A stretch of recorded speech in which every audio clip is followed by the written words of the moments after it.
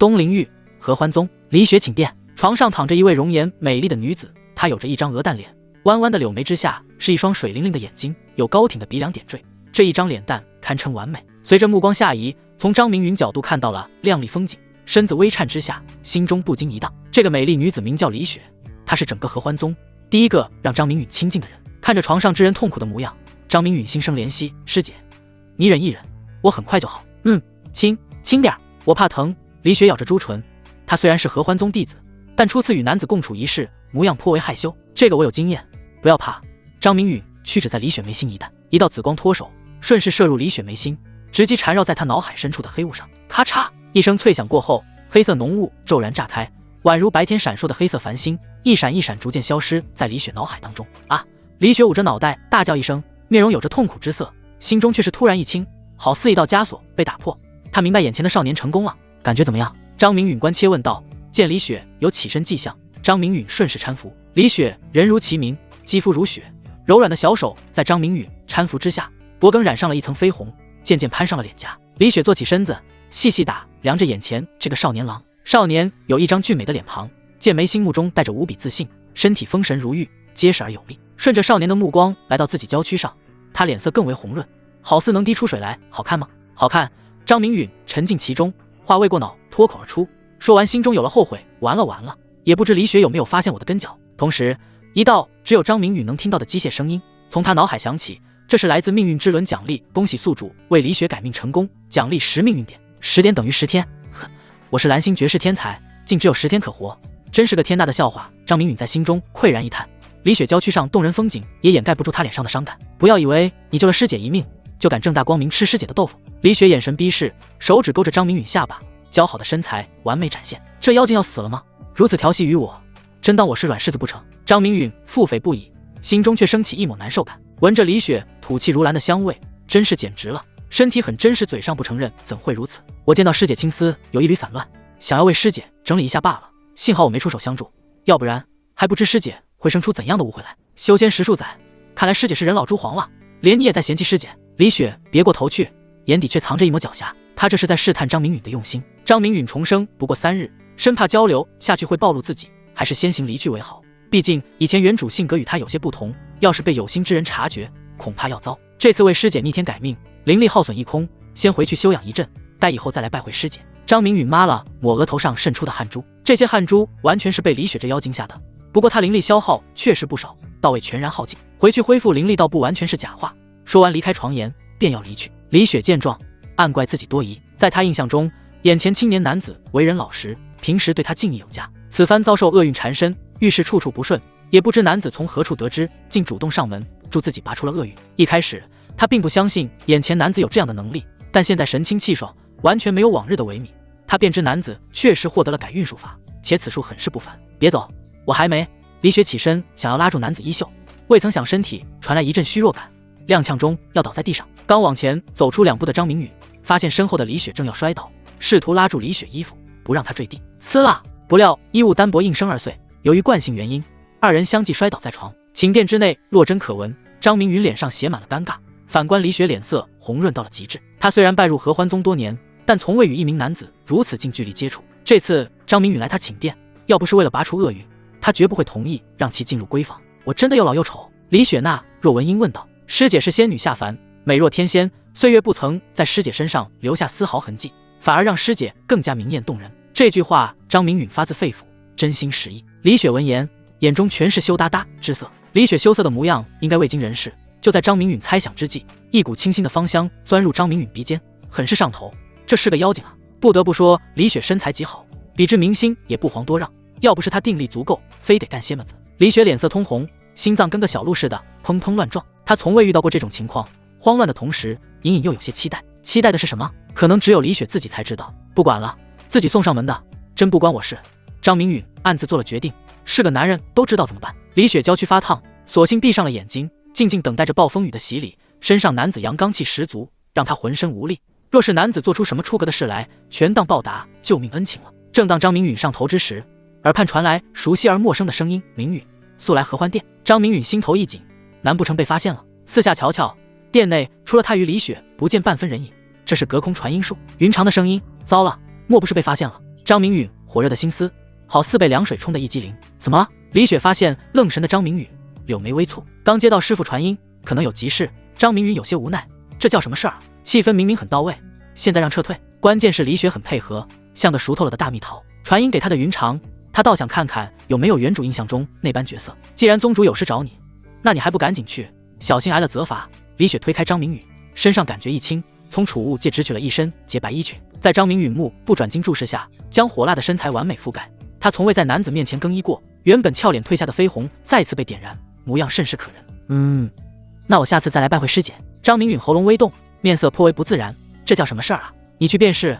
李雪咬着红唇，又似带着幽怨道。张明允叹了口气，转身往合欢殿而去，留下李雪独自在殿。刚才联谊的一幕让李雪心中慌乱，她隐隐有些期待下次见面的场景。合欢宗、合欢殿。随着张明允的靠近，记忆中的合欢殿与现实重合，她感觉近在咫尺的合欢殿更为气派。殿内颇为宽广，光线极为明亮，这与顶端悬挂的灯盏有关。左右两侧摆放着茶几座椅，而大殿之上一张凤床镶嵌在墙壁之中，与精美雕刻的九凤来朝图完美结合。而凤床之上慵懒地躺着一道倩影。师傅，传唤弟子前来，有何要事呢？张明允看到殿上之人，呼喊的同时疾步上前。来到殿上的张明允身体明显一怔，突如其来的一幕让他看得有些吃了。凤床上躺着的是一名绝美女子，她有着一张吹弹可破的脸蛋，高挺的鼻梁，额头上的青丝向后挽起，耀眼的凤钗顺着发丝轻轻坠下，无形之中显得贵不可言。目光下移，看到女子胸衣之上绣着一只仰天啼叫的金色凤凰，活灵活现。随着女子呼吸，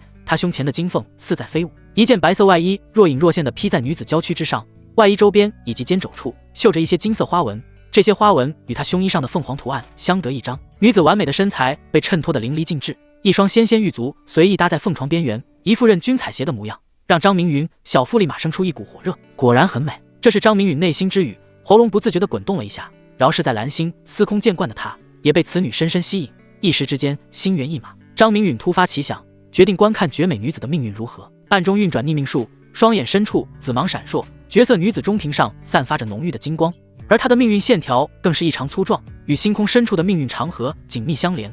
要是不出意外，她定能得道成仙。面对活跃起来的张明允，绝色女子不置可否的点点头，反倒认为是坠崖过后大起大落导致的。九死一生，倒是让你跳脱不少，给为师讲讲你坠崖之事吧。绝美女子刚一说完，便用她白皙的手臂撑起身子坐了起来，轻挥玉手示意张明允坐到她跟前来。凤床上的这个绝美女子，自然是一言定人生死的合欢宗宗主云长。弟子在后山被霓虹装算计，凌风受其蛊惑，将弟子打下悬崖，幸得天际那道雷霆相助，这才捡了一条性命。张明允坐到凤床上，组织好言语，简短的向云长解释道。他刚一说完，突然感到手腕处有着一阵冰凉，这是云长的玉指在探查他体内的伤势。10息过后，云长收回玉手，看着眼前的张明允，啧啧称奇：“明允，你倒是好大的运道！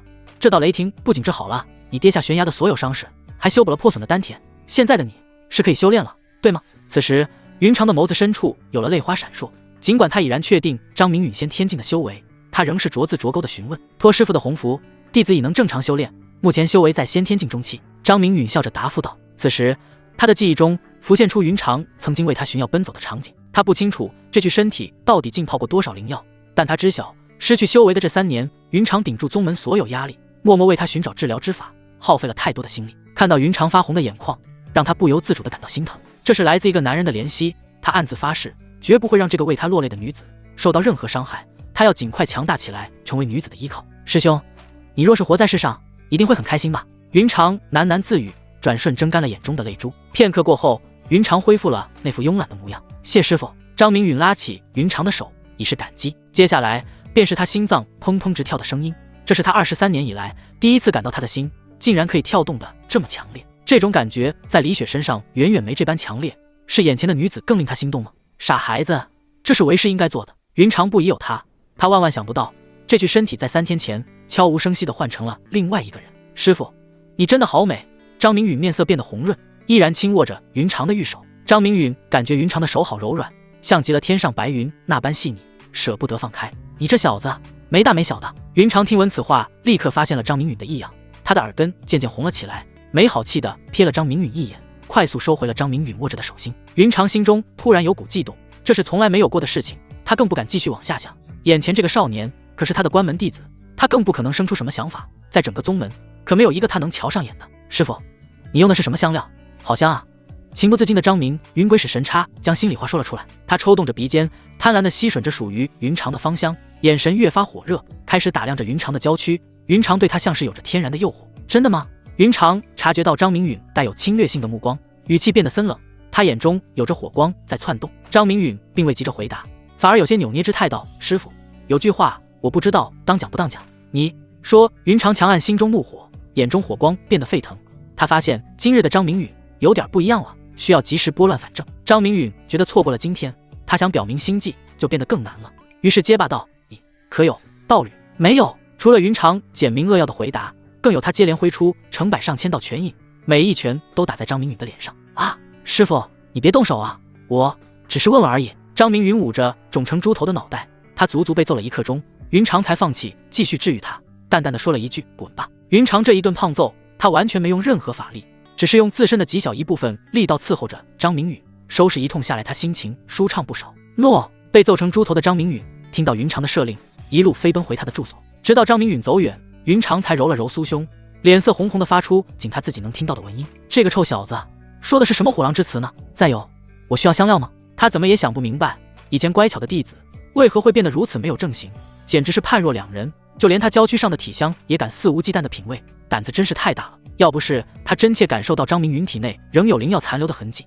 还有神魂气息一般无二，他都要怀疑是不是被换了一个人。明允眼中的紫芒究竟是怎么回事？云长心中起了狐疑。尽管他先前闭目养神，但殿内一切丝毫逃不过他的感知。坐回凤床上的云长心中突然有了一个念头，是时候为明允寻找一个双修道侣了。而后脸色冰冷道：“敢杀我师兄之子，不管你是什么势力，我都要将你连根拔起。”接着他嘴唇无声微动，像是隔空对话。数息过后，10数道强横的气息降临在大殿，纷纷抱拳一拜道：“拜见宗主。”回到住所，天色已然暗了下来。张明允对合欢殿发生的事情并不清楚，坐在床上摸着大了数倍不止的脸颊，这是他在挑战云长底线得到的回报。这一次的尝试，意外得知云长竟然没有双修道侣，让他看到了希望。这样的绝色女子，他真的动心了。云长的倩影在他脑海中挥之不去，他知道这便是喜欢，发自心底的喜欢。李雪与云长相比，简直是萤火与皓月，完全没有可比性。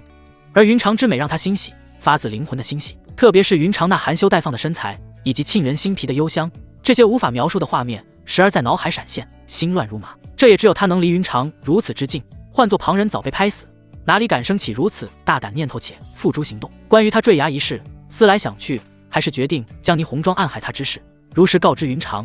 这件事瞒不住，而且他也没必要隐瞒。宗主亲传弟子坠崖，那是多大一件事？尽管这个亲传弟子是废人，那也是天大的事情。要说其中没有猫腻，谁会相信？当天上过断崖的人都被秘密羁押起来，其中就有霓虹妆与林峰2人。直到今日，张明允抛头露面，云长才传令召见。得知经过的云长，调查这件事的幕后凶手就容易不少，拔出萝卜带出泥。现在的张明允是来自不知道多少万光年外的一颗蓝色星球，他是蓝星生命科研组组长，因研发出一种抗生素遭人毒害，而下毒迫害的正是一个他爱着的女子王子月。死后灵魂离体向天空飘离，自己与蓝星越来越远，直至被拉扯到太空黑洞，被体内的命运之轮安排到这片云起大陆进行实验，准确说是来自命运的实验。命运到底是个什么玩意儿？他不清楚，只清楚命运之轮兑换给他的逆命术太过神奇，生生改写了李雪人生轨迹，而他获得了这个世界的第一桶金。他要活着，为已然坠崖身死的张明允活着，短暂的活着，继续改写他人命运，以此来延长自己生命。当改命成功会触发命运之轮奖励机制，因人而异，命运之轮发放的奖励不同，一命运点便是他一天的生命。当然，命运点可以兑换其他物品，前提是有足够的命运点来扣除。这片云起大陆，一切都要以实力说话。想到这些，抓紧时间修炼才是当务之急。先天境的修为在凡俗世界是仙人般存在，在修仙界便是十足的凡人，任谁都可以拿捏，要尽快变得强大起来才行。沉下心，从怀里取出6枚色泽暗淡的灵石，一一布置在床上的各个方位，体内纳气法飞快运转，吸纳着灵石中的灵气。好舒服的感觉，他忍不住发出呻吟。这种能修炼的感觉真好。住所虽有灵气存在，却不充裕，有灵石辅助效果更佳。灵气不断向着心脉汇聚，还有部分被他调来治疗面部的伤势。灵气顺着他的感知游走在脸部的各处经络，不多时，他脸上伤势以肉眼可见速度消退。那气法不停运转，抽取着灵石内的灵气，来弥补自身灵力的不足，更为突破下一个境界，温养身体。一夜无话，张明允一直沉寂在修炼当中，灵气快速转化为体内灵力，填补施展逆命术的消耗。直到太阳升起，阳光打在窗户上，他才睁开了眼睛。要是能一直修炼，那该多好啊！摸着已经正常的脸颊，张明允伸了伸双臂，下床进行洗漱。他的美好愿望显然不可能实现，每天命运点的缩减便是对他最大的鞭笞。穿戴整齐的他推开房门往餐堂而去，他还不能脱俗，肚子传来的饥饿感很真实。宗门任务店便有辟谷丹兑换，10枚灵石兑换1粒辟谷丹，1粒辟谷丹可生出1个月的能量。打定主意，空了去兑换个10粒8粒的。这条路线他颇为熟悉，很快他便来到餐堂的就餐区。你们快看，废物来了！随着一名身穿青衣男子的叫喝，顿时吸引不少目光。哪个废物？被雷霆劈飞跌落悬崖的废物吗？跟着又有人起哄道：是那个被人破了丹田再也不能修炼的天才废物吗？嘲笑之声随着张明允的临近接连传来。哈哈，真的是他耶！被天外雷霆所劈仍旧活着，应该是渡劫之下的第一人了吧？说话之人是一个绿衣妙龄女子，她显然对张明允的过往了如指掌，奚落之语堪称一绝。她不是废物，有先天境中期的修为，厉害得很呢。一个白衣男子目光锐利，捕捉到张明允身上有着微弱波动，急忙出言帮衬，但嘲讽之意明显。哈哈，众人闻言发自肺腑的嘲笑。张明允眉头紧锁，这样的环境可不利于他逆天改命，从而获取命运点。哟，天才向我们这个方向走来了。绿衣女子挑了挑眉，她对张明允嫉妒之心甚重，宗主为了这废物可没少花心思，要是他能得宗主青睐，修为早已是如日中天了。心中不忿道：这个废人竟能重新修炼，也不知宗主暗中为他用去多少顶级资源，真是拜了个好事。尊，这位师姐，你中庭昏暗，眼神无光，不日将有大祸临身啊！张明允眼中紫芒涌动，目光划过众人，广场上命运多舛的人不在少数，其中眼前这名刻薄的妙龄女子就在其列。他索性直言不讳起来，反正没人愿意相信他。绿柔师妹，这废物的意思是你要倒霉了。哈哈，站在绿柔身后的一名男子捧腹大笑起来，最后笑不成声了。废物，你找！绿柔眉眼含怒，就要出手教训张明允来，但张明允接下来的话语让他动作一滞。这位大笑的师兄，你霉运更甚，今日便有大祸临头，可笑你还不自知。张明允一不做二不休，他实话实说，倒不担心仇恨越积越多，最为重要的是众目睽睽之下，他有宗主弟子的身份在此，这些师兄弟不敢要他性命。他不是以前任人摆布的张明允，在蓝星他就是天才中的天才，这一世无法无天又有何妨？要是获取不到命运点，他只有9天可活了。在众弟子当中，他的身份贵不可言，又有何惧？你还真是找！原本大笑的李思言怒不可遏，脸色阴沉的吓人，一掌拍向张明允，力道之大，绝不是先天境的张明允能承受下来。放肆！宗内禁止随意动武。李思言，你将宗规放于何处？一道力喝在就餐堂直接炸开，出手的李思言直接被拍飞，半空当中更是连连吐血，期间伴有肋骨碎裂之音。紧接着一个年迈的老妪显现出身形，突如其来的一幕让就餐堂的众弟子心下骇然，特别是绿柔神色变得惊恐。要是他率先出手，结果可想而知。拜见黎店主！就餐堂众弟子皆是抱拳一拜，显然对着突然降临的老妪有着惧怕感。他正是执法店的黎商店主。咚！这是李思言落地的声响，他足足被抛飞数10丈才停下，落下之时更是撞碎不少餐桌。黎商随意一击，足以让他丢掉半条命，甚至李思言当场昏死过去。此时的众弟子心中无不庆幸，身受重伤的是那个随意出手却丢下半条命的李思言。老身一再强调宗规，总有些不知天高地厚的人想要挑战权威，那么大可以来找老身切磋一番。黎商目光环绕四周，一声威压绽放，压得众人喘不过气来。这是来自上位者的碾压。接着又冷冷道：宗门等级森严，故意伤害少宗主者更该严惩不贷。李思言数罪并罚，将其修为一个境界，且3日后发配长蓝山挖矿10年，以儆效尤。就餐堂弥漫的威压随着黎商怒气渐消平息，他慢条斯理宣布了一则惩罚消息：少宗主，我们宗门哪来的少宗主？闻言的一名女子瞬间石化，她在合欢宗10数年，从未听说有谁被任命为少宗主，宗门竟然直接任命了少宗主，他到底是谁？另外一名围观的男子表情也是透着不解，难道是大师兄韩破空？大师兄晋升核心弟子多年，一身修为卓绝，资历足够，应该是他。一位紫衣女子在猜测中分析道：李思言怎会得罪大师兄？他有那个资格吗？另一位女子听到此言直接否认：不会吧，绿柔何其聪慧，一点就透，立即明白黎店主之言，拿出宗门传讯令牌。一则消息正在闪烁不停，经过宗门一致决定，任命张明允为宗门少宗主，少宗主地位与各店店主等同，见他如见店主。合欢宗宗主云长令。不少人发现了绿衣女子的异常，纷纷拿出通讯预检查看，有一人更是自顾自地念了出来。他们被张明允的突然出现转移了注意力，竟然没有一人翻看过储物袋内那枚闪烁着幽光的令牌。这则消息突如其来，想必是才下发不久，然而就餐堂众人没来得及去理会他。哼！堂内众位弟子喉咙像被木头堵塞，显然被这重磅消息震撼，众弟子皆有种不真实之感。拜见少宗主。之前说话那名紫衣女子眼珠转动，对着不远处的张明允抱拳一拜，她想在离殇面前留个好印象。拜见少宗主，拜见少宗主。一时之间，此起彼伏的声音占据了整个广场，众弟子带着不甘与酸涩，无不抱拳拜下，不得不认可张明允的地位。要是再有人向张明允动武，那昏死的李思言就是他们的榜样。挖矿10年，那是比修炼更加枯燥的体验，更让人难以接受的是修为落下，与同境界之人会相差的越来越远。这种惩罚实在是让人难以接受。想到这些，众弟子目中露出畏惧之色。起身吧！张明允尽管内心强大，这样的反转仍让他有点难以接受。他被云长任命为少宗主，更多的是感激。有了这重身份，他的命运点不用愁了。想到这一点，心中的喜悦在脸上表现出来。离殇看了看众弟子，点点头，对这些弟子的行礼颇为满意，沧桑的脸上散发着笑容，看得张明允心中一暖。谢离店主。张明允发自心底的感谢，要不是离殇及时赶来，丢下半条性命只能是他。努力修炼吧，这和欢宗是年轻人的天下。离殇鼓励道，而后直接消失在广场上。张明允是离殇看着长大的，3年前张明允被来历不明的人直接废去丹田，导致一身修为化为乌有。前宗主的失踪让他无奈，如今张明允好不容易重头修炼，他绝不允许张明允再有任何闪失。离殇的离去让张明允充满向往，他什么时候才能像离殇一样顺意？恭喜宿主成功改写了李思言的命运，获取5命运点。机械般的声音在张明允体内响起，听到命运之轮的声音，他面色不好。5命运点实在让他生不出快感，像是打发叫花子似的。不过又增加5天的寿命，让他心中微安，不去理会命运之轮，径直往任务店而去。要想获得更多的命运点，任务店自是首选。每日外出做任务的弟子不在少数，特别是上午这个时间段，应该门庭若市才对。得一个什么劲儿？还不是仰仗宗主是他师父吗？绿柔撇了撇嘴，一股酸味刃谁也能感受到。麻雀变凤凰了，在场的众弟子心中无不升起这种感觉，以后他们可不敢胡乱嚼着舌根了。至于张明允所说的预言，堂内众人没一个当真，被责罚挖矿的李思言却是真的应验了。走在路上的张明允步伐一顿，命运之轮声音来得突兀。恭喜宿主成功改变霓虹庄与林峰命运，奖励30命运点，这倒是好事。算上倒霉的李思言，共有44命运点了。张明允眉头轻抬，计算着命运点剩余情况。过去1天扣1命运点，他刚苏醒就发现原主躺在后山崖底，身体衰败厉害，全身骨骼粉碎，血流如注，根基完全损毁，他连眼睛都睁不开。惨！要不是来自命运之轮的修复，他哪里能生龙活虎正常修炼？后山断崖之下，命运之轮提示他是否修复原主躯壳，且需要150命运点来兑换。他财大气粗，直接同意。如果不同意，就是直接死亡的下场。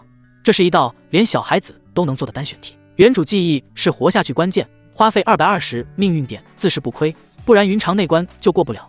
他是寄宿在原主体内，记忆自然要其吻合。改命的前提要修炼逆命术，他以300命运点向命运之轮兑换成功，而后兑换逆命术4成感悟花费1000命运点，算是勉强进入逆命术的修命阶段。就这样，命运下发的命运点被张明允挥霍一空，仅留下3命运点作为缓冲时间。幸好为李雪拔除了厄运，得到第1笔奖励。逆命术分为3个阶段，第1阶段为看命，看清楚一个人的命运轨迹；第2阶段叫修命，前期是以逆命术为根本拔除他人厄运，但拔除厄运的过程比较痛苦，像李雪就是一个活生生的例子。若是张明允将修命修炼到后期，他可以绘制符篆，以符篆进入他人脑海，将厄运泯灭，这种拔除几乎无感。第3阶段是改命，强行改变敌人的命运，命运赐予的命运点被他全部花光。昨日要是李雪不配合，或者未找到改命之人，那他便会永远消散。想到这些，张明允心中有些后怕，他这是置之死地而后生。如今他有44命运点，总算能喘口气，但逆命术不能落下，他颇为期待第3阶段改命的大成。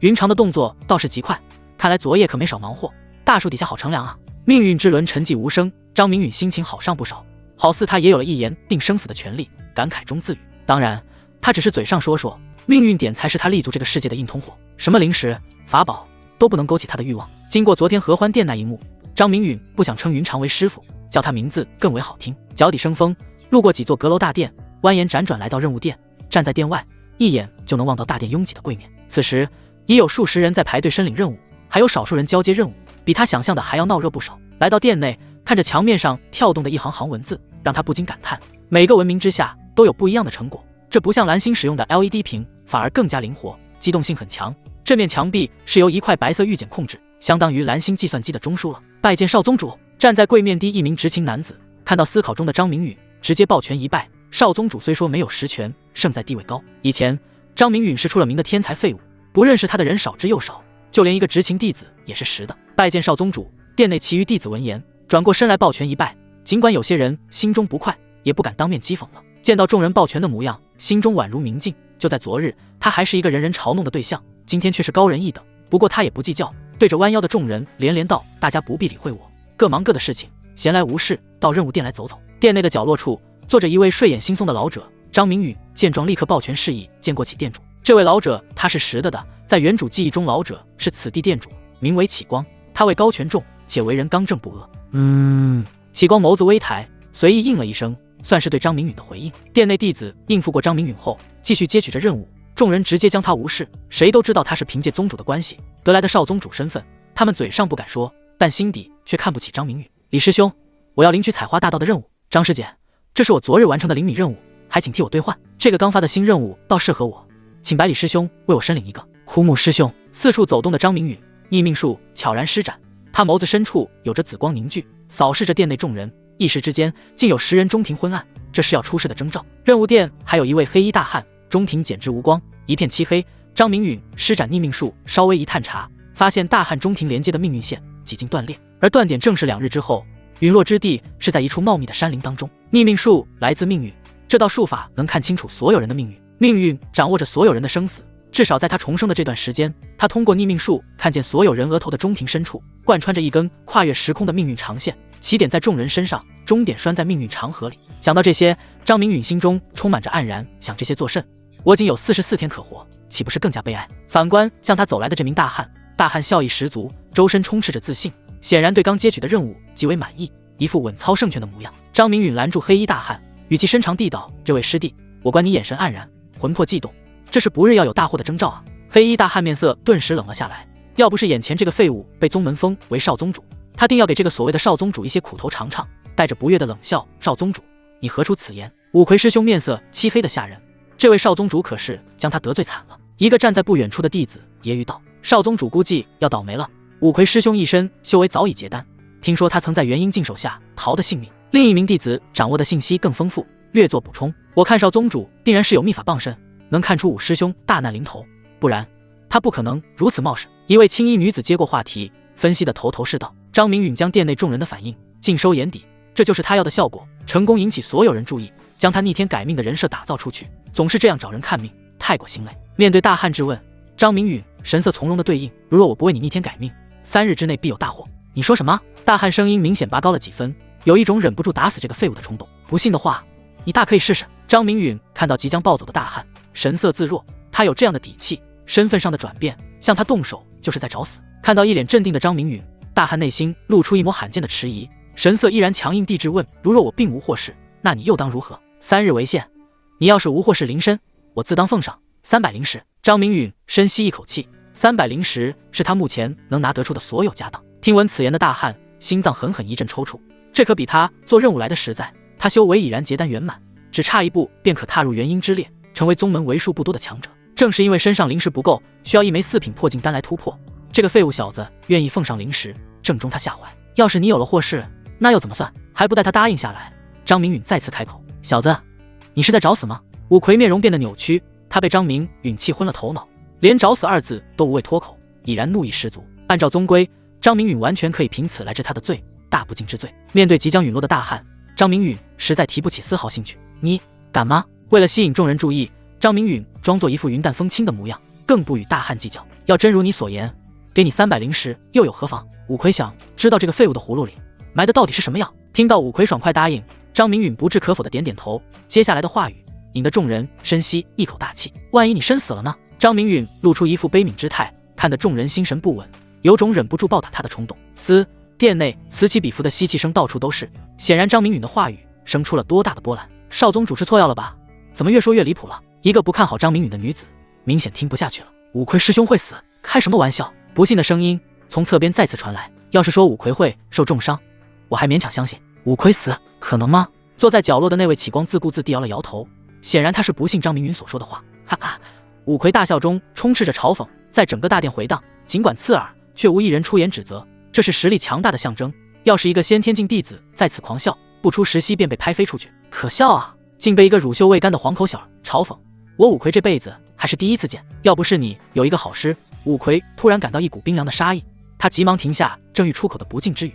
而在此殿能给他如此危险的，只能是坐在角落那位启光了。那你待如何？五魁强按胸腔怒火，看向张明允的目光中有着杀意升腾。为了公平，我们先将灵石放置在启殿主这里，3日过后，倘若你并无获释，来此取了灵石便是；反之，由我来领取。张明允话语中的条理清晰，并无不妥。五魁也觉得公平，3日后他便能取得300灵石，岂不快哉？想到这些，他直接应承下来。好，既然你们2人达成协议，便将灵石放置在我这里吧。启光目中闪动着光芒，心中升起了兴趣。平日任务殿颇为枯燥，今日当个中间人倒是不错。张明允2人留下灵石，头也不回便各自离去。而大殿申领任务的这些弟子，期盼着协议上的3日早些到来，都想看看少宗主的预言是否为真。离开任务殿，张明允便返回住所，他已将种子撒下，只需静静地等着种子开花结果。命运之轮。回到房内的张明允开始在心底呼唤。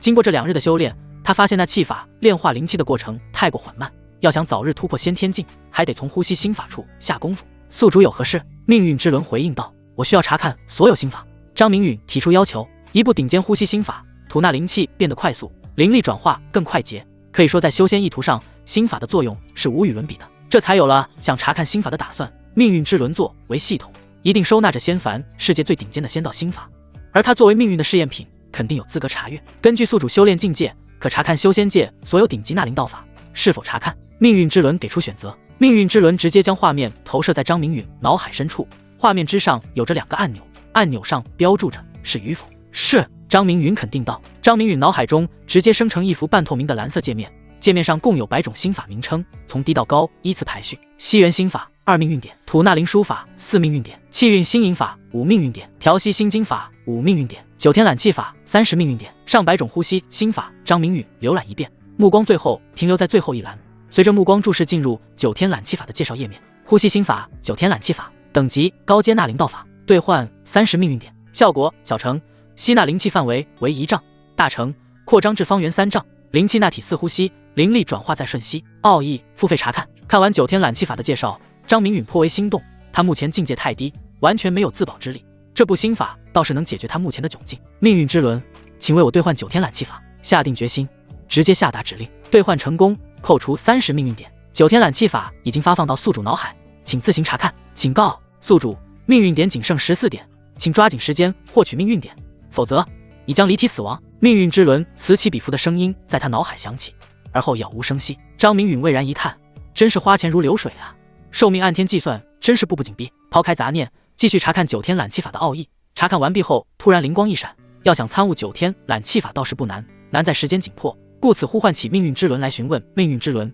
直接兑换9天揽气法的使用方法，需要多少命运点？300命运点。命运之轮答道：算了，还得我自行参悟，真是好贵啊。张明允暗叹一声，果然如他所料，命运之轮提供的心法术法都能直接使用的，但这个命运点却是翻了10倍。9天揽气法奥义：方圆3丈揽气声，气沉丹田炼真灵，有走心脉虚力声。寥寥百字的奥义倒不晦涩，以他天才头脑很容易掌握。取出昨日修炼略显暗淡的灵石，分布在床上的各个方位，在体内缓缓运转9天揽气法。一呼一吸之间，他感受到了房屋内的灵气，但是无法像内气法那般随意吸纳，反而变得困难。这是9天揽气法运转不畅。1刻钟过去，揽气法运转依然透着生涩。1个时辰后，每到那气入体便会停顿，导致周身的灵气散去，无法入体。这一天，张明允彻底沉浸在揽气法的修炼当中。时间飞逝，很快夜幕降临。张明允睁开眼睛，房内灯光如昼，一如既往。从床上起身，拿出放在储物袋的火石，点燃桌上煮茶的器具，掺上井水，放入茶叶，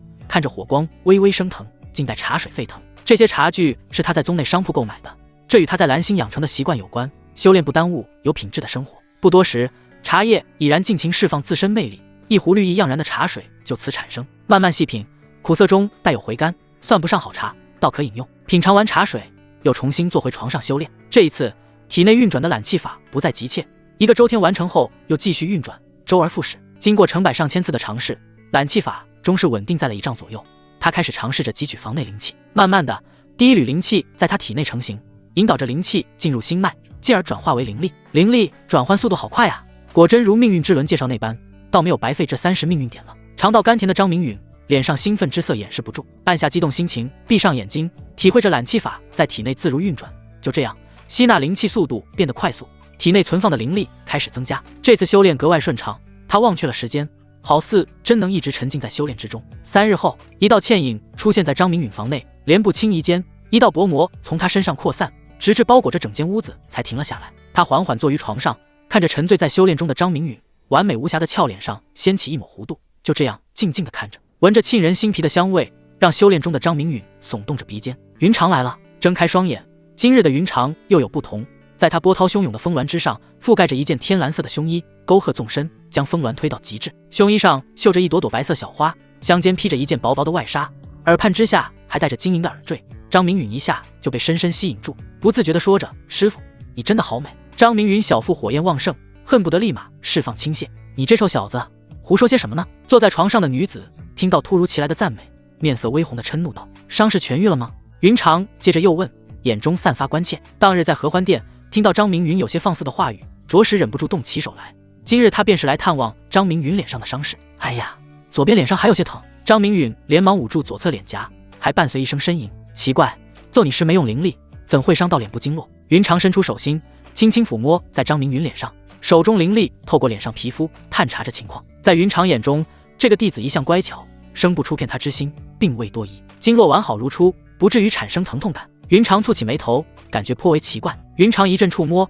张明允心跳明显加快，余光更是看见云长富有弹性的峰峦晃动不已，面色突然红润起来，好似发了高烧。师傅，我的心在剧烈颤动，不知道是不是走火入魔的征兆。张明允紧张地拉起云长的手心，放在心脏位置。你这症状为何来得这么突兀？云长感受到了这股强有力的心跳，他的心好似也被传染，跟着跳动起来。原本温热的玉手渐渐升温，他心中变得慌乱。作为合欢宗宗主，男欢女爱虽未体验过，但他知晓这是动情的征兆。在合欢宗男欢女爱的画面并不少见，云长的神识不时便会捕捉一些情到深处的画面，看得云长咂舌不已，心底暗自唾弃老祖留下的双修之法太不正经。那些情到深处的女人还会发出不纯粹的声音，他绝不修炼，太过羞耻了。眼前的张明允面色与某些店主动情时一般无二，潮红异常，神识往张明允身上扫去，吓得他急忙关闭感知，羞恼不已。他很确定张明允对他动情了，这怎么可以？绝对不可以。3日前他便隐隐有这种感觉，这才出手纠正，让这个弟子不敢再生这种荒诞念头。谁知今日这个弟子的胆子如此之大，仍不死心。云长咬着红唇，眼睛有走不定，心事重重。云长，我喜欢你。张明允鼓足勇气说出心中之言，终是管不住心头那股神念。云长担心的事情还是发生了，自古师徒之恋便不被人认可，神色变得严肃起来。明允，我可是你的正欲。继续劝告的云长，被已然情难自禁的张明允印在朱唇。云长双手使劲推开张明允，又不敢贸然动用修为，生怕一不小心便将其打伤。张明允也不知道是哪里来的力量，抱着云长娇躯的双手越来越紧。云长脸色红得吓人，心中慌得厉害，娇躯变得柔弱无力，一时竟然挣脱不开。张明允不按常理的进攻，吓得云长花容失措，用尽力气尽情抵挡。一颗方心快要迸出，心乱如麻，芳香如瀑，这如梦似幻的美好彻底让张明允迷失其中，不可自拔。他像是做了一个长长的梦。云长心中的慌乱并未减少，反而像蚂蚁在身上爬行，又酥又痒，很是难受。这种感觉他从未有过，抗拒中带着期待，心中不由起了个念头：这臭小子从哪学的这门巧法？好生厉害！过了好一会儿，张明允才恋恋不舍地松开了云长，眼中爱抑制不住地流出。你个小混蛋，大骗子，就知道欺负我！云长眼神狠狠地剐了张明允一眼，声音中带着不知所措。云长，我对你之心天地可见，如有违事，天诛！张明允正在发着誓言，嘴巴一把被云长的手心捂住。修仙之人不可以随意发誓。云长心里犹如小鹿乱撞，他感受到了张明允的真心实意。唯一让他矛盾的是他与张明允的师徒身份，要是被人知道，定然……他不敢想象下去，一时之间不知所措。3天前，张明允意外坠崖，苏醒过来的张明允好像变了一个人。以前的张明允听话乖巧，性格上又有一些唯唯诺诺，这让他心忧。在这个弱肉强食的世界，性格软弱会吃大亏。而现在的张明允拥有着强烈自信，身上充斥着神秘感，吸引他的同时又让他捉摸不透，二人关系更进了一步，这让张明允欣喜若狂。他触动到了云长心弦，见到云长制止他发誓的模样，忍不住抱住了云长。他有种不真实之感，一宗之主就这样被他拥入怀中，静静地看着怀中人儿。他要好好活着，哪怕是做一个被命运操控的提线木偶。云长的娇羞让他着迷，再次想要吻在云长光滑的脸颊上。给我说说吧，你这四处替人算命的本事在哪里学的？云长凤眼一瞪，这个臭小子又开不老实了，伸出玉指在张明允背上轻轻一捏。疼疼！娘子快快放手！张明允龇牙咧嘴的向着云长求饶。云长眼露厉色，手上的力道大了几分，娇嗔道：“你叫我什么？叫你娘子啊，不然叫你什么？”眼露茫然之色的张明允一副理所应当的表情挂在脸上：“我可是你的师傅。”云长没好气地道：“那你也是我娘子。”一清方泽的张明允胆子大了起来：“我什么时候答应做你的道侣？况且我是你师傅。”云长咬着红唇，尽显娇艳，眼睛里充斥着挣扎。要是依了张明允所言，他又如何面对天下人？云长天资之高，修仙仅仅20载，一身修为早已出神入化，整座宗门之内，恐怕只有那位隐于幕后的太上大长老才能与他比肩。当然，这些只有他自己知晓。云长，你很在意世俗的眼光，作为修仙人，不该拥有强大的心境吗？要是在意别人眼光苟活，那我还修什么仙？张明允看出了云长的顾虑，抱着云长的双手又紧了紧。我怕。云长推开抱着他的张明允，正欲说着下文，张明允突然吻在他湿润的朱唇上。这一次的云长不再反抗，任由张明允撬开他的背齿，品尝着甘甜。不知过了多久，张明允轻轻放开云长，看着云长的眼睛说道：“相信我。”云长羞涩地答应下来。你还没告诉我你那算命的本事呢。云长嘟囔着朱唇，充满着小女人之态。得到云长的真心，张明允想把一切都告诉他，不想欺骗于他，话到嘴边不吐不快。云长，其实我警告宿主，如果说出来历或者关于无主的任何信息，将被直接抹杀，彻底死亡。命运之轮无情的声音在他脑海响起，显然这是命运之主下达的指令，不按照规则体验游戏的宿主是没有必要存在的。张明允心中升起一股无力感，只得重组一套说辞。其实是我在坠崖瞬间得到了那道雷霆传承，获得了改变命运的能力。面对无处不在的命运，他不能反抗，否则只有死。命运之轮时刻监视着他，纠正他会偏航的方向。张明允只得在心中暗自发誓，一旦修为强大，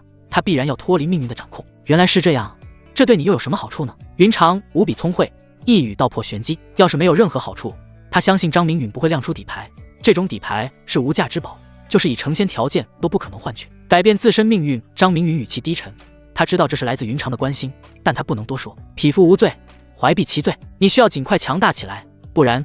云长欲言又止，脸上有些担忧。根据张明允所言，他好似想到了什么，请娘子赐予我最强大的道器和无数灵石。张明允对着云长抱拳一礼。呵呵，云长看见张明允故作此态，不禁莞尔，露出皎白的背齿。本来略微压抑的氛围被张明允这样一弄，反而变得轻快。娘子笑起来真好看。张明允不吝啬地夸奖道：“诺，早就为你准备好了，这是高级储物袋，里面有我的一些珍藏，道器你就别想了，宗门也仅有数件。”云长递出一只白色袋子道。接过储物袋，张明允紧紧抱着云长，闻着云长发丝上传来的香味，有一种心旷神怡之感。感受到云长给予的美好，心中升起一个别样的念头：到底是谁藏在暗处对他不利？霓虹庄此番刺杀，会不会与3年前废我修为的是同一批人？张明允脸色有些不好看，他不能一直藏在云长身后，悬于头顶的刀需要拔出才行。云长本不愿让张明允参与其中，但张明允眼神中透出的坚定让他改变了主意。要真如你猜测一样，这次说什么也要打开这道口子，看看里面到底装的是什么样的魑魅魍魉。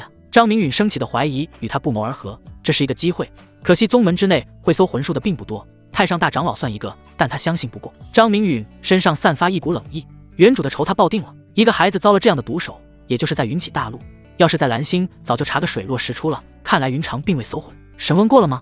张明允看向云长。霓虹庄嘴很硬，没有任何有用信息。林峰交代的很快，承认受了蛊惑。云长揉了揉太阳穴，显然对这个结果并不满意。审问一事不是他的强项。张明允有些诧异，宗内没有搜魂秘术？有是有，藏经殿的残卷价值不大，宗门自然有修习这类术法之人，可我相信不下。云长回答道：“让我去试试吧，雷霆传承可是不凡。”张明允自信道：“好，那我们这就动身。”云长行事果决，既然张明允有这般能耐，他倒省去一番心思。说完，云长开始掐诀。张明允感到眼前景色连连变幻。10数息过后，他们来到一处石崖之上，崖顶白茫茫一片，像是身处多年不见天日的浓雾当中。张明允离云长很近，倒是能看清楚云长的轮廓，更能闻到云长特有的芳香。此处有我布下的阵法，没有催动之法，谁也别想入内。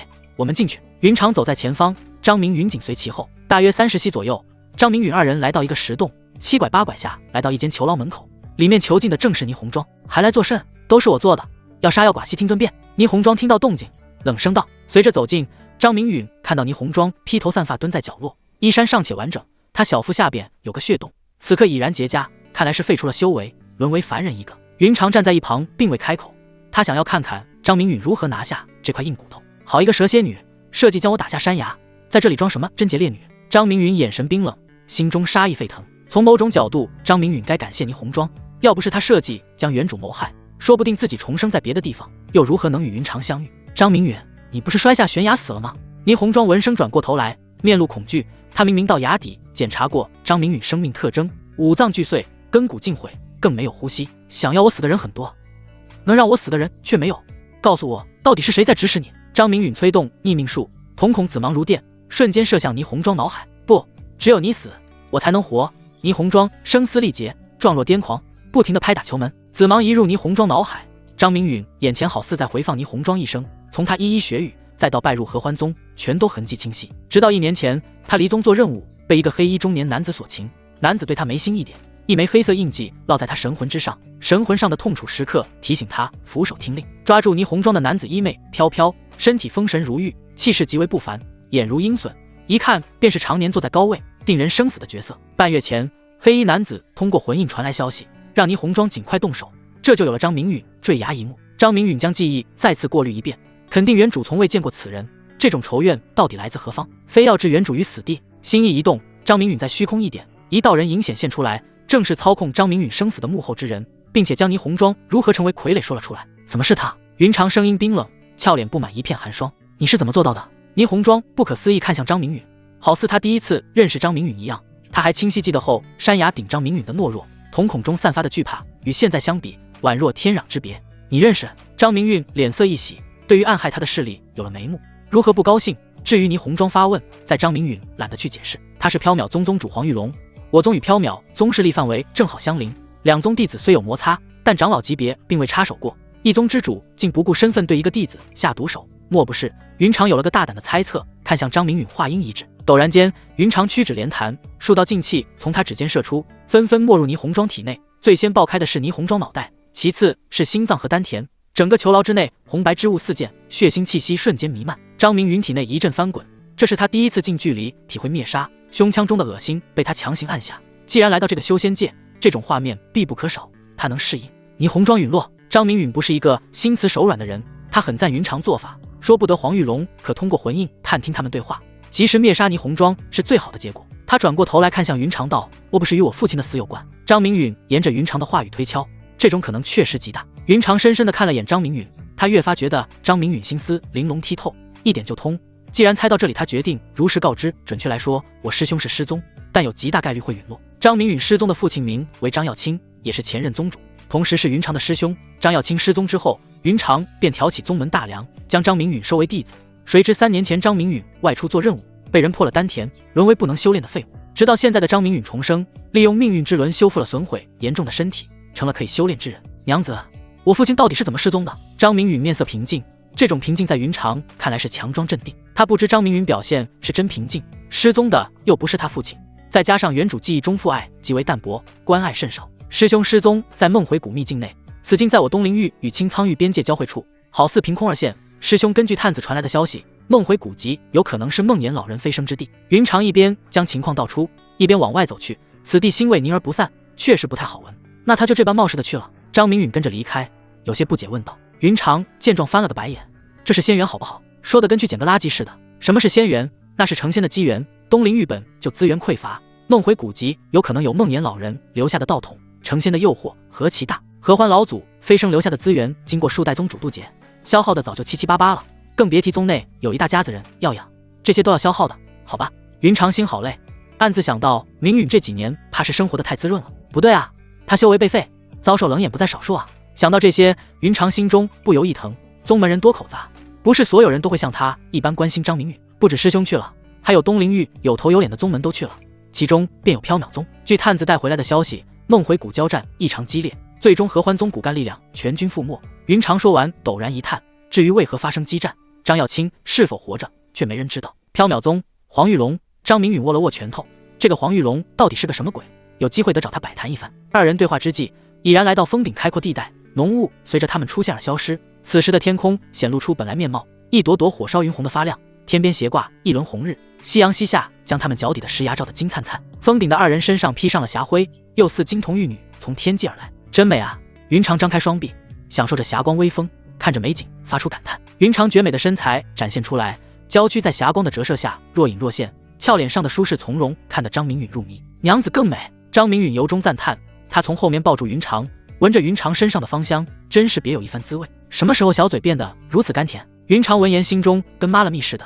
张明允的夸赞胜过一切，还不是娘子滋润的好，自然而然甜了不少。张明允抱着怀中人儿更紧，贴得更近了。他清晰感受到云长娇躯上的体温，某些亮丽风景无时无刻不在将他吸引。渐渐的，云长发现了不对劲，他发现张明允呼吸变得粗壮，滚滚热气打在他的脖颈间，一股酥麻向他袭来。身为合欢宗之主，若是连这些都分不清，那他岂不是白当这个宗主了？天上的红霞好似能将人传染，让云长的耳根染上了绯红，渐渐的往他脸颊攀去。还能管住自己吗？云长面露红晕，眼底又有一丝愠怒，这都火烧眉毛了，这小子还不安分。云长扭动了一下娇躯，与张明允错开身子，不那么紧密。一种冲动让张明允心神一荡，心痒中带着一股难受，这是活脱脱的煎熬啊，太磨人了。如此良辰美景，我怎么管得住自己？张明允心中顿时火大，很想几巴掌打在云长屁股上。转念一想，害怕自己弄巧成拙，于是小心翼翼调侃道：“娘子好没道理，只管点火，不管灭火。哼，火可不是我点的，是你自己生的火，要灭火找别人去。”云长一个闪身出现在数丈开外，这小子动不动就起火，他又不是灭火器，非得让这小子自讨苦吃不可。看到张明允面色尴尬起来，云长柳眉一抬，心中暗道：臭小子，我还治不了你，我们回去吧。想到张明允先前握拳动作，云长准备告诫一番。累了，黄玉荣，你先别去招惹他，在这个弱肉强食的世界，自身实力才是根本，先将修为提起来再谋划。有句话叫君子报仇，10年不晚。云长说完，不等张明允回应，他连连掐诀间，以挪移之术将张明允送回住处，他则返回了合欢殿。张明允心中暗道可惜，云长绝美的身材在他脑海中回荡，下次一定要将他拿下。看着熟悉的环境，心中一阵腹诽。有句话叫心急吃不了热豆腐，娘子便是热豆腐。坐到桌旁，按下心中躁动，拿着储物袋微微感应，眉头一皱，显然无法探知其内之物。紧接着，他体内灵力疯狂涌入储物袋，百息之后，他将储物袋内的战法尽数炼化，距离激活只差最后一步，那便是滴血认主。咬破指尖，鲜血滴在储物袋上，一阵耀眼白光一闪即逝，这是成功炼化的征兆。这只白色储物袋空间之大，宛如蓝星100平米的房屋，这让他颇为激动。随身携带一间能移动的房子，收取物品方便太多了。更让他震惊的是，意念一动，储物袋能随意分离物品，一点也不显得杂乱，取放物品也在举手投足之间。科技发达的蓝星可制造不出这种收纳物品的空间之物，修仙世界当真是无奇不有，远超凡俗世界无数倍。这个神奇的大陆还待他一一挖掘。在观储物袋内，中间区域赫然放着3000枚灵石，其中有100枚色泽更为光亮，个头明显大上1倍的样子。好大的手笔！这100枚竟是中品灵石，其内灵气更是纯正不少。取出1枚光亮的灵石，放在手中端详，里面的灵气品质更为高级。随后又取出一柄青色长剑，眼睛越发明亮，感叹道：“清霜，名字倒是颇为贴合。”呲银，青霜剑一出剑鞘，房内顿时闪现一道白光，拿在手中就有种锋利感，好似天地万物无一不破。这便是宝器。收好灵石与青霜剑，拿出一枚温润如玉的令牌，背部雕有少宗2字，这是他身份的象征。灵力注入其内，令牌散发出一股清光，一幅地图出现在令牌内，这是少宗殿的路线图。少宗殿听起来不错，过2天去瞧瞧。张明允心领神会，这是云长为他谋取的福利，一听就高大上，修炼迫在眉睫，打定主意有时间再搬过去。放好令牌，继续探查储物袋，10本典籍被他一一摆放在桌上。逆仙剑诀、传音术、御剑术。翻开第1本典籍，逆仙剑诀高阶术法，他心中一暖，这应该是云长给予的宗门最高术法吧。张明允心里颇为开心，逆仙剑诀正好是他刚需，迫不及待地研读起来。不一会儿，他眼神越发明亮，此术甚好，忤逆斩仙，快意恩仇，最关键是威力不小，修到小成可越境杀敌，大成便可斩仙。据记载，逆仙剑诀大有来头，是上古一位飞升仙人所创，剑诀分为9式，修到大成威力能叠加3次。张明允干脆叫他3阵诀，好记又贴合其意。3阵诀颇为不凡，几经流转到了合欢老族手中，而后作为正宗术法之一。根据介绍，施展3阵诀对灵力要求极高，幸好张明允兑换了一部高阶道法，有9天揽气法作为后盾，至少不担心灵力不够的问题。记下第1式流云断水剑招所有细节，出了院落，取出青霜剑，炼化宝器与储物袋的方法一致，以灵力激活其内阵法，达到随心所欲的目的。百息过后，无主的青霜剑被他成功炼化，拿在手中宛如手臂一样灵活，与炼化之前有着天壤之别。张明允开始在院落门口舞剑，一招一式舞动起来，衔接并不顺利，完全没有行云流水之感。这是张明允第一次摸剑，他并不气馁，反而兴致高昂。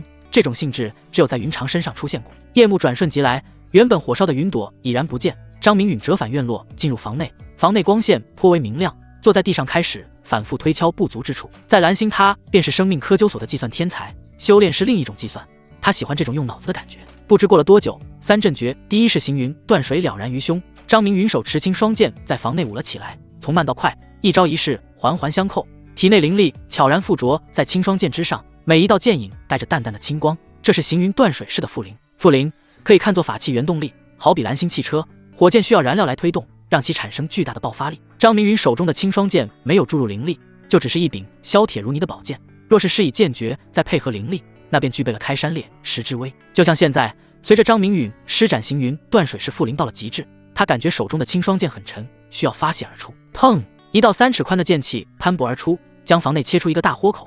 这还是他体内灵力被抽空的状态下，要是灵力足够，何止这点儿威能？张明允剑尖杵地，半跪在地，大口大口喘着粗气，额头上汗珠密布，叹道：“这个工作量可比造人运动要累得多。不过三阵诀第一式行云断水总算是练成了，要是被云长知道，起码要说一声妖孽。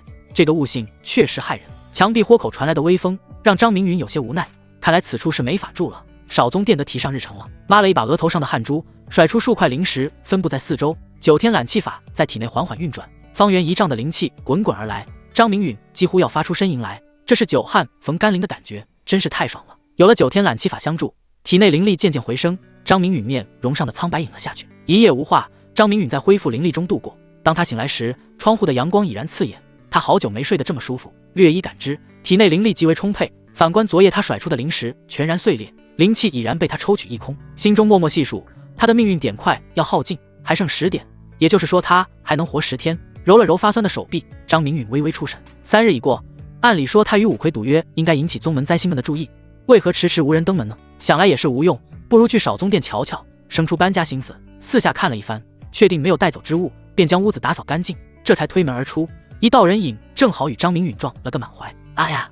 怀中女子发出一声惊叫，显然吓得不轻，女子急忙向后退了2步。张明允这才看清楚女子模样，女子正值妙龄年华，身穿粉色衣裙，她拥有着一张漂亮稍显稚嫩的脸蛋，胸前绣着一簇牡丹，掩盖着她傲人的胸脯，她的美比之云长又有不同。见过少宗主，宣仪不请自来，打搅之处还望海涵。粉衣女子一见是张明允，急忙眼下受惊情绪，脸上绽放着花一般的笑容，随即盈盈一礼。宣仪一出现，张明允闻到一股玫瑰的味道，颇有一些勾人心魄的感觉，无疑让他生出一种合欢宗的女子都是自带香味的错觉。云长如此，眼前这名女子依然如此，好在她意念强大无比，不受其扰。宣仪的突然来访，张明允心知是任务殿的种子开了花，结出了果实，看来黑衣大汉是遭遇了劫难。想明白这些，嘴角不禁上扬，看来命运点有着落了。宣仪师妹前来，有何要事呢？倪命术施展开来，他很快便发现女子的不妥之处。宣仪光滑的额头之下中庭无光，显然在走下坡路。尽管他面带笑意，张明允却知他是强颜欢笑。宣仪眸子当中有着泪花闪烁，情急之下往前走了2小步，几乎贴在张明允身上，而后双手又抓住张明允的手臂，盈盈一礼，一副楚楚可怜之态道：“还望少宗主搭救。”宣仪离他更近，行礼半蹲之下，风景无限好。张明允心中暗骂一声妖精，这又来一个妖精。李雪放的火还没消，云长烧的火又不管，这个妮子又要放火了。3把大火烘烤下，他如何承受得住？前一世他所在的蓝星，女子衣着风格颇为简单，像比基尼、黑色蕾丝内衣、包臀短裙等等，感觉都不如眼前女子所穿的牡丹粉裙耐看。合欢宗果然是男人的圣地，宗内女子无一不是上品。眼前这名女子虽说比不上云长，却是上上之选，就是不知她有无道侣。可想到这些，心神有些不稳，急忙干咳一声，转移注意力。师妹何故如此？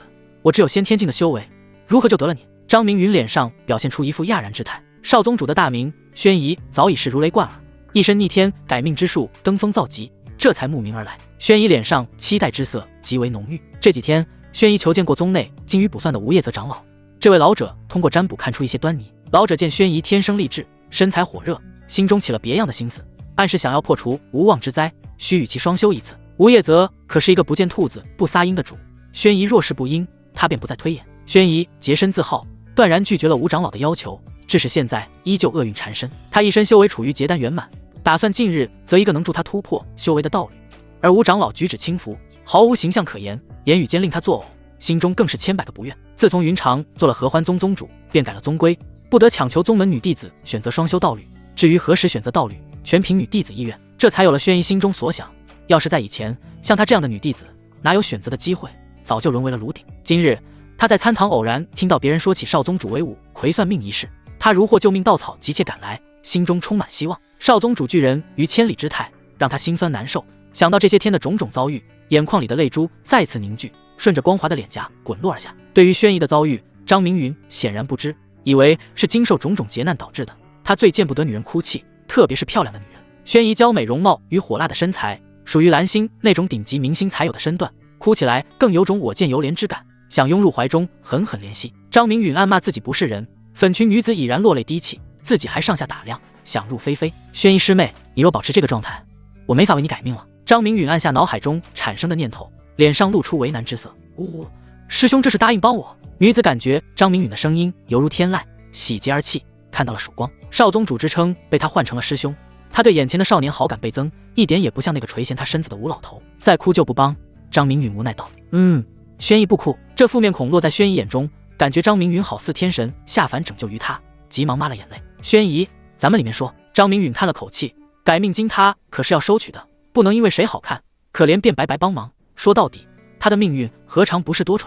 站在门口显然不适合谈论价格，他将房门推开一些，而后往屋内走去，还是逃不过被强行双修的下场吗？留下一脸错愕的宣仪，他面露挣扎，心中犹如小鹿乱撞，暗自揣测道。一时之间，他杵在门口，深吸一口凉气，拍了拍起伏傲人的胸脯，暗示自己冷静。文允师兄虽然修为不高，他却是宗主弟子，又被任命为少宗主，前途无量，倒也不是不能接受。而且他面容姣好，个子高高的，杵在门口作甚？进来啊！屋内传来张明允催促的声音。宣仪心中慌乱不已，步履维艰地往屋内走去，刚走到门口，又传来张明允的声音：关上门。他的第一次双修就要交给一个不熟悉的陌生人了。宣仪心中尽管有些紧张，又隐隐有些期待。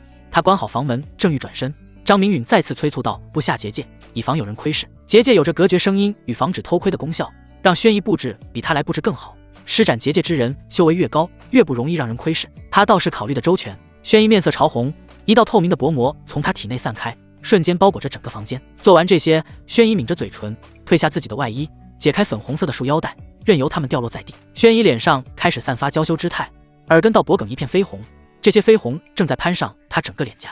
不得不说，此时的宣仪像是一个熟透的苹果，任谁一看都想来采摘品尝。身材容貌绝不在李雪之下，羞涩的神态更是加分，绝对是蓝星宅男们的女神杀手。张明允站在桌前，背对房门，细心地烹煮着茶水，并未发现宣仪宽衣解带的一幕。宣仪四下张望，房内布置简单，外堂放着一套四四方方的桌椅，桌上有一套茶具，内堂只有一张床与一些洗漱用品。值得一说是床上的被褥叠放得颇为整齐，屋子一尘不染，堪比妙龄女子的规格，只是布置上略微简单些。宣仪一步步靠近张明允，她呼吸变得急促，手心都生出汗水，就这样一步一顿地来到张明允身后。做完煮茶工序，张明允转过身来，看到的是让他血脉喷张，久久不能忘怀的一幕。宣仪的胸脯明显大了一圈，两只修长的玉臂托在胸脯下方，好似掩饰着她的紧张。张明允透过单薄的纱衣，发现宣仪腰腹间没有一丝多余赘肉，身材完美，堪称极品。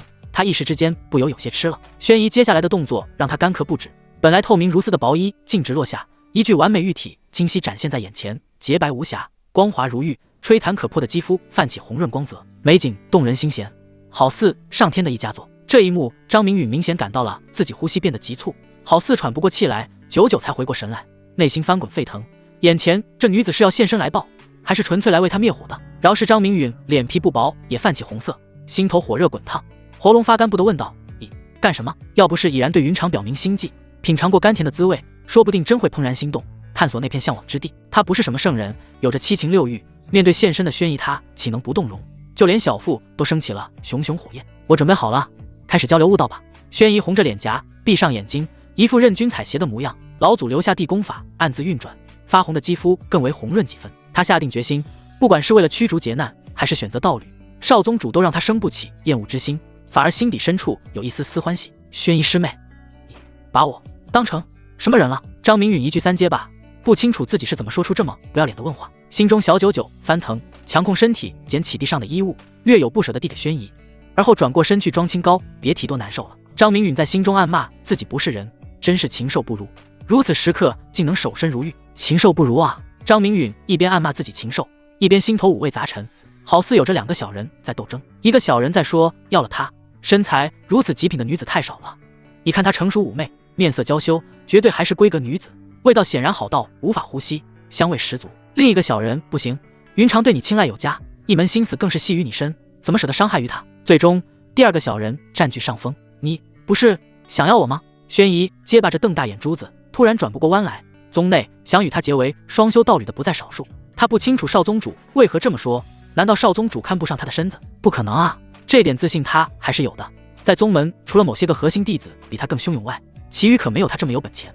问题出在了哪里？最令他羞耻的是双修功法暗自运转，肌肤越发红润，接到少宗主递过来的衣服与冷漠话语，差点让他走火入魔。轩夷娇躯上的肌肤呈红白之状，好在他修为不弱，强行按下体内的混乱，身上的绯红如潮水般退去，只有脸上与脖颈处仍旧发红不止。少宗主义正言辞的拒绝，犹如当头一棒，他眼底深处犹如泉水喷涌，瞬间夺眶而出。房内无风，却又凉意十足。刚才少宗主暗示的如此明显，要是连这都不懂，他又如何能拥有这一身修为？并且宗内男子无不垂涎他的美色，眼前这个男子肯定不会例外，而他更是完璧之身。听宗内师姐们说，两人交流悟道会变得像呼吸一样简单，这让他无形之中跃跃欲试。可这一切与他想象中完全不一样。少宗主为何不按常理出牌啊？本来已经鼓足勇气下定决心的他，任少宗主交流悟道，双双突破，今后做一个合格的道侣，这些都是他自己多想了。可能吗？看到张明允冰冷的背影，答案是他自己想多了，不可能成为了可能。一阵窸窸窣窣穿戴之声在房间响起，而后整个房间静得吓人。听到房内再无动静，张明允转身看到挂满泪珠的俏脸，胸衣穿戴尚不整齐的轩夷，心底再次暗骂自己不是人，更不是一个男人。送到嘴边的肉生生叫停，同时心底涌起一抹歉意，对着略微好转的轩夷道：“你这丫头想些什么吃不得的呢？我只是让你关好房门，布下结界，以免他人窥探我为你改命的秘术，仅此而已。”等他说完，立马意识到不对，这的确像是在暗示，怪不得这个蠢丫头如此行径，要不是被云长吸引在先，就凭着蠢丫头的一番操作，肯定是要被他就地正法的，以告慰体内强盛的火焰。他内心深处有着向往，想要品尝水乳交融的滋味，但对象不是他心仪之人，还做不出来这种禽兽之事，这是他的底线。不过这可恶的底线让他身心难受，异常煎熬。只是这样吗？轩夷面色羞红，快要滴出水来，声音小了很多。穿好衣服的轩夷头低得厉害，目光躲闪，变得不自信了。改命金我只收取300灵石，你看如何？张明允开始报价，征求轩夷的意见，毕竟是第一次正大光明收取报酬，他也有些紧张，生怕轩夷说他不行。灵石当然没问题，请明允师兄为我改命。轩夷想到马上能驱逐劫难，急忙抹去泪痕，脸上有了难掩的兴奋之色，脸上与脖颈处的绯红渐渐褪去，他心底却有些空落落的。300灵石对轩夷来说不算什么，这些年做的任务积累了不少灵石，除开这些年的修炼，他还剩余1000枚左右。要是能借此改变命运，完全值得。更让他欣喜的是不用失去完璧之身。欣喜吗？应该是失望与欣喜并存吧。轩夷师妹，接下来我便要施斩术法，我建议你躺在床上，会很疼的。张明允一脸沉重。轩夷听到此话，心里不由想到，明允师兄让我躺在床上，不会是想做些什么吧？随后又摇摇头，刚才他都一丝不挂了，明允师兄都没反应，怎么可能吗？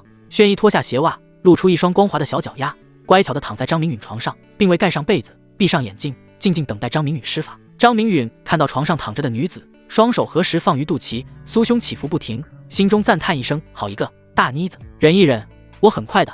张明允明显察觉轩夷有些紧张，出声安慰道。逆命术在体内悄然运转，张明允眸子发出紫芒，看向轩夷脑海深处，那是一处过去了的命运节点。半月前一处峡谷，轩夷采摘到一株菩提金莲，而菩提金莲枝叶上被一只守护妖兽金蝉淬了毒液，从摘下菩提金莲那刻开始，轩夷就有了厄运，一出峡谷便被数名散修围杀。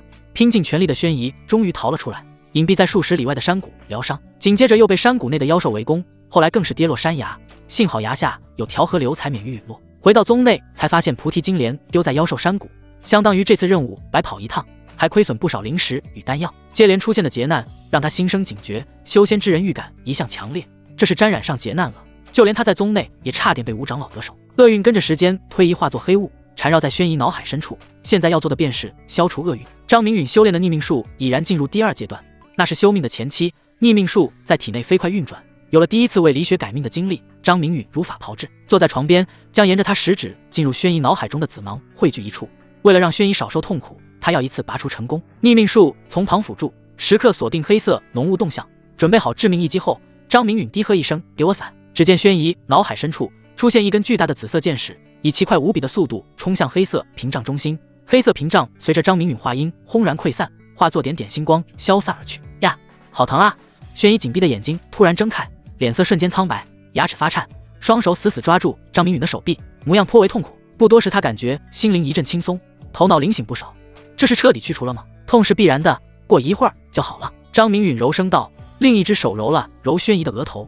这妮子怎么跟个孩子似的？不对，孩子的胸脯可没这么圆润。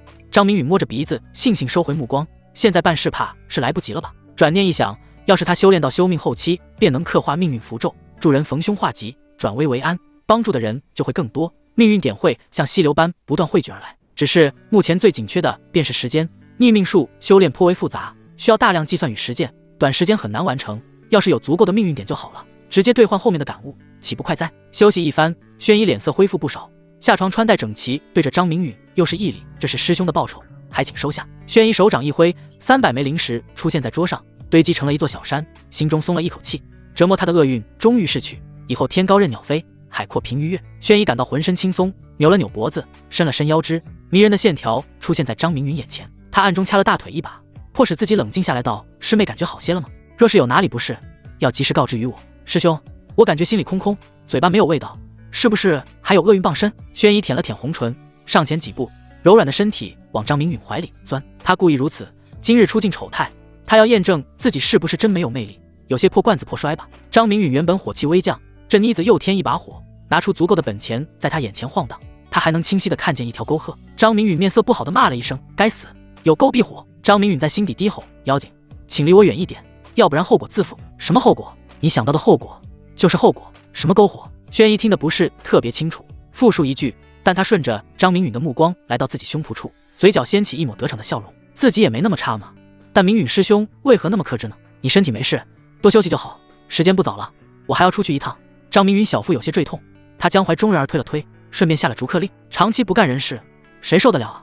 明允师兄，要是想找人结为道侣，可别忘了找我呀。轩一看到张明允窘态，眼睛笑成月牙，临走之时胆子大了不少，说出了心里话。经过短暂的相处，他发现少宗主是真的好，不像宗内其他男子一直色眯眯地盯着他胸脯看个不停。他讨厌这种猥琐的目光，面对他成熟的本钱还能把持得住，这男人是真可靠。不，临别之际，轩一欺身上前，环抱张明允结实的胸膛，一口亲在张明允的脸上。轩一面庞飞快布满绯红，而后飞奔逃离，留下一脸正然的张明允。这是个什么情况？自己被非礼了？他耸动着鼻尖，闻到空气中残留的芳香，难不成这便是古人所说的赠人玫瑰，手留余香？这种余香怪不得古人喜欢。他在心里问个不停，久久不能平静。还有轩一抱住他，胸前几度出现的那抹柔软，简直经得起回味。轩姨有真本领，以后飞得更高。这个粉衣女子给他留足了印象，这妮子真令人头疼和喜欢。张明允不要脸地说了一句，随后轻轻揉了揉太阳穴，结合轩姨话语与动作，看来轩姨是喜欢上他了。原本小腹降下的邪火再次升腾，有种打在棉花上的无力感。要是再有人送上门来，别怪他不客气。张明允心中念头翻滚，望着女子远去的背影，心中五味杂陈。这是云长派来考验他的吗？不管怎样，这考验他稳稳接住了。张明允反手将桌上的零食收了起来，走到角落梳洗一遍，顺便擦拭了轩姨留下的唇印，对着铜镜整理了一番仪容，发现并无不妥后，迈着轻快的步子向令牌记载的路线而去。张明允一边走一边感知体内灵力情况，没想到短短时间，他体内的灵力被抽去20%之多。好在一击命中轩姨脑海中的厄运，不然灵力消耗会更甚。若在对敌中突然失去20%灵力，怕有殒命的风险。看来得将灵力恢复到巅峰。逆命术太消耗灵力，一拍储物袋，数枚灵石出现在手中，将其放入怀中。9天揽气法在体内运转起来，弥补耗去的灵力。逆命术要早日突破到大成阶段，一旦逆命术大成，在对战当中悄然改变他人命运，这无疑是一个滔天的底牌。想到这些，心中的紧迫感更甚。他缺的正好是时间。恭喜宿主为轩姨改变命运，奖励10命运点。熟悉的机械声音在他识海回荡。这些天的修炼让他明白，修炼无暇兼顾。以他天才般的推演能力，在脑海以及体内仍是做不到一心多用，甚至是一心二用都做不到。他不喜这种感觉，太耗费时间。现在最紧缺的便是时间。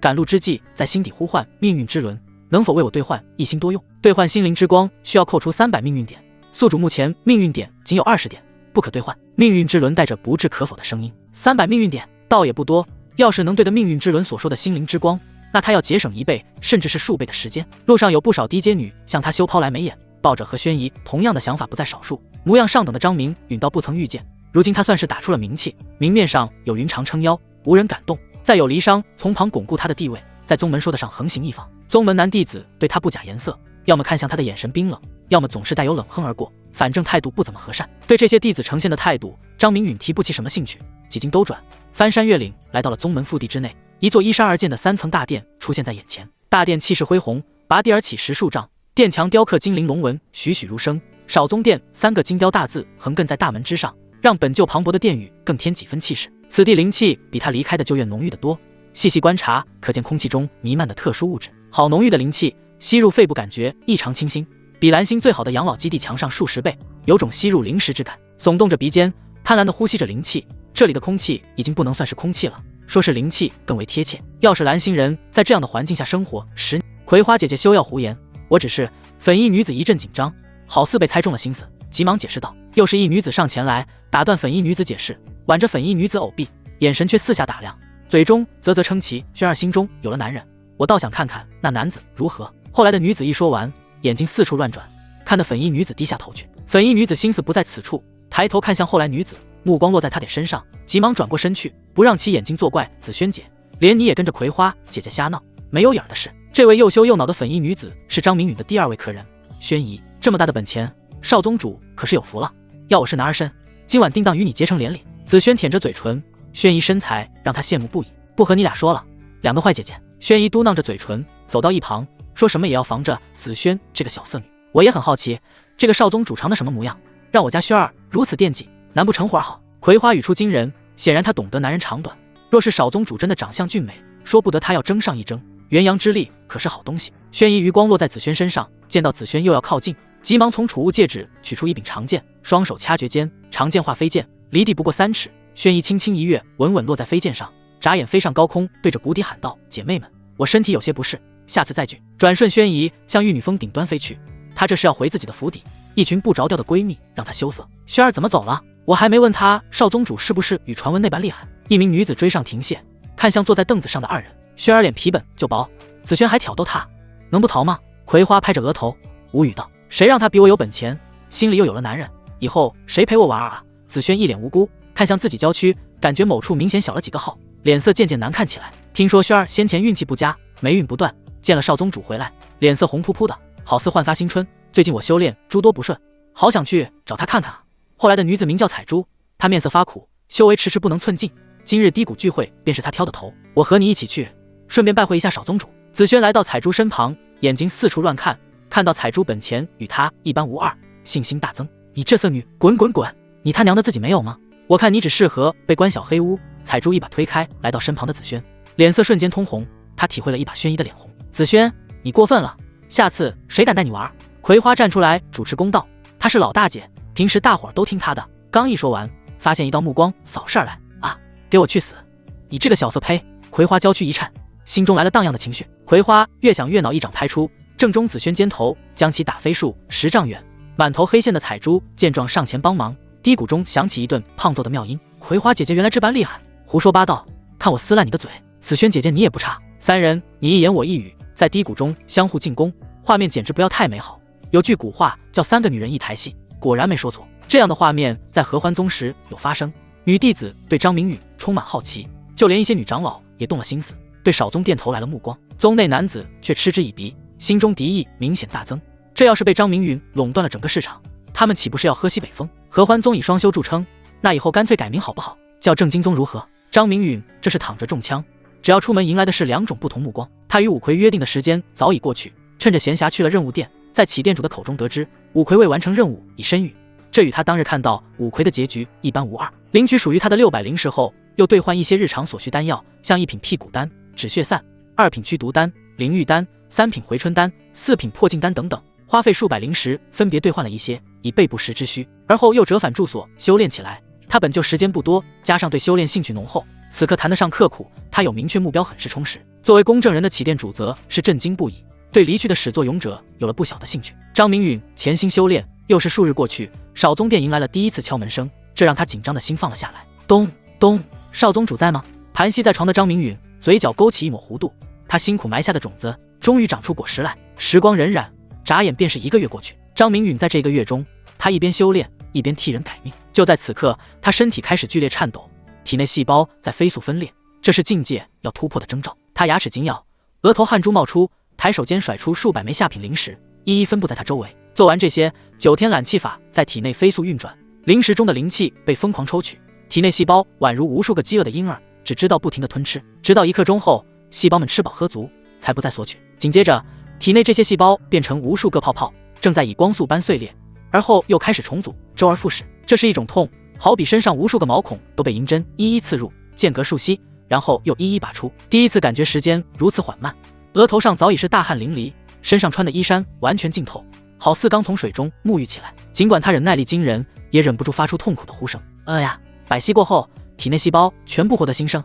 张明允双手微微一握，他感觉徒手能打死10头牛。根据脑海中的记忆，体内细胞破碎重组，这是突破到了先天境圆满。他从先天境中期一举迈入了先天境圆满，连跨2个小境界，这怎么可能？他心中充斥着疑惑。难道是这具身体以前修炼过的原因，还是因为这具身体3年来体内囤积不少灵药的效果？管他呢，反正是好事。意念一动，感知到体内经脉扩大了5倍之多，意味着他体内灵力容量大增，这可比什么都强。一股难闻的恶臭从衣服内传出，张明允知晓这是体内细胞新陈代谢后从毛孔排出的污秽。走出房间，在门外院子开始掐诀。片刻间，一道水柱突如其来，洗涤着身上的污秽，一身衣袍被反复冲洗，直至干净才满意停下。而后换来清风吹干，一股神清气爽荡漾心头。这月余的修炼让他学会不少基础道术，像火蛇术、御风术、取水术，这些都是得心应手。值得一说的是命运点狂增，在半月前命运点突破到400时，立马将心灵之光兑换。一心二用让他发出呻吟，这是真的舒爽，不用一直待在屋子静心修炼。他试过奔跑或走动，依然能心无旁骛地汲取着灵气，这一点的发现让他兴奋不已。这样的技能若要1000命运点也必须兑换。而后一边修炼9天揽气法并储存灵力，一边拼命修炼逆命术。更让他震惊的是，心灵之光可以升级，只是升级的命运点让他望而却步。一心3用需要3000命运点，是目前的10倍。一心4用有吗？有，命运点再增10倍，3万命运点，相当于他82载的寿命。摇摇头，一心4用太过遥远，先把一心3用升级再说。就在张明允沉浸在突破的喜悦时，一道目光从数里之外的一座阁楼之上收回。要是能追寻目光看去，这是一个全身笼罩在黑袍内的老者，他面容略微苍白，凹陷的双眼中透着阴翳，嘴角边留有2道胡须。这段时间看到张明允住处门庭若市，嘴角露出一抹邪笑。这小子竟然拥有逆天改命奇术，真是闻所未闻。轩衣那小妮子本该是囊中之物，却出了变数。不过躲得过初一，能躲得过15吗？这门奇术一定要弄到手才行。黑袍老者话语间露出一口黄牙，双手捏得咔咔作响，眼中的杀意毫不掩饰。还有云长那小娘们儿神时刻关注这里，倒不好直接动手。听说过段时间他要外出，抓了张明允小子，便是我得道之日。哈哈！黑袍昏暗的眼珠溜溜转，嘀咕完双手掐诀间，四周涌来一阵烟雾，身影消失在阁楼当中。危险在临近，张明允全然不知。这1个月下来，已然积累上千命运点，每天至少有3个弟子登门，女弟子居多，让他摇头失笑。前些天竟然有宗门长老拜访，这无疑是他名气在外的原因。为宗门长老改命，命运点不再是10点或15点的增加，至少是30点起步，无形之中让他飘飘然。这段时间云长并未再来，他也未去见云长，二人好似出奇的默契。苟了这么久，该去藏经阁瞧瞧了。张明允重生到云起大陆已有月余，对于云起大陆并不熟悉，就联合欢宗区域分部还是通过原主记忆了解的，而原主对于云起大陆不甚了解。藏经阁势在必行，要想在云起大陆活下去，整个大陆情况需要了解清楚。藏经殿，张明允有了少宗主头衔，一路畅通无阻，很快来到藏经殿门口。藏经殿位于合欢宗腹地，占地面积上百丈，4层高楼约10数丈，通体暗红，古朴深邃，有点类似古代皇宫建筑。空气当中弥漫着粘稠的灵气，一看便是修行圣地。见过蓝星文明，张明允倒是生不出压抑感。刚进大殿，明显感到一股阻力，好似一层透明玻璃阻止他前进。殿内白茫茫一片，好似浓雾遮挡了书架、书桌、典籍等等这些本该有之物。来者何人？此乃宗门圣地，不得乱闯。一声喝问从大殿深处响起，红烟滚滚，中气十足，直逼来到殿门的张明允。这是个高手啊，估计是殿主一类的顶级存在，感觉起光和离殇都没有这么恐怖。张明允慑于微视，感觉身体往下一沉，犹如千钧，心底暗自道。接着他从储物袋取出身份令牌，态度不由恭敬几分。前辈、晚辈张明允前来藏经殿研习术法，了解大陆概况。在递出玉简的刹那，玉简散发出耀眼白光，片刻又沉寂下去。这是殿内镇守者在核对身份，看来宗门对于藏经殿格外看重，此人绝不是泛泛之辈。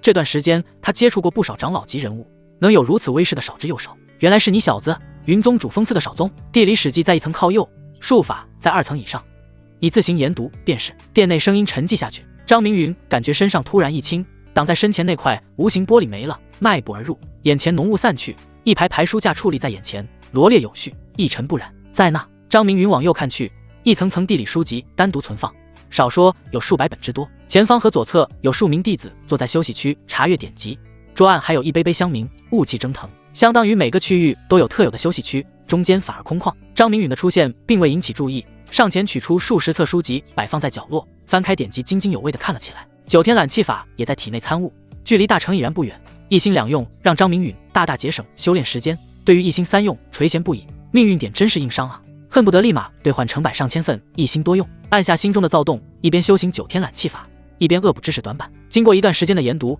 云起大陆竟然分为5大洲：东神州、南元州、西鹤州、北灵州、中州。合欢宗属于东神州偏远一隅的地域，东灵域，此域山峦起伏，茂林幽深，灵气稀薄，零星散布着大大小小10数个修仙宗门，而合欢宗正是东灵域的一个2品宗门。东灵域像合欢宗这样的2品宗门一共有5个，1品宗门仅有1个，其余的皆是3品宗门。1品宗门乃是仙道宗，门下弟子人人如龙，法力强大，最底层弟子修为皆是结丹期以上，由此可见其仙道宗底蕴之强。张明允沉浸书海，不断积累知识，弥补不足，时间不断流逝，渴了就饮下香茗，饿了吃上一粒屁股蛋。云起大陆在张明允脑海中形成一个概念，那是真的宽广，占地面积起码是前一世蓝星的10数倍，单是东神州就比蓝星大上2-3倍，更别提其他4大洲。这是张明允粗略估计，半个月悄然2世，这比在蓝星搞科研过得更快。藏经阁一层已被他浏览完毕，除了地理史记，其他基本上是关于合欢宗建宗史，还有历代合欢宗宗主史记。值得一说的是开宗老祖合欢道人，当年合欢道人力压整个东灵域所有宗门，包括无敌于东灵域的仙道宗，一身修为深深震撼所有势力，以强硬之姿开辟合欢宗，而后不久渡劫飞升仙界。合欢宗传承至今已有1000年，前后经历8位宗主，对于修道之人来说，100年光阴不过弹指之间，真正飞升仙界却只有3位。第1位是开宗老祖合欢道人，第2位是第2任宗主云梦里，第3位是第4任女宗主林清欢，而张明允父亲是第7位宗主，云长是第8位宗主。他强势崛起，收原主为亲传弟子，这才让原主感受到了温暖。理清思绪，张明允往2层踏去。2层颇为宽敞，1本本典籍整齐罗列，布局与蓝星图书馆相似。根据2层指引介绍，放置的是一些炼器、炼丹、制服以及灵种培育的术法。这些术法让张明允颇为好奇，各自挑选一些在指定区域盘坐观看。炼器与炼丹有着异曲同工之妙，除了炼制手法，材料也是重中之重。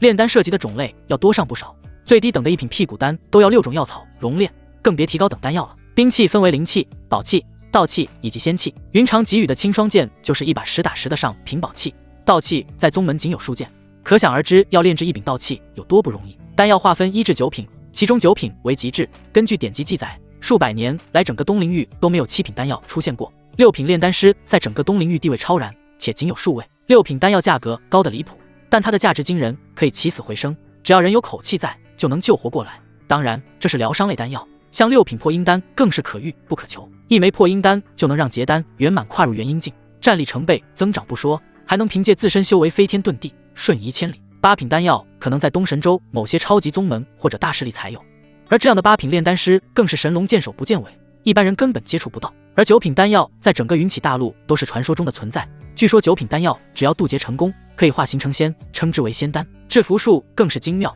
材料简单，容易收集，只是制作太过困难。要想成为灵符师，需要超强的慧根，与修仙者体内的灵根是一个意思。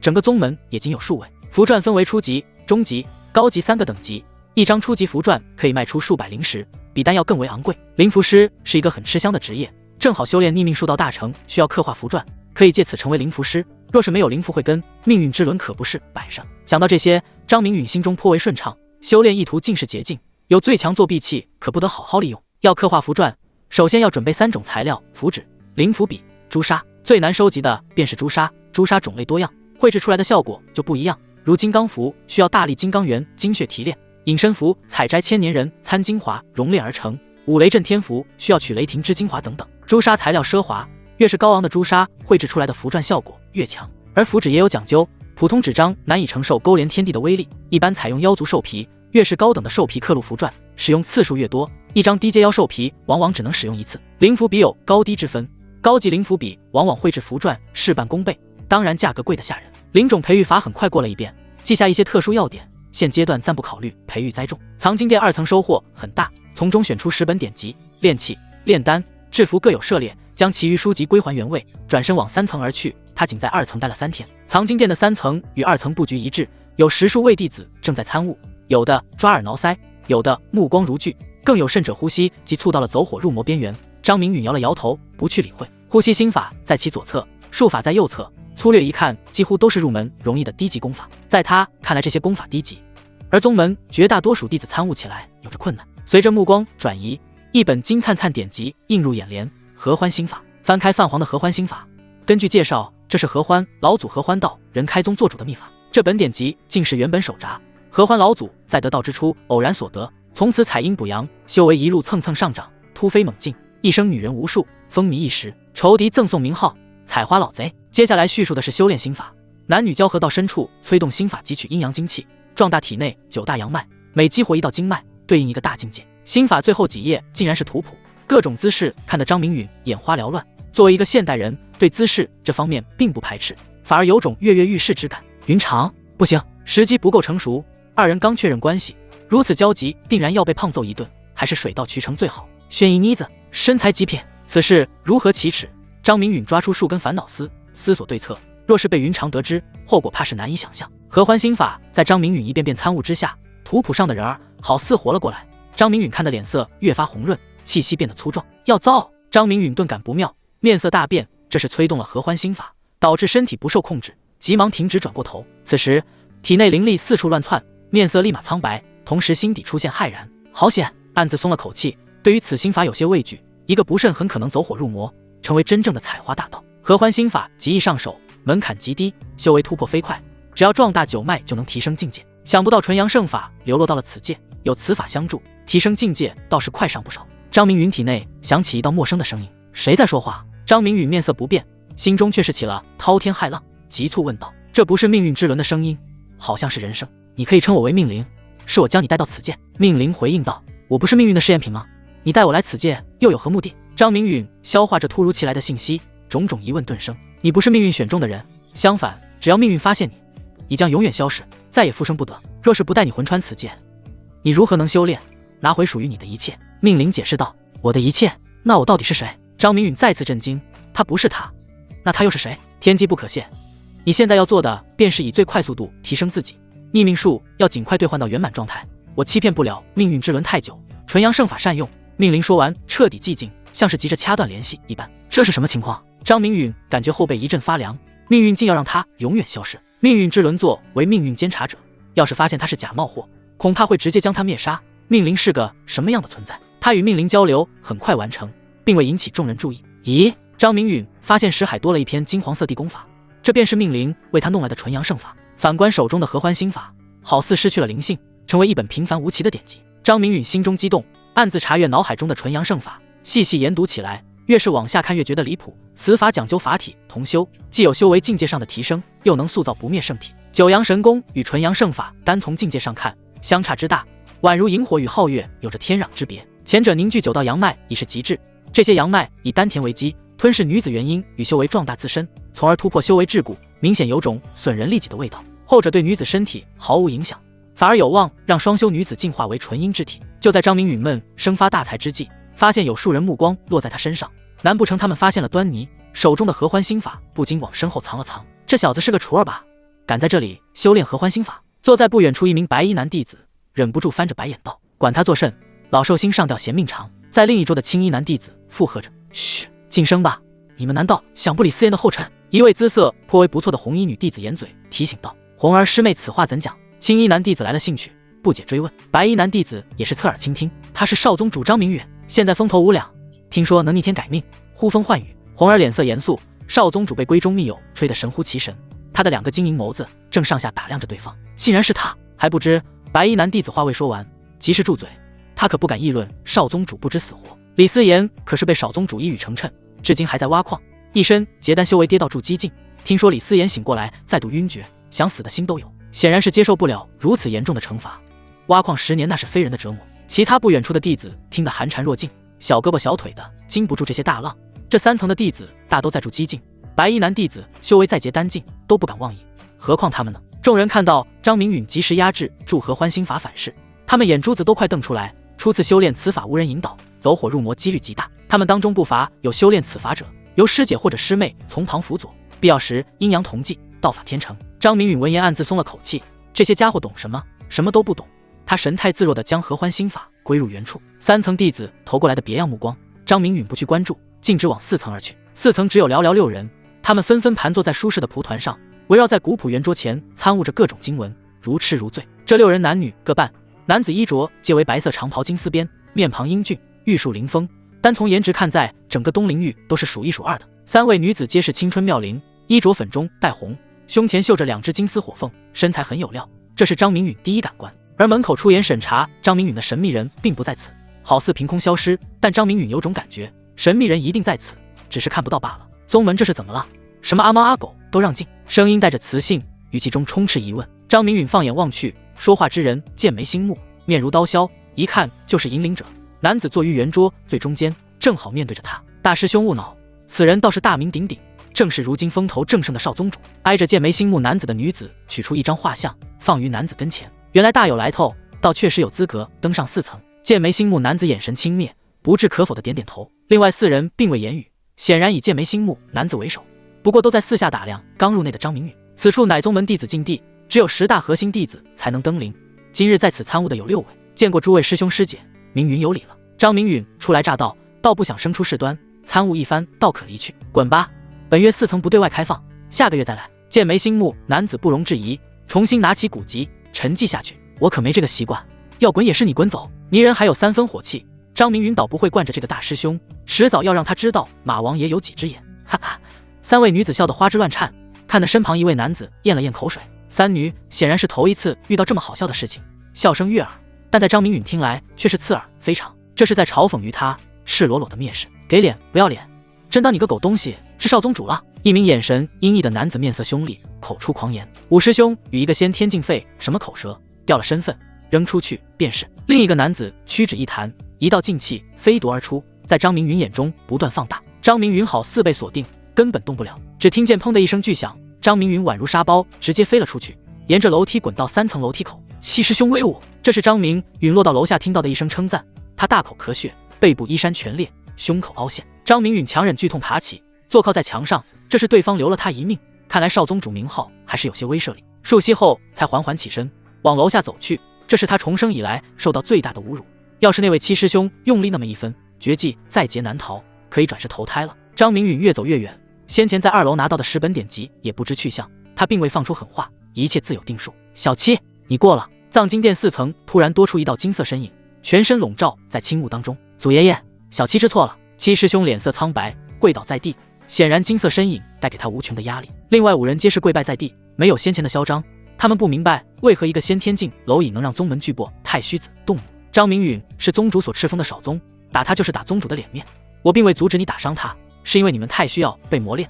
温室的花朵终究经不起风浪。太虚子喟然长叹，宗门上100年的安稳，让所有弟子生活安逸，他不免有着担忧。张明允不卑不亢，尽管现在弱小，心性可是不弱，由他来磨砺这些个花骨朵再好不过。这是太虚子沉默的原因。一个宗门的强大不是靠修炼出来的，而是来自血与火的浇筑。张明允拖着受伤的身体，毫不避讳地走在路上，不在意来往弟子眼神异样。宗门弟子间争斗宛如小孩子过家家，在宗门还真没人敢把他怎样。这些是来自云长的庇护。那位修为深不可测的老者并未露面，意味着他没有死亡风险。有些筹过实报也不迟。回到少宗殿，张明允身上散发出一股先天境大圆满的波动，气势强烈，并不亚于一般的筑基初期。肉眼可见的一层薄膜从体内往外扩张，包裹着以他为中心的方圆6尺。而后衣袖挥动，上百枚灵石散落在周围，准备修炼疗伤，一心二用，随心而动。这是他在藏经殿参悟出的结界，笼罩范围不广，称得上狭窄，脸上笑容灿烂，显然第一次施展效果不错。只要修为提高，笼罩范围将更广。完成布置，运转9天揽气法，汲取近乎粘稠的灵气，引导灵气往胸腔而去，修补破损的骨骼经络。藏经殿一行更是收获满满。另一门心思在9天揽气法运转之初，立马进入状态。逆命术要进阶修命后期，第一步就是绘制各种符篆线条、特殊符号，开始练手。张明允沉浸其中，太阳起起落落，不知过了多久，9天揽气法瓶颈竟然松动，这是半只脚迈入大成阶段。心中激动不止，体内全力运转之下，竟有了破风声。咬牙沉寂潜心修炼。一种诡异的气氛弥漫在大殿中。只见张明允拿起狼毫点、沙笔，在符纸心无旁骛绘制，周身形成一个漩涡，吞噬着不断汇聚而来的灵气。就在此刻，张明允身体明显一震，轰隆隆，一道只有自己才能听到的声响从体内炸开，方圆3丈的灵气滚滚而来，声势浩大。9天揽气法大成了！好，揽气法终是大成，在这大陆总算有生存下去的希望。心中大定，一股豪气从内而发，舍我其谁？一夜无话，初阳冉冉，丹田在灵力不断压缩下，逐渐化作一粒粒透明水晶，这是结晶了。筑基！随着张明允一声大喝，无数水晶越积越多，刹那间，丹田闪烁着5光10色的奇光。原来筑基是这般耀眼。一盏茶过去，丹田内密密麻麻的水晶开始相互融合，渐渐化为一片流光溢彩的空间，张缩有力，韧性十足。这是进入了筑基境，也在为下一个境界打下基础。筑基颇为顺利，张明允松了一口气。接下来便是将丹田铸就得更为稳固，牢不可破。不，张明允来不及兴奋，便被一道气泡破碎之声吓得魂不附体，白毛汗生出一身。这是有人以摧枯拉朽拍碎他布下的结界，一种绝望感浮现而出。一道漆黑如墨的身影出现在他视野，而后是遮天蔽日天幕横亘在他眼前，瞬息之间将他包裹在内，逃无可逃。黑影大手隔空一抓，天幕快速缩小，化为一只麻绳小带落在他手中，宛如储物袋一般。收好麻绳小带，黑影对着大殿一抹，快速消失。这是直接瞬移。东陵域缥缈宗势力范围一处低谷，狂奔1天1夜，云长那小娘们儿绝技找不到这里，逆天改命奇术是我的了。一道黑影从天而降，落在低谷平坦的草地上。他头顶黑帽，面容苍白，双目凹陷，牙齿泛黄，搓着双手有种迫不及待之感。黑影右手一拍腰部麻绳带，一道白袍人滚落而出。前辈！对着黑影抱拳一拜，张明允不指望能逃走，对方竟然能从合欢宗腹地将他掳走，说明要么是修为出神入化之辈，要么是宗门身居高位。小子，交出来吧，别逼我搜魂！黑袍老者抖了抖头顶黑帽，将其掀开，露出苍白面孔。他便是遥望张明允住所的黑袍人，也是想要收取轩夷炉鼎的无叶泽长老。前辈指的是什么？张明允心中暗道不妙，看来云长一语中的，他确实被盯上了，且敌人来自宗门内部，拖着时间应对。眼中紫芒大盛，观察黑袍老者命运轨迹。这黑袍老者命格如此诡异，时隐时现，黑气聚而不崩，看来是有一宝镇压。张明允暗暗叫苦，这黑袍老者也是修命之人，虽说谈不上精通，但有奇遇。黑袍老者中庭深处黑气便是霉运，隐而不发，绝对有一宝压制，否则生死道消极快。看来是上古传承的修命一脉，自己是来自命运的试验品，修命一道更为纯正，如何破局呢？他修为尚浅，逆命术如今小有进展，第2阶段修命还有不少距离，更别提第3阶段的改命。要想破除老者的命格，要么收走老者镇压霉运之物，要么逆命术大成，可2者难度之大，想要快速破解，如何能成？少他妈给老子装蒜！就是你眼底泛起的紫芒传承，别揣着明白装糊涂，要是不交，立马送你见阎罗王！无叶则暴怒，脸色阴沉如水，手中泛起青芒，搜魂之术已然凝聚。他不是不想搜魂，而是搜魂秘法有些瑕疵，不一定能获取完整记忆，要不然他哪里会如此废话？心底打定主意，只要张明允和盘托出，他便对张明允施展搜魂秘术，与其记忆来做对比。张明允在他眼中与死人无疑，从他掳走一刻，就注定其以死亡落幕。嗨，前辈早说嘛，害我白拜心经。这道逆命术是我得自雷霆传承，何必动怒？小事一桩。看到黑袍老者杀意沸腾，心知拖不久了，破局迫在眉睫，被强行搜魂，最轻沦为白痴，最重立马死亡。他可不想死，云长还未宠幸，前世今生的大仇未报，他告诉自己不能死。命运之轮快出来！心中急呼命运之轮，破局关键还得是他。警告！警告！宿主正面临生死危机，是否解除？命运之轮刚被唤醒，便察觉危机，发出警报。如何解除？张明允心中大喜，没有立马下达解除命令。他与命运之轮交流发生在瞬息，暗自留意黑袍老者动静。解除警报有3种方法：第一种扣除3000命运点，兑换净化之光灭杀敌人；第2种扣除1000命运点，夺取命格石；第3种扣除1500命运点，兑换逆命术后面6成感悟。请宿主立马选择，距离生死还有10秒、9秒、8秒。命运之轮毫无波动，好似张明允生死与他无关。我选择第3种。张明允也不含糊，直接选择优势最大化的逆命术3阶感悟，兑换成功，扣除宿主1500命运点，还剩3命运点。警告！警告！宿主还有3天彻底死亡，请尽快获取命运点。命运之轮再发警报。张明允一咬牙，将所有命运点全部兑换，生死一搏。剩下3命运点在他计划当中，只要弄死这个恶毒老者，就能获取命运之轮奖励，足以让他离开这片山谷，回到合欢宗继续当少宗。锦衣玉食才是他想要的。逆命术第3阶段感悟突如其来，好似自己苦心修炼得来的一般，直接通往命运彼岸，拨开云雾见晴天，洞察他人命运轨迹，可强行逆天改命，改得敌人之命。逆命术之改命。张明允对着吴业泽一声大喝，逆命术运转到极致，眼底泛起金色纹路，好似火眼金睛，洞穿吴业泽整个人生轨迹。从吴业泽何时出生，如何被他师父收为关门弟子，第一次强行与师父疼爱的女儿如雪发生关系，接下来为了传承秘法暗害自己师父，随着修为越高，双修所需越强，一次次掳走处子少女，强行汲取元婴，吞噬其血肉，一身修为水涨船高，如今已是化神境。化神境是一个宗门中流砥柱，不少长老便是从内门弟子晋级，吴泽业却是数十年前寻求庇护而来，因其修炼占卜之术，与宗内不少长老关系不错。这次吴业泽敢如此胆大妄为，这与张明允修炼的逆命术息息相关。张明允对他吸引力之大，好比修仙之人得到仙法传承一样，得知可让他修为更上一层楼，以后白日飞升不是梦。掌握命格时的吴业泽不沾因果，按理说他一生罪行累累，早该被追杀除名，废除毕生修为，含恨而终。可如今生龙活虎，耀武扬威，四处作孽，这一切都是命格时的功劳，成功为其掩盖因果波动，使自身与命运长河紧密相连。可惜这次碰到的是张明允，身上有命运之轮相助，更别提隐藏在体内的神秘命令。张明允脸色疯狂，眼中射出一道近乎实质的金光，贯穿天地，犹如流星滑落，速度之快让近在咫尺的吴业泽反应不得，直接降临到吴业泽身上。黄口小儿胆敢反抗，你是在找死，你知道吗？吴业泽大惊失色，这道金光让他亡魂皆冒，一股生死危机飞速席卷，笼罩在他心头，一时之间双手青光大盛，神识锁定张明允，让其无处可逃。化神境气势全开，右手竟要直接拍在张明允额头上，要是被拍中，张明允绝不能生还，魂飞魄散，永不超生。吴业则不敢大意，上来就是最强杀招。张明允眼中射出金光，异常怪异，尽管没有不适，心中却是极为不安。他相信只要杀了张明允，就能破除这种鬼魅之术。什么算命仙术没得他性命来的重要，能得最好，不得也不打紧，这才是他活命到今天的谨慎。厄运相连，多张明允动弹不得，好似静待死亡，期待奇迹发生。他勾连了吴业泽最深最粗壮的厄运与命运长线交织，融为一体。张明允施法完毕，身体感到一阵虚弱，接着是头晕目眩，面容苍白，这是体内灵力被逆命术完全抽空，心里哀嚎，第一次做没经验啊！此等逆天之举，强行更改他人命运，自然所需灵力不小。他做了该做的，接下来生死有命，富贵在天。吴业则感受不到命运长线变故，但心中不安甚烈。就在他即将毙命张明允的一瞬，他感到后背有一种深恶痛绝的恶意，由远及近，速度之快，要是不回手反击，他陨落概率极大，远超生命当中最凶险的大劫，这是他的死劫。张明允退到一处山体，双腿瑟瑟发抖，心脏砰砰跳，从未想过他初来乍到，死亡离他如此的近。关键是他在心底呼唤命灵完全没用，也不知道命灵是沉睡还真不管，或者命灵此前说的话全是蒙蔽于他。何欢老贼拿命来！来人是一位手持玉质长剑的妙龄女子，她拥有着一张绝世容颜，美艳不可方物，散落在腰间的发丝向后挽起，耀眼的珠钗荡漾着金辉，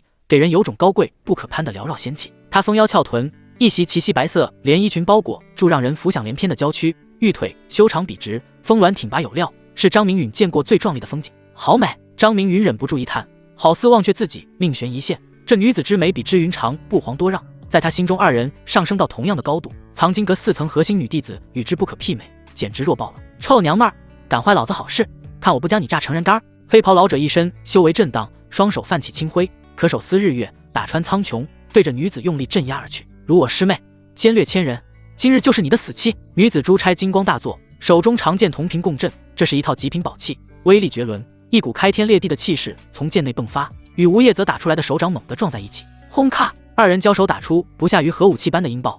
张明允尽管退开10数丈，巨大的冲击力瞬间将他抛飞，身体撞在远处大树上，大口咳血跌落，肋骨断裂数根，伤势严重。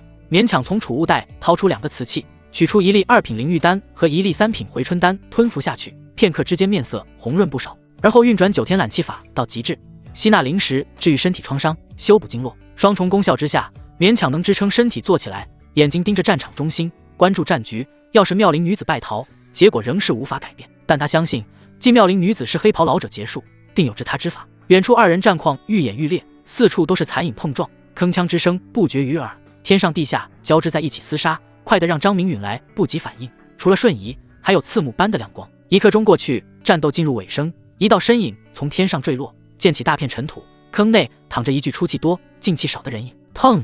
张明允经过1刻钟恢复，面色回归正常，肋骨脏腑通过灵气与丹药的滋养已恢复80%，体内细胞经过先天境圆满的进化，变得活力四射。此时全身上下已无大碍，向着战场中心接近。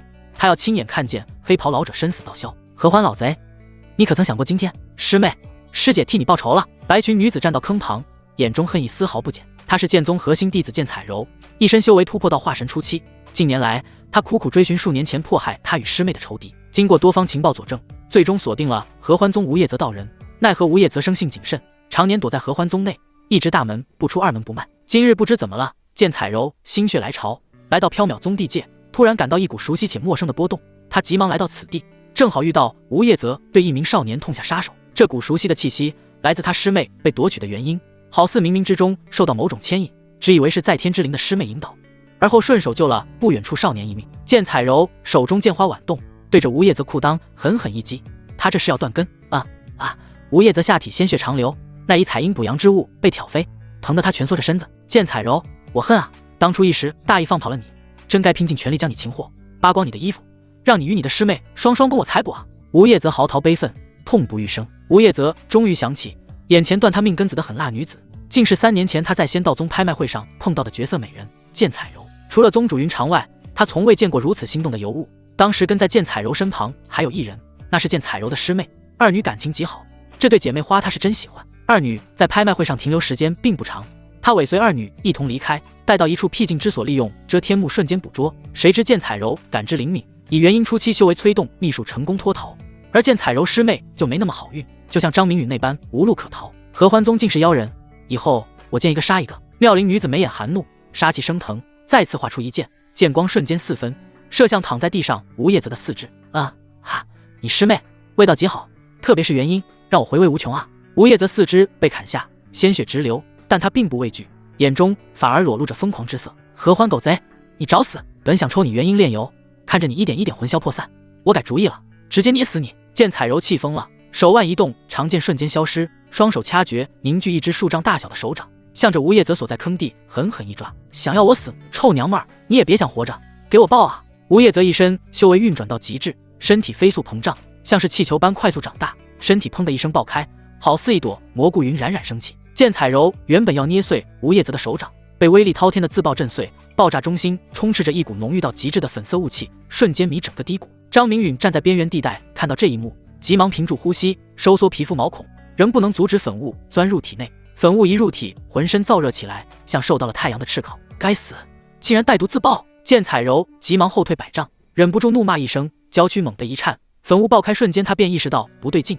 急忙锁定娇躯对外界感知，效果不明显，粉雾仍旧入体，白嫩的皮肤开始泛红。与此同时，爆炸中心窜出一道幼小身影，直奔天际而去。这道身影活脱脱是一个婴儿模样，五官与吴叶泽几乎一致，身体缩小了10数倍，通体粉嘟嘟的，婴儿身披暗淡无光的金甲宝衣，脸上却布满恐惧，迎风飞遁。说时迟那时快，剑彩柔面色潮红，迅速按下娇躯上的火热，双手不断掐诀，玉质长剑蓦然飞出，眨眼消失天际。紧接着剑彩柔人也消失不见。数息过后，天际传来一声惨叫，接着是一声大吼：剑宗臭娘们儿，我诅咒你，生生世世不得好死，永不超生！合欢宗一代长老吴叶泽在诅咒中落幕。始作俑者张明允暗呼一口气，这狗贼终于领了盒饭。剑彩柔果然不是花瓶，这一宝压的值啊！恭喜宿主成功为吴叶泽改命，奖励300命运点。命运之轮声音依旧透着机械感，直接将命运点发放。原来他叫吴叶泽，真是个送命的好人呐！我又成狗大户了，这感觉太爽了！我要努力挣家产，争取活到宇宙的尽头。张明允在心中发下宏愿，在命运之轮给予的选择下，他毫不犹豫第3种结果，很像一个走入绝境的赌徒。这一局能赢回来，有很大的运气成分。要不是剑彩柔出现的及时，他现在早已见了阎罗领取盒饭。命运之轮沉寂下去，只有张明允呼唤之时，他才冒头出来，有点外挂的感觉。平时凭实力硬刚，一旦遇到无法击毙的大怪，赶紧呼叫命运之轮助阵，且是一助一个准。唯一限制是要有足够的命运点兑换，好比一个凡人把持着仙界大门，里面仙法仙术无数，要想将其取出，只能一把钥匙进一个钥匙眼，那感觉太无语了。不过已经很好了，很有盼头。逆命术第1阶段和第3阶段修成，第2阶段不会太远。张明允可舍不得再次兑换第2阶段修命，粗略估计命运点要上千。你跟我走！一道不容置疑的声音出现在张明允耳畔，这是剑彩柔的声音。就在张明允愣神时，已被一道龙卷风席卷，全身动弹不得，跟随另一道影子消失在这片经历过大战的低谷。就在张明允2人消失不久，4道强横气息接踵而至。宗主，此地有化神境波动残留，一共有2人，修为相当。一位鹤发老者隔空抓物，观察手掌气息，对着前面一位中年男子道：“邱师兄好生厉害，凭借一些波动就能推测出在此大战2人的修为。师妹我服气了。”发生的是站在鹤发老者左侧的一名中年女子，容貌上乘，岁月在她脸上留下了些许痕迹。不过她穿着略显保守，不像妙龄少女奔放。罗师妹何必自谦？你一身化神后期修为不比为兄差，大罗咒印术已然绝巅，恐怕为兄都不是你对手。鹤发老者捋了捋胡须，显然对罗师妹赞叹之词颇为受用，暗自得意。站在中间的是一位身穿黑袍的中年男子，气势极为不凡。要是张明允在此，定能一眼认出，此人便是操纵霓虹庄的幕后真凶缥缈宗之主黄玉龙。诸位师弟师妹都是我缥缈宗顶梁大才，务须过分谦虚。为兄虽是一宗之主，但还得大家帮衬管理宗门。此战在我宗境内如此突兀，难不成是其他宗门的探子相互遭遇？黄玉龙露出一丝狐疑。化神境可是一个宗门的中坚力量，往往代表宗门意志。这2人难道发现了什么？宗主所言有理，难道是那件事走漏了风声？另一人是个中年大汉，外表看似粗犷，内心极为敏锐。他是缥缈宗新晋店主。严师弟说的不无道理，回宗详细布置，此事不可出半点纰漏。黄玉龙神色一紧，要是真被有心宗门察觉，那可不好办了。诺！3人齐声一应，连同黄玉龙一同消失在这片低谷。缥缈宗地界最南端的一处不知名断崖，此处断崖人迹罕见，空气当中无灵气弥漫，宛如凡人国度。修仙之人来到此处无法吞吐灵气，更别说提升修为了。日落月升，夜幕逐渐降临。断崖顶端有个风洞，洞内有2道炽热的身影相对而立，其中一人甩出数颗宝珠，一时之间风洞珠光宝气。你到底是什么来历？为何与合欢老贼搅合到一起？要是不说，便一剑剐了你。剑彩揉手持玉剑，面色潮红，想要把对面之人看得清楚。他剑尖抵着一名喘着粗气少年的咽喉，要是少年答话不如意，有可能被消手。仙子勿恼，在下是一介散修，偶然经过低谷，奈何被那狗贼捉住逼迫，幸得仙子搭救，在下感激不尽。张明宇面色越发红润，身体通红，强忍不适应着头皮湖州。得知剑彩柔憎恨合欢宗，他哪敢自报家门？哼，你这小子满口胡语，真是不见棺材不掉泪，真当我好欺吗？剑彩柔开始喘粗气，话音时慢时快，感觉烈焰在焚身。剑彩柔顺拉开了一些外衣，肌肤蒙上一片粉红。他一来到此处，立马吞服大量解毒丹药，半刻钟过去仍不见好转，心中越发燥热。原本指望张明允拿出解药，看到张明允比他状况更加糟糕，索性收回了手中的玉剑，双手掐诀催动幻风术，借此凉风吹走郊区上的火热。在下句句属实，仙子有句话不知当讲不当讲。张明允见剑彩柔不再针对自己，心中稍安，但又浑身燥热难耐，喉咙都能喷出火来。眼前的绝色美人好似熟透了的苹果，味道定然甘甜，想要咬上一口。微风不解心头火热，剑彩柔停下幻风术，眼神有些迷离，看向张明允。他突然发现眼前男子相貌英俊，身躯修长挺拔，算是一个不可多得的美男子。闻言让其说下去，有话就说。剑彩柔口齿变得不清，状态越来越糟糕，好似动用全身力气镇压体内的火热。接着他自顾自地褪下鞋子，露出精致泛红的玉足，踏在清凉的石地上，珠光映在俏脸上，能看出他的舒适感。张明允暗道剑彩柔聪明，学着脱下多余衣物与鞋子，喉咙发干结巴道：“我们中毒了。”白痴，才反应过来吗？合欢宗卑鄙下流无耻，这是极为罕见的烈药，只要扛过去就没多大问题。剑彩揉白了张明允一眼，他身上所带的解毒丹药纷纷试了一遍，毫无作用，他彻底放弃了，这才脱下鞋子感受地面的凉意。紧接着剑彩柔做了个大胆的动作，让张明允彻底沉不住气了。他无意识地褪下披在肩上的外衣，意识沉重中迷上朦胧，两只小手无力摇晃，扇着风。剑彩柔这般模样让张明允心中有着火热，甚至闻到了不该闻到的芳香。你在干什么？剑彩柔突然发现张明允紧握他的小手，不知何时本在远处的男子已然靠到了近处，他有些心慌，语气带着森冷质问道。感受到男子越发有力握着他小手的掌心，他如遭雷击，娇躯颤抖。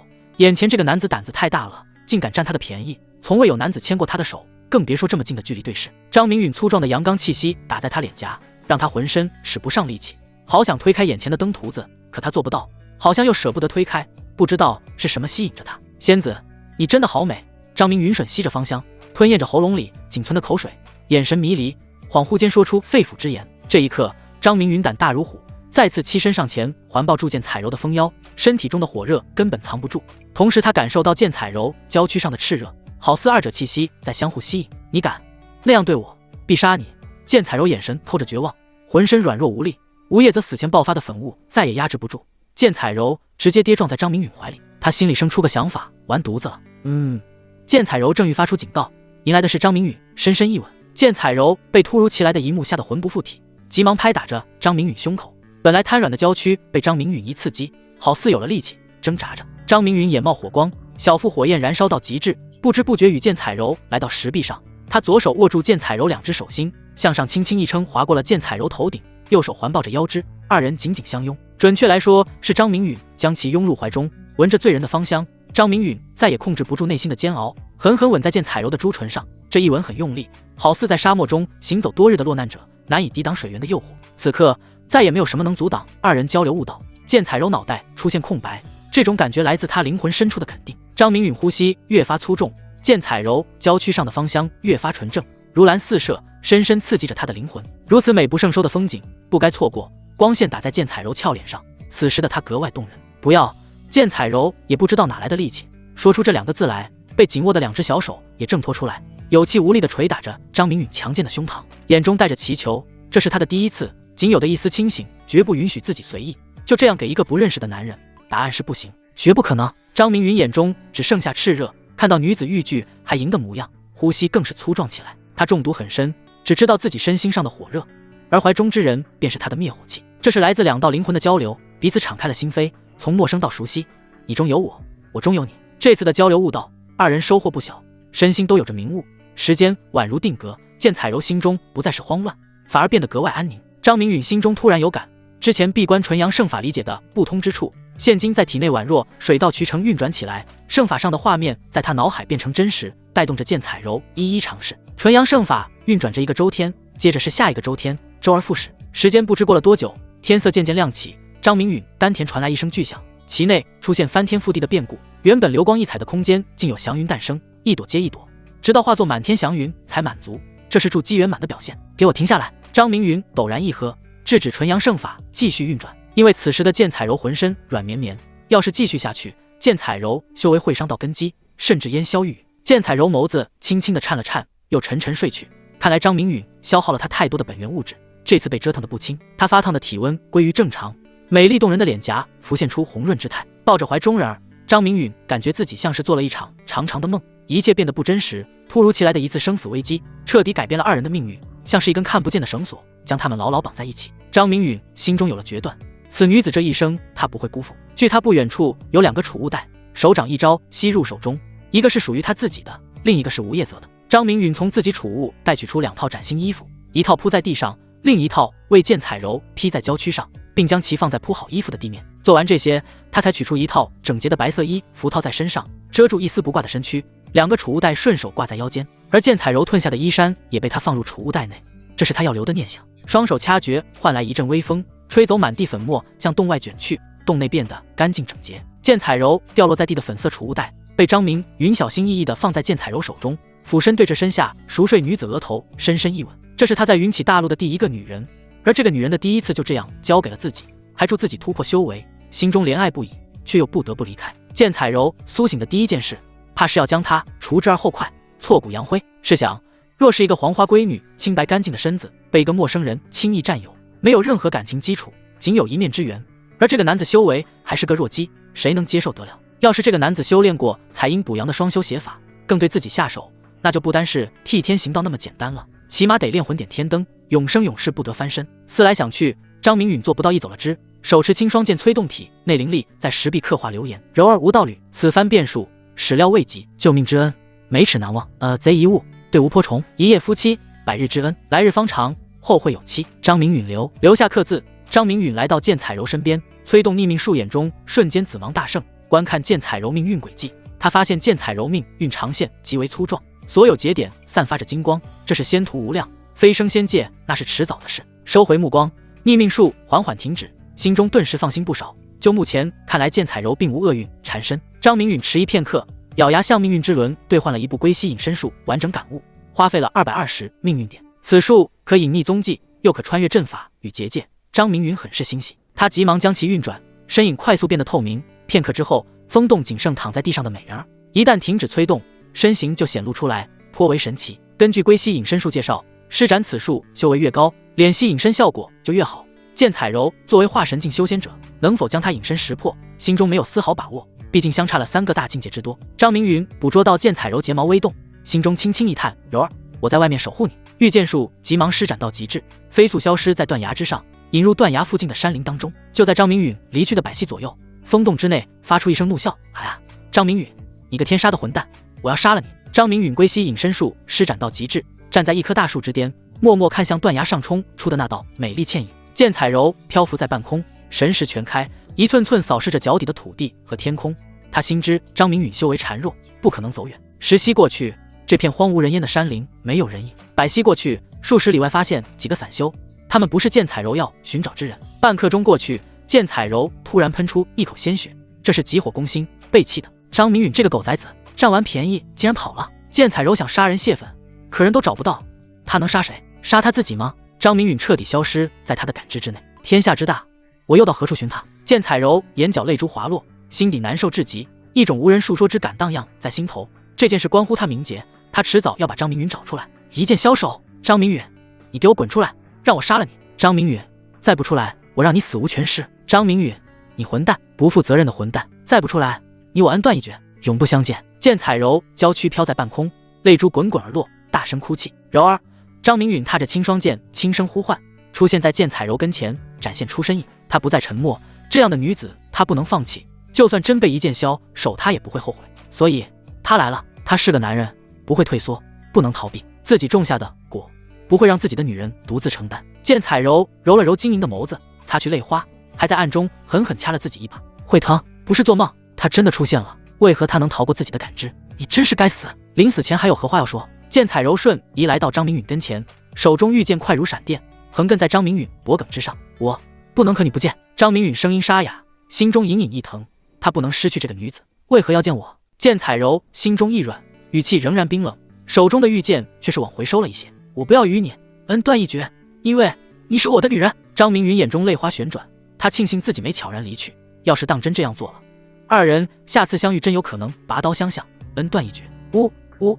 剑彩柔手持的玉剑反手消失不见，抽动着香肩，哭泣不止，宛如无助的小女人。我回来了，再也不分开。张明允柔情似水，快速将眼前人儿拥入怀中，很用力，好似要揉进自己身体，再不分离。张明允轻轻牵起身边的人儿手心，四目相对，紧紧相拥。混蛋，大混蛋！剑彩柔敲打着张明允后背，泪眼婆娑。正欲继续控诉的剑彩柔被含住了朱唇，一身化神境，修为瞬间瘫软无力，任由张明允品尝甘露。这次张明允双手颇为老实，放在剑彩柔腰间一动不动。100息过去，张明允才被一把推开。剑彩柔红着脸颊转过头去。就在张明允二人相守之时，合欢宗算是炸开了锅。轰！一道拍碎茶几的声音荡漾在合欢殿内，殿上坐着一位绝色女子，眉眼含怒，面色如霜。偌大的一个宗门，竟让人掳走了少宗主，你们还有何颜面活在这个世上？云长眼露寒光，望向下面垂首的10数人，他是真的动怒了。3年前就有人敢废去向张明允根基，让其沦为废人。3个月前，张明允直接被打下悬崖，险些身死。3天前，张明允莫名消失在宗门，他前脚出门，后脚就让人端了老窝。张明允是被活生生带走的，这是当他不存在吗？真是欺人太甚！宗内阁殿主简直是废物中的废物，没一个人能成大事。云长心中有个怀疑对象，是不是欲将张明允除之而后快的黄玉龙干的？毕竟张明允前后种种劫难与其相关。离殇上前一步，跪下请罪，面色羞愧道：“宗主，是我无能，辜负了宗主托付，动用昊天镜吧，一查到底。”离殇受了云长委托，神识便一直锁定少宗阁，张明允也一直在房内闭关修炼。当时有位核心弟子险遭刺杀，他急忙前去查看，就在短暂的分神之际，凶手钻了空子，直接掳走张明允，速度之快让他反应不及，这是调虎离山之计。当离殇明白过来为时已晚，急忙发出紧急信号，联络远处在外的云长，并号召众殿主封山锁宗。云长一回宗，便召集众人在此。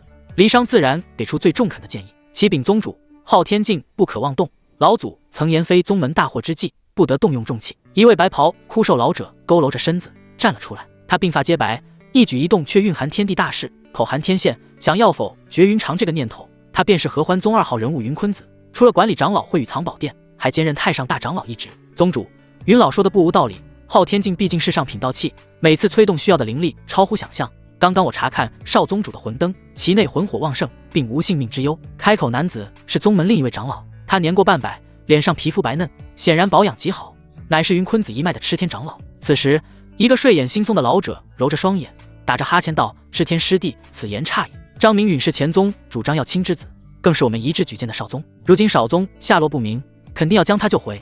以后宗门复兴的大任，总不能还指望我们这些个老家伙吧？”这个睡眼惺忪的老者是任务殿的殿主启光，他对于张明允的遭遇颇为惋惜，也是宗主云长的支持者。砰！云长猛地一拍凤床，眼神不善地说道：“好了，既然大家没有别的办法，那就动用昊天镜吧。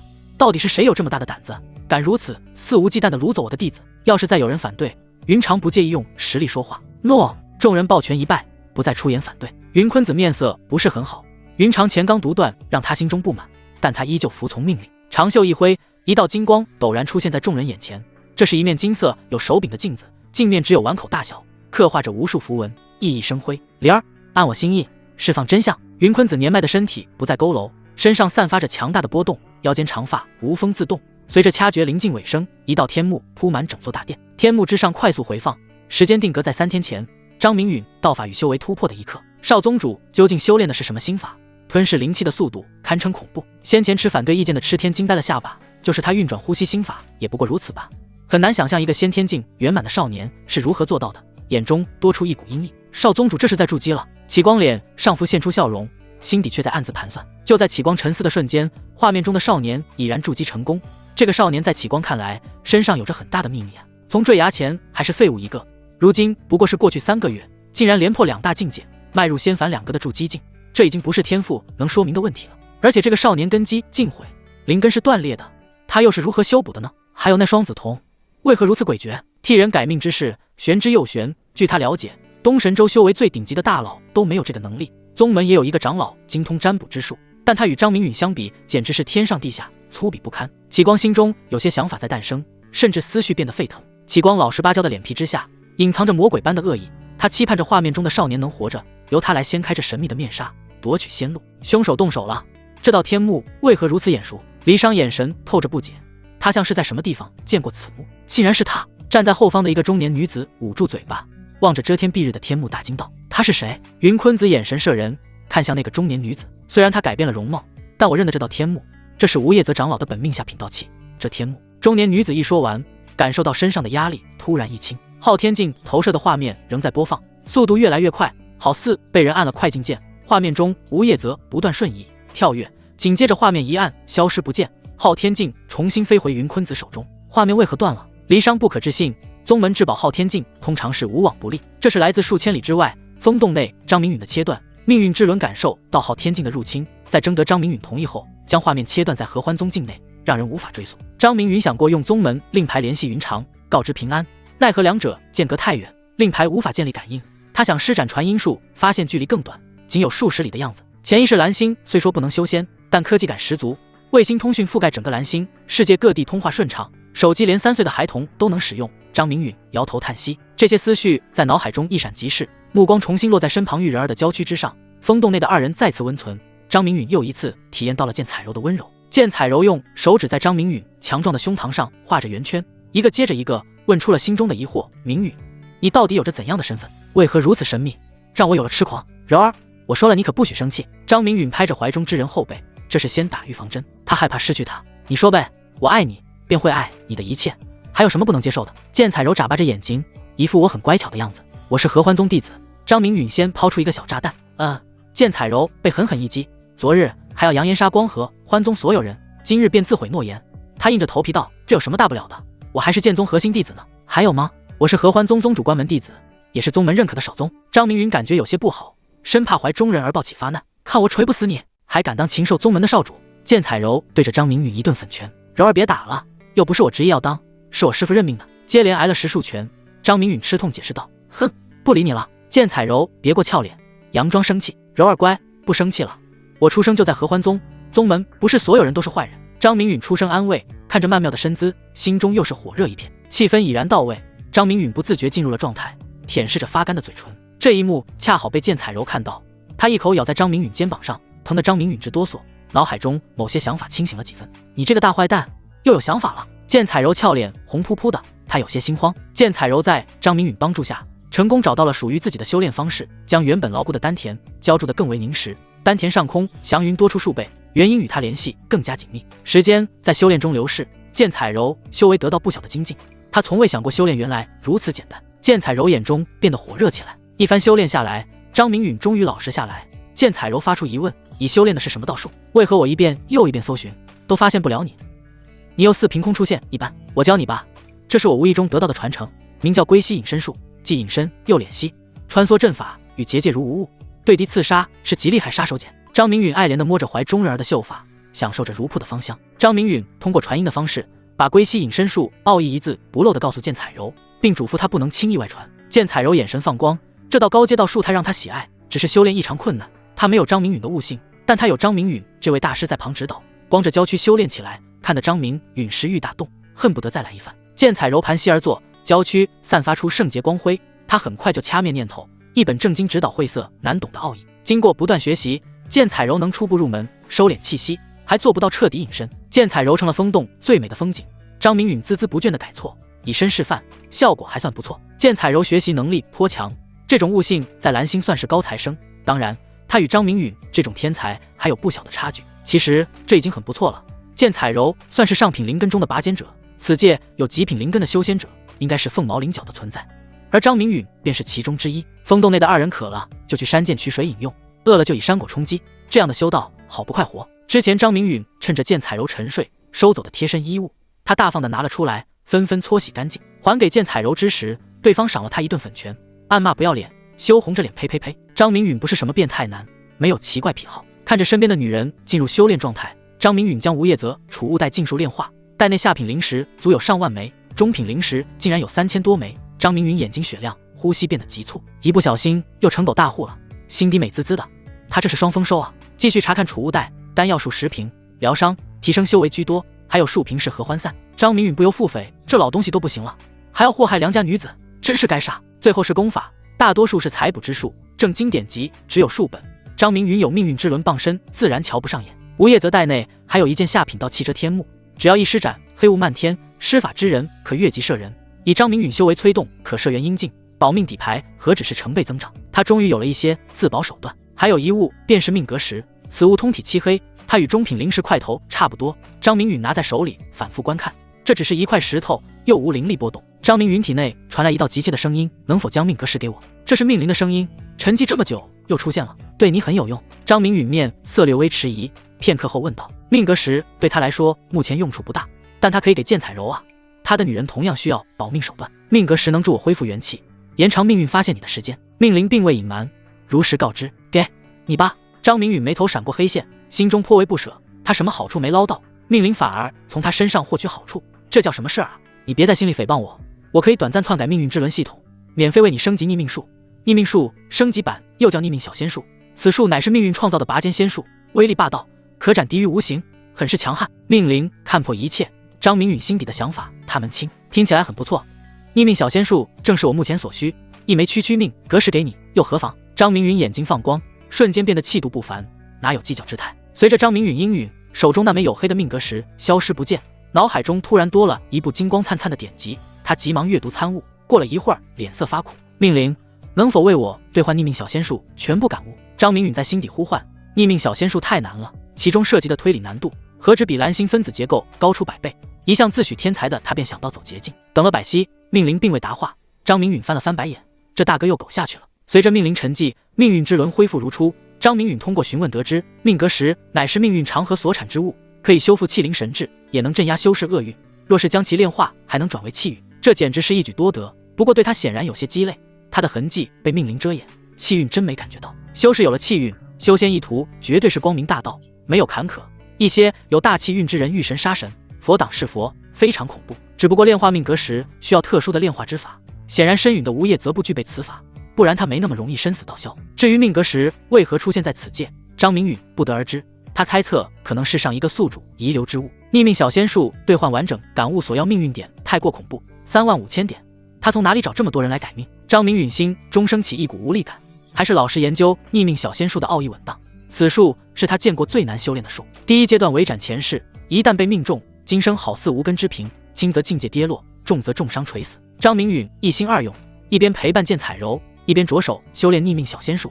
奈何逆命小仙术博大精深，想要求成不会容易。修葺之余，将云长给予的3阵诀提上日程，看得剑彩柔拍手叫好。时光飞逝， 1月眨眼而过，剑彩柔彻底修成龟息隐身术，纵横在这片世外桃源，从此多了一种顶级保命之法。张明允对逆命小仙术算是出窥门径，要想修成第一阶段还有不小距离，心中期待更甚。他已经迫不及待想要修炼成功，要是谁招惹了他，一道小仙术飞过去，直接砍掉对方一个境界，看你还怎么狂。唯一让他苦恼的是2件事，其一命运点每天不断缩减，有数次想要开口表达离去之意，可看到剑彩柔甜蜜柔情的模样，又生生忍住。其二便是云长，他被莫名抓走，想来云长必定心急如焚，他想要回宗报平安。直到今天，他真的坐不住了，是时候离开这片世外桃源。逆天改命的道路不能停，这一条路注定孤独，一旦停下，与死亡无异。站在风洞口踌躇，张明允不知道如何开口。明允，要离开了吗？剑彩柔理了理长发，收拾行囊，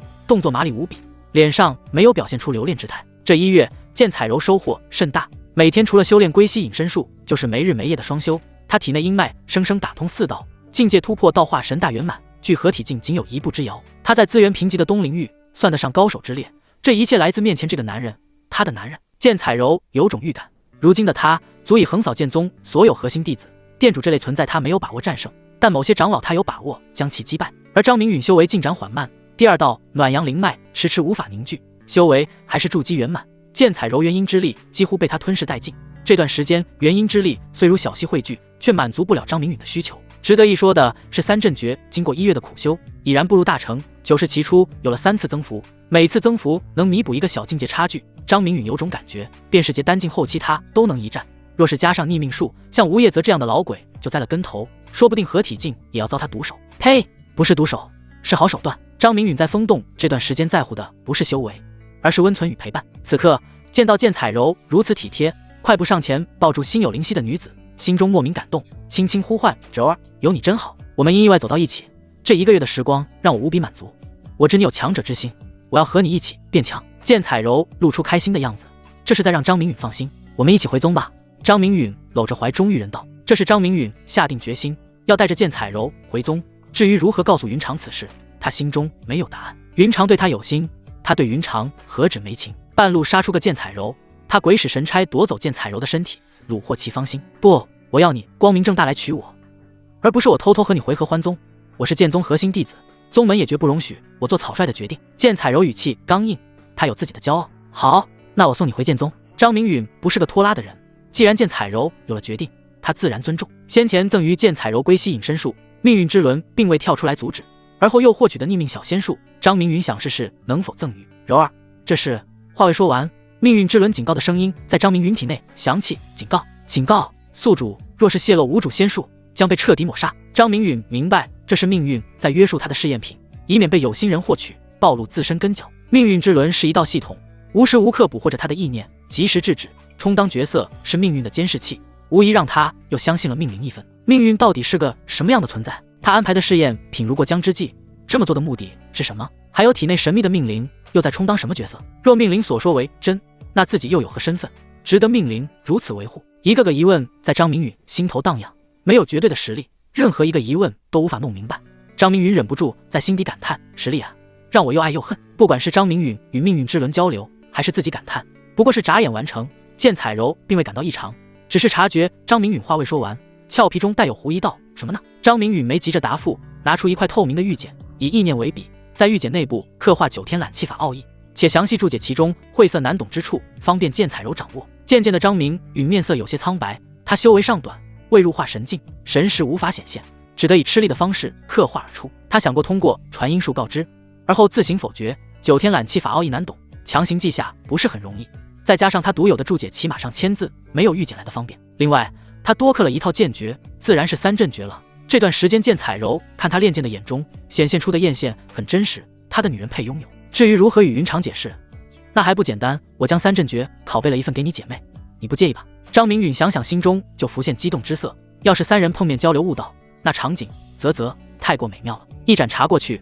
玉简总算被张明允刻画完成，抹了一把额头上的汗珠，将玉简递给剑彩柔道：这是辅助我修行的高阶心法，9天揽气法，算得上此界顶级，你可以尝试修炼，吞吐灵气绝对是事半功倍。还有一套附赠剑术，没事儿修炼瞧瞧。即将分别之际，张明允想把最好的留给剑彩柔。爱你。剑彩柔接过玉简，踮起脚尖，朱唇印在张明允脸上，而后轻轻拥抱着张明允有力的胸膛，吹弹可破的脸蛋贴在张明允的脸上，眼眶有着泪珠打转。剑彩柔舍不得别离，又不想让张明允看到他落泪，转瞬睁干眼中的泪花，笑着离开张明允温暖的怀抱。我们走吧。剑彩柔拉起张明允的手，二人消失在留有无限美好的风洞之内。与他们一同消失的还有张明允留在墙上的刻字。缥缈宗境内，死亡谷。天阴沉沉的将原本阴冷的死亡谷蒙上了一层薄薄雾霭，让其森冷之感又平添了几分。一道白色人影从谷口缓缓向谷内靠近，一阵冷风吹过，白色人影感觉一激灵，呵欠，声音不大，却在山谷形成回荡，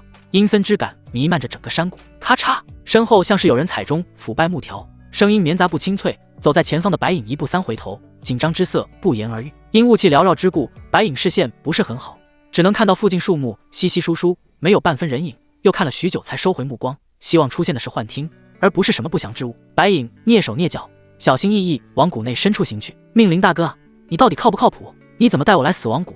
听听这名字多不吉利。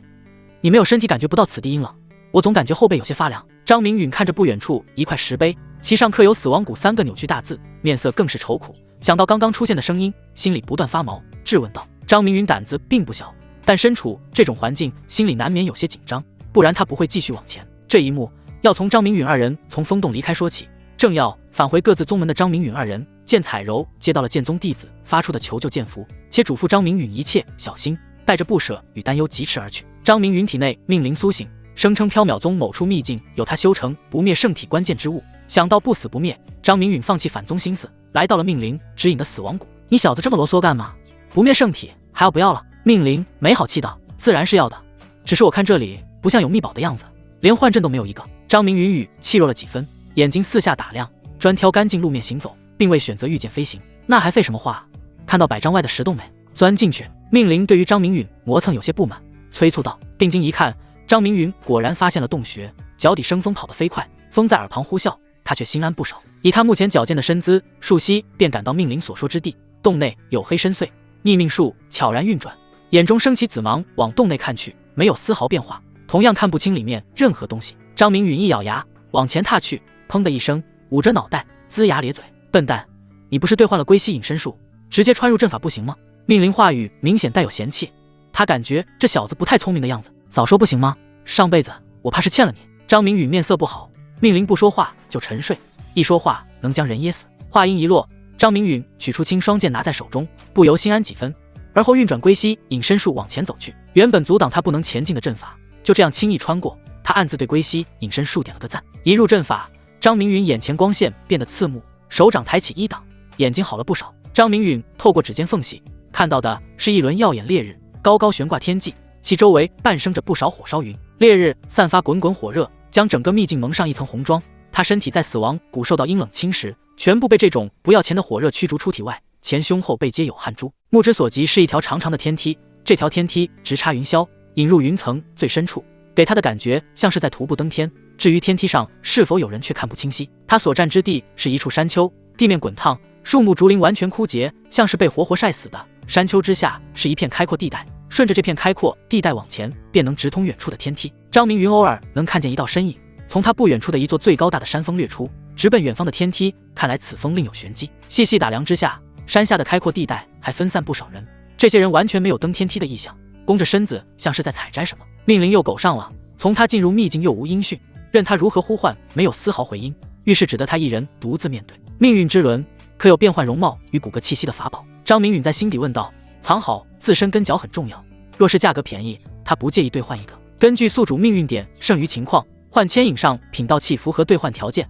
需要30命运点，请问是否兑换？命运之轮给出中肯的物品，确定兑换。张明允一咬牙，舍不得孩子套不着狼，有了换脸术，他在秘境岂不是横着走，看到谁顺眼那就变一个。兑换完毕。警告警告，命运点还剩10点，请宿主尽快获取奖励，否则于10天后死亡。命运之轮下发奖励后，触发了死亡警示。张明允知道命运之轮老毛病又犯了，不去管他，从脸上取下一张透明薄如蝉翼的面具，用手指摩挲片刻，再次佩戴，一股冰凉的舒适感在脸上散发。这可是好东西啊，这种外挂很爽，很喜欢。就在张明允点头满意之际，他所在山丘的半腰响起一道与此地不匹配的身影，下面有人。张明允心中微紧，急忙趴在地上，地面温度滚烫，让他不禁龇牙。半山腰回荡着带有节奏的响声，张明允脸色有些尴尬。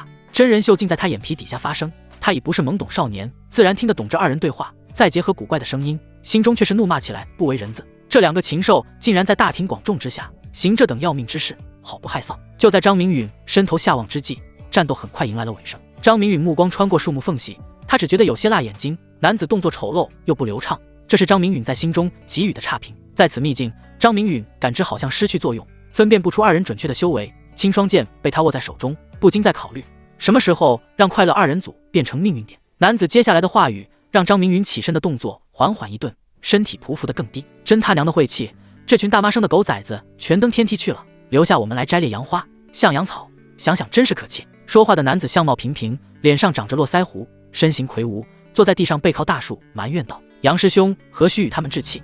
下月便是1年1度外门晋升会，外门中又有谁是你的对手？只要你进了内门，天梯上的机缘还不是为你留着，想来他们也拿不走。女子依偎在男子身上，揉着酥胸，刚才男子太没人性，不懂怜惜人。张明允目力惊人，女子转身的刹那捕捉到一切，虽说长相一般，但身材却是加上不少分。老子快被热糊了，偷腥的二人为何如此淡定，还背靠大树乘凉？不对，是那颗结冰的玻璃球。张明允衣衫完全湿透，目光死死盯住二人左右放置的玻璃球，这2枚玻璃球足有拳头大小，隔着老远张明允也能感受到凉意。离他们二人不远处，整齐地放着一堆药草，看样子便是男子口中的2种药草了。张明允蹑手蹑脚往下接近，到了一定的范围，眼中紫芒有了感应，他看清了二人命运节点。男子名为武阳，女子叫陶一朵，二人均是缥缈宗外门弟子。天火秘境被宗门完全把持，本应拍手称快，可登天梯要内门弟子及其以上身份才能上去，又要验身份令牌，无法蒙混过去，不然就能铸就一身强大的体魄。武阳握紧拳头，面色很是不甘，低下头一口咬在女子肩膀上。陶一朵被突如其来的袭击弄得面色痛苦，按着肩膀惊叫出声，一时泪眼婆娑，心中愤恨道：武阳这畜生真不是人，活儿虽好，能让我快速达到巅峰，但不知道疼惜人，下次出宗找到炉鼎必杀他。朵儿师妹，对不起，我一时气愤没忍住，不哭。武阳将女子抱起，擦干滚出的泪珠，而后将其依偎在他身上。二人很快如胶似漆。张明允暗道时机成熟，面上容貌立马变换，化为一个脸色苍白且目光锐利的青年。这个青年正是武阳畏惧的内门弟子张燕兴。张明允双手掐诀，做好御剑袭杀的准备。他要以最快的方式结束战斗，变化容貌是为了以防万一，有人背锅才是最好的。我靠，天火秘境不能御剑飞行，这是禁止使用灵力。张明允心中爆了一声粗口。张明允的举动，武阳看在眼底，急在心里，几度张口要说出的话语被他深深咽下，心底打定主意，这个仇等不了太久。张明允收了药草，原本对准二人的青霜剑缓缓放下，身形不停往山下走去，不忘说了一句：此事就这么算了，不要再有下次。武阳闻言眉头微微一展，看到张明允拿了好处，心知此事算是过去，以他对张燕兴的了解，绝对是一口唾沫一个定，心中的不快释然了几分。毕竟山间交流悟道被撞个正着，要是能隐瞒过去，岂不是更好？就在张明允路过二人身旁时，一道低喝炸响山腰，流云之上。张明允扔下手中药草，反手就是一剑荡去，只见青霜剑整个剑身突然一亮，一道2指宽的剑气蓦然射了出去，目标正是武阳的脑袋。你能使用灵力？这怎么可能？武阳见到突如其来的一幕，大吼出声来，一股死亡气息将他笼罩，双腿不由发颤，完全没有机会避开这道让他绝望的剑气。武阳挥出手中短枪，急忙往前劈去，试图抵挡声势骇人的剑气。可这道剑气速度又快又凌厉，瞬间将武阳迎上来的短枪击得粉碎，冲击力不减丝毫，眨眼便击中武阳的脑袋。砰！武阳脑袋宛如西瓜，直接炸裂开来，红白之物四溅，接着是残尸倒地。这一切发生在电光火石之间。张明允使出3阵诀，首次增幅的流云之伤，体力下降大半，冷汗不停冒出，他不敢喘粗气，只是冷冷地看向不远处的陶一朵。他需要短暂恢复，3阵诀威力极大，但对身体的负荷极大，心中不由升起一个念头：不到危急关头，绝不能再次施展。什么鬼？张燕兴为何变得如此凶猛，还能使用灵力？完了！陶一朵亲眼见证这一幕，从刚开始的惊惧，再到现在面如死灰。特别是张明允眼中毫不掩饰的杀意，让他遍体生寒，转身便逃。陶一朵来不及穿衣，光着身子往山下跑去，不时回头。他奔跑不过10数息，张明允又追下山来。陶一朵口中立马大叫：张燕兴杀人了！你跑什么跑？衣服都没穿，要是让别人看见，还不得生出误会来？张明允吐起胡跃，很快便追上陶一朵，对准他的后背心脏位置一剑刺去。啊！陶一朵惨叫一声往前扑去，山体坡度不小，接连滚出10数丈远。张明允跟着山体滑下去，找到尚未完全断气的陶一朵，对着脖子来了一剑，接着是心脏和丹田补剑。做完这些，张明允深深吸了口气，这是他第一次杀人，凭借的是肉体搏杀，身体肌肉跳动不已。张明允折返山腰，来到五阳，尸身又是一通不见，直到命运之轮给出奖励他才收手，因为命运点代表给二人改命成功。这次命运之轮小气得很，二人加起来才10命运点，让张明允无言以对，如此大费周章才将二人击毙，心中不由升起了付出与收获不成正比的想法。经过此役，身上汗水再次冒出不少，张明允感觉再冒汗几次，他可以脱水而亡。从未想过三阵诀竟能打出剑气来，要是有灵力加持，那还得了。想到这些，心中温暖如春，他对云长的思念变得浓郁。因为三阵诀来自云长，靠在一株干枯的大树上，大口大口喘着粗气，体力下滑一大截，储物袋无法开启，没有食物补充，他会越来越虚弱。休息一会儿，找到一个不大的坑洞，将二人尸体埋了进去，拾起五阳脱下的衣物以及身份令牌，最后抱着地上的药草，才离开这座山丘。陶一朵死前那般呼喊，有没有被人听见？他心里没数，还是先离开为妙。经过一山又一山，找了一处僻静的山峰停留下来。张明允准备休整一番，有了冰魄珠相助，原本燥热难耐的身体安静下来，好似进入了秋季，凉风习习。张明允脑子飞转，目前有2个地方充满未知。第一处是距他1000丈之外的一座山峰，不时有人从峰体走出，张明允猜测是缥缈宗的传送阵。另一处是通向天际的天梯。就在张明允思考之际，体内传来了命灵的怒骂声：愚蠢，有宝山不自知。隔了数息，命灵又补了一句：像你这般操作，把不灭圣体之路给堵死，算轻的了。很扎心，但张明允像是完全没听懂命灵言外之意，反而灵光一闪，不灭圣体与温度有关。我怎么没想到命灵出来了？他出来了！命灵骂他蠢，没时间不计较，反而高兴得很。根据命灵所言推测，问题定是出在了冰魄珠上。还不等他做出反应，命灵解释道：不灭圣体要的是热量，你将其隔绝又如何修炼？你手中的2种药草可比普通热量好上不少。张明允闻言，急忙将怀里的冰魄珠丢弃，任由天上的烈阳照在身上，一股火热再次将他包裹，顿时汗如雨下。来到天火秘境不久，几次大汗淋漓，干渴的要命，四下望去没有水源，张明允只得忍耐下去。盘膝坐下，纯阳圣法直接在体内运转，一个周天接另一个周天。随着时间流逝，张明允感觉自己好似没那么炎热，细细看去，皮肤上泛起了一层淡淡的金色。光是吞噬热量没用，将2种草药吃下去，以腹为炉炼化。命灵人狠话不多，句句都在点子上。张明允闻言，取出2株药草，一株是通体青绿且枝干生长金色花朵的小草，另一株通体泛黄，只有根茎却没有叶子，微微用力，经络上出现粘稠的金色汁水，顺着手指缝隙往下滴落。见此情形，张明允将2株药草一并塞入口中，大口大口咀嚼，一股火辣的热量在口中爆发，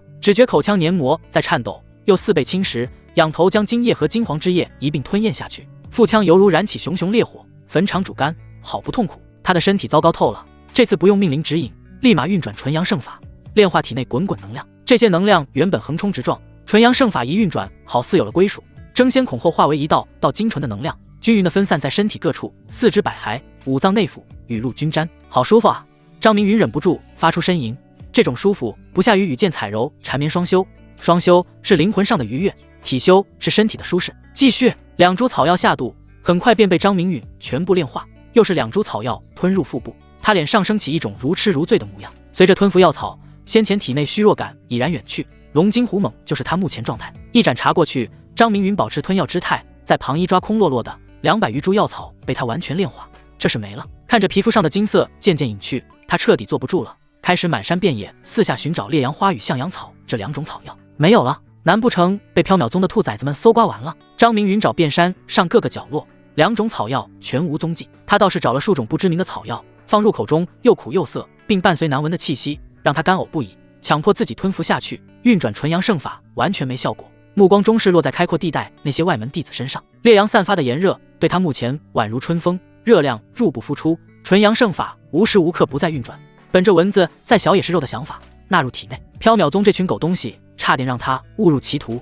什么狗屁冰魄珠，他要出山去抢药草，以报搜刮之仇。脸上换牵引，随心意一动，换了一副络腮胡面孔，赫然是死在无名山丘的五阳。穿上五阳的外衣，感觉宽大不少，身子一动，渐渐拔高，不多时与五阳体态一般无二。张明允自己也是啧啧称奇，五阳是出了名的外门一霸，很多外门弟子对他畏惧不已，有死去的五阳现身最合适不过。下山的路很好走，张明允哼着曲子，手持青霜剑，身子化作一道残影，直奔山下。要是逃一躲复生，恐怕都认不出他的姘头来。山峰前方，张明允站在偌大的开阔地带边缘，一眼扫去，整个干裂的地面干干净净，这是被数百外门弟子扫荡了1/3。张明允面色铁青，好大一群贼！脚步飞快，很快来到一名躬身采药的男子身旁，只见男子身旁放着一个大筐，药草填满了半筐。张明允粗略估计起码不下500株。发财了，发财了！张明允心底欢呼，面色却颇为难看，一手搭在男子肩头，沉声道：“卷水兄弟，能否将此筐药草卖于我？价格不比宗门收的低。”张明允根据武阳的命运轨迹，外门大多数人他都识得，这才一口叫出男子名字来。泉水闻言转过头来，他脸阔微瘦，额头冒汗，脸上还有颗大痦子，看到来人是武阳，急忙用身体护住药矿，耳红脖子粗，扯着嗓子喊道：“想要我的药材，你休想！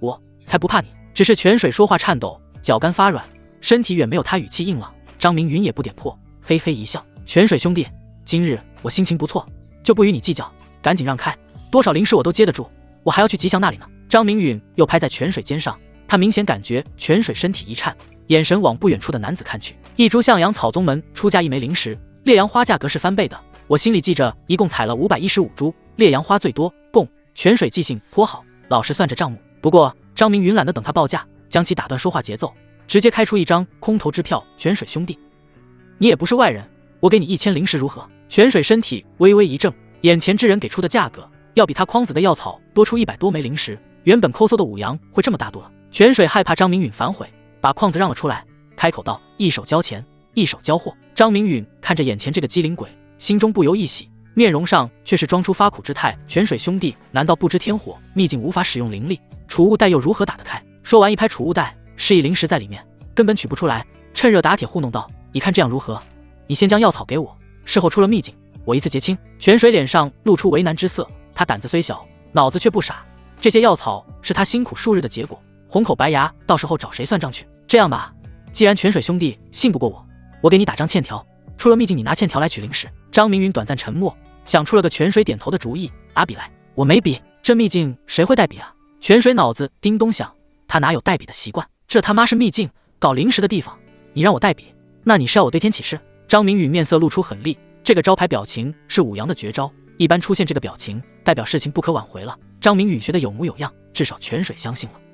别，杨师兄先行拿去，这1000灵石等咱们出了秘境，你给我变成。泉水露出一个比哭还难看的笑，双手死死抓着药筐不放。张明允眼中厉色再起，泉水吓得直哆嗦，很快就放手了。张明允将药筐挎在右腰上，喊着《西游记》一妖精的口号：“大王叫我来巡山哦，巡了南山，巡北山。”泉水看见张明允向吉祥方向而去，脸上的笑脸变得真实不少，心中有个疑问：大王是谁？张明允如法炮制，3下2下把吉祥唬住，药草整了一大箩筐，心中感叹世上好人多呀。接着又找了2个倒霉蛋，又整了一大筐。张明允2个腰上一面夹着一个说不出的滑稽。张明允的出现引起采药外门弟子的恐慌，但来得快去的也快，他往来的方向退了回去，脸上洋溢着开心的笑容。回到山上，张明允好似找到了家，心底美滋滋的对着手心哈了口气，搓着双手拿起2株药草道：“缥缈宗的弟子也不是一无是处嘛，这份厚礼我很喜欢。”吧唧吧唧的走上咀嚼之路，熟悉的药力，熟悉的气味，火辣辣的，太爽快了。要是条件允许，张明允真想去缥缈宗山门大喊一声：“你们都是好人啊，不灭圣体就靠你们孝敬了。”有了修炼资源，张明允按下激动的心，颤抖的手，继续炼化体内一浪接一浪庞大的药力。纯阳圣法转化越发快速，皮肤上蒙上一层淡淡的金色，随着时间的沉淀越发浓郁。他身体内的变化更大，骨骼及器官正在有条不紊地淬炼着，这是体修入门的表现，也叫纯阳淬体。张明允面容神圣不可侵犯，但他的动作却打破了这种氛围。只见他大把大把将药草往嘴里塞，一心二用让他能互不冲突，相互兼容。天上的烈阳依旧悬空高照，与张明允进来之初没有半分偏离，像是设定好的一般。天火秘境存在的意义又是什么呢？2000株药草不够吃啊！2个药筐已然见底，张明允摸着肚子打了个饱嗝，他感觉浑身充满了力量，徒手一拳打在近处的大树上。张明允收回拳头，树干上留下了一个浅显的拳印。我的力气增长何止10倍，要是给我足够的药草，今日我便能铸就纯阳之体。张明允心中振奋，拉着2个药筐往山下走去。很快张明允便回到了开阔地带，看见采药的众人无不脸上露出开心的笑容，这一筐药草能顶上他们10年的修炼资源，心中如何不喜？采莲师妹最近胖了不少呢。张明允来到一个采药女子身旁，此女是武阳心中的女神，容貌靓丽，姿色十足，身材更是丰满。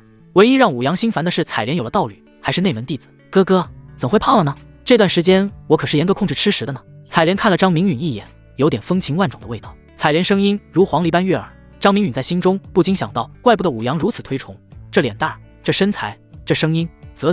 张明允代入感很强，他明白了武阳的心路历程。陶一朵容貌过于普通，身材倒是没话说，但与采莲相比根本不是一个档次。我是说你的胸脯又胖了一圈，身材好到无法呼吸。张明允的话倒不是完全夸张，见到美女心情总是愉悦不少。无事不登三宝殿，飞间急道，说到底有何事？采莲叉着腰，丰鸾挺立，柳眉一横质问道：师妹好眼力，我还缺部分药草，暗宗门价格回收，你看能否帮我这个忙呢？张明允上前2步，附耳说话，一身阳刚之气纯粹，惹得采莲心神一荡。张明允说完，不失风度的后退一步。他修炼了纯阳圣法，一身阳刚之气浓厚，寻常女子最是受不了近距离接触，对他们来说吸引力不小。嘿，我还以为是多大个事儿呢。没问题。采莲答应的爽快，不自觉走上前来，感受到张明允火热的气息，鬼使神差的来了一句：待会儿我和你一起进山。采莲说完，耳根绯红，留下一筐满满的药草，娇羞的跑开了，像是去另一处采药，又像在避嫌。什么情况？我是卖艺不卖身，不是鸭子。张明允摸了摸鼻尖，武阳恐怕做梦都想不到，他死后女神竟然主动投怀送抱。面对这种女人，张明允还真不忍心下杀手，头疼，拎着药筐继续拜访下一位客人。呸，不是客人，是同门师兄弟，我不是鸭子，我不是鸭子。张明允反复说了3遍，最后一次是在心里说的。这一次张明允收了3筐药草，他恨不得长出3头6臂，一次性拎够10多筐回去慢慢吃。张明允往回走，后面有道影子不紧不慢地跟着他上山，影子便跟着上山，这影子便是甩不掉的采莲。一连走过数个山头，采莲依然跟着，张明允不得不停下脚步，抱着3个药筐根本跑不快，更别提甩掉步履如风的采莲了。你没事跟着我干啥？张明允放下药筐，握着拳头捶了眉心2下，他是真有事儿，想要得到人家的时候叫人家连妹妹，得逞了就说我跟着干嘛。采莲没有急着靠近，站在远处泪珠翻涌，泪水滴滴滚落，这么一会儿变成了个泪人。张明允心中有100个他妈的翻滚，不，起码1000个，这叫什么事儿啊？进入天火秘境，张明允走上体修之路，他并未感受到自己有了吸女体质，以为是采莲发烧了，还是体温很高的那种。张明允走上前去，准备将其打晕，老是这么跟着不是个事儿啊，他要继续淬体，修炼出不灭圣体第1个境界来。可接下来采莲的话几乎让他喷出口老血，你是不是那里不行了？我理解的，等出了秘境，我回宗找秋生长老给你看看，他号称诺夫克星，炼的药一定管用。采莲眼底泪花微敛，像是找到了张明允前后不一的原因，目中带有鼓励的神色，一副我等你的表情。采莲想不通，以前总是围绕他转的武阳，为何今日区别如此之大？一定是与陶一朵那个贱人搞坏了他的元阳，不然陶一朵为不在他身边。陶一朵可是出了名的婊子，对交流悟到热衷的紧，他与武阳在一起不就是为了那事儿吗？我没有不行，只是今日有些倦了，等过段时间我去找你好吗？张明允急忙否认，声音透着无奈，这种事情如何能开玩笑？他会不行？别开玩笑了，自己才与剑彩柔分开不过半日，日日龙精虎猛，凶悍这个词还是自己冠名的。这件事急不来，你别有心理负担，秋生长老不太喜欢生人，那里我去想办法。采莲看着张明允脸红争论，以为是诺夫克星秋生的大门不好进，她正好有个姐妹与秋生交情匪浅，你先回去吧，我想一个人待会儿。张明允满脸黑线，这种事儿被误会跳进黄河都洗不清，要是云长敢如此质疑他，非当场验证不可。好，你自己别瞎琢磨，要相信医术。采莲乖巧地答应一声，整个人向张明允扑来，给了一个大大的拥抱，甚至张明允脸上吧唧一口，恋恋不舍地离开。这是采莲想要闻闻张明允身上不一样的味道，很上头，但他很喜欢。张明允看着远去的采莲，身姿妖娆，生孩子肯定是一把好手。他有些无语地擦了一下脸颊，心中发出感叹，真才，样貌没得说，可惜不是我的菜。张明允抱着3个药筐飞奔，接连绕了数个山头才停下，他属于打一枪换个地方那种。四下观察，确认没人尾随，张明允咀嚼起药草来，金黄色的药汁顺着他的喉咙而去，再次沉浸在修炼当中。他不是没想过立马登上天梯，一来是想练成纯阳之体，将肉身提升一个台阶，这样他才有机会在天火秘境捞些好处；二来他没有身份令牌，武阳这种身份是没资格前往的，去了反而会惹上麻烦。这次修炼，张明允用去的时间不长，因为烈阳花与向阳草又没了，身体上的种种变化让他无比满足。他有种直觉，要是能一直保住这个势头，纯阳之体会很快到来。张明允一鼓作气，只要2种淬体药草没了，便会时常往返山上与山下。这一晃便是2天过去，天上的烈阳从未间断过放热，天火秘境没有夜晚一说。张明允是凭借炼化药草来计算时间，且他炼化的药草已然达到了70筐，这是一个恐怖至极的数字。采摘药草的外门弟子赫然成了他的私人财产，缥缈宗有身份地位的全不见踪影，好似消失在天梯之上。不过正合他意，这无疑让张明允对天梯有着浓厚的向往。他在心底暗自告诫自己，快了，快了，小不忍乱大谋。张明允往返采药地次数多了，便引起了山下弟子的注意。快走，那瘟神又来了，这次说什么也不给他。一名男子拎着药筐转移方向，往天梯方向跑去。上次他被威逼利诱，不得不交出药草，每想起都心疼不已。这次他扯着嗓子大喊，就是为了报仇，又害怕被报复，只往天梯方向窜去。瘟神来了，我们去左边。又有人附和道。原本在四周采药的数十人，看到张明允从远处奔来的影子，一哄而散。就连图谋他美色的采莲都与他疏远不少，站在远处向他投来疑惑的目光。这群混蛋，上次就绕着我走，这次更可恶，竟然往天梯方向逃去。那里有体修长老把守，真是可恶。张明允手持着青双剑，看到越来越远的众人，脸色越发难看起来。踌躇片刻，折返回去。本来想要等到纯阳之体大成才去天梯的，现在计划要提前了。按他估算，纯阳之体淬炼到了7成，剩下的3成所需药草会比之前炼化的量之多不少。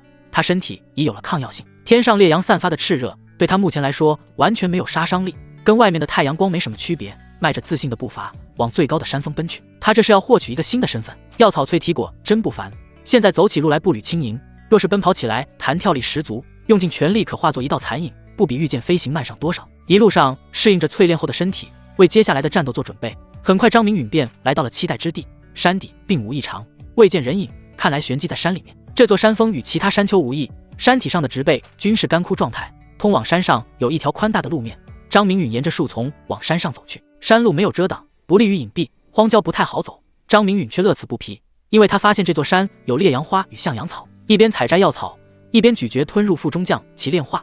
但他的目光从未离开过不远处的大路。这座山又高又陡，在没有药草的地方，张明允借助树梢之力不断向上掠去，来到峰顶，不由呼吸吁吁。峰顶与山体完全相反，地势平坦不说，中央区域是一处空地，并无植被生长，又像是被人特意修整过一般。地上铺满整齐的青石，像是镶嵌在地下，青石上刻满繁杂的符篆，这些符篆起到传送的作用。张明允眼睛发亮，不由松了一口气，他找到了。根据典籍记载，传送阵就是这般模样，甚至他还看到了阵眼。这里便是缥缈宗与秘境之间的传送阵，掌握了此处便是扼住缥缈宗的脖子。但张明允没这个心思，他要求不高，只要一个合理合法的身份，顺便了解一下天火秘境的秘密。眼神一扫，很快找到一处藏身之地。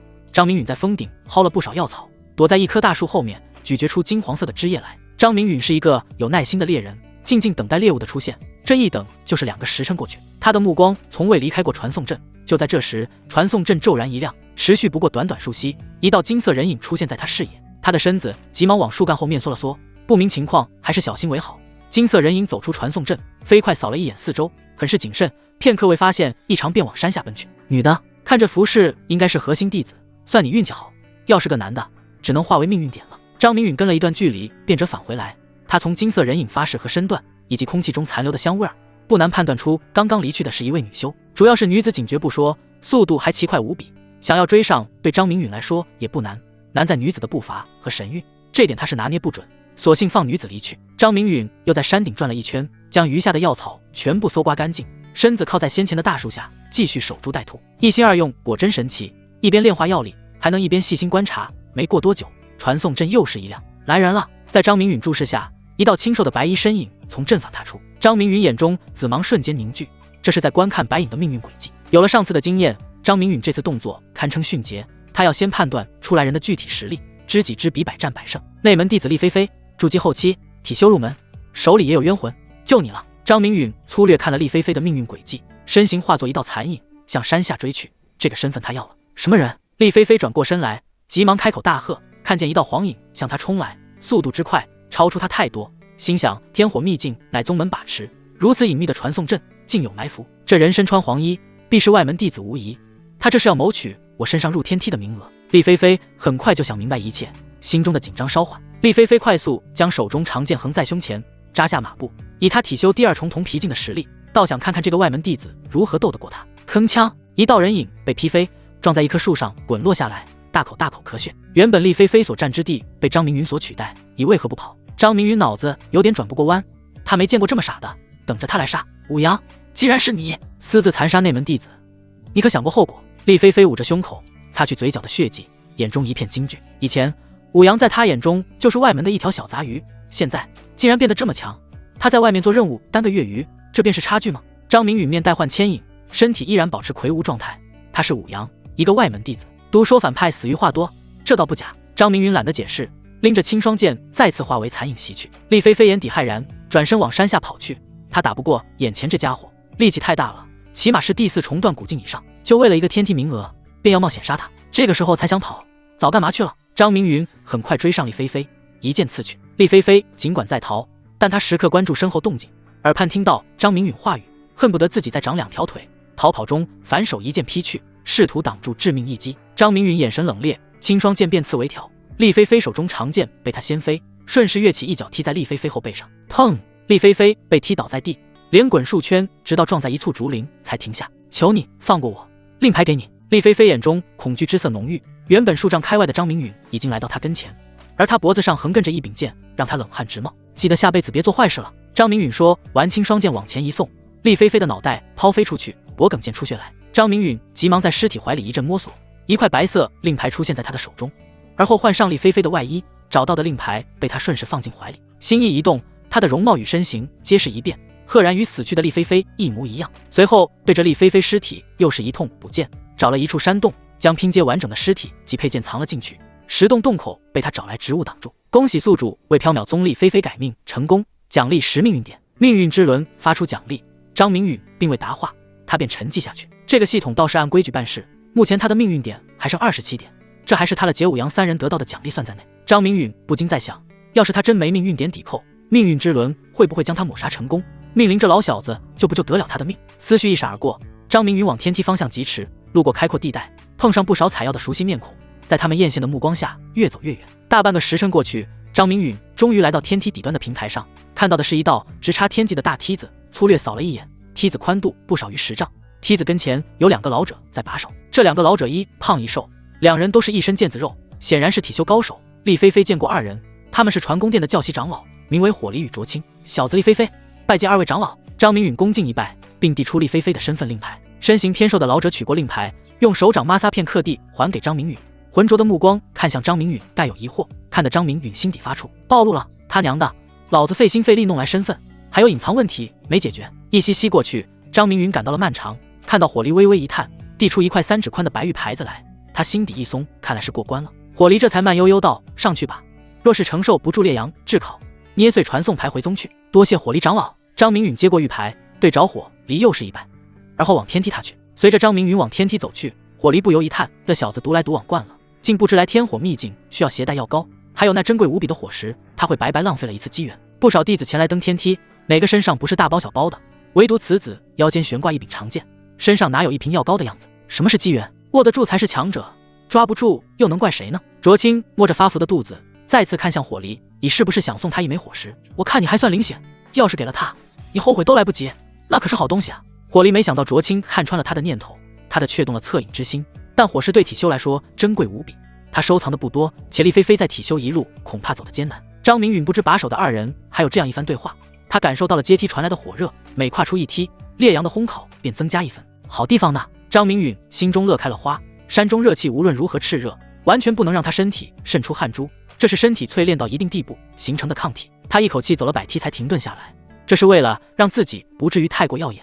转身之际，他发现台阶之下的2位长老果然在关注他，要是飞快往上窜，岂不是会暴露跟脚？他心中没底，装作气喘吁吁的模样，停留一会才往上攀去。这小子身体素质不错，是个练体的好苗子。火离点点头，一口气能登上100梯，确实不错，心底有了一丝后悔。后面有的他受的，再往上，冰魄珠便失去了作用，只能光靠身体来硬抗。卓清摇头道，显然他不看好阶梯上的小子。张明允发现天梯的100个台阶是一道分水岭，其上炎热程度成倍高涨，身体不禁冒汗。纯阳圣法在体内一运作，一缕缕热量从体表往体内钻去，继续淬炼着他的身体。效果虽说赶不上烈阳花与向阳草的药力，但胜在稳定。此时的张明允已然来到天梯的200个台阶处，他隐约能看到前方阶梯上的人影，白茫茫一片，显然是内门弟子仍在往上攀登。有了纯阳圣法相助，张明允步伐轻快，一种享受在他的脸上浮现。原本药草用尽，淬体便停滞不前，但现在他能感觉身体又有了一丝缓慢进展。继续，张明允越登越高，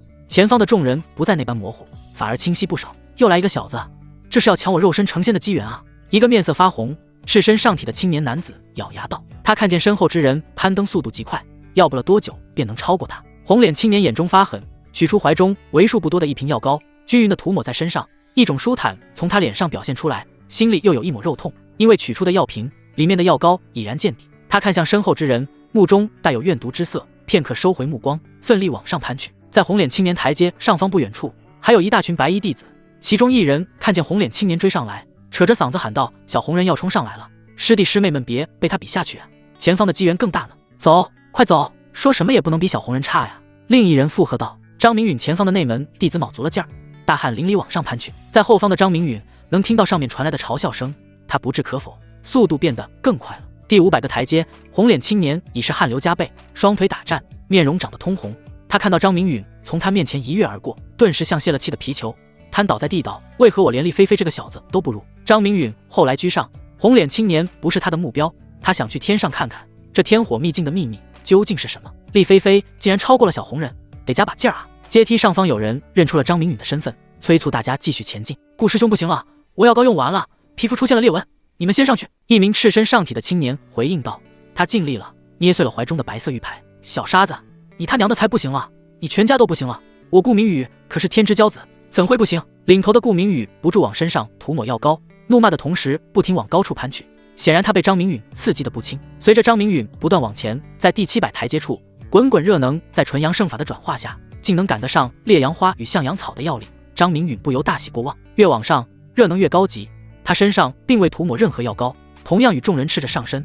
他这是为了让热能更好的吸收。他与缥缈宗众人走的完全是两个路子，显然他的路更长远。躺在台阶上的小沙子被他直接超过，紧接着越过另一名光着臂膀的女子，看其穿着是内门弟子，无疑浑身黑漆漆的，不知涂抹了什么东西。随着张明允不断攀登，大多数内门弟子只能看到他的后背，在他前面的内门弟子仅剩数人了。老火呀，厉菲菲这小子体魄太适合炼体，竟然走到900阶。等他返回宗门，我要收他为关门弟子。卓青脸上堆满笑容，像是发现一株不错的苗子似的。老卓，咱能不能要点练？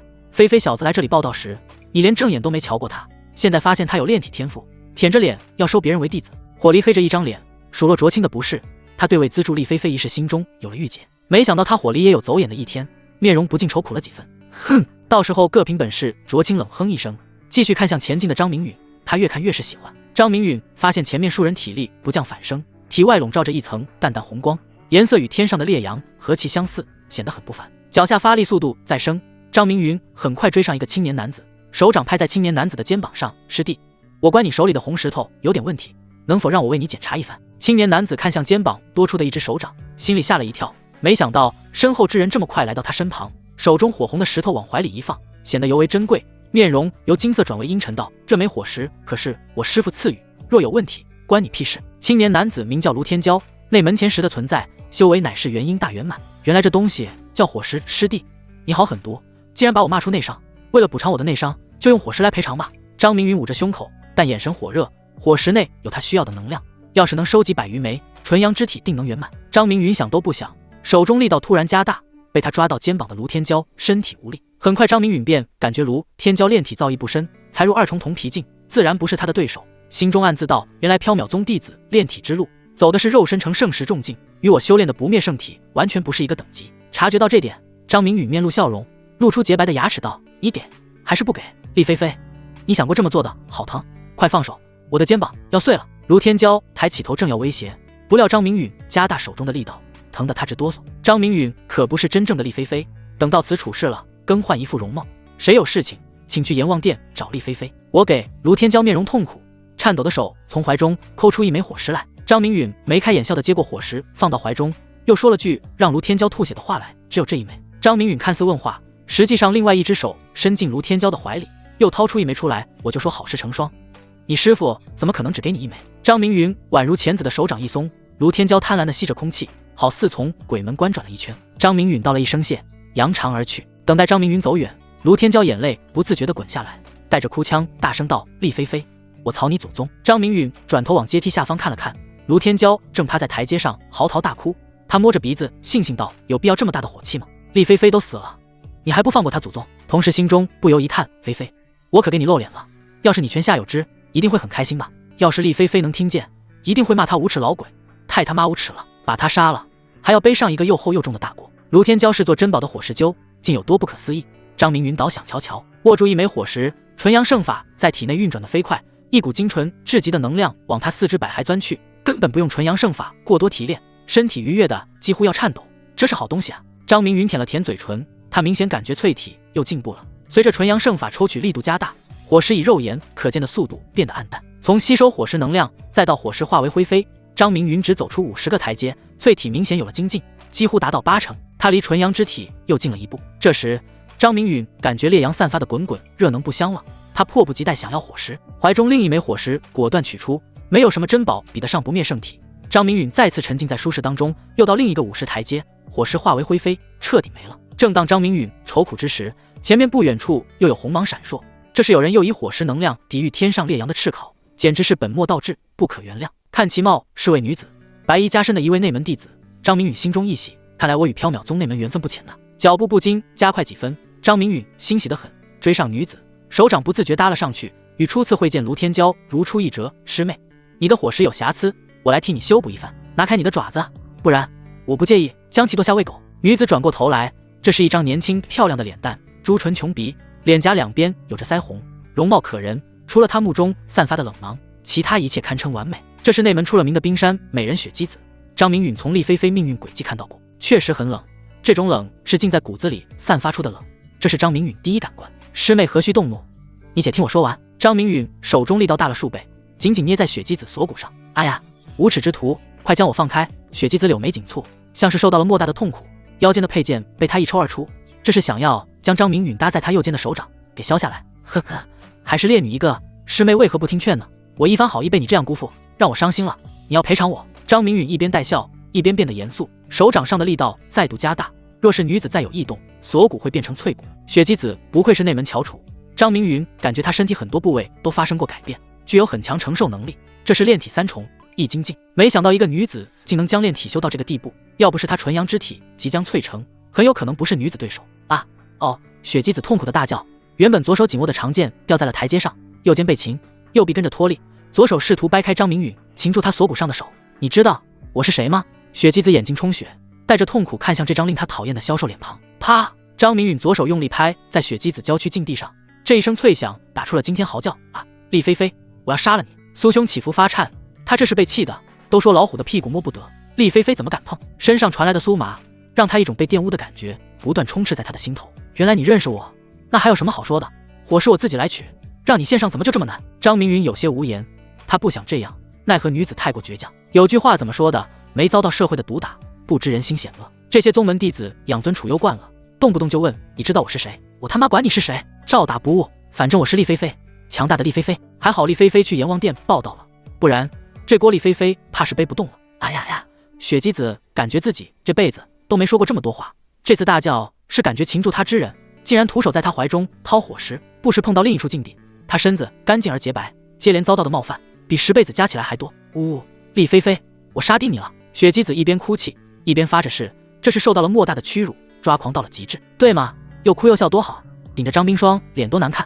不要感谢我哦，谢谢你的5枚火石。张明允展颜一笑，以示感谢，摸着怀中的火石，他离纯阳之体又近了一步。不灭圣体的凝聚需要4个阶段来进化，第一个阶段便是将身体淬炼成纯阳之体，只有这样才能继续升级，直到完成4个阶段的升级，才能修成不灭圣体。难度好大呀！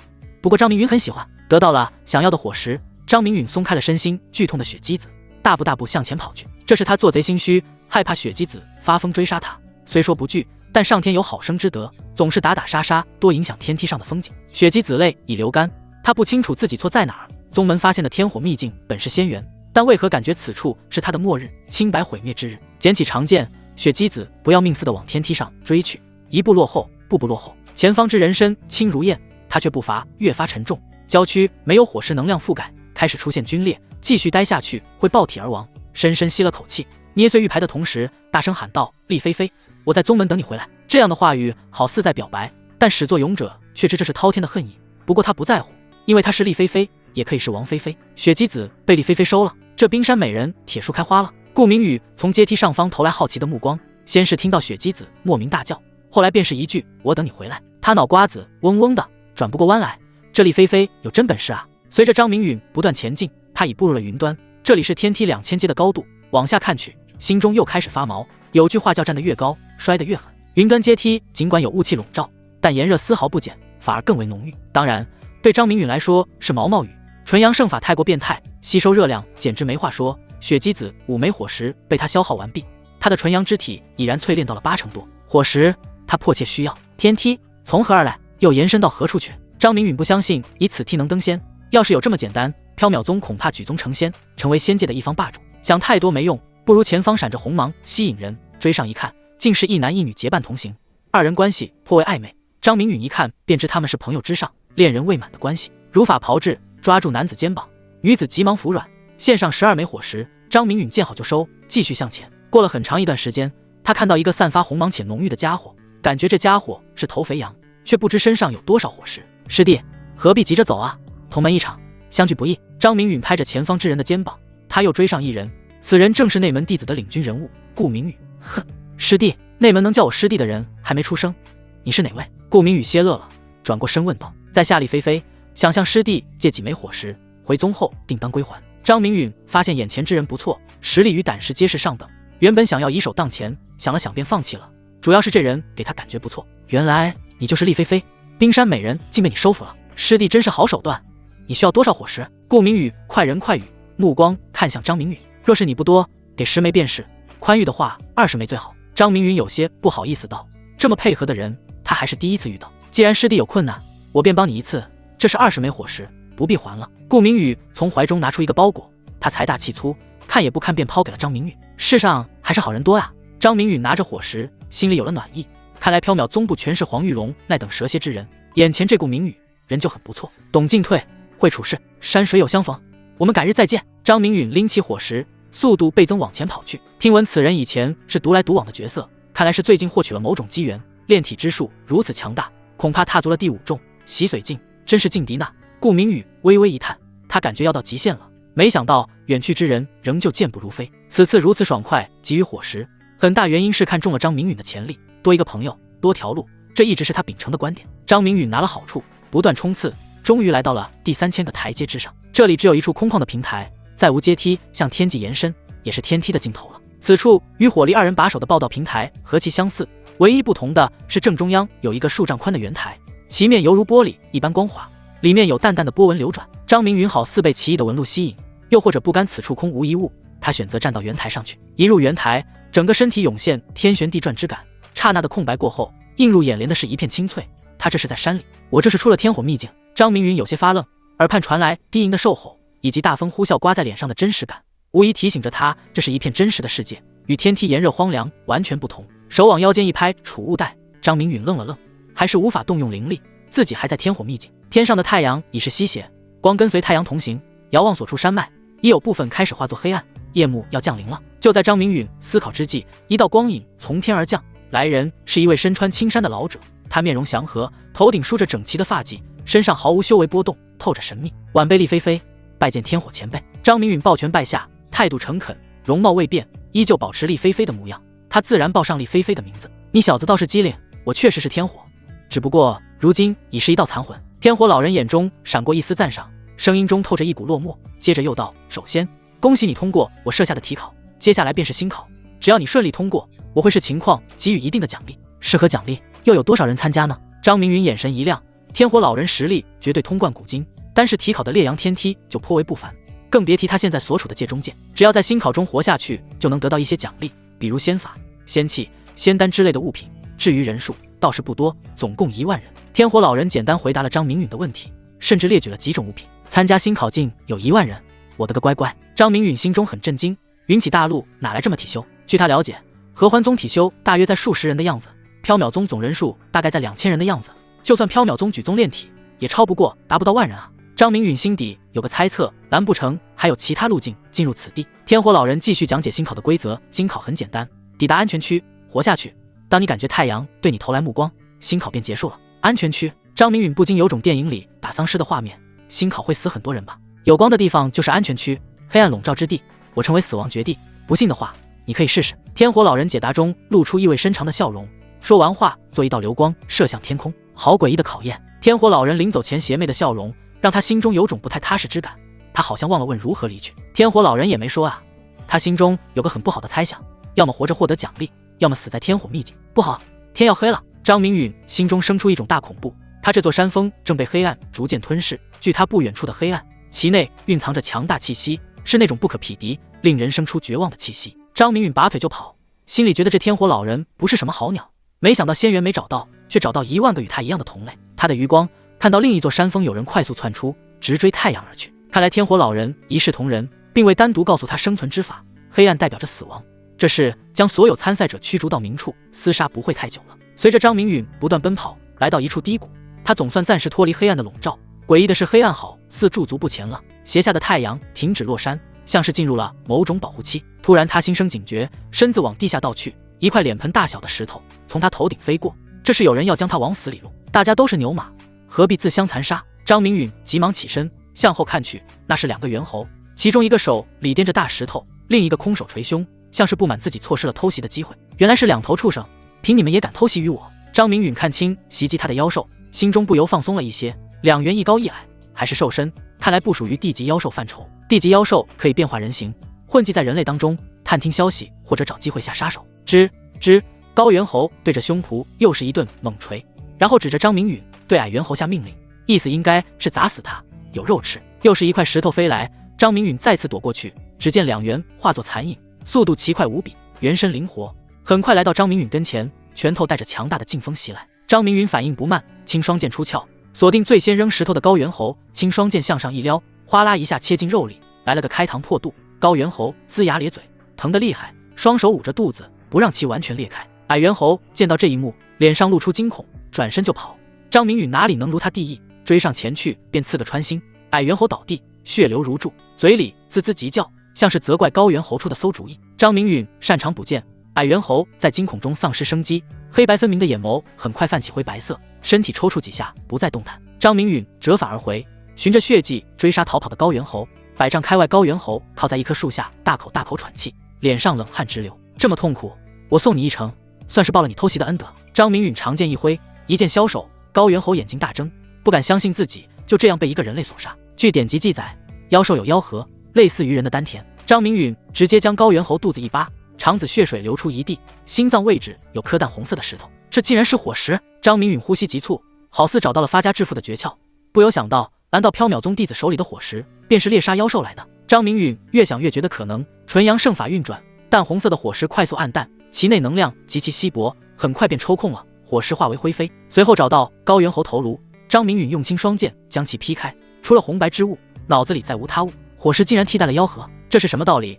根据藏经殿典籍描述，妖核通常在妖兽心脏位置，形状像核桃，各类妖兽的妖核色泽各异。天火老人这是何等法力，生生改变妖兽身体结构，这么做的目的在何处？张明允弄不懂前因后果，但他猜对了一半。烈阳天梯原本有不少妖兽，缥缈宗占据东陵域天火秘境后，宗主黄玉荣立马下令封锁，并搬来宗门阵法将其笼罩，而后带领宗门核心骨干力量清理现场，斩杀了全部妖兽，获得不少火石。这是一条发财之路，与其盲目找人敲诈谋求火石，不如自己就地取材。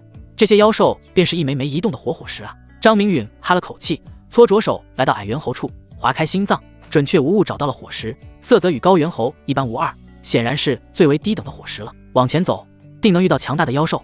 我拳头上的破坏力不如青双剑，看来淬体要加快了。张明允有种感觉，若是淬体成功，身体化为纯阳之体，那他就堪比体修6重金身境。到那时，他有把握以拳头击碎青双剑，在这星考中活下去。仙气、仙丹他并不感兴趣，命运之轮傍身，什么高等之物没有。有一点很奇怪，张明允没收到命运之轮的奖励。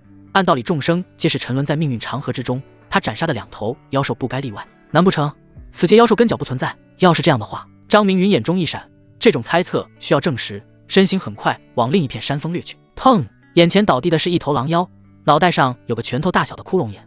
张明允想看看自己的极限在哪，以肉身将其打破脑袋。此兽比2猿要强上一些，勉强触摸到化形了，仍不是地级妖兽。张明允手往狼妖毛皮蹭去，将拳头上的猩红之物擦去，拿出青双剑开膛破肚，很快取出一枚色泽红润一些的火石，更验证了他的猜想。接着扒下狼妖外衣，露出一身腱子肉，在一旁砍下2根臂膀粗细的黄金竹，支架穿肉。他这是要生火野炊。肚子传来的饥饿感真实，此处未发现烈阳花药草之物，腹中有了饥饿，狼妖就是很不错的食材。既然被他猎杀，物尽其用罢了。张明允作为现代人，钻木取火自然会弄，不一会儿一堆火焰熊熊燃烧，添柴烤肉，一系列动作行云流水。半个时辰过去，肉质越发金黄，狼肉烤出油来，在火光的照耀下显得越发美味。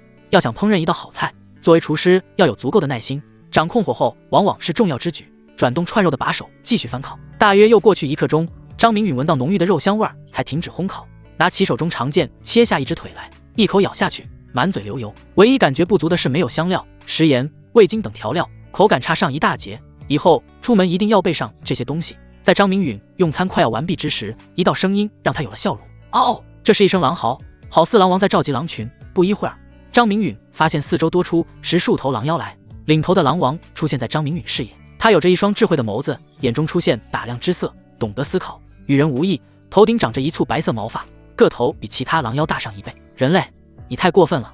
杀了银川不说，还在我的地盘上吃了他，你这是对我的侮辱！狼王口吐人言，走出几步，从高处俯视张明允。显然他对此战有着绝对的把握。等你好久了，下去陪你的兄弟吧。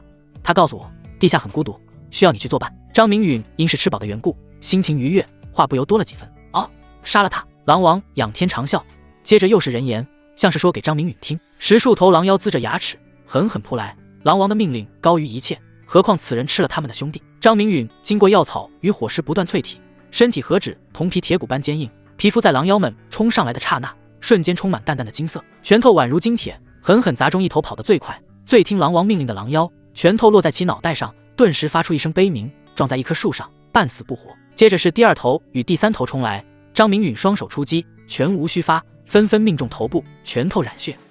狼王在发长啸，像是催促众狼上前，又像是改变指挥方式，对张明允形成了合围。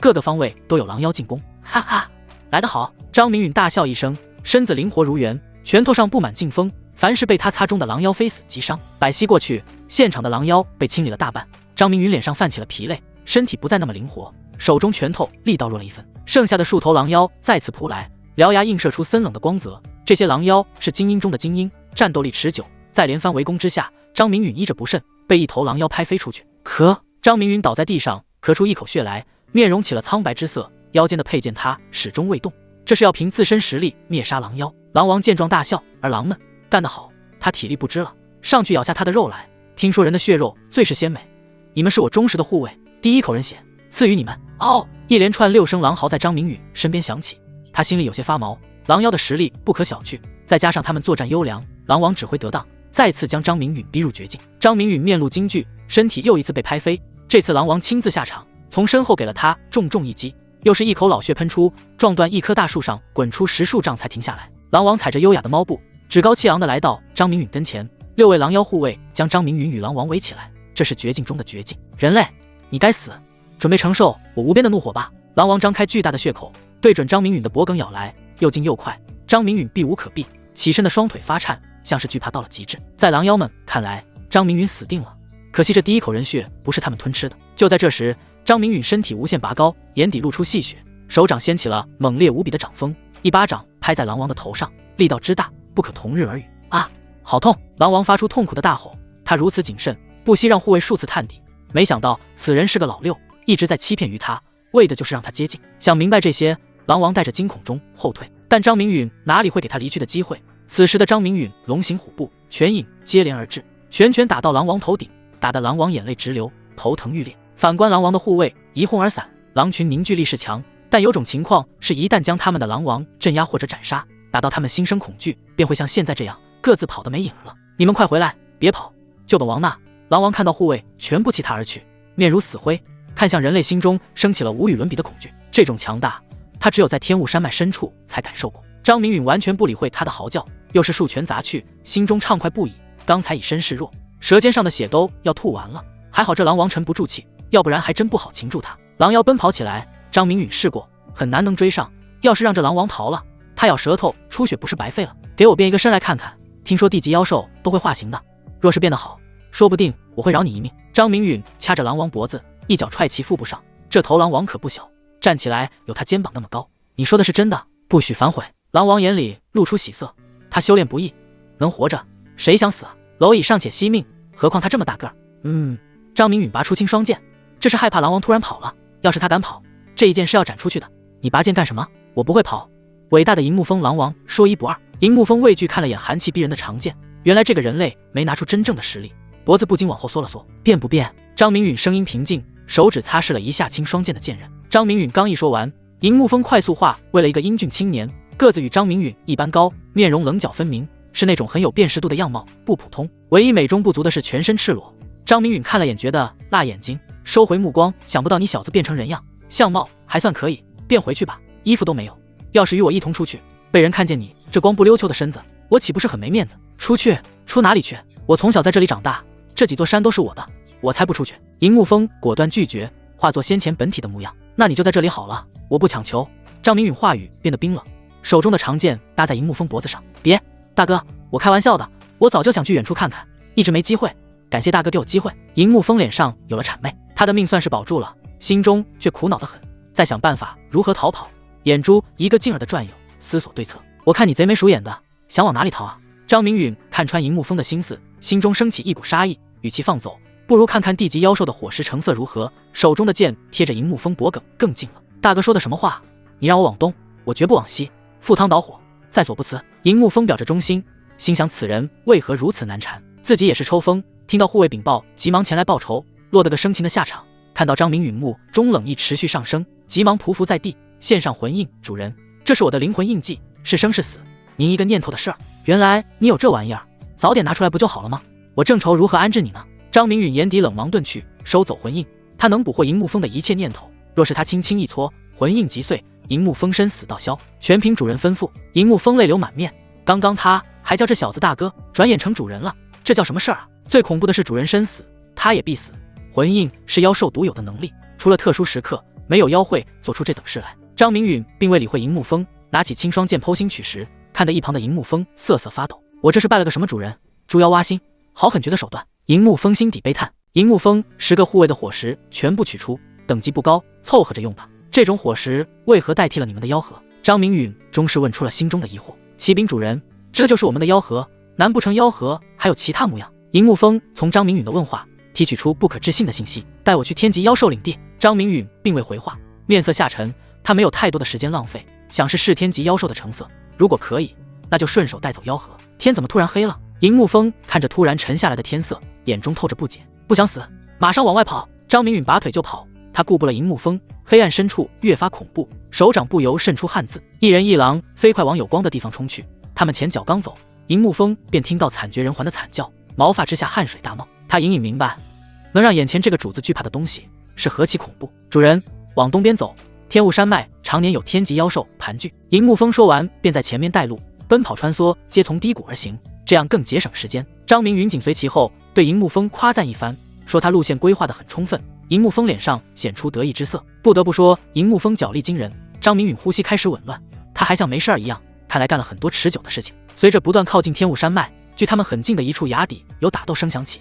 张明允急忙叫住越跑越快的银沐风，我们过去看看，说不定还能趁机捞一笔呢。全凭主人做主。银沐风摆正自己位置，他目前就是奴隶一个，没有话语权，主人怎么说他就怎么做。张明允与银沐风悄悄前进崖底，只见崖底地势一片平坦，枯草茂盛，一簇挨着一簇，先前的打斗好似临近尾声。随着张明允他们靠近，对话声音变得清晰。萧玉儿，难道你还不知我的心意吗？说话之人声音带着颤声，好似心心念念之物终于快到手一般。兰陵风，你真是无耻至极，暗中下毒杀害古书，又将我逼到绝境，你还有脸谈心意？这是一道动听悦耳的声音，只是话语中透出滔天恨意。这一路我待你如何？要不是你整日冷脸相对，我至于杀害古老头？男子声音从颤抖转为质问。张明允猫着身子，暗中靠近声音源头，示意银沐风从侧面绕过去，听他命令行事。拨开草丛，张明允看清了二人的容貌，根据二人称呼，张明允一下就分清了谁是谁。萧玉儿长相甜美，身穿一袭白裙，原本摇摇欲坠的身体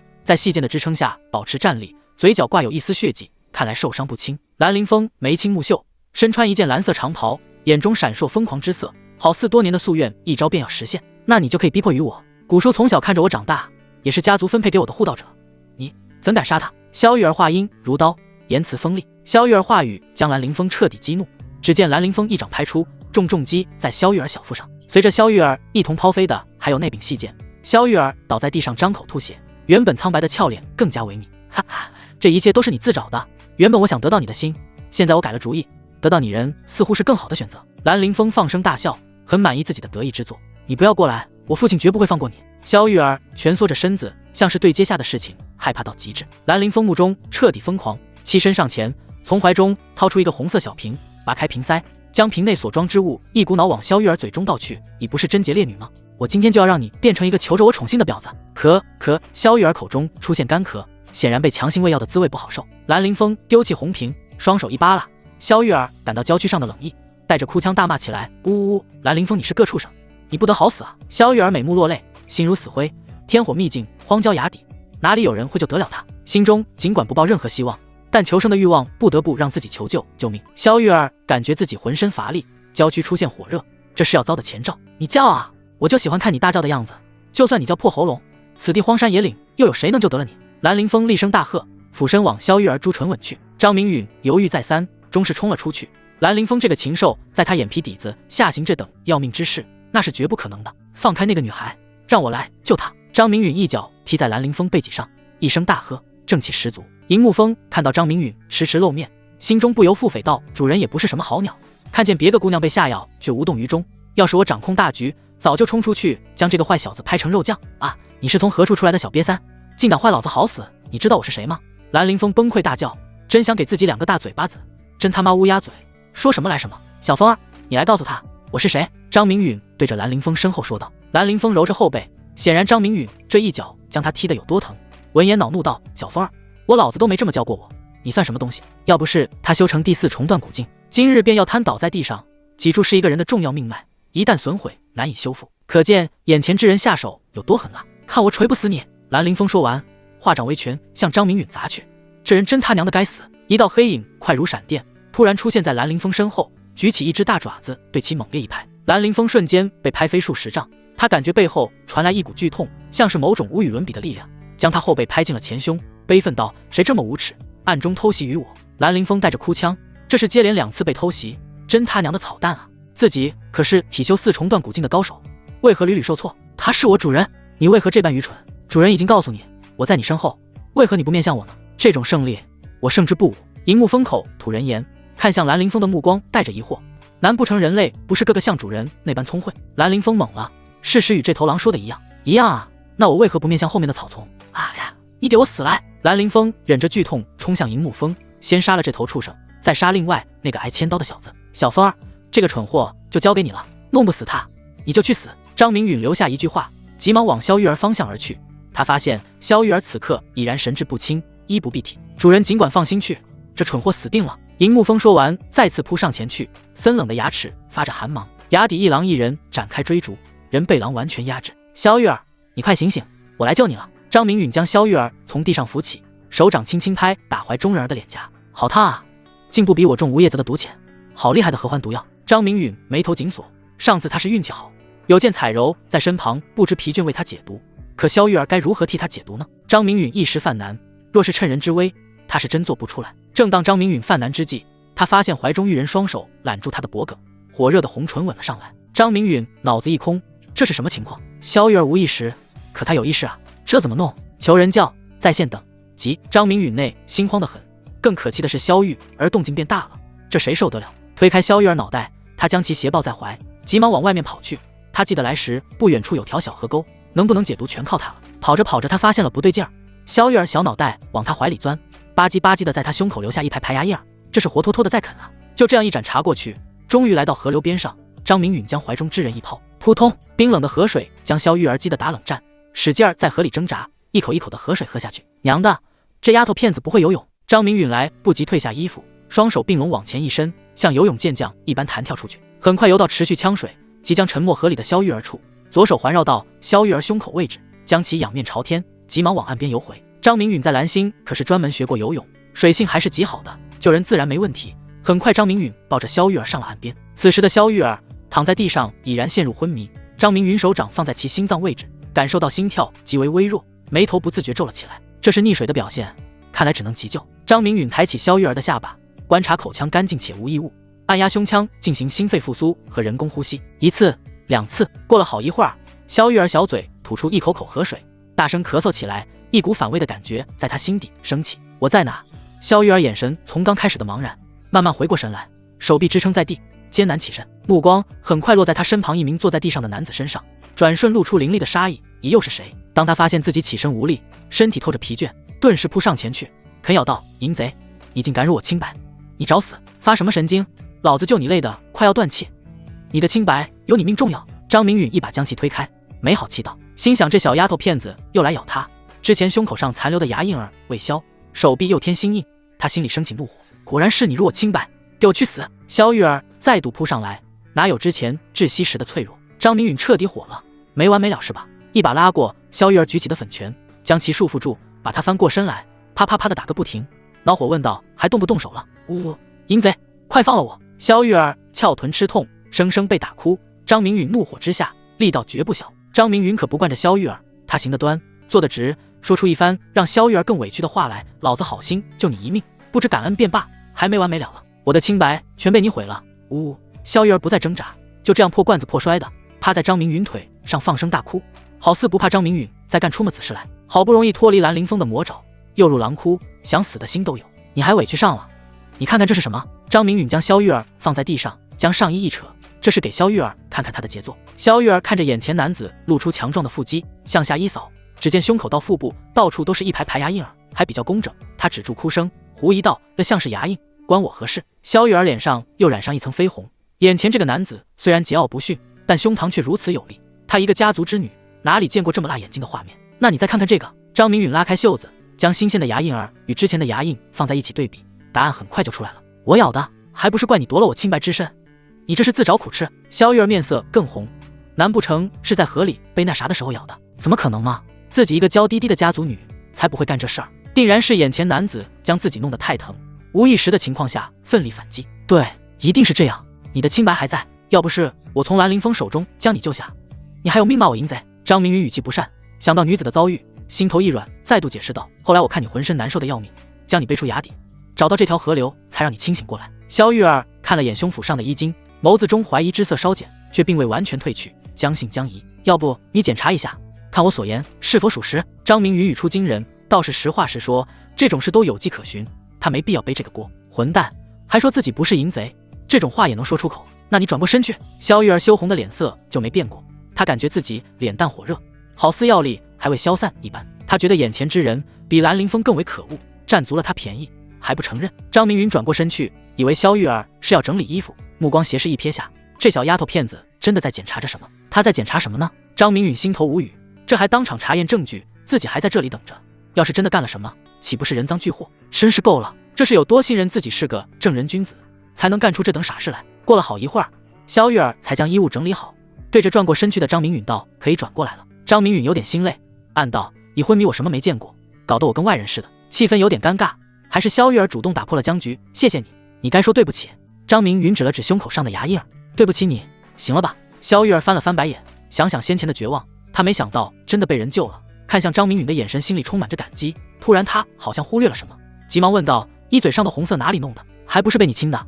你还我的清白来！”张明允学着萧玉儿说话口吻，惟妙惟肖。萧玉儿闻言羞赧，起身便要举着拳头向张明允打去：“给我去死！”他刚一起身，顿感娇躯虚弱，再踉跄便要倒地。张明允眼疾手快，急忙抱住要跌倒在地的萧玉儿，二人从远距离变成零距离。张明允阳刚之气打在萧玉儿的脸颊上，萧玉儿娇躯上的力气好似更小了，暧昧的气氛明显上升。闻着萧玉儿身上的淡香，心头变得火热。萧玉儿不知出于何种心情，渐渐闭上了眼睛。正当张明允要靠近朱唇之际，身后传来一道欢快的呼喊：“主人，小风儿不辱使命，兰陵风被我拿下了，还有口气在。”最先醒过来的是萧玉儿，急忙脱离张明允怀抱，好似受惊的兔子，又像被人撞见了什么羞耻的事情一般，脸色红扑扑的，很可爱。很快，荧幕风出现岸边，背上还驮着一个人。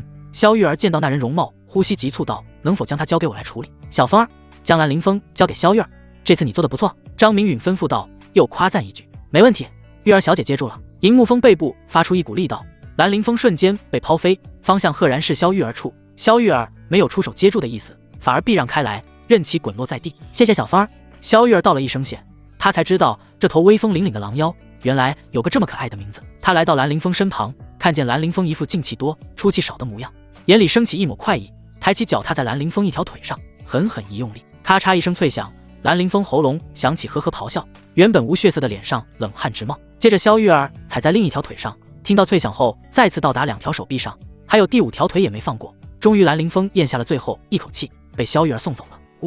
古叔，我为你报仇了。萧玉儿泣不成声，她大仇的报，可一点儿也高兴不起来。没事儿了，以后你要好好活下去，这应该是你古叔最大的心愿。张明允上前轻轻拍着萧玉儿肩膀，出声安慰。这种事发生在谁的身上都不好过。除了安慰，张明云想不到更好办法，毕竟人死不能复生。这次兰陵峰被萧玉儿踩死，命运之轮给予的奖励让他心惊，竟有100命运点，其中属于萧玉儿的足足有70命运点。他这才意识到萧玉儿身份不一般。过了好一会儿，萧玉儿止住抽噎，眼底多了几分茫然，我该如何出去？这该死的秘境啊！仙源古迹对他来说完全没有任何吸引力，想马上离开是不可能的，除非你活下去，等到天火秘境结束吧。张明云语气充满伤感，秘境危机四伏，想要平安离去，难度不小啊。眼前女子不知如何进的天火秘境，看到他目前状态不佳，张明允决定发出邀请，跟我走吧，带你去个好地方。想到刚刚气氛融洽的一幕，要不是银木峰这小子坏他好事，很可能又是另一番光景，心中有种说不出的感觉。好呀，我正好没地方去。萧玉儿思索片刻便答应下来，貌似跟着眼前这个男子一路看看天火秘境的风景也不错。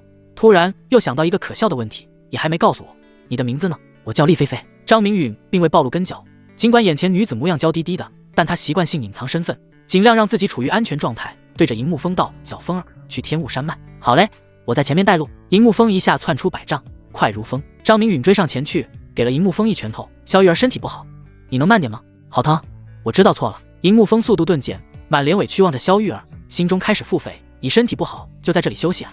天雾山脉妖兽更为凶残，说不定主人还得让我照顾你。张明允心中好笑，银木峰的想法怎能逃出他的感应，并未说些什么。萧玉儿眼睛笑成月牙儿，感觉这主仆之间好生有趣，心情舒畅不少。两人一狼穿梭在崇山峻岭，用了大半天的功夫，终于来到一处雾气蒸腾的山脉，观其貌有种仙迹之感。主人，这里便是天雾山脉，你看前面这几座山，那些是地级妖兽领地，实力与我相当，后面那道山岭便有天级妖兽，据说更深处有妖君盘踞。银木峰介绍天雾山脉妖兽实力分布，说到后面眸子深处露出惧意，想不到天火秘境竟有妖君这等存在，这是对应体修第8重的神勇境了。萧玉儿眼中充斥着向往之色，神勇力可搬山，算是炼体的顶流了。先找个地级妖兽练练手，小风儿你去打头阵。张明允吩咐下去，倒有几分主子威风。银木峰闻言面露苦涩，点点头直奔第1座山去，心底却不断咒骂张明允没人性，不是人，连畜生都不如。想不到小风儿挺乖巧的吗？我也想要一头这样的妖兽。萧玉儿眼中泛起神采，像是在天火秘境找到了感兴趣之事。那还不简单，让小风儿为你收服一头，我们过去看看。张明允说完直奔天雾山脉而去。萧玉儿开心得很，之前的不快全然忘记，立马答应下来，以说话算话，耍赖不得。二人刚到天雾山脉第1座山峰脚下，便听到山顶响起激烈碰撞的声。张明允急忙向山顶跃去。等等我！萧玉儿见状大喊，一跺足紧咬银牙往山顶跑去。待到张明允来到山顶，发现银木峰灰头土脸，他的对面是一个粗犷大汉，打得他节节败退。峰顶外围还有数十头初级猪妖，像是在为粗犷大汉助威，低吼不已。银小子，看来你的皮子又痒了呀，上次给你的教训还不够，这次便彻底留在朱胜峰吧。粗犷大汉眼底露出残忍之色，让他不由回忆起上次揍狼王的情景。朱胜，这次是你必死才对，我建议你将你那些好哥们儿喊上，一起与你陪葬才好。银木峰并无畏惧，反而出言相讥，既然你急着找死，那我成全你。朱胜心中怒火中烧，很快追上银木峰，一拳接一拳砸在银木峰脑袋上。隆隆，一群猪妖见粗犷大汉得势，再次吼叫起来。好疼啊！银木峰吃痛道，他被打得眼冒金星，要是朱胜再来几轮黑拳，非把他砸死不可。张明允见状，立马打飞挡在他前方的数头初级猪妖，直奔战场，举起拳头对准朱胜背心直接捶去，力道之大，掀起了空气中的破风声。砰！偷袭初见成效，朱胜直接被打飞数10丈远，撞断数棵大树才停了下来。张明允可不仁慈，脚步不停，又来到朱胜面前，拳头再次挥出。朱胜终于回过神来，看到了无耻的偷袭者，不幸有人力气比他还大，他也是一拳挥出，对张明允挥出的拳头猛然撞到了一起，轰咔一声骨折声，随后便是一道身影抛飞，重落在空地上，宛如死狗般蜷缩，接着是惊天动地的叫啊！我的手断了！大叫的人自然是朱胜，只见他倒在地上，左手捂着右手，脸上冷汗直流，这是被一拳打断了手臂。数十头猪妖见朱胜吃了亏，急忙往中间区域横冲，这是想要救驾。银木峰见状，急忙上蹿下跳，撞击声不断，这是为张明允清理外围的猪妖。片刻间，又有不少不长眼的猪妖冲上来，银木峰张开血盆，大口咬死10数头猪妖，这才镇住想要上前猪妖们。朱胜见前有不明男子追杀，后有银木峰堵截救兵，扯着喉咙嘶吼道：你他娘的是谁啊？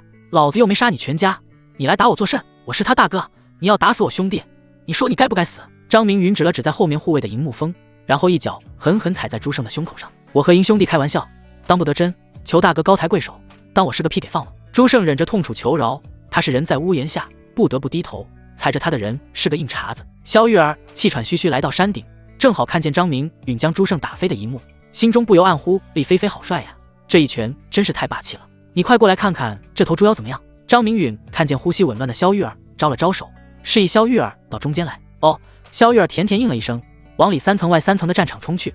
他没想到眼前这个男人真记着他的话，真为他捉到一头地级妖兽。遇到挡路的初级猪妖，萧玉儿见一个拍飞一个，他体修在第3重易筋境，比一般的低级妖兽要强上不少，勉强能与刚晋级的地级妖兽抗衡。虽说之前体力不支，但经过张明允给出的伙食，萧玉儿在这来天雾山脉路上，利用赶路这大半天时间，体力早就恢复了巅峰状态，拍飞10数头低级猪妖自是不在话下。萧玉儿心中怀有期待，走到朱胜的近处，满脸嫌弃道：他丑死了，一点儿也不像小凤儿乖巧，何况是个猪妖男。大哥，我有用，我不想死啊！朱胜满脸绝望，听到女孩之言，如被判了死刑，且是要立马执行的那种，心里慌得很。张明允抽出腰间的佩剑，对准朱胜脑袋往前一送，朱胜死不瞑目，眼睛瞪得老大。就在张明允抽回佩剑之际，朱胜的尸体从人化为一头数丈长的黑猪。乌哥哥，剩下的低级猪妖看到朱胜已死，吓得魂不附体，四下逃窜。银木峰见状，立马追击捕杀猪妖，这是在为张明允收集伙食。整座山不时响起惨嚎声。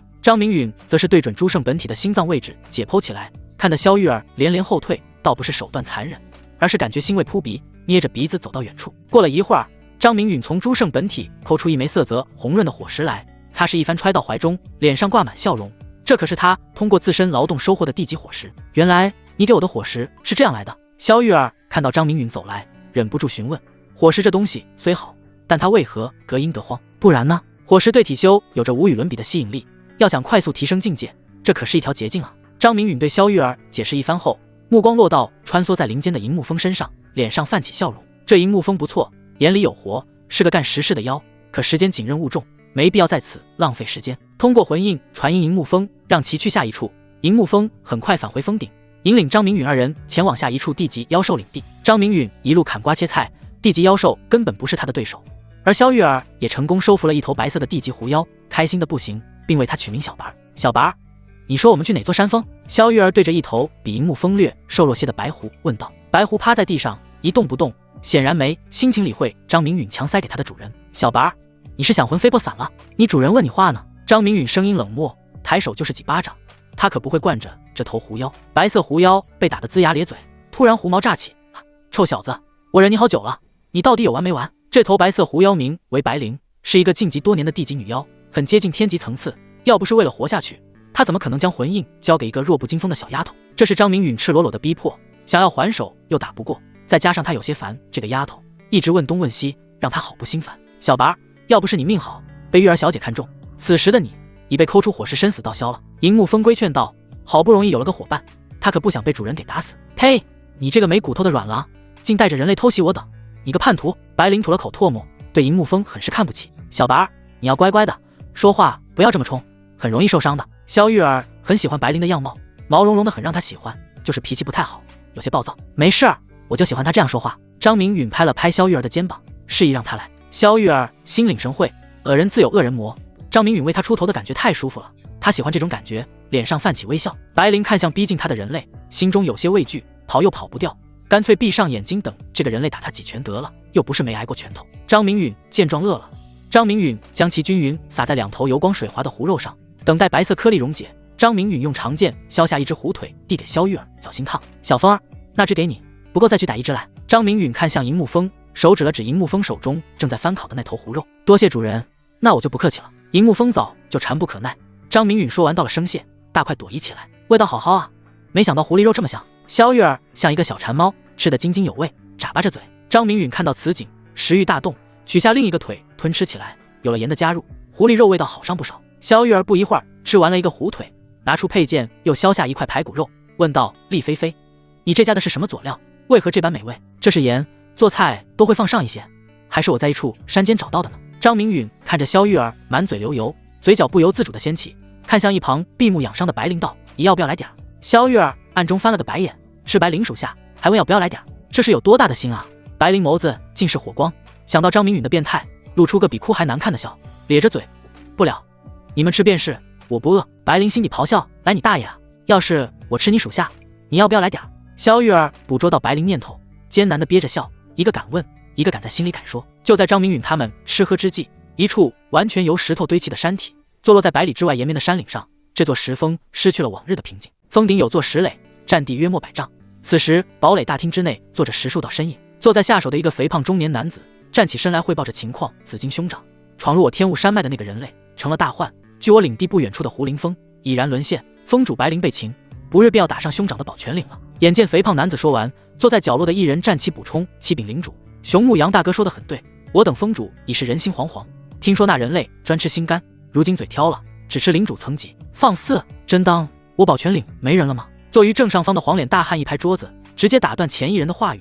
他是宝泉岭的领主花子金，也是宝泉岭唯一头天级妖兽。父亲，我建议在宝泉岭前方50里的不老峰布下陷阱，让众兄弟藏于不老峰暗处，待到那人到了指定位置，我等群起攻之，让他死无葬身之地。父议，这个计策好，管他3头6臂也逃脱不得。花秋水公子此计甚妙，小老儿完全同意。众妖对花秋水献上的计策赞不绝口，吹捧之意明显。花子金脸上有光，这是他最疼爱的儿子，也最是聪慧，想都不想便下大命令，就照秋水这个计策下去布置。你们带领部下听从秋水安排。百里之外的危机悄然临近，张明允哪里知晓？胡林峰、张明允与萧玉儿享受着美味带来的陶醉，一顿风卷残云后，仍留了大半头狐肉在支架上。在张明允默许下，银木峰狼吞虎咽把剩下的半头狐肉消灭干净。短暂的休整，又到出发之时。小白儿还能走吗？张明允看像一瘸一拐的白灵，接下来恶战不断，没时间来照顾他，要不你在此地休整，恢复好了再来前面找我们。萧玉儿面露不忍，想让白灵在此恢复。他这才意识到白灵所受之伤严重至极，一头准天级妖兽几乎被张明允打残，太凶了。还好张明允对他温柔如水，心中不由甜了几分。没问题，一点小伤罢了，我能跟上。白灵有自己的骄傲，尽管胡须透着痛苦，他要跟上去瞧一瞧，收拾他的这个人类有多强。张明允点了点头，白灵的态度并未出他意料，这是一个要强的女妖，有白灵跟着萧玉儿，能让他放心不少。今天是张明允进入界中界的第4天，两人两妖已然深入到了天雾山脉的中心区域，四处都有妖兽低吼。萧玉儿不禁有些紧张，不自觉地牵上张明允的手，感受到身旁女子手心的汗渍。张明允握了握女子的手掌道：害怕了，要不你和小白儿在山脉外面等我？不，我要陪你走下去。萧玉儿眼中升起倔强之色，她想看着张明允变强，在这方天火秘境，张明允是她收获最大的机缘。你们2个保护好萧玉儿，我先去探探路。张明允说完，不等二妖回话，手持青双剑冲向横亘在他不远处暗黄色的山峰。此峰地势陡峭，上山的路不太好走，不一会儿他便登上了峰顶。偌大的山峰竟然没有地级妖兽驻扎，低级妖兽倒是有那么鸡头，难道是地级妖兽收到风声撤退了？张明允有种不好的预感，寻到一头低级妖兽，逆命术瞬间展开，妖兽脑海深处一片空白，什么都没有。好诡谲的手段，这片天火秘境要么是一片死地，要么是脱离了命运的掌控。万事万物无不在命运的掌握之中，难不成这里的妖兽脱离了命运的掌控？张明允呼吸变得急促，他感觉自己离真相越来越近。要是掌握了此法，命运还能奈何得了他？天火老人，你到底隐藏着何等秘密？张明允心中暗道，这一切被他不动声色藏于心底。这些妖兽已然死过一次，脱离了命运的掌控，你的逆命术自然看不到这些妖兽生前的命运痕迹。命灵声音突然响起，张明允脸上露出喜色。命灵苏醒了，追问道：命灵大哥，天火老人的秘密是什么？对于张明允来说，命灵就是他的 bug， 白用白不用。天火是仙界的一尊巨头，没想到他死而不僵，竟在此界留下了道统。嘿嘿，他可不是什么善类。命灵话中有话，停了一会儿才继续道：你们这批被他选中的人身上种下了他的烙印，等到一定时候便能借机附体，重归仙界执掌大权。火石问题一定是出在了火石上，火石对体修有致命的吸引力，怪不得妖兽体内无妖核，这是被火石给替代了。岂不是银木峰与白灵都是已死之妖，他们自己却不自知？好可怕的天火老人！张明允心中骇然，想不到天火老人计算的如此深刻，以体修传承为饵，铸就自己无数分身，能来到天火秘境的无不是体修天才，这是在割韭菜啊！想到这些，张明允遍体生寒。我还有救吗？张明允脸上透着无赖，弱小便会遭人算计，且反抗不得。有我在，炼化你体内的火魄自是没问题，只要他敢附体于你，我便送他一个牢笼，让天火小子自食恶果。命灵话语中透着无比强烈的自信，小小天火自然是翻不起大浪。还有盘踞在此处的妖兽，是不是退往更深处了？张明允说出了心中的另一个疑问。50里外有座不老峰，宝泉岭10数头地级妖兽等着你去送口粮呢，那头天级妖兽也在山上坐镇，要不你去送死？命灵打趣道。就张明允目前这个实力，对付3、5头地级妖兽不在话下。一旦地级妖兽过多，张明允只有送菜的份儿，更别提虎视眈眈的天级妖兽了。咳，张明允急忙干咳2声，掩饰自己的尴尬。纯阳之体迟迟未练成，哪能与天级妖兽抗衡？厉菲菲，战斗结束了吗？萧玉儿终于赶到峰顶，后面跟着2妖。结束了，是时候离开这座山脉，生存在阳光底下。张明允看向萧玉儿身后的2妖，心中滋味难消。听你的。萧玉儿悬着的心总算是放下来了，越往天雾山脉深处走去，心里越是没底。银木峰跑到前头来，蹭了蹭张明允的手臂，终于可以离开这个鬼地方了。天大地大，我陪主人一起闯。白灵未发一言，只是跟在萧玉儿身后。2人2妖折返而回，回程的速度并不快。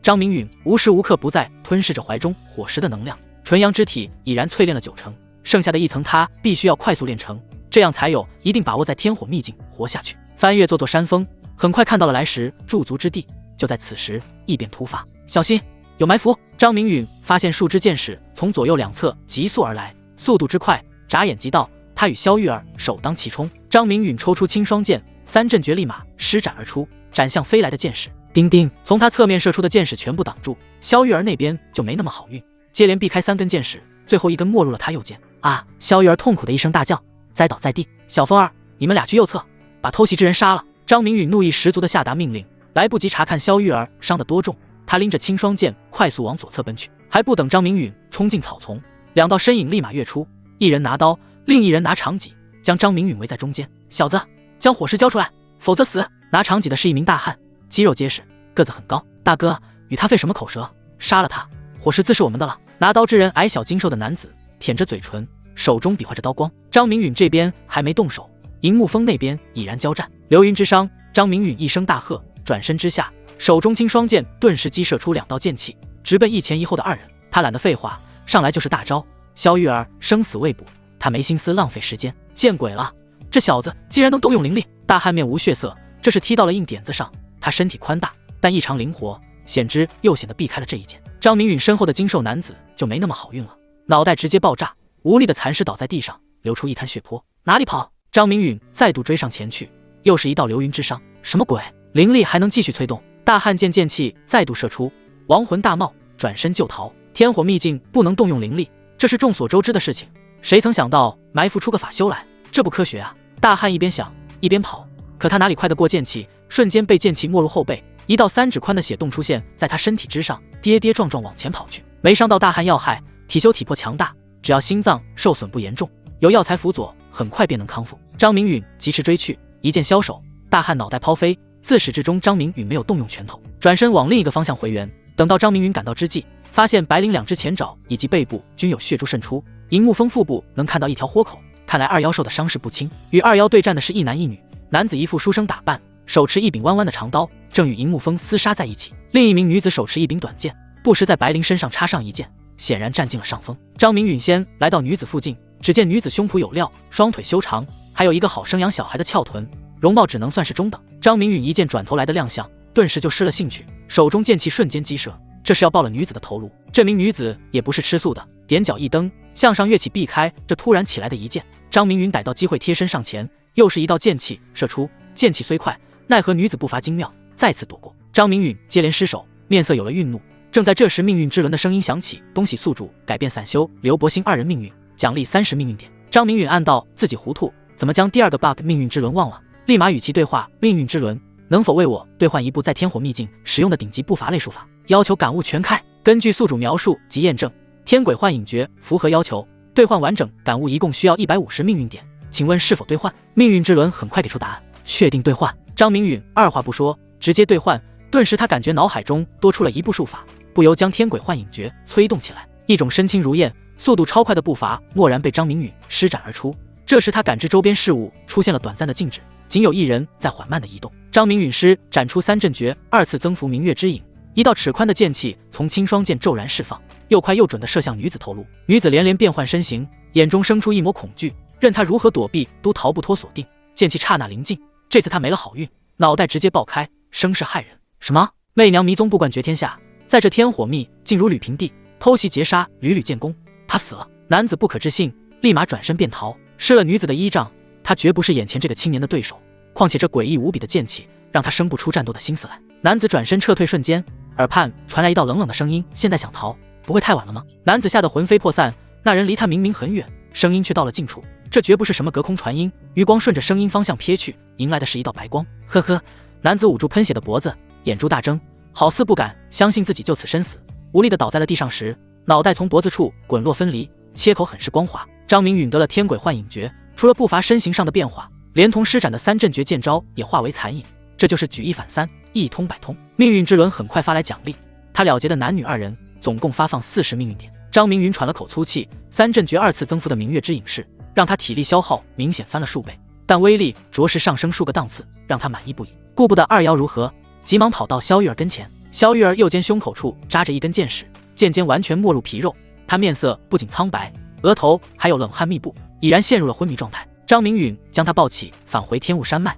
在外围找到一处岩洞作为落脚点。受伤的二妖跟着张明允来到岩洞，并守在门口，不敢出声打扰。深知现在的主人心情极度不好，看着躺在石头上的人儿，张明允心头五味杂陈。原本萧玉儿可以不用跟着他冒险，二人作为萍水相逢的路人，擦肩而过不是挺好的吗？他非见什么奇异，舍不得擦肩而过，造成这个局面，暗中责怪自己做了个错误决定。命灵，快点救人！张明允在心底呼唤。他发现了萧玉儿身体温度正在升高，伤口有黑血流淌，这是剑矢上进了剧毒。你向命运之轮兑换1瓶回春丹和1瓶止血散，然后立即拔除剑矢，敷上止血散，再将回春丹给萧玉儿服下去，等待苏醒即可。这次命灵很快回应，给出解决办法。张明允按照命令所说，花费30命运点兑换了2瓶药，随后来到萧玉儿跟前，撕开一些伤口处的衣物，握住剑矢用力一拔，一道血柱从伤口喷出。哼！萧玉儿在意识不清的情况下痛呼一声，剑矢入肉2寸，不算太深。张明允拿出准备好的止血散，均匀地撒在伤口处，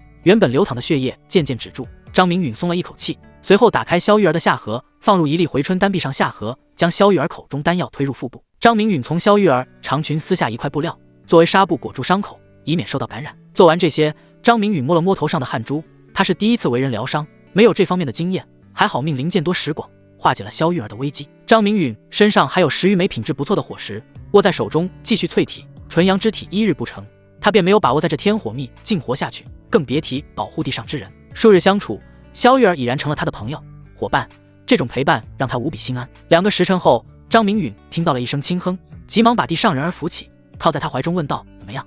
你好些了吗？”萧玉儿睁开眸子，发现自己躺在张明允怀中，张明允正温柔地看着他：“我还活着，这不是做梦吧？”萧玉儿摸了摸伤口处，已然结了后一层痂，不是做梦，你还活着。张明允答复道：“眼前这个女子没有云长的绝色，也没有见彩柔出色的身材，有的是柔情甜美。”他心中有种说不出的感觉。萧玉儿做了个胆大至极的动作，伸出手掌抚摸着张明允的脸庞，心中剧烈跳动，咬了咬淡红色的嘴唇，厉菲菲：“你又救了我一次，让我如何报答你呢？”萧玉儿这突然来的一句如何报答你，让张明允小腹有了火热，特别是从他所处位置看到的亮丽风景，让他呼吸不由变得粗壮。此情此景，气氛已然到位。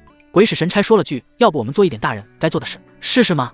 试过我们就不是小孩子了。”另外半句话在张明允脑海中响起。萧玉儿听到张明允隐晦的表达，原本憔悴略显苍白的俏脸一下染上绯红之色，再加上张明允呼出的阳刚之气落在他脖颈上，让他浑身变得软绵绵的，一时出现扭捏之态。尽管萧玉儿心里早有准备，他没想到会如此之快，心脏像住进了小鹿，一个劲儿的不停乱撞。眼前这个男人长相很普通，没有兰陵风那般英俊帅气，却有种独特的吸引力，无时无刻不在吸引着他。萧玉儿出生修仙世家，登门提亲不在少数，像兰陵风这种角色如过江之鲫，他眼高于顶，全然看不上。直到张明允的出现，让他改变了观点。这一刻，萧玉儿不管世俗门当户对，他搂住认定男子的脖子，翘起朱唇，勇敢地吻了上去。张明允脑袋出现空白，萧玉儿怎么敢？作为一个男人，被女子吻了该怎么办？我猜你会说放开那个女孩，让我来。张明允自然知道该如何做，他做了全天下男人都会做的选择题，无比陶醉在这一刻，好似所有的付出都变得理所当然。正当张明允要有下一步之时，外面传来一阵急切呼喊：“主人，天要黑了！”张明允原本斗志昂扬的身体像霜打了茄子似的败下阵来，一个闪身出现在岩洞门口。太阳再次移动，待走光和热，他所在的山峰首当其冲。你俩先跑，我会跟上。张明允看到洞口的银木峰，吩咐了一句，转身往洞内奔去。主人，要不我来驮玉儿小姐，我挺能跑的。银木峰扯着嗓子喊了一句，踌躇在岩洞门口。快跑，你不要命了！张明允抱着萧玉儿一个箭步冲了出去，速度之快，银木峰叫上白灵，急忙跟上去。黑暗从东往西尽情覆盖，让人惊悚的气息再次席卷。凡是黑暗走过的地方，皆是惨叫不止。山间大都是妖兽惨嚎，偶尔也有来不及逃出的人类嚎叫。原本张明允他们是离开天雾山脉的，经过散修4人的偷袭，张明允转身进了天雾山。黑暗降临，他只得改变路线，往有光的地方奔去。最快的路线便是前往宝泉岭。宝泉岭有天级妖兽盘踞，他没有半分胜算，但后有黑幕追逐，且越来越近。张明允一咬牙，不管不顾往前冲去。怎么了？为何急着离开？萧玉儿躺在张明允怀中，感受到张明允强有力的心跳，问出心中的不解。萧玉儿脸色发红，继续道：天黑了不是很正常的事儿吗？还能干一点大人该干的事，不好吗？这个秘境没有黑夜，如果出现黑夜，代表张明允正在告知萧玉儿答案。突然他心中有种不好的预感，面色平静地说了一番奇怪的话：玉儿，还记得我胸口上的刀伤吗？怎么了？萧玉儿趴在他怀中，吐气如兰道：那是我与兰陵风搏杀之时留下的，一排又一排，现在还有一点疼。张明允还不忘比划了一番，像是在验证着什么。好了吗？我看看。萧玉儿快速扒开张明允衣服，露出强壮的胸膛，一时让他看得吃了，看来恢复了呢。任何一个进入天火秘境的人，天火老人必当告知过黑夜的秘密。他胸口上根本没有刀伤，那是萧玉儿留下的牙印。怀中之人，他不是萧玉儿。萧玉儿去了哪里？这肩上的伤作不得假，萧玉儿娇躯上的气息没变，变的是他的灵魂。命灵，萧玉儿被人夺舍了，如何救他？张明允焦急在心底问道。你箍住萧玉儿的身体，别让他给跑了。命灵也发现了不对劲儿，让张明允擒住怀中之人。张明允双手陡然收缩，哪料萧玉儿滑如泥鳅，从他腰间脱离出去，一个闪身飞到夜幕边缘，哪里还有半分虚弱之态。哥哥，小郎君倒是谨慎，径直拿言语试探于我，要不是我夺舍的躯壳尚未完全融合，今日定要陪你好好玩玩。萧玉儿娇笑不已，一个转身踏入了黑暗，好似他便是黑暗的代言人，行走于世间各个角落，有黑暗的地方他都能抵达。还我玉儿来！张明允嘶声大吼，心如刀绞。萧玉儿被夺了肉身，想必灵魂被吞没了，任他如何呼唤，萧玉儿好似人间蒸发，渺无音讯。命灵看着怔怔发神的张明允，没好气道：还不快走！你是想等死吗？一个女人而已，况且张明允可不止这么一个女人。看到张明允失魂落魄的模样，命灵再次出言安慰：想必那丫头没被吞噬，不然你可试探不出她的根脚，先强大起来才有机会救她。命灵说的两个她，指的是两个人。张明允点点头。主人，玉儿小姐这是怎么了？为何她会飞了？银沐风这才赶上前来问道。白灵跟在他身后，眼中有着同样的疑惑。张明允速度太快了，他竟然跟不上，太奇怪了。更怪的是玉儿小姐直接飞到了黑暗中，人还跟没事儿一般。我们走。张明允并未解释，天鬼幻影诀再次催动，身影如梦似幻，快得不可思议，消失在了远处。主人，等等我！银沐风感觉自己跑出了内伤，张明允跟吃了药似的，越来越猛。身后的白灵旧伤未愈，又添新伤，自然是跑不过他。原本的两人两妖，成了现在的独自一人。萧玉儿被夺了躯壳，银沐风与白灵在他眼中就是两具带有灵魂的尸体。张明允心中充斥着难受。随着张明允不断深入天雾山脉，已然进入宝泉岭范围，原本诱捕他的不老峰竟然空无一妖，想必是没等到张明允，全都撤回了宝泉岭。后面的黑暗并未停下，宛如复古之虫般跟随着他。深吸一口气，毅然选择进入宝泉岭，会一会这头有些脑子的天级妖兽。张明允速度不减，直奔宝泉岭深处。由远及近，他听到了交战之声，原本疾驰的速度被他按下，渐渐靠近声音源地。这是一座由石头组成的大山，山体有一条宽敞的大路，直连山顶，声源就是从山顶发出的。一路上到处都是妖兽残尸，血液流淌，浓郁的血腥味儿扑鼻而来，好似去山顶的人是强闯一般。张明允的心头有些发紧，看来上山之人实力很强。来到山顶边缘，发现四周破坏痕迹明显，中央有着5个战场正发生着激烈的交战，已然到了白热化的地步。每个战场都是3个人对上一头妖兽。张明允不得不佩服指挥全局的人有些脑子，将妖兽分散开来逐个击破是最好的选择。这些人不会是缥缈宗的核心弟子吧？张明允看见这15人衣着颜色统一，他看了好一会儿才回过神来，因为他看见从烈阳天梯传送阵走出的那名女子了。她一身金色衣裙，正在与一头地级妖兽厮杀。原来缥缈宗的人在这里，场中没有缥缈宗宗主黄玉荣的身影，也不知道去哪里了。张明允心头一动，本想换个身份，比如说兰陵风，看了看自己身上穿的衣服，便放弃了。这是内门弟子的衣服，穿在兰陵风身上算怎么回事？姚师兄，刺他眼睛！听说妖兽瞎了眼睛，力气10不存1。许明虎，砍花斑豹的腿子，我刺了他一剑，剑还在他屁股上，没法而远距离攻击了。玉灵，这头天级妖兽皮糙肉厚，看来我等3人得使用秘术，不然拿他不下。大师兄，会不会太冒险了？这里毕竟是天火秘境，要是我等耗去体力，如何面对强敌呢？父亲，我过来接应你，咱们往山下突围，不能被这些人类困住。领主坚持住，我们来救你。秋水，我的好儿子，一定要活下去。不好，这头老豹子要以命换命，快施展星光剑气诀，杀了他！5个战场原本各自为战，现在竟要汇聚在一起。核心弟子为首的那位大师兄率先发出剑气，赫然没入与他交战的老豹子身躯里。啊！老豹子发出一声痛呼，显然大师兄邹逸晨已经伤到了他。紧接着是另外2名核心弟子发出的2道剑气，威力小上一些，但依旧凌厉，纷纷没入老豹子体内。我要你们去死！老豹子大吼一声，一身天级的威压骤然绽放，让在场众人身体不由一沉。这是天级妖兽才有的领域。父亲坚持住，我们来了！小豹子目中含泪，拖着受伤的身体往老豹子花紫金战场靠近。他恨极了眼前这些人类，杀意弥漫到了极致。许明虎，我们要拦住小豹子，不能让他坏了大师兄的布置，尽全力诛杀！一名女子急忙发声，手中长剑同样发出剑气来，射在小豹子身上。好！小豹子绝望的怒吼。原本他伤势就重，这突如其来的剑气再次划开他的旧伤，身上出现了豁口，鲜血直流。小师妹，你看我的！许明虎身法了得，瞬间出现在小豹子的身前，一道2指宽的剑气激射而出，直奔其脑袋。而许明虎则是面色苍白，身体脱离半跪在地。砰！小豹子避无可避，脑袋被这道凌厉的剑气射出一个大窟窿来，庞大的身子轰然倒塌，伴随一声惨烈的哀嚎：“我的儿啊！秋水，你为何如此糊涂？为父已年迈衰老，你才该好好活下去！我要杀光你们，替我儿偿命！”老豹子充血的眼球流出大大的泪珠。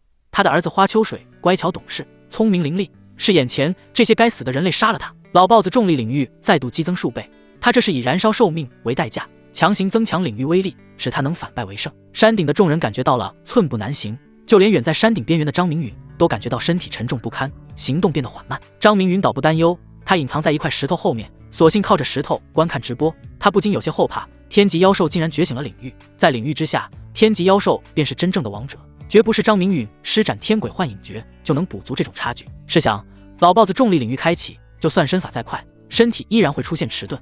若是像现在这样不要命的燃烧寿命，重力领域可不是翻倍这么简单。张明允终于看到了屠杀的一幕，老豹子举起巨大的爪子，拍飞一个又一个的核心弟子。那位大师兄邹逸晨面色已是苍白如纸，靠在墙壁上，与他并肩战斗的玉林躺在地上，出气多，进气少，眼看就要不行了。接着是另一个战场，平衡被打破了。老豹子不惜代价增强重力领域，换来的是核心弟子半数人的死亡。他并未停下，开始用生丝火咬，画面无比血腥。很快又有2个核心弟子气绝身亡。邹逸晨在踉跄中站起，脸色漆黑一片，嘴角透着苦涩。他从未想过天级妖兽这么厉害，一次错误的选择让宗门骨干弟子死伤殆尽，就算活下去，他又拿什么与宗门交代？我要你死！邹逸晨迈着沉重的步伐向，手中长剑咧咧作响，剑气一道接一道没入老豹子身躯，这是不要命的打法。大师兄，不要啊，这样会毁了你的根基，为了一头天级妖兽不值得。小师妹苏里放声大哭，拖着沉重的脚步向邹逸晨靠近。姚欢见胜利在望，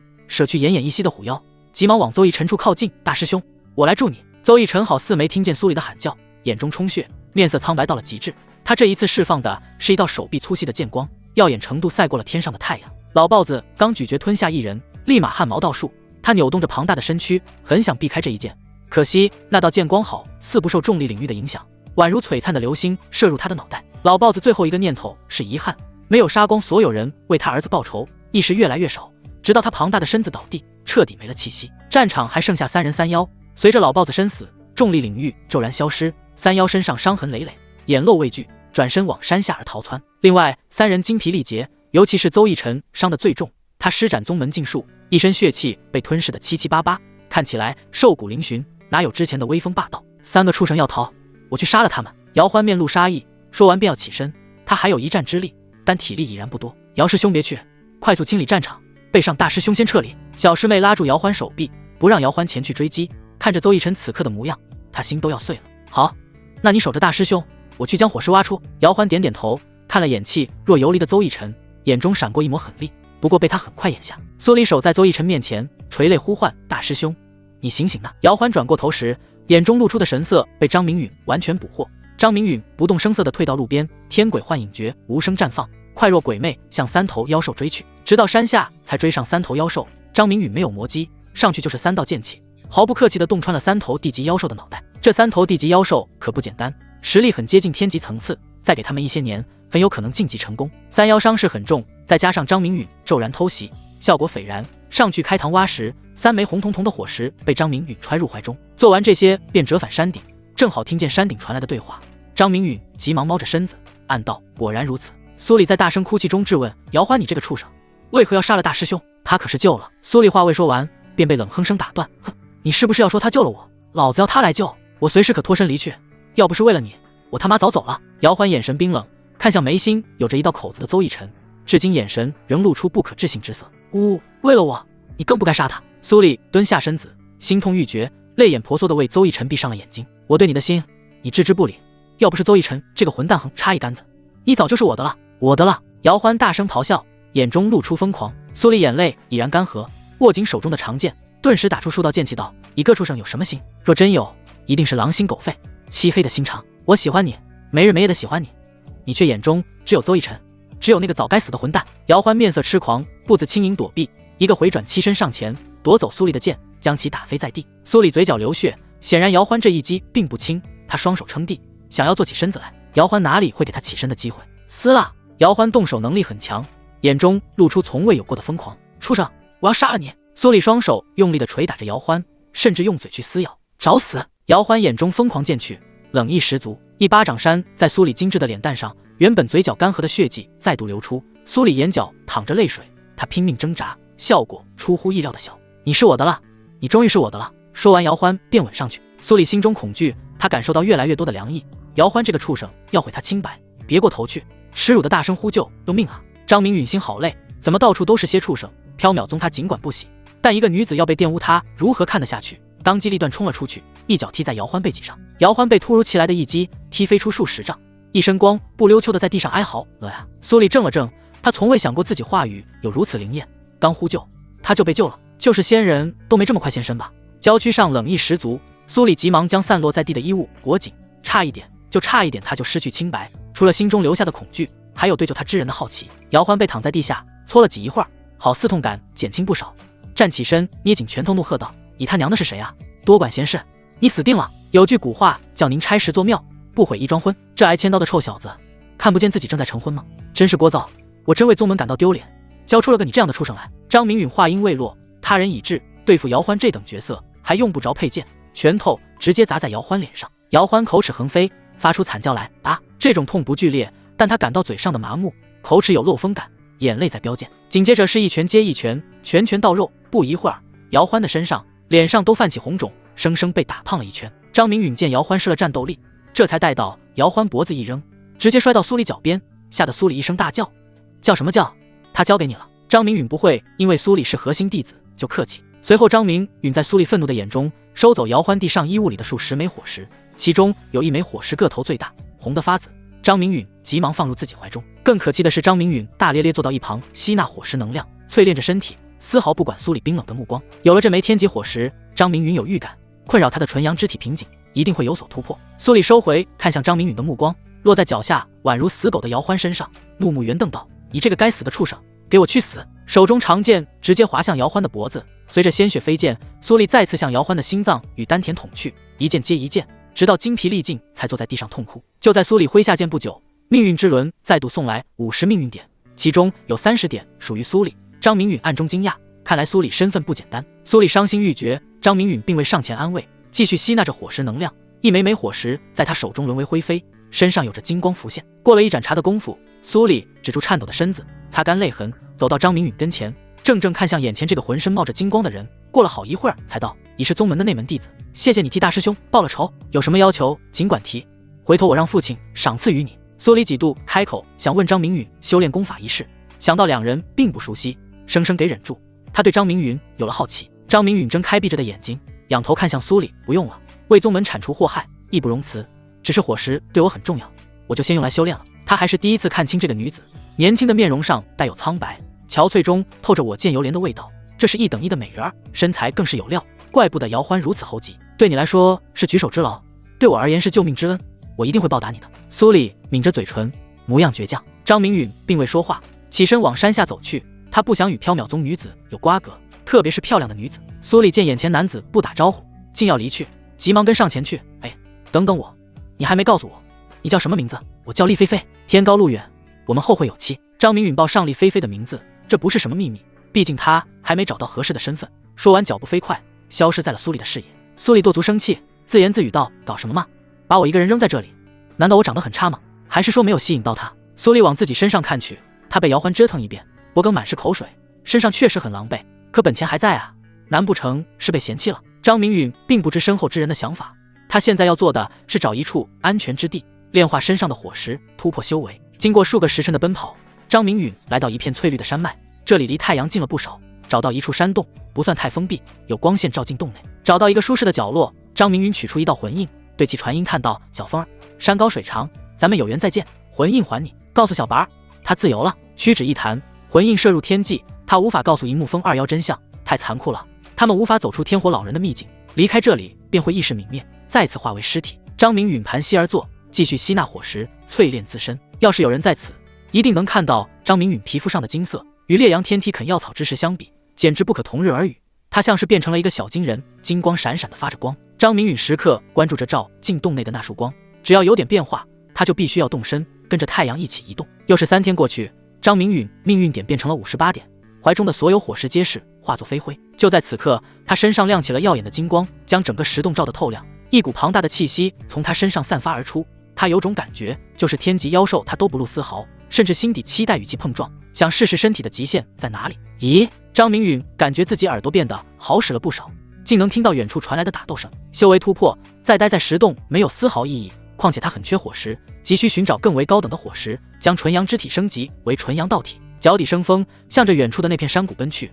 他能看见10数人正3头妖兽厮杀在一起，这是一场混战。耳聪目明，对，他感觉自己身体进化了，除了身轻如燕，抗击打性大增外，还能看得远，听得清，这就是纯阳之体。好霸道的纯阳之体！一时之间，意气风发，让他所有的付出变得值得。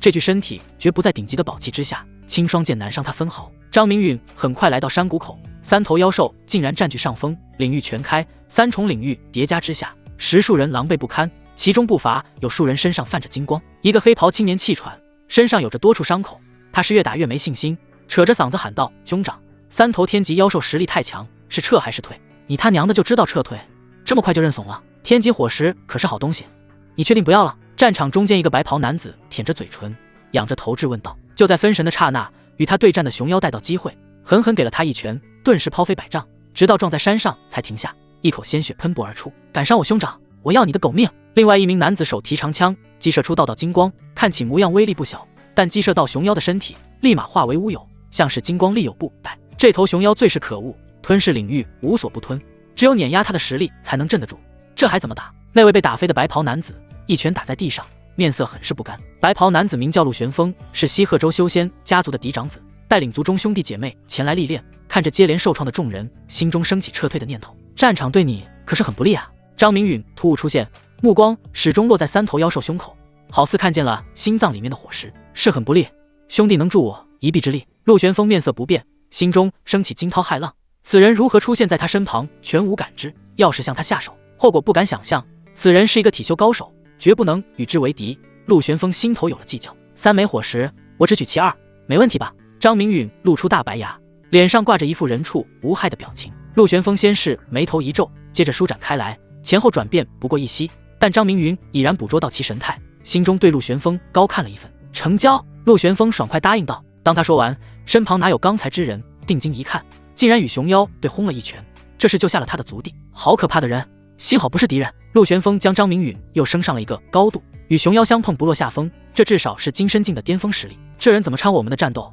这是要抢夺胜利果实啊，不能让他抢了去。一个少年拿着双剑向前走了2步，眼神不善地看向张明允。少年身旁是一个身穿劲装的女子，英姿飒爽，一巴掌拍在少年脑袋上道：“就你鬼话多，信不信他一拳能轰死你？”少年脖子一缩，显然很是惧怕劲装女子。张明允与熊妖的战斗并不持久，很快迎来了尾声。熊妖鼻青脸肿，胸口更是被轰出一个大窟窿来。这么生猛的吗？劲装女子眼中异彩连连，握着拳头很是兴奋，好似她击败了熊妖一样。接着张明允又加入到虎妖战场，虎妖重力领域对张明允形同纸糊，完全不受约束，一个劲儿的猛捶虎妖脑袋，直至锤爆。战场原本五光十色的剑气飞窜，张明允一出场，成了他一个人在表演。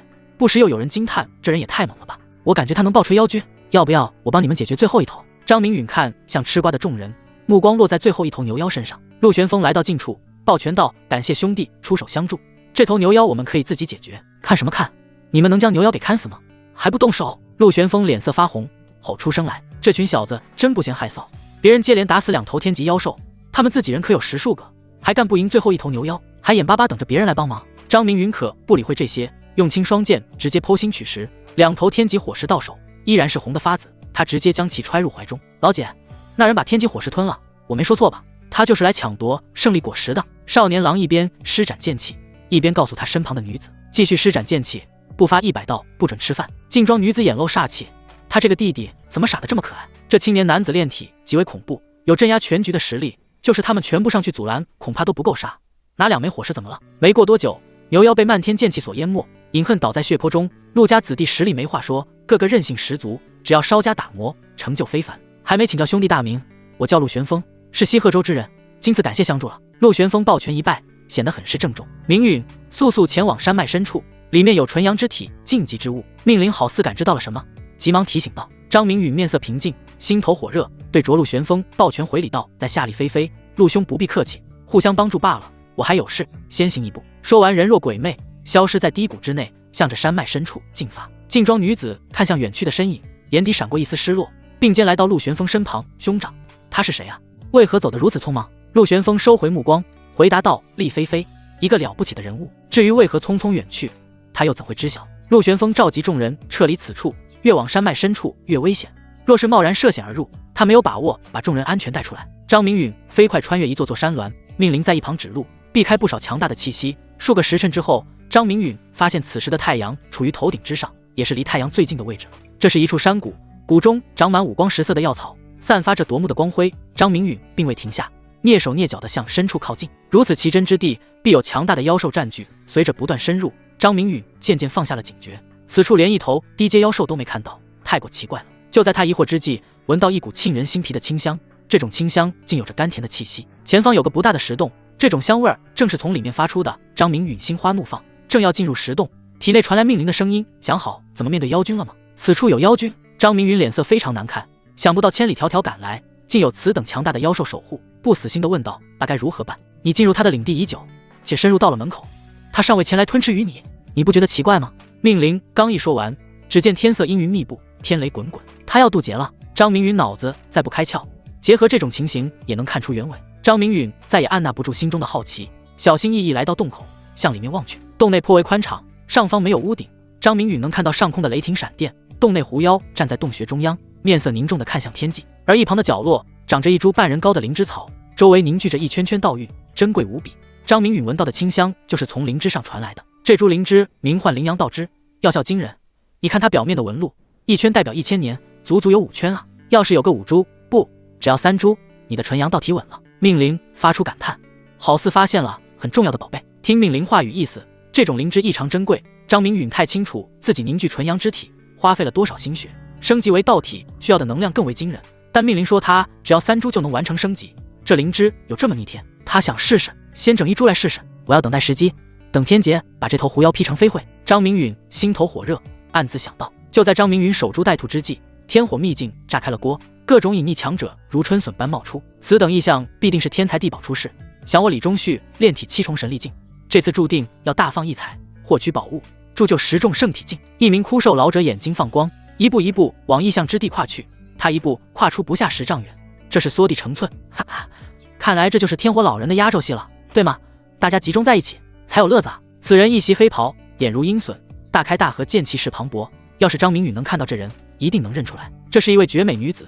她身着紫裙，有着一双冰冷的眸子，看向天际雷霆直冲而去，快如闪电。人已离开，声音仍在山间回荡。烟火传承币被我所得，娘的仇一定能报。张明允所在之地宛如众星拱月，无数流星擦着地面急速而来。这种异象，要么是天才地宝现世，要么是强大的妖兽渡劫。不管是哪种可能，对于强者都有致命的吸引力。狐妖渡劫在张明允眼中完成，9道雷劫下来，狐妖已是伤痕累累，一身亮丽的皮毛化为乌黑，他眼中却是兴奋难抑。狐躯得到雷霆淬炼，正在快速重组，只要重组成功，他就是一头实打实的妖君。不过此刻正是他的虚弱期，愣着干嘛？上啊！命令声音带着怒吼，发现张明允依然猫着身子，像是等待着什么。他感受到由远及近数百道强横气息，越来越近，声音不免焦急。命令大哥，你慌什么？我这就杀过去！张明允身体如箭，猛地射入洞穴之内。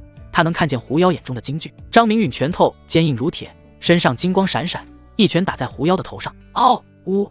狐妖痴痛哭出声来，太痛了！他不曾想到暗中之人真敢动手，要不是之前他临近渡劫，早就冲出洞穴，将其生撕在谷口。渡劫之后元气大伤，实力尚在恢复期，只要再给他一盏茶时间，他就能拥有妖君的实力。偷袭之人便是蚂蚁一只。狐妖止住哭腔，色厉人染道：“小子狗胆包天，竟敢偷摸到我的洞府来，看我不吃了你！”说完，露出2道发光的獠牙，模样很是凶猛。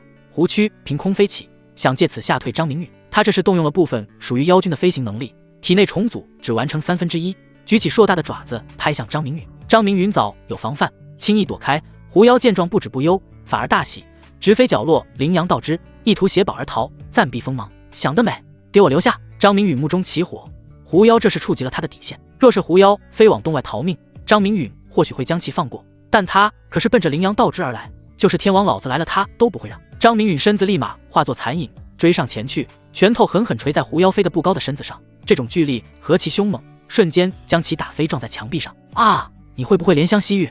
我的胸口好疼！狐妖怪叫一声，化作了人身，揉着受伤之处，看得张明允心头火热。这是一个身材婀娜的女子，她的容貌让张明允呼吸停滞，这种美好似不真实。修行不易，姑娘快逃命去吧，趁我还没改变主意之前。张明允心中升起一丝不忍，本来2人就没有仇怨，说起来还是他觊觎羚羊道之。你就是想夺我羚羊道之，还说的大义凛然，我就不走，看你能怎么办！狐妖撅着小嘴儿，挺着胸膛，别提多可爱了。张明允很上头，他很吃这种少女风，特别是少女饱满的身材，让他魂魄悸动。但羚羊道之他绝不会让，直接一把将羚羊道之根系扯出，在少女不甘中远遁离去。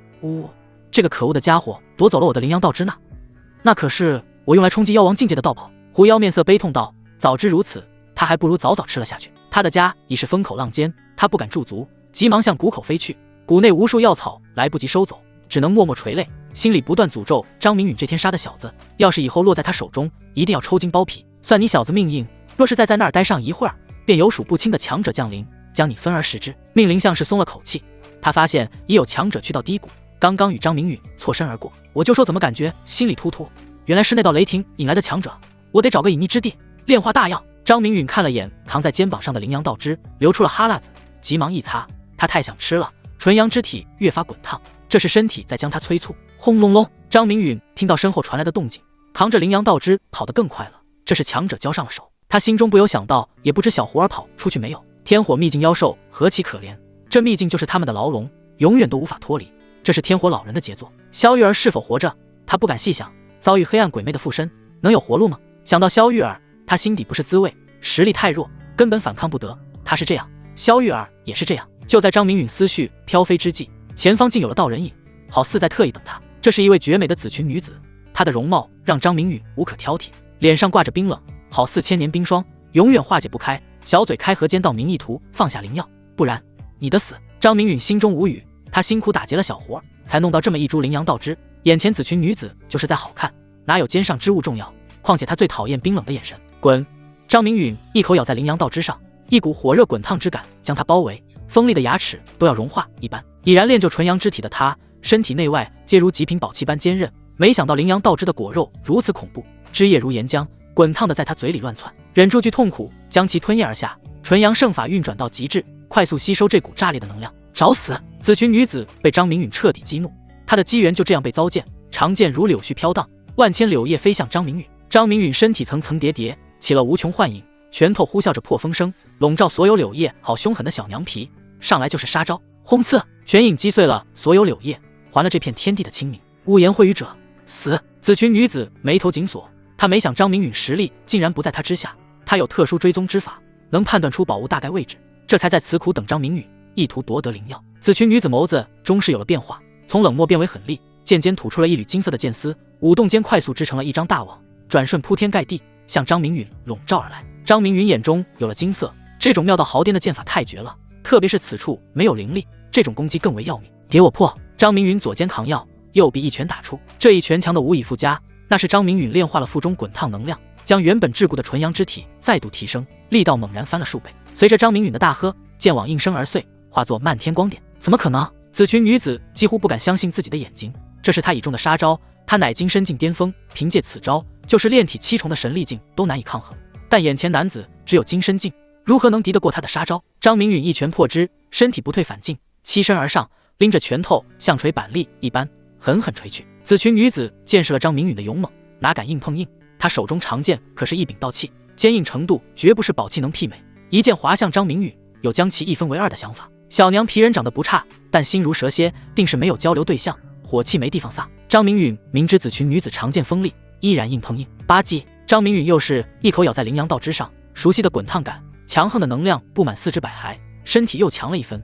就是这一分，让他有了硬刚道气的底气。砰！金铁相交这一声脆响，好似撞进紫裙女子的身体，让她手臂发酸，手腕颤抖，不禁在皱眉，想到这人体魄之强，绝对到了炼体7重神力境。明明你刚才没这么强，就因为你吞吃了我的灵药。紫裙女子不可置信，眼中泛红，手中长剑指着这个扛药的青年，手腕的抖动让她按捺不下。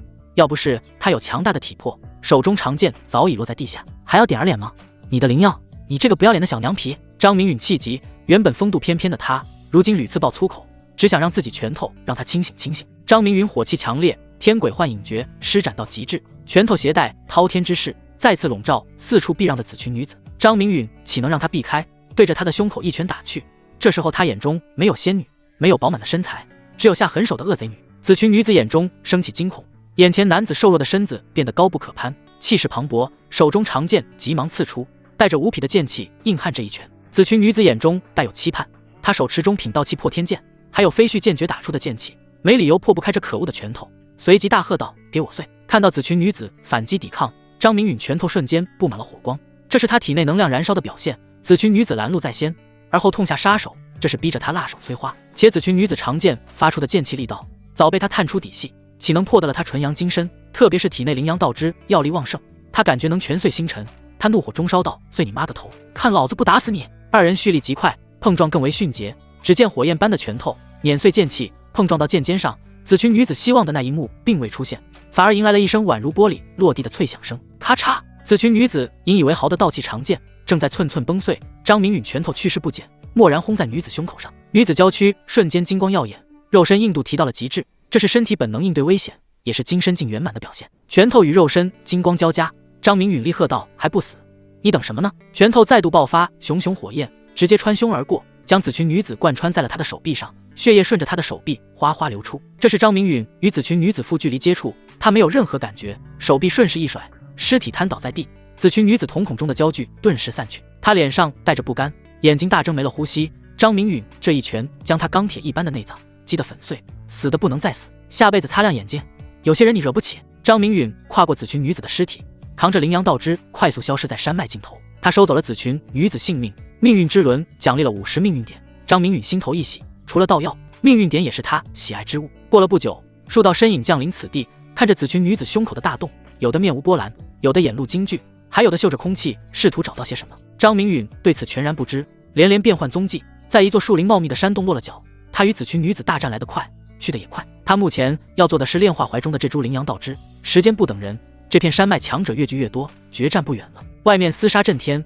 张明允苟着炼药，一口一口吞吃，脸上浮现满足的笑容来。随着命运点的消减，肚皮之上渐渐有了一丝光晕，尽管很少，张明允还是捕捉到了。这是道运外显啊，纯阳之体在进化，要是全身布满道运，便是我纯阳道体凝聚之时。张明允开心到了极致，他感到身体时时刻刻在增强，这种变化颇为明显，肉身不断强化，他感觉自己不弱于炼体7重神力境了。羚羊道之还剩下一半，咬牙之下继续吞吃，再不舍也留不得，自身强才是真的强。又是数天过去，张明允彻底炼化了整株羚羊道之，道运覆盖了身体的1/3，正如命灵所言，若是获得其3，道体有望。张明允感觉自己无限接近炼体8重神勇境，这是他对自身实力的评估，至于是不是还有待验证。走出山洞，黑夜距他落脚的不远了，向着太阳底下奔去。与他一同出发的还有不少隐秘之人，均是健步如飞。很快黑夜追了上来，张明允面色显得沉重，这一次黑夜来得又急又快，与他一同飞奔的不少人被吞噬进去，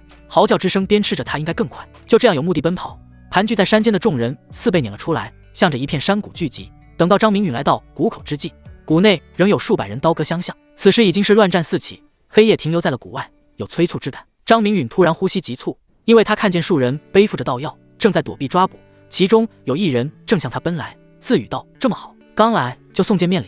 来人是一个眯眼大汉，身体魁梧，胸口上斜挎着一个大袋子，不时从袋子里面摸出一枚拳头大小的红彤彤果实，直往嘴里塞去，鲜红色的汁液从嘴角往下流淌，看到张明允拦在他前方，口齿不清道：“快让开，不然我活剐了你！神力境的你也敢这般跋扈，还糟践了粮食！”张明允嘴角露出一抹讥讽，又似责怪之意。他身子纹丝未动，眯眼大汉来到近前，一拳挥出。张明允脑袋一偏，便掌未着往前探去，一把掐在眯眼大汉脖子上，又快又稳。呵呵，被掐住脖子的大汉眼中翻起白眼，像是要窒息。张明允眼露不忍道：“你这么痛苦，我就帮你一把。”张明允说完，手掌用力，只听见一声骨头断裂之声，眯眼大汉立马耷拉着脑袋。他夺过包袱套在自己身上，任由大汉尸体滑落在地。命运之轮奖励了50命运点，张明允心中越开了花，这是命运点加身，吃穿不愁啊！目前他命运点已然破100，照这么下去，突破5位数是指日可待。到时候命运之轮什么没有，还需要天火老儿给出奖励。顺手拿出一枚红彤彤果实，吧唧一口，温润的能量往腹腔流淌，纯阳圣法快速将其炼化，淬炼着体魄。吃惯了烈药的张明允感觉味道一点都不好，升起凑合吃的想法。片刻他便吐出一个盒来，其身后追来的数十人见状，面露厉色，将张明允围了起来，但谁都不敢轻易上前。张明允捏死眯眼大汉那一幕太过摄人。过了数息，有一人踏入圈内，这是一名锦衣中年男子，眉眼带笑，龙行虎步，对着张明允抱拳道：“道友有礼了，此寮与我等仇深似海，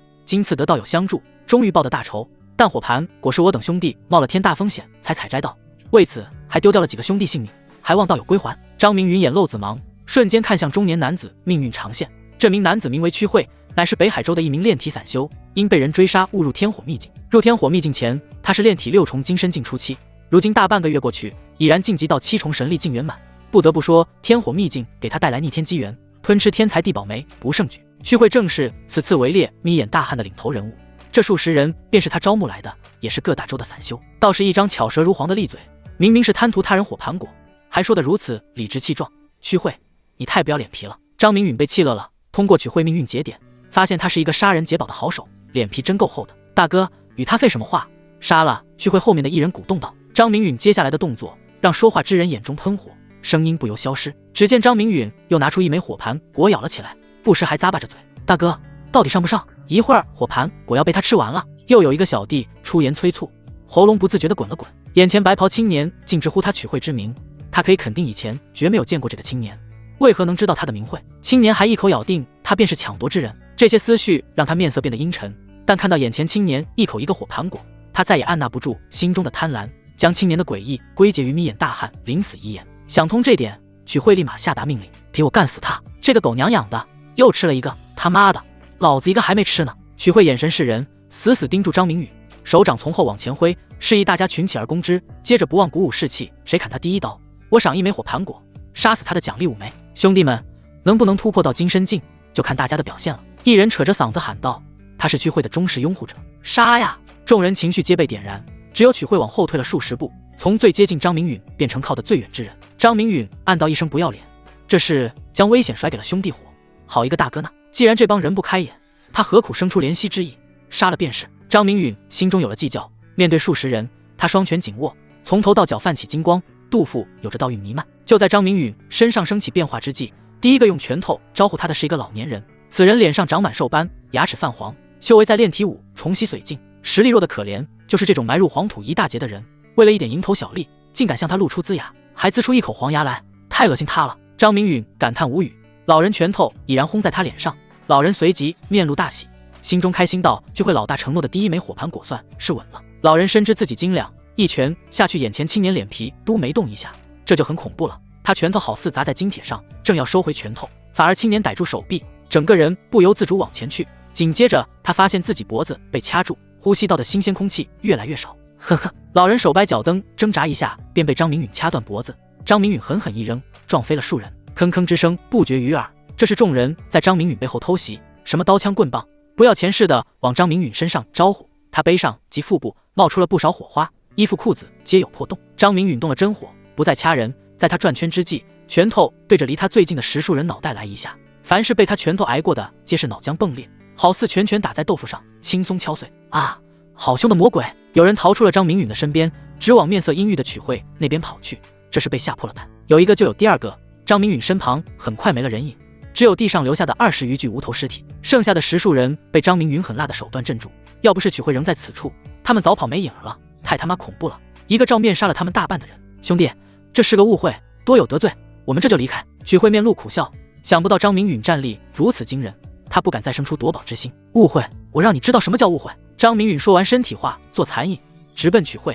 这种阴险小人留着作甚啊！快跑，魔鬼来了！有人被张明允杀出了阴影，急呼一声，带动其他人往谷中跑去。眨眼，曲慧身旁人散一空。曲慧也是胆寒至极，转身往谷中跑去。就在奔出不到10丈，他感觉背部传来撕裂剧痛，接着整个人飞上天空。他这是张明允一拳打到了天上，足足飞了数百丈远才落在地上，大口呕血，身上的金光暗淡，好似无根之火，随时能熄灭。不要饶我性！曲慧落的余光便扫到包裹邪系在怀的青年，离他已是足够近，顾不上身上剧痛，急忙求饶。作为炼体7重神力境修士，完全换不了手，这是被无情的碾压住，化作命运点不好吗？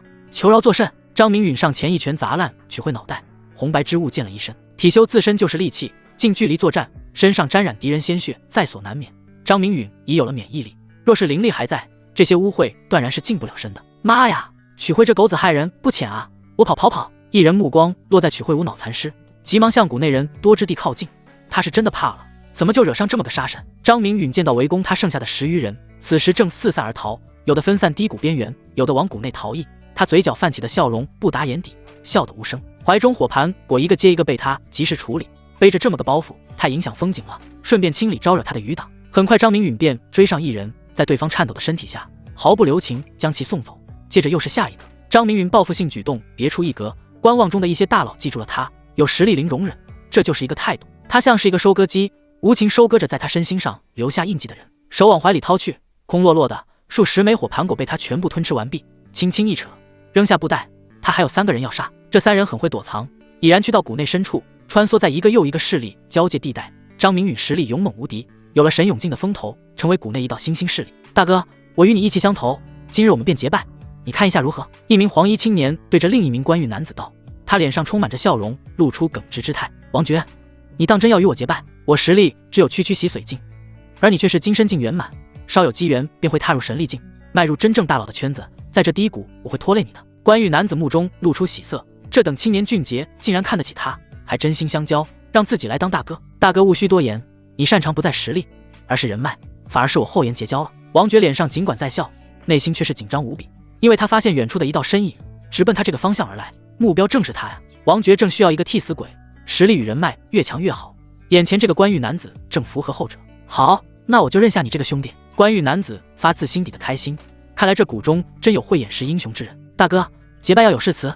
我说一句，你跟着我说一句。王爵笑容堆积如山，目中隐藏的慌乱快要遮掩不住，因为原本在数里开外的人影，此时距他不过100丈了。好吧，关羽男子从未结拜过，对结拜礼节有些不适，但很快被他压下。我王爵今日愿与楚留风结为异姓兄弟，不求同年同月同日生，但求同年同月同日死，有福同享，有难同当。王爵快速宣誓，目中惧怕之意明显，看向楚留风时化作鼓励。我楚留风愿与王爵结为。楚留风正开口宣誓，突然被不远处的消瘦男子出言打断。你要想清楚，若是你真要与他结拜，便沾染上了因果，那我手下可要多出一条亡魂了。张明允看向这滑稽的一幕，王爵此人利用短短时间又忽悠到一人当老大，这是什么技能？脸上不由露出好奇之色。楚留风在傻也之被王爵所骗，突然造访的此人实力骇人，金身凝实，勇猛无匹，这是一个真正的大佬。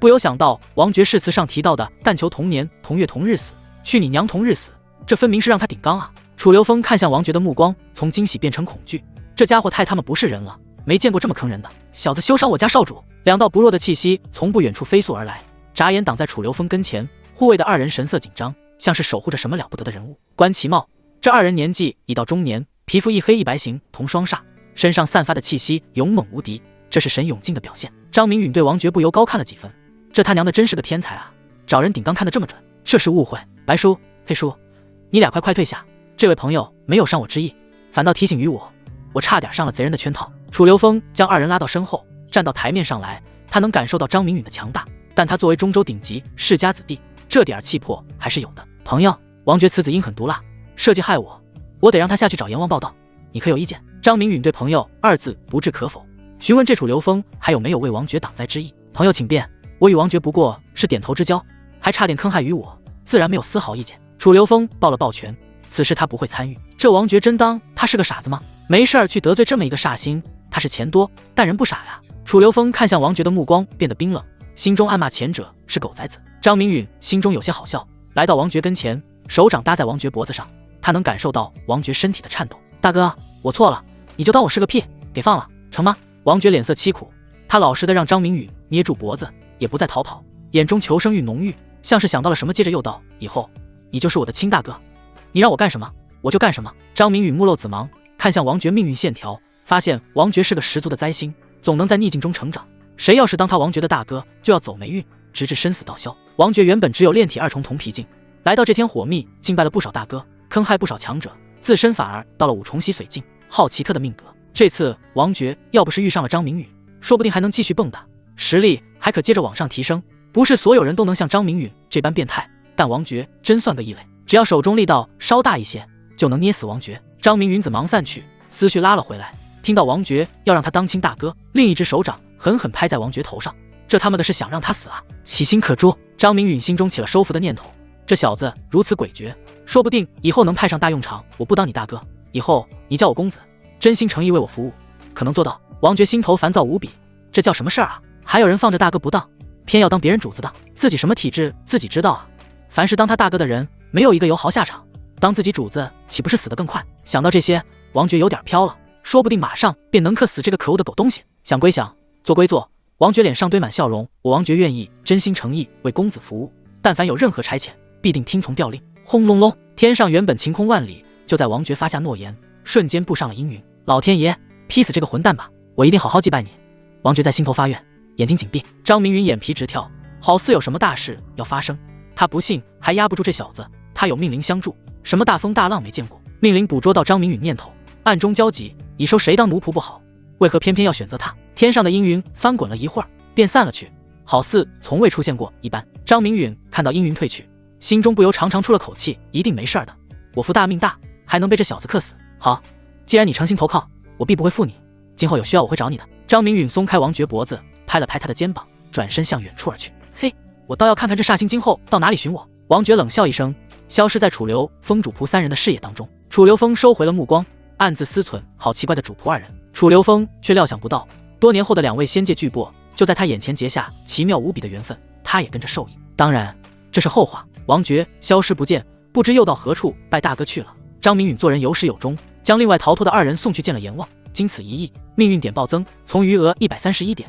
直接暴涨到5715点。张明允深深吸了口凉气，其中5000点来自他的仆人王爵，这他娘的叫什么事儿啊？心里不禁在想，老子辛辛苦苦打怪才获得700点，收一仆人直接奖励5000点，命运之轮你玩我是不？张明允可不敢当面质问命运之轮，到时候来一句你不要，那我收回去，岂不是更蛋疼？他又有一种狗大户的感觉，发财了，发财了！这么多命运点，纯阳之体恐怕能直接升级为纯阳道体了吧？心头火热，还是生生给忍住。命运点可是好东西，千金不换，他要留着。张明允正眉开眼笑，坐在一旁思考命运点如何使用，是用来升级小命运数，还是兑换某种逆天丹药？突然，张明允耳畔传来一阵哭腔，呜呜呜！厉菲菲，小师妹儿，你别哭啊，别人不清楚情况，还以为我把你给怎么着了。张明允闻声看去，只见一道人影快的跟个腿兔子似的，直往他怀里窜，让他无意间感受到了柔软。来人正是在宝泉岭分别的苏里、缥缈宗核心小师妹儿了。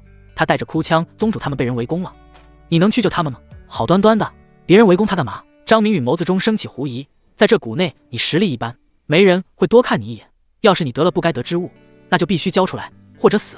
难道说宗主抢到了一株道药，急忙召来宗门店主、长老他们一起守护？可是来人从一股势力变成多股势力，宗主他们抵挡不过，开始吐血了，已有生命危险。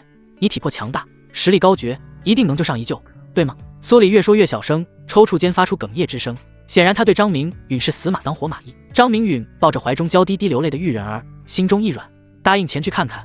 不是苏里姿色有多喜人，最主要的是道药，这可是他迫切之物。本来打算抢1株，不是抢3、5株的，现在有了大义名分，那就更好。拉着苏里飞奔，直往谷内深处。在低谷的尽头，张明允发现了里3层、外3层的包围圈。缥缈宗宗主黄玉龙赫然被困在里面，与他一起围困的还有10数人，大都是面色苍白，身体体力耗尽的样子。能救吗？苏里看到有多出的2圈敌人，心底越发没有底气。小师妹儿，你想救宗主对不对？我有个办法，不知道你愿不愿意？张明允好似一个大灰狼，诓骗着一只小白兔。我想救宗主，什么办法？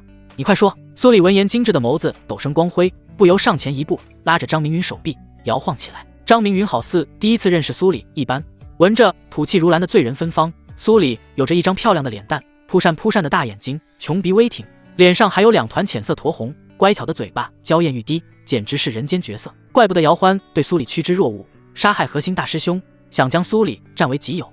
这容貌确实秀色可餐。张明云眼中的风景可不止这些，还有些只可意会不可言传。踌躇片刻，摸着下巴道：“若是宗主信不过我，将道药交给我看管，我擅长速度奔走，带着道药离开宗主他们，在谷内游走，能追上我的屈指可数。对，到时候宗主他们的危机迎刃而解，只是将你置于危险境地。”苏里刚开始眼神透着兴奋，接着又为难起来。为了宗门，我丽妃非义无反顾，只要宗主店主他们安好，获得天火老人传承，宗门定当强势崛起。张明允正的有声，言语中透着一去不复返的味道。苏里咬着银牙，从脖颈处摘下一根银质项链，走上前去套在张明允脖子上。这是我的信物，宗主看了一定会相信你，珍重。苏里顺势吻在张明允嘴唇上，过了数个呼吸，苏里羞红着脸颊推开张明允，眼神中的拉丝无比清真。张明允原本放松的身体出现了紧绷，他眼中的女子突然变得不一样了。金色衣裙将她汹涌的身材覆盖，保守间又有着不一样的韵味。脑海中竟然闪现出了当日在宝泉岭此女光洁的一幕。他这是要走姚欢的老路子。苏里怎么敢这样对待自己？这里敌人环伺，缥缈宗众人被困，他还有这等心情？还是说自己冲到包围圈一定会死？这是临死赠吻。张明允抿了抿嘴上的香甜，感受到项链吊坠处的余温，心中不由想到：大妮子，难不成要以身相许？不行，我已经有了柔儿，还有心里住着的绝色云长，更有等待他救命的萧月儿。张明允心怀忐忑，脑海中的4道身影来回切换，心中有个念头生出：再多一个又怎么了？他很渣吗？绝对不渣。张明允在蓝星单纯且正直，指出了王子月一个对象，可王子月给了他上了生命的一课，毒杀了他，一心只系一人，已成为他的过去。只要心仪之人不负他，他也绝不会辜负这情谊。思绪回转，苏丽这妮子的身份明显不简单，缥缈宗可是他的仇敌，要是牵扯过身，是否能秉心处理？心情有着隐忧，转身快速消失在苏丽身边。等苏丽反应过来，张明允已然来到黄玉龙被困的外围，手掌宛如2根大江，不断拨开人群，直往里钻。苏丽看着奋勇向前的男子，眼眶泪水夺目而出，沉寂多日的芳心蠢蠢欲动。这个男人是真的好，心中自语：丽菲菲，只要你不死，我就求我爹让我与你结为道侣。一个锦衣青年察觉自己仆人被掀飞，转头一声大喝：什么人竟敢在中州柳家头上动土？这锦衣青年名唤柳灵州，回应他的是一只坚硬无比的拳头，猛然捶在他的头上，一股头痛欲裂之感让他嚎叫：啊呀，打得本少爷好不疼痛。张明允脸上露出一抹讶然，柳灵州脑袋之硬超出他的想象，他感觉自己手掌有些轻微发疼，要知道他可是吃了一株完整的道药，纯阳道体淬炼已到1/3的程度，绝对无限接近神永境，轻飘飘的一击就能拍死人。但柳灵州只是捂住脑袋叫喊，看起来生龙活虎，问题并不大。想必这中州柳家在炼体一道上有些门道。张明允心生一计，拎起柳灵州用力狠狠一挥，对着前方人墙砸去。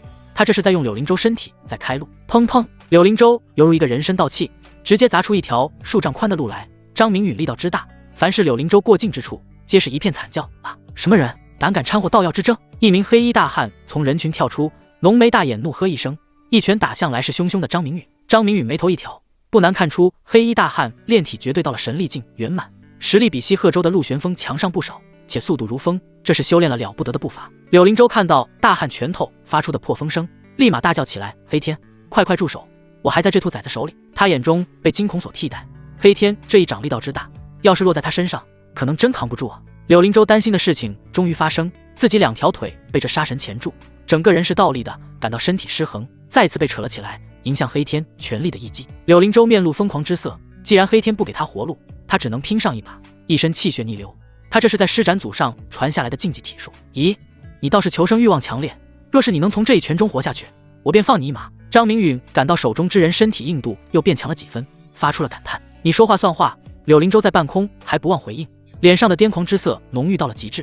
为了活下去，他得拼命。这一幕落在了核心圈子的眼中，但无人上前救助，只当是一场游戏。嘿，越来越热闹了，哪里来的小子，体修路子这般了得？一位胡须洁白的中年男子冷笑出声，看到张明允快要打到跟前来，眼底露出感兴趣的神色。这小娃好生无礼，也想夺得道药。说话的是位中年妇人，脸庞虽说上了年纪，但浑身肌肉紧实，有点类似蓝星的钢铁娇娃，很有爆发力。站在偏远地带的一位老者看向二者即将相撞，不由发出疑问：今闻柳家擅长肉身锻造，柳家这小子骨头可是不脆，也不知他与黑天小娃的肉身谁更强。被困在中央的缥缈宗众人也发现了异样，一位鹤发老者此时正面露苦涩，他是缥缈宗育才殿殿主邱有风，看着虎视眈眈的众人，心底生出惧怕来道：东主，又有人来猎杀我等，看来此次是插翅难逃了。邱师兄，你这是长他人志气，灭自己威风，宗主定能带我们走出困境。话语透着不满的是一名中年女子，她名为罗倩怡，容貌上乘，看向前面的黄玉龙时，眼里有光。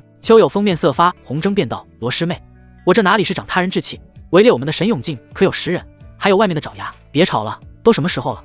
你俩还在磨嘴皮子，且看看再说，实在不行便将阴火道连扔出去，反正也不能就地服用。黄玉龙沉声道，转过头，目光冷冷看向争执的二人，他心中极为窝火，一身神勇境的实力竟然反抗不得啊！柳灵州大叫一声，他感觉自己脑袋快要破裂，黑天老鬼下手不可谓不重，几乎将他打得脑袋爆浆，还好家族炼体功法强大啊！又是一声惨叫响起，只见与柳灵州碰撞在一起的黑衣大汉，此时半边身体被击碎，鲜血淋漓，触目惊心。砰！黑衣男子倒地的声音不大，却响彻众人耳畔。原本要围攻张明允的小弟们吓得连连后退，这他妈是神仙打架呀，动不动就撞死一个，被撞死的还是那个富有盛名的神力境高手黑天。他们这群金身境上去不是喂菜吗？哈哈，兄弟你长了个好头颅，着实不错，既然你大难不死，我说到做到。张明允说完摸了摸柳灵州的脑袋，然后随手往后一扔，像是扔垃圾似的扔在将他围拢的小弟们身上，接着便是惨叫一片。解决掉黑天，张明允总算是进入了核心圈子，他目光有着冷意，打量着围而不攻的这10人，他们个个气息深沉，稳如老狗。反观缥缈宗10数人，气息萎靡，应该是熬过了几场围猎。黑天被柳灵州撞死，张明允收获到命运之轮奖励的80命运点，不去管命运点的增长。张明允目光落在黄玉龙身上，黄玉龙依旧一袭黑袍，头发略微散乱，原本鹰隼般的目光，此刻充满了无奈与焦急，可见已是穷途末路了。张明允瞳孔露出深邃紫芒，查看黄玉龙加害自己的前因后果。跟随黄玉龙命运长线不断深入，张明允脸上越发阴郁。黄玉龙竟不是幕后真凶，真凶赫然是来自于南玄域的上官世家。上官宁天，南玄域与东陵域接壤，同属东神州地界，两域间修炼资源截然相反。南玄域富饶且幅员辽阔，上官世家便是掌控南玄域地界的其中之一。可见上官世家地位超俗，且家族实力更是雄踞一方，说是庞然大物也不为过。可原主是一个弱小之人，为何会招来仇恨的目光？这种仇恨目光是原主那失踪父亲带来的吗？还有一则消息让张明允心生波澜，苏丽竟是黄玉龙之女。张明允眼中紫芒一闪即逝，不过短短数息他就弄清楚了来龙去脉，很快按下心中的杀意，往黄玉龙所在地走去。他要先拿到药收利息，其次再收拾黄玉龙。胡须洁白的中年男子拦住张明允去路，这男子身穿金靴铠甲，周身肌肉虬实，袒胸露背，其胸口还有一大团白色毛发，一直没入腹部下方。颜漏冷忙问道：小兄弟好没礼貌，打死我兄弟在先，又一夺取阴火道连，也不问问我等同不同意就往前而去。张明允一环顾，发现围猎缥缈宗这10人目光皆是不善，从他们间隔距离来看，三股势力泾渭分明。白须男子一挥手，又有3人将张明允围住，皆是白须男子的同伴。其中一人咧嘴笑道：大哥与他废什么话，将他废了得了，敢在我们这里虎口夺食。可我看你们将这宗门之人围住，也不夺取道药，以为你们这是瞧不上眼呢。张明允干咳2声解释，两手一摊，有种好心办坏事的模样。他脑中思索着对策，如何才能避开这一触即发的战斗。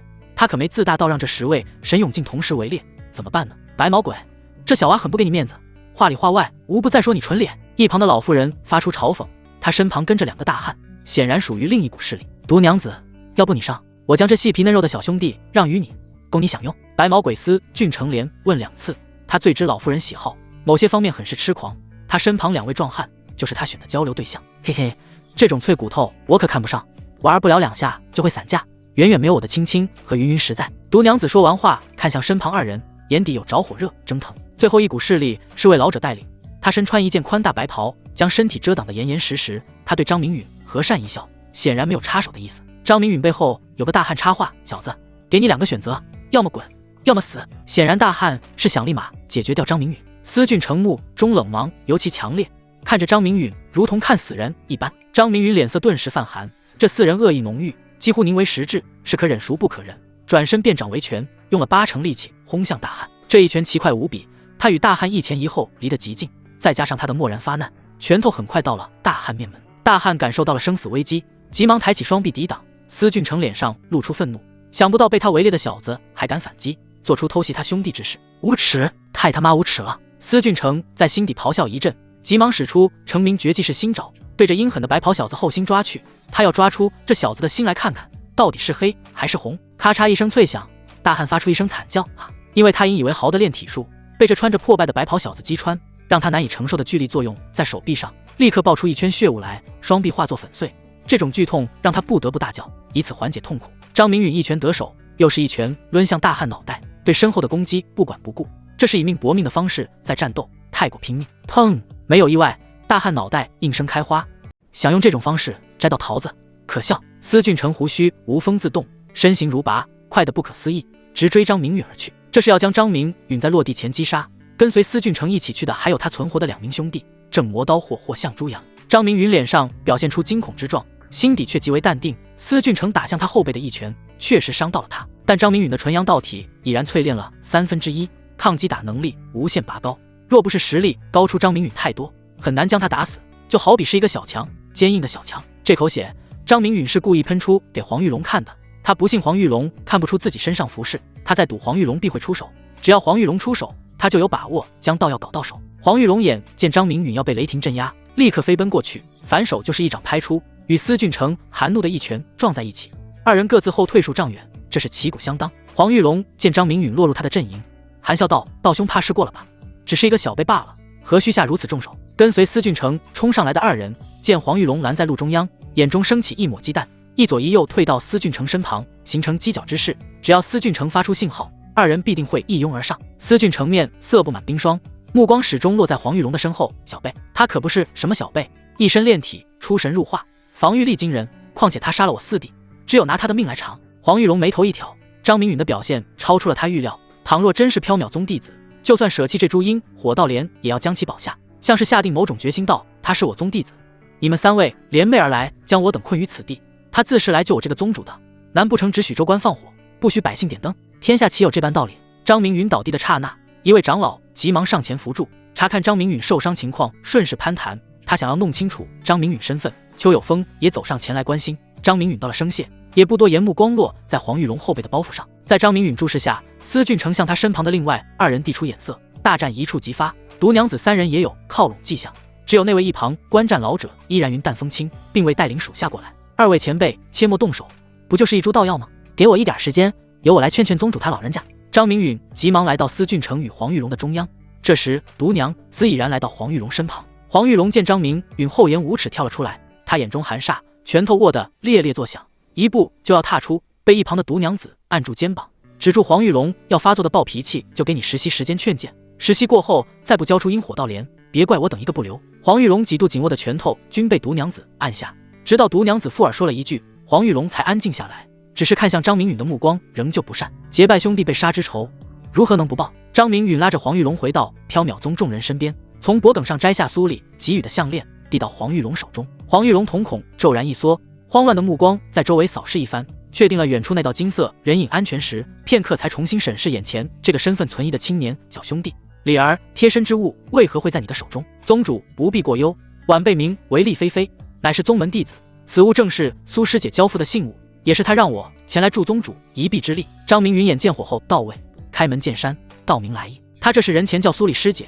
背后却喊小师妹，要是苏里听见，定然是一顿粉拳加香吻伺候。邱有峰见张明允自证身份，颇为激动道：“真是你小子，我就说看着面熟，刚才还不理会我等，真是罪不可赦。”废话休要多说，厉菲菲你可有什么对策？黄玉龙心中急迫，环顾在他们周围的9位神勇境，说不定下一刻就会冲上来，将他们活活撕碎。宗主若是信我，便将阴火道连交由我来保管，我身法快速无比，只要穿越包围逃向远处，这些人定然会舍弃你们。张明允语出惊人，开口就是讨要这等至宝。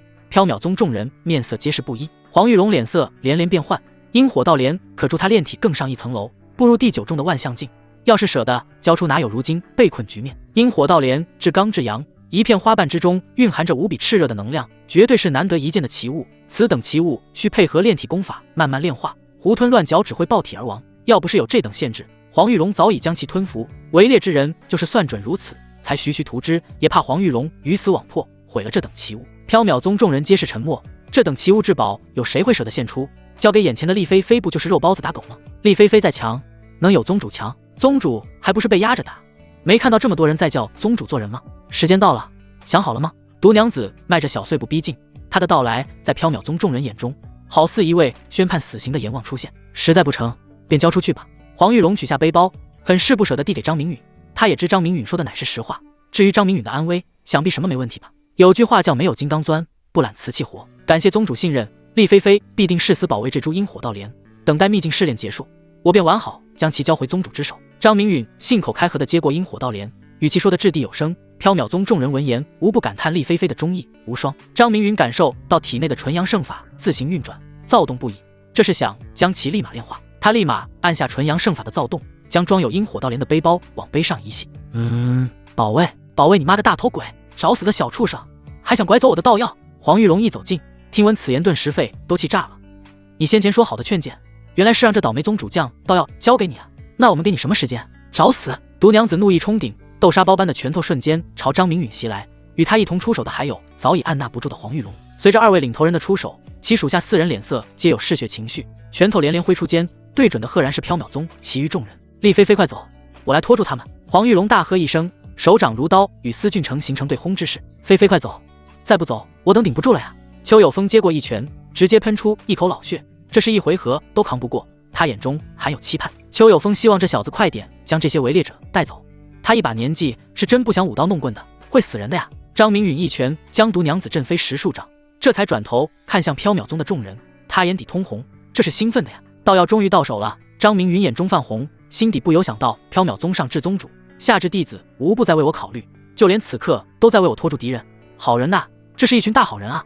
诸位保重，丽菲菲去也！张明允仰头一声大喝，有种风萧萧兮易水寒，壮是一去不复返的味道。他脚底生风，直奔远处而去，不能让这小畜生摘了桃子。天球上人，你赶快拦住他啊！司俊成对着不远处的老者喊道。他真是琢磨不准这天球上人是什么心理，一直出工不出力，明明实力高强，却一副事不关己的模样，让他很是牙疼。毒娘子心中没底，扯开嗓子对坐观一旁天球上人喊了一声：“天球道兄，此子实力不弱，还需你出手相助啊！”张明允闻言跑得更快了。那位老者一直不显山不露水，来此包围黄玉龙起的是什么心思就不用说了。就在张明允往前奔逃之际，天球上人动了，短短10数个呼吸便追上了张明允，截断了张明允的去路。小兄弟，还是将这株道药留下吧，我可做主放你离去。张明允瞳孔一缩，这老者施展的身法竟是缩地成寸，这等身法在外面自然算不得什么，但在秘境内可是快得吓人。他施展的天鬼幻影诀都将其甩不掉，步伐上明显不占优势，甚至对方还压了他一头。张明允并未说话，将背后的背包扯到胸前来，在背包上撕开一道豁口，一股火热气息扑面而来。张明允眼神发亮，手掌从阴火道莲上掰下一片花瓣来。好言劝不了该死鬼，那你便去死吧！天球上人被张明允这般举动气得不轻，阴火道莲只有在完整的基础上药力才不会流失，一旦遭到破坏就得立马服用。显然此时的低谷群狼环伺并不是炼化药力的好时机。天球上人一步踏出，就到了张明允跟前，一巴掌甩向张明允的头颅。这巴掌力道之大，要是被拍中，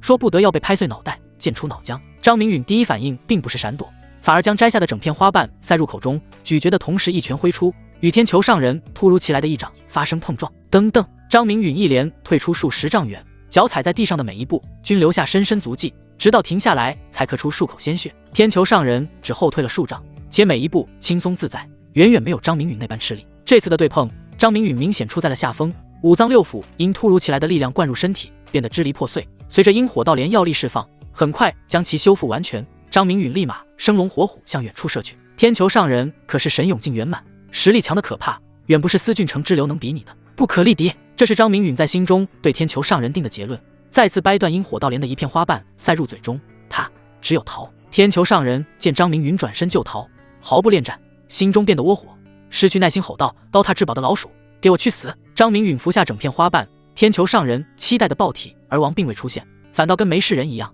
他对张明允身上的秘密产生了浓郁的兴趣，就连他都不敢像张明允这般肆意吞吃道药。这株阴火道莲他早已是做痉挛，没曾想半路杀出个臭老鼠，竟敢做出这等大逆不道之举，还不停吞吃阴火道莲花瓣。要是还拿不下这只老鼠，恐怕要不了多久，整株阴火道莲会被吞吃一空。天球上人不再迟疑，毫不犹豫地追了上去。这次他瞄准了张明允的背心，全身泛起浓郁的金光，右手化作利刃，他要将这只老鼠一分为二，嘴角露出狞笑，好似看到了分尸两半的结局。一眨眼，天球上人来到张明允后面，一掌劈在张明允后心。啊！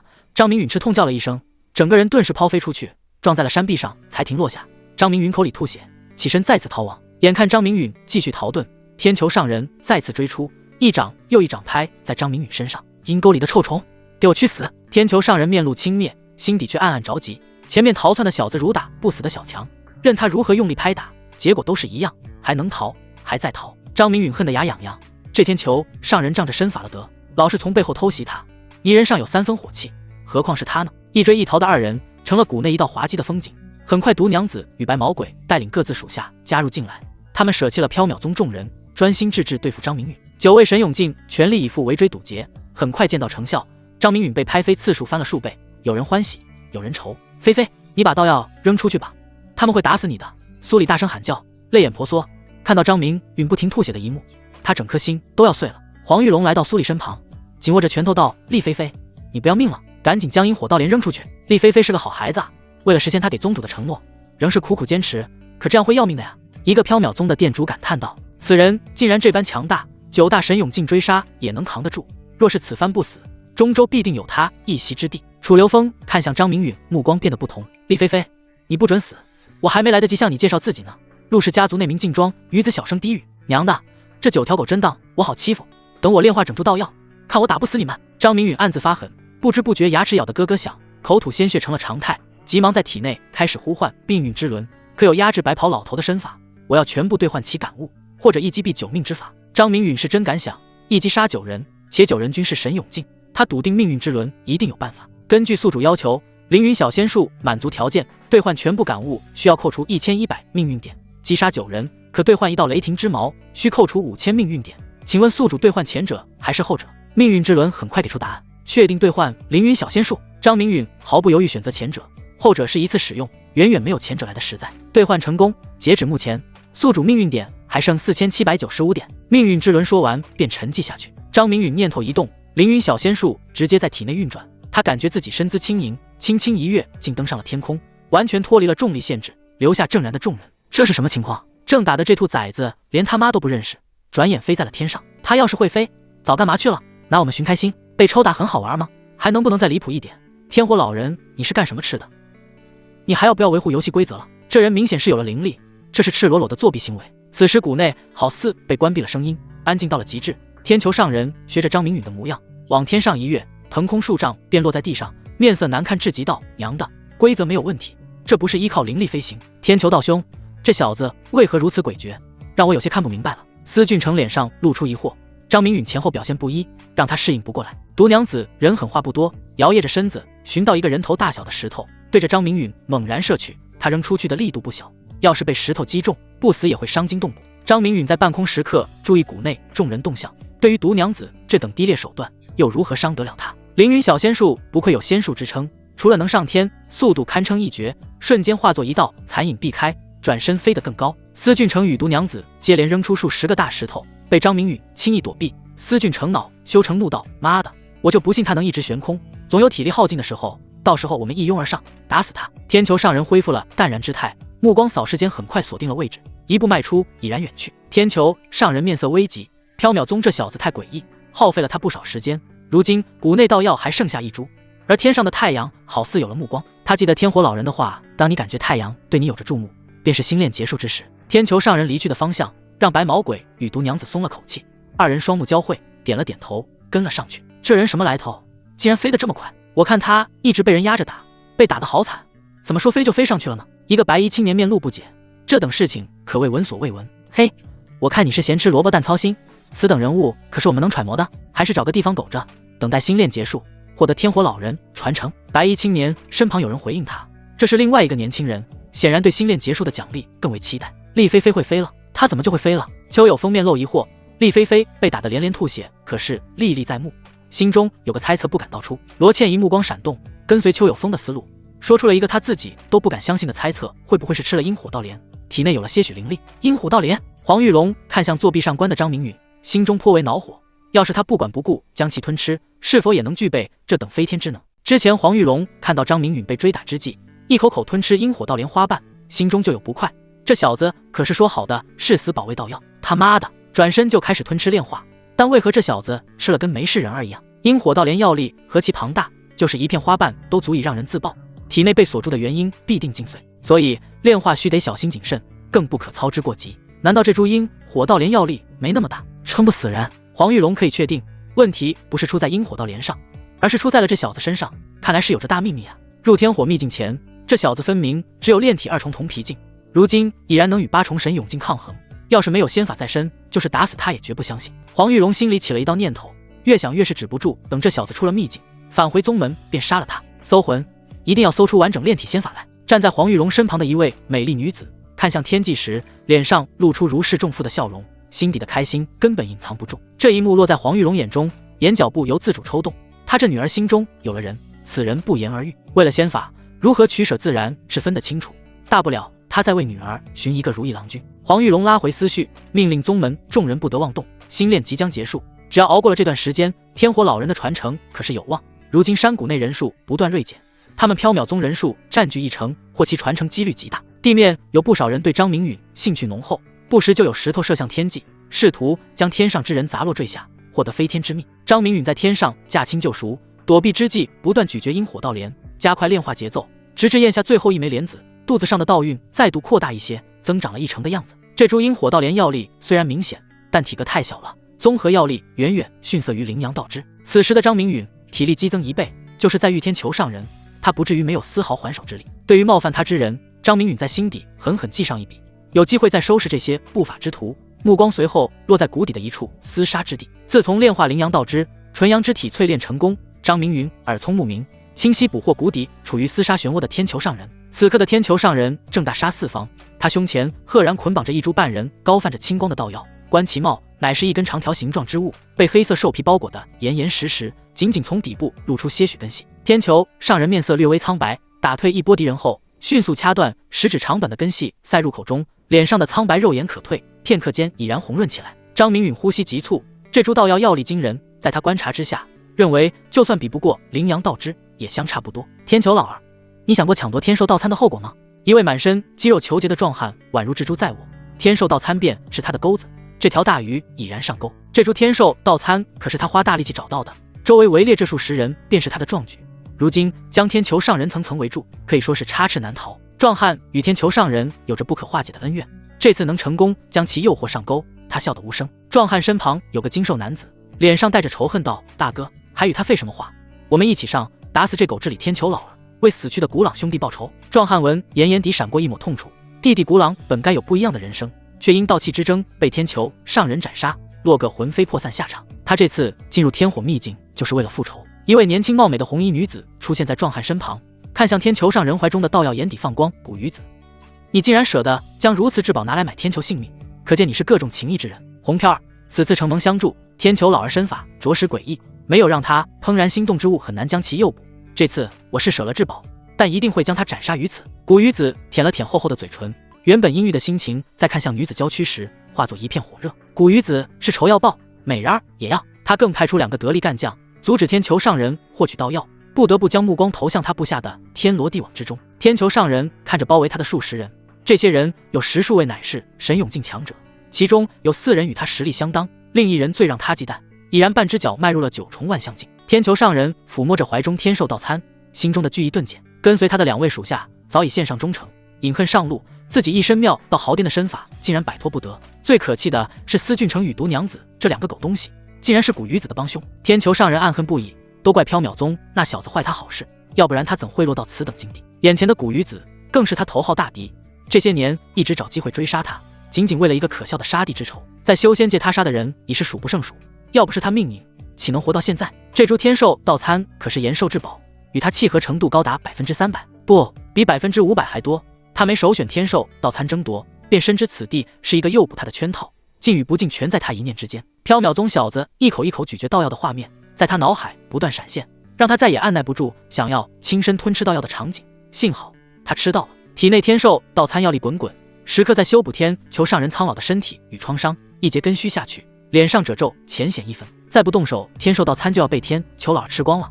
到时候你拿什么来赔偿我等损失？一个书生打扮的中年男子看向古鱼子，这株道药可是有他一份。第5位领头围猎者出现了，他一袭白裙，宛如一位不食人间烟火的仙子来到凡间，一身高贵气质淋漓展现。朱唇轻启间开口道：尹君子说的不错，若是答应的报酬有所闪失，你得拿秘境仙气来赔偿。有双月仙子在，岂有让天求老儿走脱之理？大家一起上，我答应大家的报酬必不会少，助我杀了他。古鱼子脸上挤出笑容，带着众人发动新一轮的进攻。为了请双月助拳，古鱼子付出代价极大。据古鱼子了解，双月炼体走的是上古一位女仙君的路子，一身实力强横的要命，身材饱满圆润，目光扫向其娇躯，只得暗自吞咽口水。5人围攻1人，很快天球上人便落了下风。外围助拳的小弟们逮到机会，不时就给天球上人来上一拳。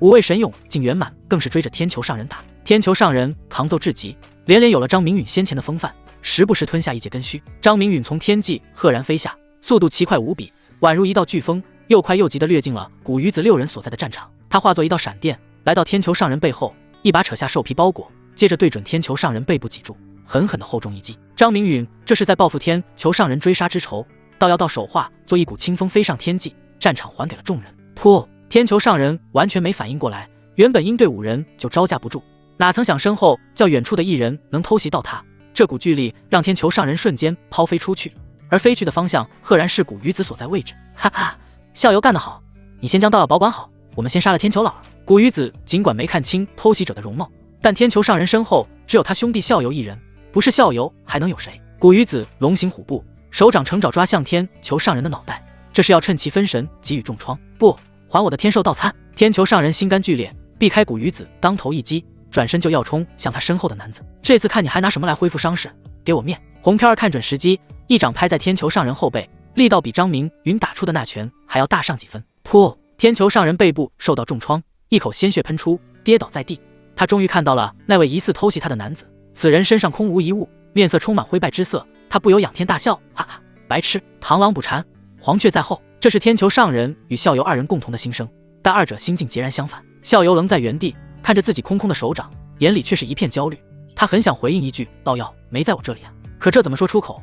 还有3位大佬助拳，这一吼岂不是要打乱全部部署？内命来！古鱼子紧捏拳头，准备送天球上人最后一程。哪料天球上人再次躲过，赫然往发呆的校友冲去，这是要逃离战场。天球上人本以速度著称，要使得其走脱，想要再次抓捕难上加难。古鱼子一时大惊。就在此时，一条白绫骤然飞出，直接洞穿快要逃到围猎边缘的天球上人后心上。双月手持白绫尾端，蓦然一脚一提，一颗鲜红的心脏被带出。啊！天球上人一声惨叫，捂住胸口倒在了地上，胸口鲜血不断冒出，好似喷泉一般。这一幕落在古鱼子眼中满是惊喜，走上前去，拳头轰入天球上人丹田，接着是头颅，接连10数拳，他才仰天长啸：弟，哥给你报仇了。见到天球上人陨落，白毛鬼与毒娘子对视一眼，悄然退了出去，消失在战场附近。张明允悬浮天际，一边观看古鱼子几人战斗场景，一边啃食天兽道餐，嘴角偶尔流出一缕青色汁液，被他舌头一卷，重新回到口中，伴随可口的餐汁和果肉一起咽下。纯阳圣法在体内运转飞快，炼化着滚滚药力。纯阳道法极为霸道，天球上人只敢咀嚼些根须，而张明允直接啃食果肉，要是被谷底众人看到，一定会骂张明允不为人子。天兽道餐药效是固本培元与延长寿命，远远没有羚羊道汁对张明允帮助大，效果自然也是差了不少。张明允一边乐滋滋咀嚼天兽道餐，一边看着谷底的好戏。命运之轮的奖励已然发放，有200命运点让他欢喜。古鱼子道友，仇我们也帮你报了，该是兑现承诺的时候了吧？瘾君子拍了拍古鱼子肩头，有安慰也有催促之意。红飘儿与双月脸色不是很好，因为他俩往校游身上看去，空空如也，哪里有兽皮包裹着的天兽道餐影子，且校游面色难看，只要是头脑清晰的人都知道发生了什么。二女不禁想到天球上人被轰飞的一幕，太过离谱。校游实力在5人中属于垫底，他有什么资格将天球上人击飞，且顺利夺下天兽道餐来？校游，快将天兽道餐拿过来，我来为3位道友划分报仇。古鱼子沉声道，他面庞朝天，还沉浸在大仇的报中。大哥，天兽道餐没了。校游3步并着2步走，来到古鱼子面前，眼睛发红，心中咒骂暗处夺药之人混蛋，这可咋整啊？什么没了？赶紧拿出来啊！古鱼子发现不对劲儿，目光落在校游身上时，双腿不由一软，眼中透着不可置信。没有，校游身上什么也没有。接着目光扫向校游先前所站之地，那里确实距天球上人最近啊。天兽道餐呢？外围古鱼子带来的属下们也是一脸懵，其中有个人站出来道：卜道兄，我们这里也没有。什么？那他去哪里了？古鱼子失魂落魄道：这是有人偷天换日，以高绝身法夺去了天兽道餐，我们在这打死打活的，嘿，结果被人摘了桃子。红飘儿一语中的，他眼神有些不善地看向古鱼子。天兽道餐丢了？古鱼子，当初可是说好了的，天兽道餐我要2成，你还说什么万无一失？这就是你说的万无一失？瘾君子闻言连连质问，脸色铁青地看向古鱼子，拿仙器来赔偿吧。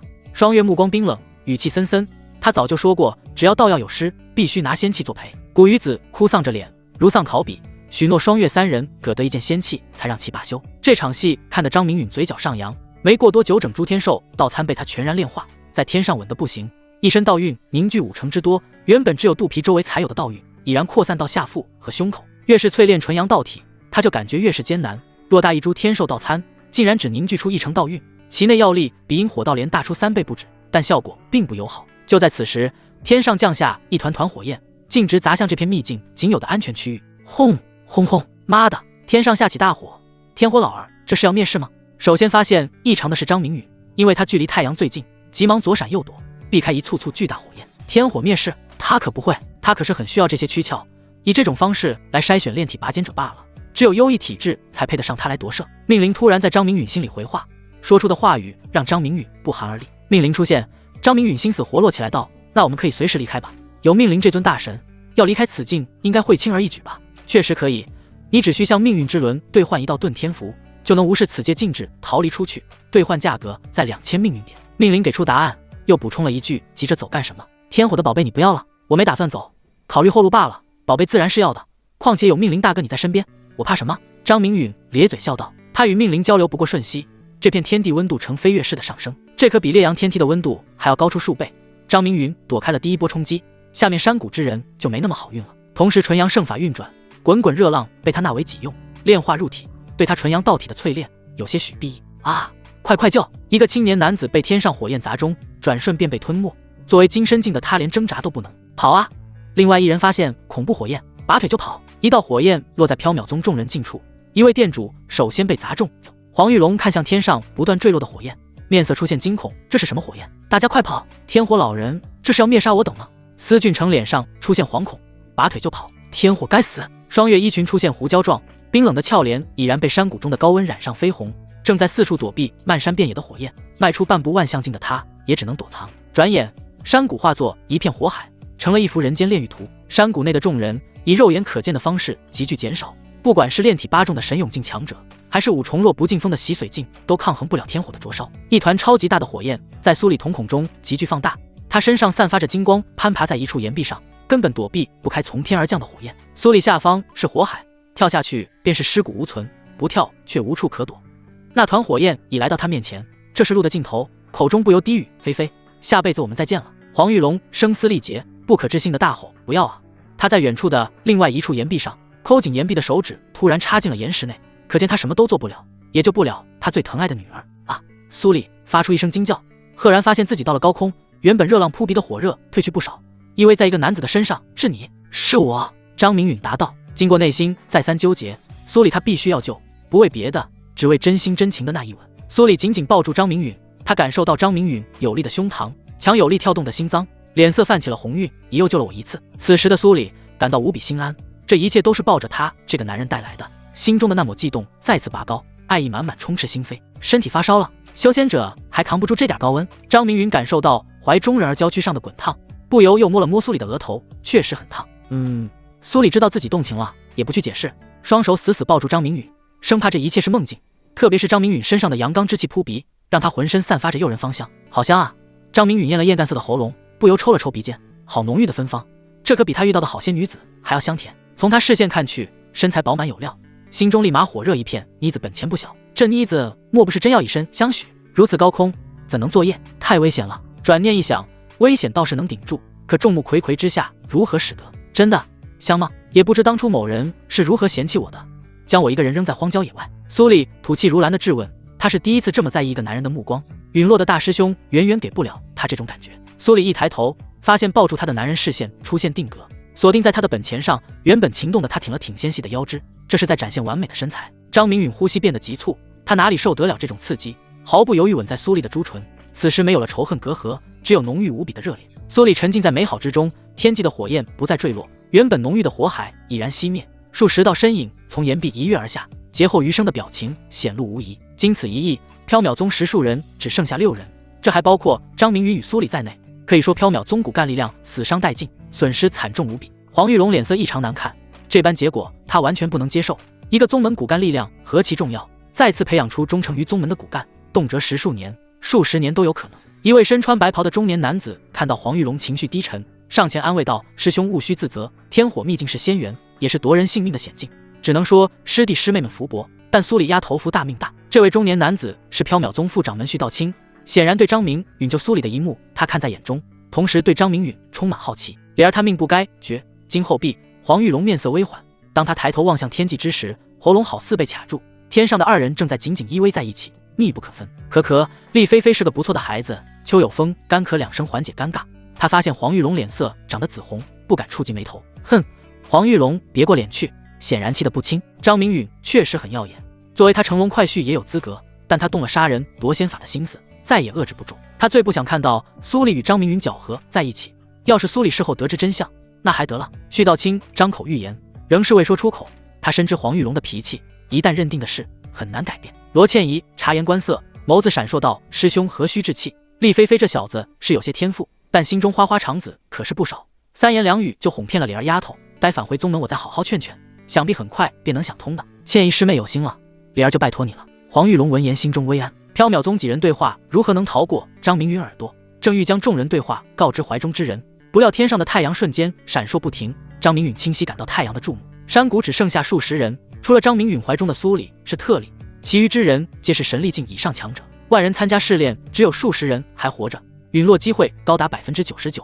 张明允不由感叹天火老人心狠手辣，且看似熬过新炼活着的人，仍旧是天火老人选择的躯壳。试炼要结束了吗？好大的太阳呀！苏丽脸上泛起开心，惊心动魄的试炼即将结束，让他如何不喜？哈哈，新炼结束了，接下来是属于我的传承，仙气、仙丹是我的了。这该死的试炼终于结束，放我出去！就在天火秘境众人咆哮之际，天上的太阳发出一股巨大吸力，首当其冲的就是张明允与苏里二人，因为他们距离太阳最近，瞬间被吸入太阳之内。紧接着是山谷众人化作了流星，射向太阳深处。张明允首先感到的是一阵刺目白光，忍不住闭上眼睛。再次睁眼，一座火红大殿映入眼帘，墙壁上四处流淌着的红色液体，像是岩浆在流淌滚动。宫殿中央站着一位青衫老者，他脸上挂着如沐春风般的笑容，目光落在张明允身上，瞳孔微微一缩，很快恢复自然。偌大的宫殿只有他们二人，张明允不禁在想其他人去了哪里。拜见天火前辈。张明允神色激动，抱拳拜下，心中却是腹诽质问：天火老儿，你他娘的真不是人？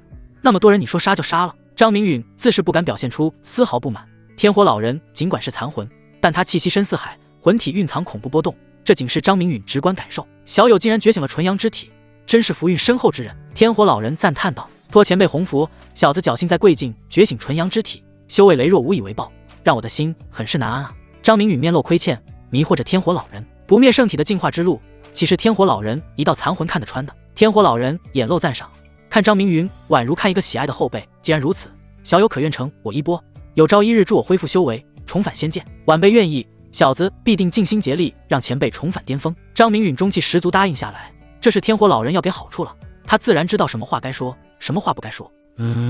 天火老人眼中露出不快，脸色阴沉无比，显然张明允给的答案让他并不满意。师尊切勿动怒，怪明允太过激动，一时忘乎所以。张明允急忙开口抱拳请罪，他再次体会到了天火老人的喜怒无常。天火老人看着张明允并未行跪拜之礼，眼中再生怒意，不过很快又被他眼下：好徒儿，既然你拜我为师，师尊便将压箱手段传授于你，必定让你炼体抵达圣体境。命令大哥做好准备，我感觉天火老儿要来真的了。张明允心中发紧，急忙呼唤命令：嘿嘿，只要他胆进入你身体，我便叫他来得去不得。命令一声冷笑，张明允感觉自己脑海多出一道金色囚笼，古朴且深邃，蝌蚪大小的梵文刻画在囚笼每根金柱上，时不时亮起道道白光。命令在张明允体内低喝一声：是天囚仙龙，融。随着命令一指，是天囚仙龙彻底融入张明允身体，刹那间覆盖全身。刚才的金色牢笼好似从未出现过。天火老人衣袖一挥，一团巨大的火焰瞬间将张明允包裹，无比炽热的烘烤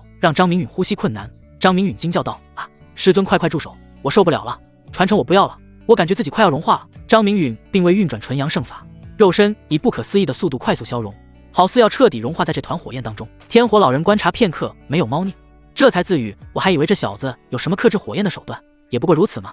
如此躯体千年难遇，这是老天要助我彻底复苏。他不再迟疑，立马化作一道白光没入张明允脑袋，包裹住张明允的火焰猛然一缩，全部进入他的体内。火焰好似温和如水，在他指尖跳跃。握了握拳头，伸伸腰肢，张明允嘴角露出一抹平淡的微笑。这副躯体真是不错，阳气十足，年轻的感觉太好了，是吧？我也觉得不错，淬炼到此可是花费了我不少心血。张明允嘴角笑容消失，说出另一番话来：小子，你为何还能掌控这具身体？躲哪里去了？张明允面色难看起来，闭上眼睛感知起来。呵呵，天火老儿，你倒是挺会鸠占鹊巢。是天裘仙龙，给我凝！张明允眼睛骤然睁开，一道金光从他眼底射出，原本隐藏在他体内的噬天裘仙龙重新凝聚在他脑海之中。只是此时的噬天裘仙龙不再是空无一物，笼内赫然囚禁着一位青衫老者，手脚带镣被附锁成一个大字形。你到底是什么人？怎会掌握早已消失在仙界的噬天裘仙龙？天火老人厉声喝问，整个人在囚笼里晃荡。他本是一道残魂，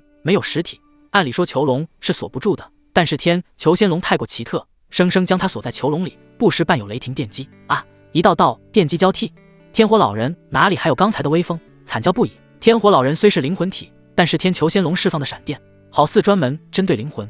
张明允看着都感受到了疼痛，命令部下噬天裘仙龙之际，操控之法传于张明允，有张明允掌握的电击力道恰到了好处，不至于让天火老人魂飞魄散。天火老儿，你他娘的威风劲儿去哪里了？刚才不是很嘚瑟吗？还要当我师尊？去你娘的师尊！张明允一边问话，一边释放囚笼电击。天火老人吃痛连连，不由仰天发问：苍天啊，你这是派了个什么索命鬼让我夺舍？这他妈不是千年一遇，是万年难遇克我的煞星啊！当然，天火老人是看不见天的，只能看见张明允脑海中悬浮的一步步法术宝典，起起落落，好不奇怪。张明允懒得废话，眼中泛紫看向天火老人命运长线。原来天火老人将残魂分为了88道，这与天火老人选中的试炼者人数一致，而对付张明允的这道残魂，魂力占据总残魂的1成之多，又携带本命天火，是众多残魂实力最强的一道，可以说是主魂了。由此可见，天火老人对张明允的重视程度之高，要不是张明允有命灵帮助，说不得真会阴沟翻船。作为曾经的天火仙王，哪怕是化作残魂，他的强大毋庸置疑。说句不夸张的话，云起大陆还真没有抗衡他的存在。捏死张明允宛如捏死一只虫子，正因为他对张明允纯阳之体的贪念，造成了他第一缕残魂被囚，也是他彻底泯灭的开端。一簇火焰在张明允指尖流转，通过天火老人记忆，很快掌握了驱使之法，这可是好东西啊！唯一让他犯难的是天火耗费灵力极为恐怖，凭借他自身灵力驱使，恐怕还没施展就被天火吸成干尸。当然也有折中之法，譬如天火老人残魂每次动用天火，以消耗100枚仙金为代价来催动。天火老人隐匿云起大陆足有1000年之久，直到近些年他的残魂恢复到巅峰时期的1成，这才有了此次的天火试炼。这个秘境是天火老人本体在深陨之际开创的，秘境妖兽体内的火石均是天火老人血肉所凝，这些妖兽便是天火老人用来诱人的钩子。凡是炼化妖兽火石的，无疑是将天火老人血肉炼进自己身体，只待天火老人残魂夺舍成功，在体内火魄帮助下，能快速化为一具具独立的分身，待到必要之时分身合一，重返巅峰。看到最后，张明允呼吸越发急促，他发现了了不得的秘密，控制噬天裘仙龙斩断天火老人右臂，掉落下来的断臂飞快溢散晶莹魂力，不多时，一只红彤彤的手镯出现在张明允视野。天火老人神色惊恐，他根本想不通张明允是如何知道他手镯藏在右臂之内，急忙道：哎呀呀，那是我东山再起的资源，混账小子你拿不得！张明允咧嘴一笑，没有发出任何声音。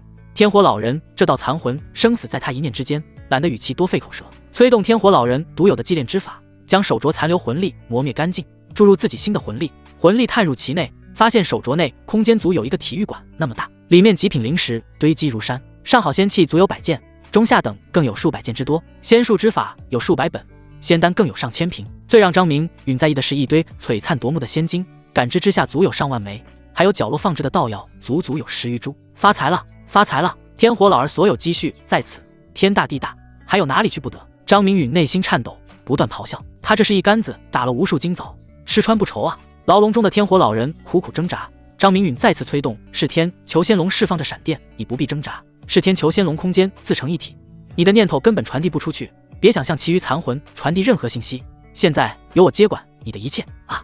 混账小子，快快住手，疼死我了！烟火老人发出嚎叫，面容扭曲，像是回到了飞升渡劫时被9天神雷轰击那样痛苦。张明允对天火老人继续电疗，不闻哀嚎声，谁让这老小子如此不老实？通过天火老人记忆，黑暗中恐怖源头是他圈养的恶灵，每头恶灵无不穷凶极恶，专门吞噬人灵魂，借此掠夺躯壳，完成重生。而天火老人掌握住恶灵的魂印，让其效忠于他。萧玉儿被恶灵夺舍，张明允止不住担忧，在心里询问命灵解救萧玉儿之法。你可以炼化天火这道残魂，作为一具身外化身的灵魂，他魂体内的魂印你自然能掌握，但命灵话说一半便停住，只要能救下萧玉儿，再大的困难我也能克服。张明允目中坚定，萧玉儿与自己关系暧昧，又因自己缘故被夺舍。若是萧玉儿灵魂并未被吞噬，说什么也要将其救出。眼见张明允如此决绝，命令说出潜在危险，天火生前是被人灭杀，可见对头很强，可能是先帝级存在。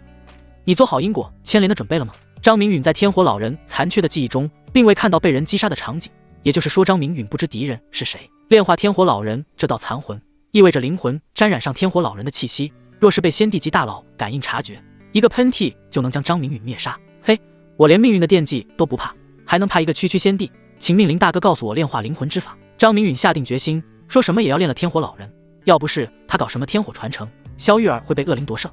既然你意已决，我便不再阻拦。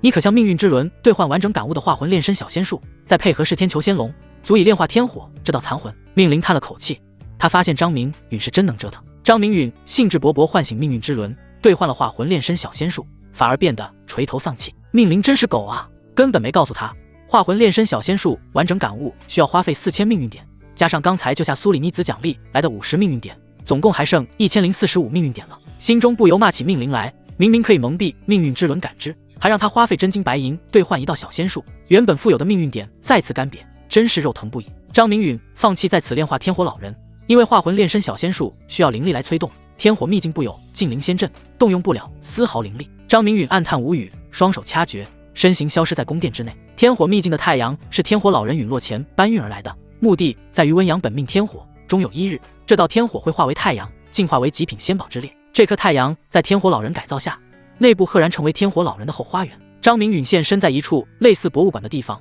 一头头妖兽闭目沉睡，胸口处纷纷散发着红光。这是新炼结束，天火老人将众妖收了回来。这些妖兽实力高低不等，上至妖王，下至地级。张明允粗略一扫，足有数千头之多。天火老人好大的手笔，这可是一股不弱的力量，足以横扫他所在的整个东陵域。一路走马观花，张明允眼中越发火热，心中却是在呼唤命灵：命灵大哥，我能否将他们带出去？可以。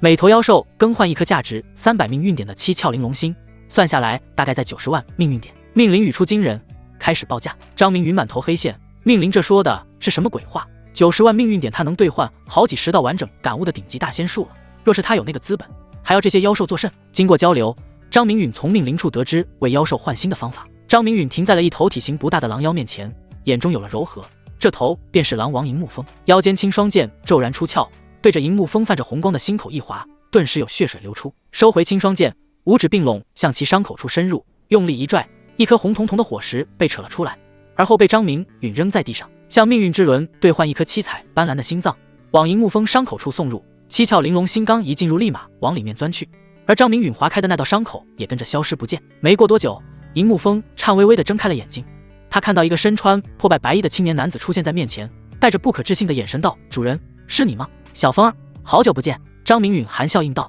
再次见到银木风，张明允心中充满了放松。主人，小风儿可想你了。银木风声音有些颤抖，不敢相信这是真的，一个猛扑将张明允扑倒在地，脑袋直往张明允身上蹭。打住，你一个男妖，整得这么矫情干啥？我是来带你出去的。张明允将银木风推开，一个鲤鱼打滚站起身来，嫌弃之意不言而喻。银木风露出苦瓜脸，转头一扫惊问道：“这是哪里？为何有这么多妖族在此沉睡？”这里是天火秘境主人的老窝，你们便是他操控的奴仆，生死都在他一念之间。张明允为银木风解释道。银木风清晰记得他被笼罩在黑暗的一幕，无比瘆人，好似被某种东西吞了下去，那种窒息感再也不想经历第二次，太可怕了。银木风头顶飘出一枚淡青色的印记，语气低沉说道：“主人，我能求你一个事儿吗？你先将魂印收回去，当我还你魂印那刻开始，你就自由了。”看到熟悉的魂印，张明允回想起当初收服银木风那一幕，银木风所求之事，他岂能不知？而后叹道：“小白儿，我自然会救他的主人，我亦会救。”谢主人。银木风开心道，意念一动，魂印缩回体内，他能感觉出张明允的惆怅。张明允并未停下，继续往前走去，来到一头白色狐妖面前，他是沉睡的白灵。张明允同样一剑刺出，如法炮制，挖石补心，看得一旁紧握拳头的银木风惊心动魄。约莫10数息，白灵睁开了眼睛，看向面前的一人一妖，眼睛的泪花闪烁不停，出声道：“谢主人救命之恩。”张明允点了点头，看到白灵，他会不由自主想到被夺舍的女子，心中再次涌现难受。白灵镇定得多，不像银木风那般喜形于色，他与银木风并肩同行，跟着男子步伐一起往前走。对于眼前这个身上泛起冷意的男子，白灵首次感受到了暖意。一人两妖，路过一头毛发白中见变银色的狐妖面前停下。这头银白狐妖个头明显比白灵大了许多，尽管他在沉睡，张明允依然能感受到其体内充足的爆发力。张明允叹了口气，一番操作下来，唤醒了此行的第3头妖兽。它是羚羊道之洞穴的那头妖君。银白色的狐妖一苏醒，瞳孔猛地收缩，张开爪子便向张明允扑来。可恶的小子，害我一顿好找，原来你在这儿！他要撕碎张明允，以报当日洞穴夺宝之仇。银沐风看见张明允要复活一头妖君，心中砰砰直跳。以后他们去了外界，有一头妖君罩着岂不是横着走。更让他惊喜的是，这头妖君与白灵本体一致，那岂不是亲上加亲？哪里能料到这头妖君与主人不对付，含怒扑杀而来。银沐风顾不得自身安危，急忙扑上去阻拦。跟随他一起的还有伙伴白灵，休伤我们主人！银沐风与白灵冲了上来，准备护在张明允身前之际，却见张明允伸出一只拳头，与无比强大的银白狐妖对轰在一起，一击见效。这是来自于抛飞100丈之远银白狐妖的嚎叫，惨叫声响彻在整个博物馆内。银沐风与白灵纷纷从对方眼中看到了不可置信之色，他们的主人何时变得如此强大了？就在2妖愣神之际，张明允如同一只猎豹弹射出去，追到银白狐妖跟前。他像一个勇猛无敌的小巨人，一拳拳砸在那头银白狐妖身上。臭小子别打了！银白狐妖吃痛求饶，眼中露出惧意。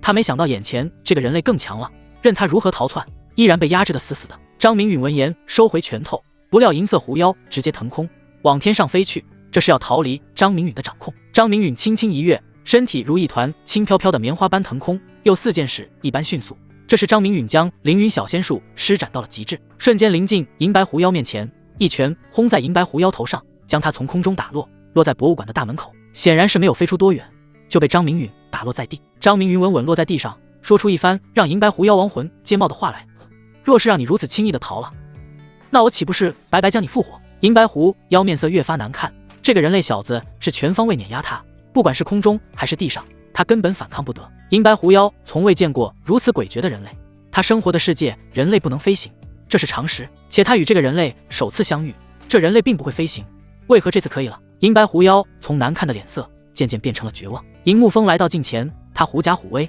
趾高气昂，快点交出魂印，主人能让你生，也能让你魂飞魄散。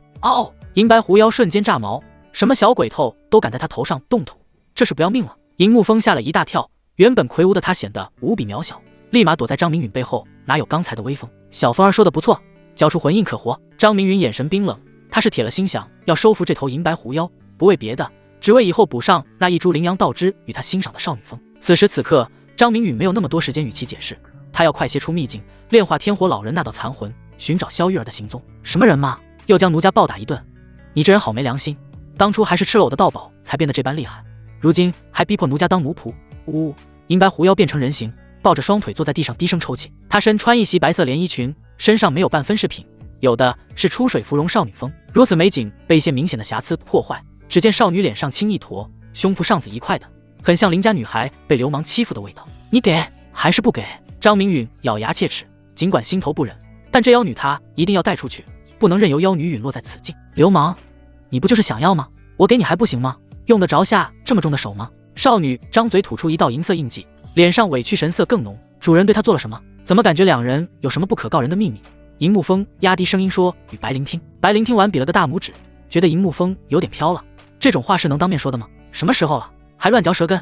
该打！张明允耳朵灵光得很，一步到了银沐风跟前，轻飘飘的一掌拍出，银沐风骤然撞到数百丈外的墙壁上，肋骨咔咔断了10数根。快过来，我们马上出天火秘境，返回东陵域。张明允说完，看向一瘸一拐的银沐风，因为白灵与银白狐妖都站在了张明允跟前。银沐风强忍疼痛，一个跑步窜到张明允面前，跟没事人一样，但体内的痛楚只有他一个妖懂。张明允双手掐诀，一道透明光照将一人3妖笼罩在内，随之而来的是光芒不断闪烁，一人3妖彻底消失在了秘境之内。外面的世界阳光明媚，一座座山峰相连成岭，映入眼帘的是一片苍翠。天上有4道人隐御风疾驰，为首青年男子剑眉星目，一张英俊的脸庞出现在太阳底下，目光偶尔瞥过身旁少女容颜，不由暗中点头。男子感觉气氛有些尴尬，没话找话，开口道：“小妖君，你叫什么名字？你爱怎么叫就怎么叫。”少女气鼓鼓地板着一张脸，语气不太友好：“那我叫你小活吧，以后你就跟着我吃香的喝辣的，保管你妥妥升级为妖皇，甚至妖仙帝。”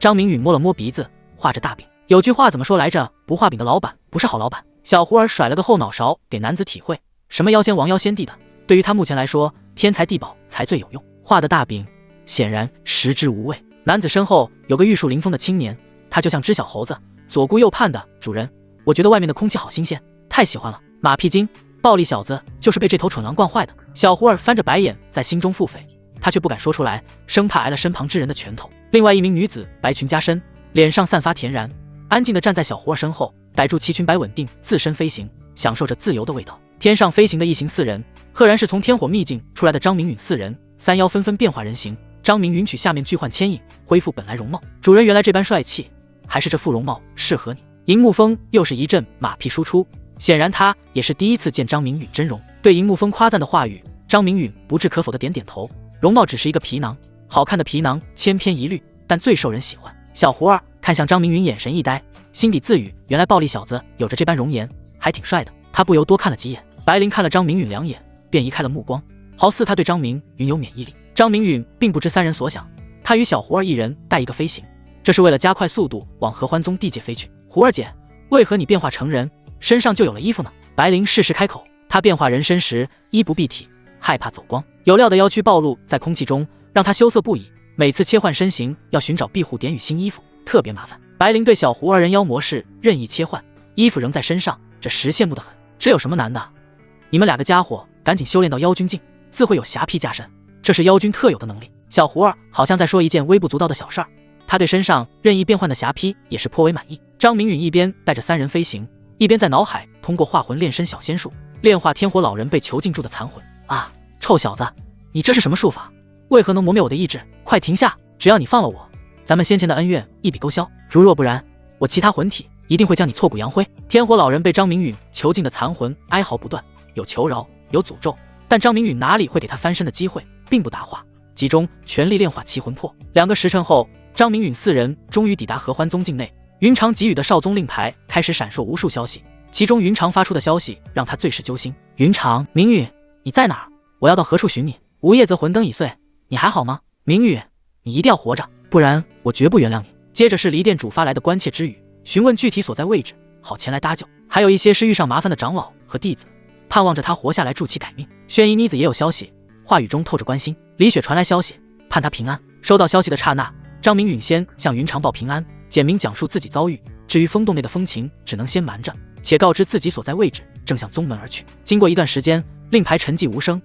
难道云长不在宗门地界外出了？以云长性子，收到张明允回来的消息，定然立刻回复。思来想去，决定告知离店主他所处位置。吴叶泽只是一个长老，就敢对他行凶，更别提其他店主了。虽说以他目前实力，并不惧怕心思不纯之人，但能免去一些麻烦，岂不更好？在宗门要说有人真心为他着想的，除了云长以外，估计只剩下离店主。原主从小受离店主照看，如今云长联系不上，只能退而求其次，能稳一步算一步。张明允四人飞行速度颇快，一座城池出现在众人眼前。这座城池很大，宛若世俗皇城，人来人往，络绎不绝，好热闹啊！主人，我们能否下去看看？银木风眼睛放光，征求张明允意见。另外二女也好不了多少，一副跃跃欲试的模样。张明允心中感觉好笑，反正云长不在宗门，回去也没什么意思。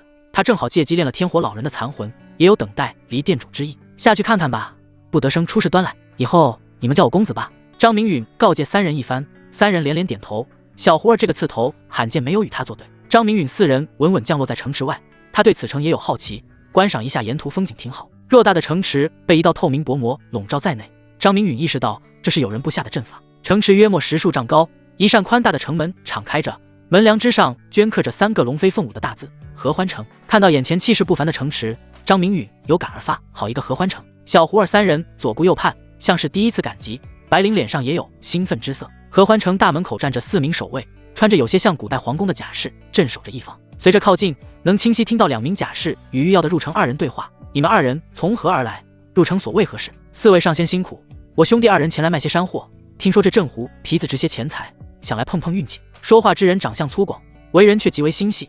他将背上的背篓一抖，拿出一件胡皮子示意。一个甲士从后面走来，对着货物四下打量，还上手摸了摸货物毛发，咧嘴笑道：你们2人倒是走了狗运，这么好的胡皮子弄来3件，起码能兑换10枚灵石。规矩不能破，1人1枚灵石，1枚灵石只待1天。站在前方的一名甲士补充道，他脸色微黑，留有络腮胡，他是队长，有着不弱的话语权。我们晓得的，这是2枚灵石，天黑前一定出城。被盘查的另一人应答道。下一个。络腮胡接过灵石，也不废话，让下一个排队之人上前。递出2枚灵石的猎户收到2块蓝色牌子，二人拿着牌子轻易跨入阵法之内。此时城门口还排着10数人，都是一些凡人，身上无法力波动。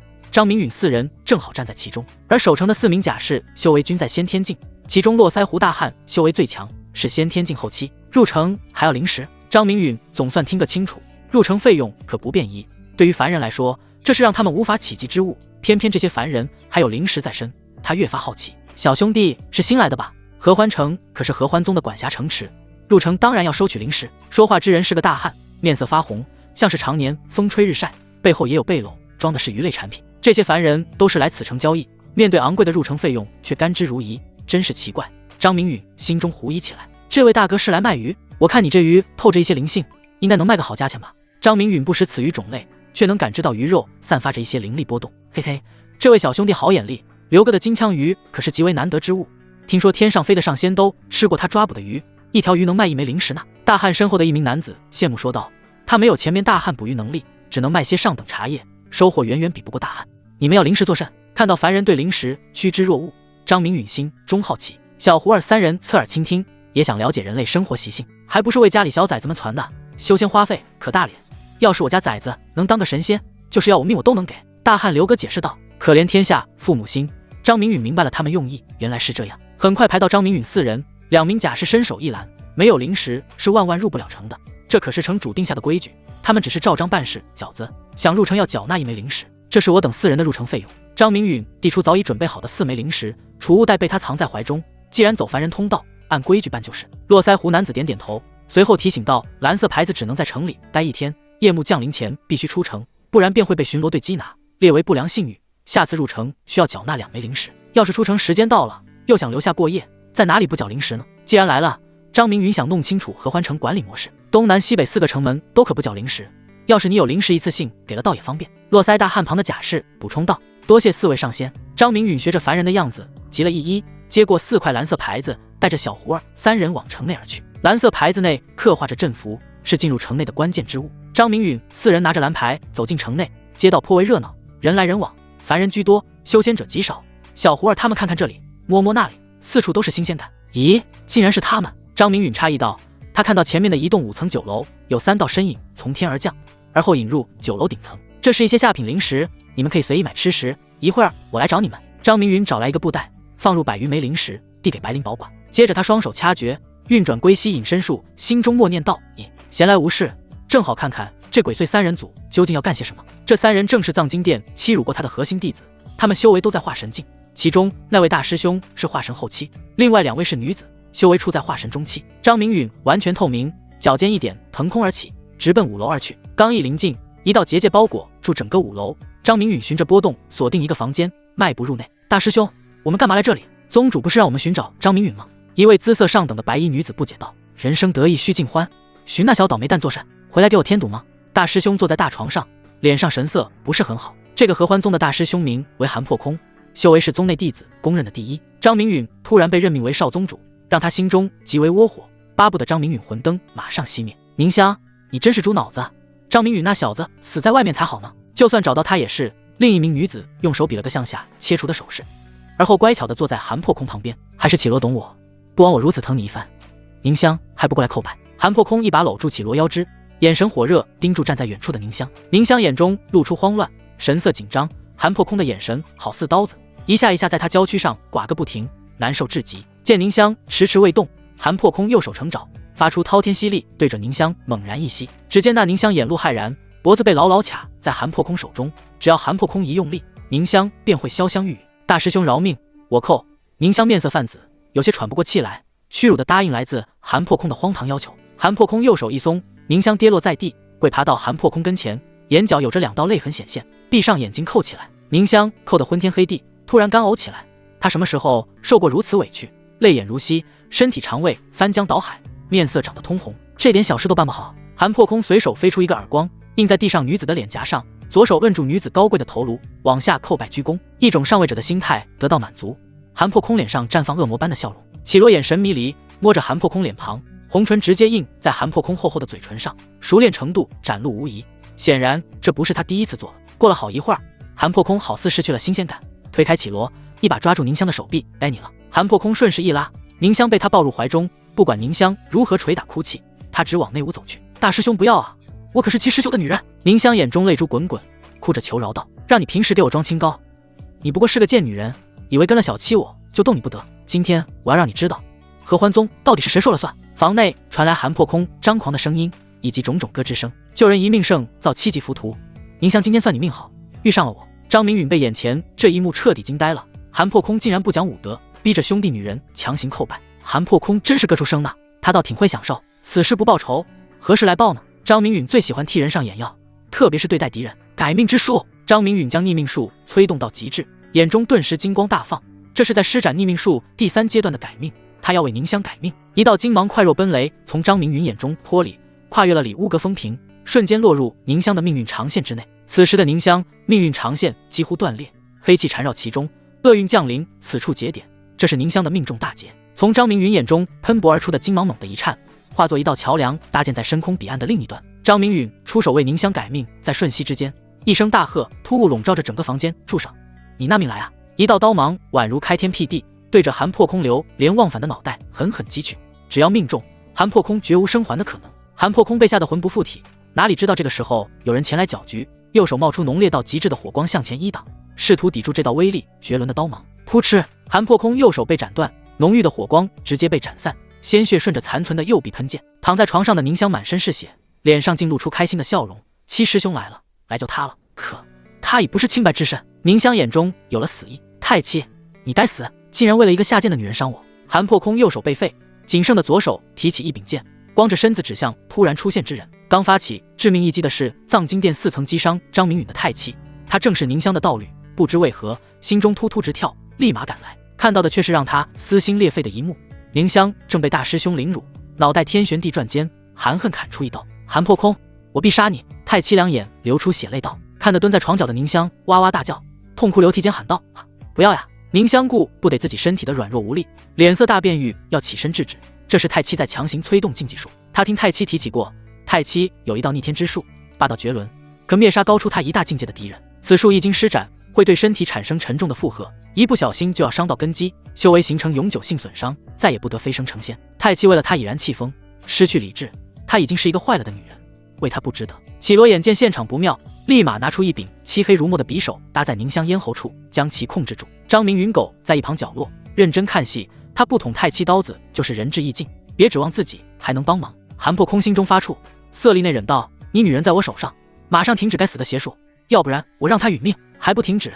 你是想让宁香去死？绮罗脸色不双，手中匕首已然划进宁霜的肉皮，一道猩红鲜血顺着脖颈流淌而下，只差一点就能割手。七哥，我们来生再续，下辈子我还愿做你的女人，身体洁白的女人。宁香眼眸泛花，一身娇躯快速膨胀，越来越大。不好！张明允躲在角落，突然发现宁香不对劲，特别是说话透着告别的意味。凌云小仙术瞬间施展，消失在这栋酒楼之中。绮罗，快制止！他要自爆。韩破空脸色骇然，失声道：来不及了，这是个一心求死之人。绮罗一直关注着太七那边的动静，忽略了宁香的刚烈。砰！绮罗连原因逃离都做不到，就被宁香炸成粉碎，二人身体成了血雾，整个酒楼被炸成齑粉，留下一个10数丈的深坑。酒楼周边屋舍好似被导弹击中过，留下残垣断壁，满目疮痍。附近的人不知道死了多少，这是来自一个化神境自爆的威力。深坑之内还有2道身影凌厉，韩破空遭到爆炸波及，高大的身躯出现裂痕，血流不止，气息萎靡不振。太七距离稍远一些，也在大口咳血，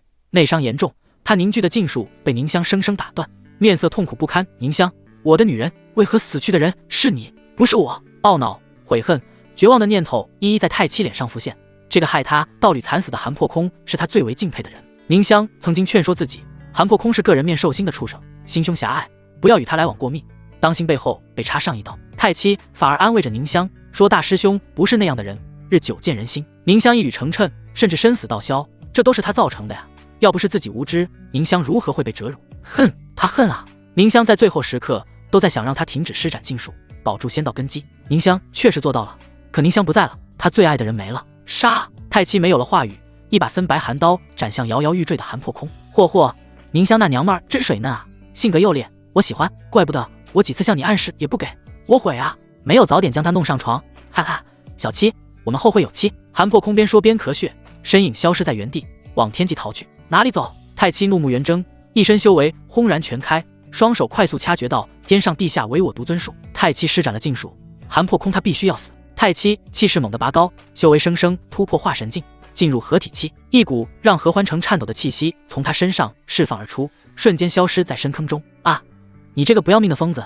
天际传来韩破空的惨叫声：小七不要杀我，以后大师兄为你找一个更水灵的，好不好？韩破空声音变得尖锐，哀求软弱道：今天你必须死，为宁香偿命。太七声音宛如天神在审判，一道耀眼的白光瞬间升起，天上好似两轮烈阳。韩破空陨落，张明允躲在暗中，并未露出身形来。太七施展的禁术，在他看来就是郭家家，连他身体防御都破不开。纯阳道体淬炼5成之多，已是堪比中品道器。这次天火秘境旅程，张明允收获之大，端了天火老人老窝不说，纯阳之体已然向纯阳道体进化。接下来没有看透，张明允身形直接消失，留下太七一人在深坑痛哭。这是神仙打架，凡人遭殃啊！也不知道东门死了多少人。神仙就是强横，那一声巨响，我耳朵现在仍是轰鸣不止。应该死人了吧？城主大人不去管管吗？这么大的动静！张明允刚来到西门，就听到这些人在议论。他继续苟着，此事与他无关。恭喜宿主为太七4人改命，奖励2051命运点。命运之轮声音如约而至。怎么这么多？张明允吓了一跳，他觉得自己格局有些小了。绮罗奖励100点，宁香作为事件导火索关键人物奖励300点，韩破空奖励300点，太七仙路进化奖励1000点。另外合欢城东门一共死了351人，每人奖励1点。命运之轮解释道：轮兄大气啊！张明允搓了搓手，夸赞道：不对啊，凡人的死也算在自己头上，那是宁香丹的好不好？张明允心底咆哮，他不满意这个结果，可又能说什么呢？这毕竟是351命运点啊！看来以后要注意波及到凡人了。心中默默计算了一下自己的命运点总数，之前剩余145点，加上刚刚奖励的2051点，命运点共有2196命运点，有种突然暴富的感觉，一下增加6年的寿命，真是不错。像他在天火秘境收仆人奖励5000点这种情况，少之又少。就在张明允暗自欣喜之际，城中心有股不比韩破空弱的气势拔地而起，直追太七消失的天际，在半空画出一道火红的影子，紧接着又有数道身影跟随飞去。张明允暗自嘀咕道：这应该是宗门派到此城的镇守者，看来这件事将会引起轩然大波。合欢城修仙者散修居多，合欢宗弟子占据少数，此城修仙者修为普遍不高，但合欢宗弟子有着明显的话语权。看来合欢城乃是一处散修云集的所在，汇聚了四方漂泊的修行者。张明允感应着小活儿的魂印，踏入了一间名为飘香的酒楼。此酒楼依山傍水，共有3层楼阁，其规模虽不及宁香自曝的酒楼那般奢华显赫，却也别有一番风味，专为修为尚浅的修仙者提供一处歇脚用餐之所。来到3楼，张明允找到了胡吃海喝的小胡儿3人。公子，你可来了，快来尝尝我们点的招牌菜，味道可口，油而不腻。银木风挽起袖子，正捧着一只烤乳猪啃吃，见到张明允来到面前，急忙招呼。小胡儿与白灵各自咀嚼一块牛肉，吃得津津有味，眼神示意张明允坐下来吃。看着3人开吃的模样，张明允也有了胃口，应了一声坐下，拿起一只鸡腿品尝，脆而不腻，味道还不错。这时，一位身着青衫、风度翩翩的男子，手执一壶佳酿，配着精致的酒樽，踱步至一位黑裙女子静坐的桌前。他举止间透露出一股不羁的风流气息，目光隐晦越过女子傲人胸脯，不失礼貌的开口：这位姑娘很是面生，想必是新来的贵客，不知可否赏脸，与在下共饮此杯，共话修行之道。没兴趣。黑裙女子脸颊上挂有一张轻薄的面纱，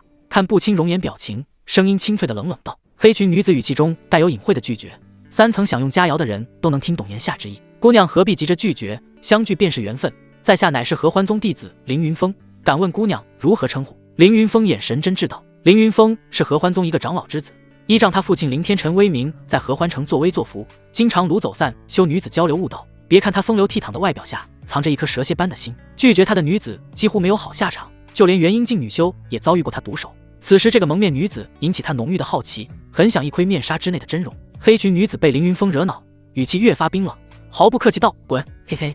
凌云峰自讨无趣般干笑2声，心底却是在思索如何将这黑衣女子弄晕。哈哈，我就说老二无功而返吧，老四还不信，给钱给钱。中间一张餐桌坐着3人，其中一名大汉看到折返而回的凌云峰，一拍大腿道：二哥不是号称花间圣手吗？害我白白输给大哥5失0时。大汉身旁一个贼眉鼠眼的白袍男子责怪道：花间圣手可不是表现在这儿，老四你可学着点吧。桌上另一位男子话中有话：3位兄弟拿我打去，真没意思。凌云峰回到座位，脸色不好道：二弟什么本事为兄自然清楚，还不是一眨眼的功夫，这美人儿就自动送上门来。说起来为兄可是羡慕的紧啊。大汉拍了拍凌云峰肩膀，一副我都懂的模样。中间桌上4人你一言我一语的，张明允听出了个味道，这凌云峰搭讪不行，要用强了。3楼众人纷纷摇头失笑。那位冰山美人他们早已注意到，身材极品，一身修为绝对不低，修为波动隐隐在结丹圆满层次。张明允心底不由一叹，宗门弟子已经腐朽到这种程度了吗？怪不得见彩柔对合欢宗没有好脸色，要不是见彩柔对他动了真情，说不定已成了孤魂野鬼了。所以有句话说得好，要想得到一个人的心，先要得到他的人。呸呸呸，这是什么奇妙脑回路？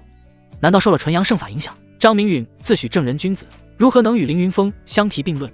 眼中紫芒一闪，锁定凌云峰中庭深处的命运线，发现凌云峰很近的节点上充满厄运。这道厄运来自眼前的蒙面女子，生死自有天命。凌云峰色胆包天，掳人不在少数，今日便要自食恶果。出门在外，有些人是动不得的，常在河边走，哪有不湿鞋？偶尔踢到铁板，很正常的。一番品尝下来，满足了食欲。张明允4人出现在街道上，正当小胡儿3人要继续闲逛之时，一道年迈的身影瞬间出现在张明允身旁。这是离殇赶到了。离殇一袭白裙，颇为素净，看向张明允平安无事，脸上有了笑容，同时他眼底又有一丝焦灼。赵宗主，老身来迟了。一道结界从离殇体内散出，笼罩着张明允4人，这才开口道：赵宗主，他们3位是？离姨有话直说，他们3人是追随我的伙伴，不必隐瞒。张明允神色微紧，他心中有一种不好的预感。宗主他失踪了。离店主握着拳头沉声道：在哪里失踪的？可有向宗门求救？张明允心里咯噔一下，最担心的事情还是发生了。事情是这样，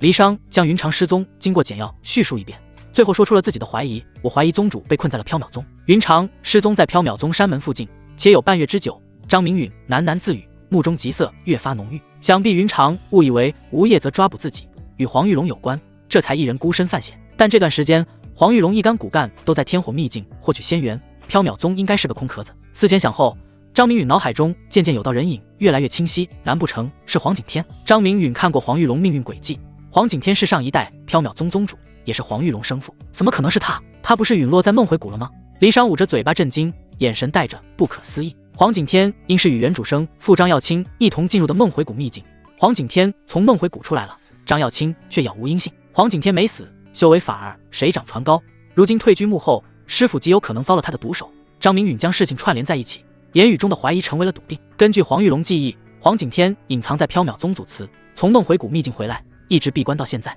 黄景天与原主失踪的父亲有关联，其子黄玉龙又与原主有生死大仇。不管是为了云长，还是为了陨落的原主，张明允必须要去一趟缥缈宗，看一看究竟是怎么一回事。要真是这样，宗主恐怕危矣。离殇眼眶发红，脸上的急色根本藏不住。离殇没问张明允是如何知道的，但他知道张明允不会拿此事开玩笑。云长失踪，太上大长老云坤子把持宗门，不救云长不说，还下达了停止寻找张明允的命令。离殇只得带领云长这一脉的亲信四处奔波寻找2人，同时在缥缈宗附近留了眼线。虽然希望渺茫，他要尽全力。收到张明允回来的消息，他马不停蹄赶来，幸好张明允安然无恙，让他不安的心缓了几分。张明允心急如焚，脸上还算镇定，他对着离殇道：离姨勿需太过忧虑，我在缥缈宗正好有个交情匪浅的朋友，带我去探探情况，辛苦你将他们带回我住处休息，如有情况我会及时通知于你。他将小胡儿3人托付给离殇，他得独自一人上路，毕竟小胡儿3人实力并不强横。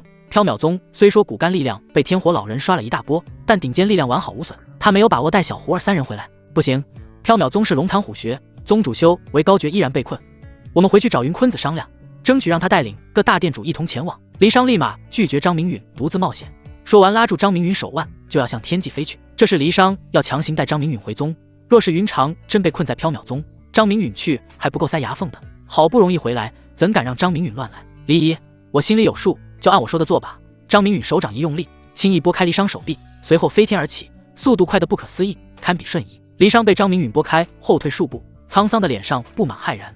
这还是他认识的张明允吗？张明允力道如此之大，勇猛无匹，这到底是经历了什么样的磨难，才会达到这种地步？小胡儿见张明允飞走，脸上尽是兴奋之色。他是唯恐天下不乱的主，眼珠一转，也不管离殇同不同意，丢下一句话，腾空飞走。离义是吧？你带这2个没用的家伙回去，我去帮公子的忙。离殇伸手一抓，什么也没抓到，急忙对飞走的少女喊道：快回来，少宗主没让你前去。哎，怎么都走了？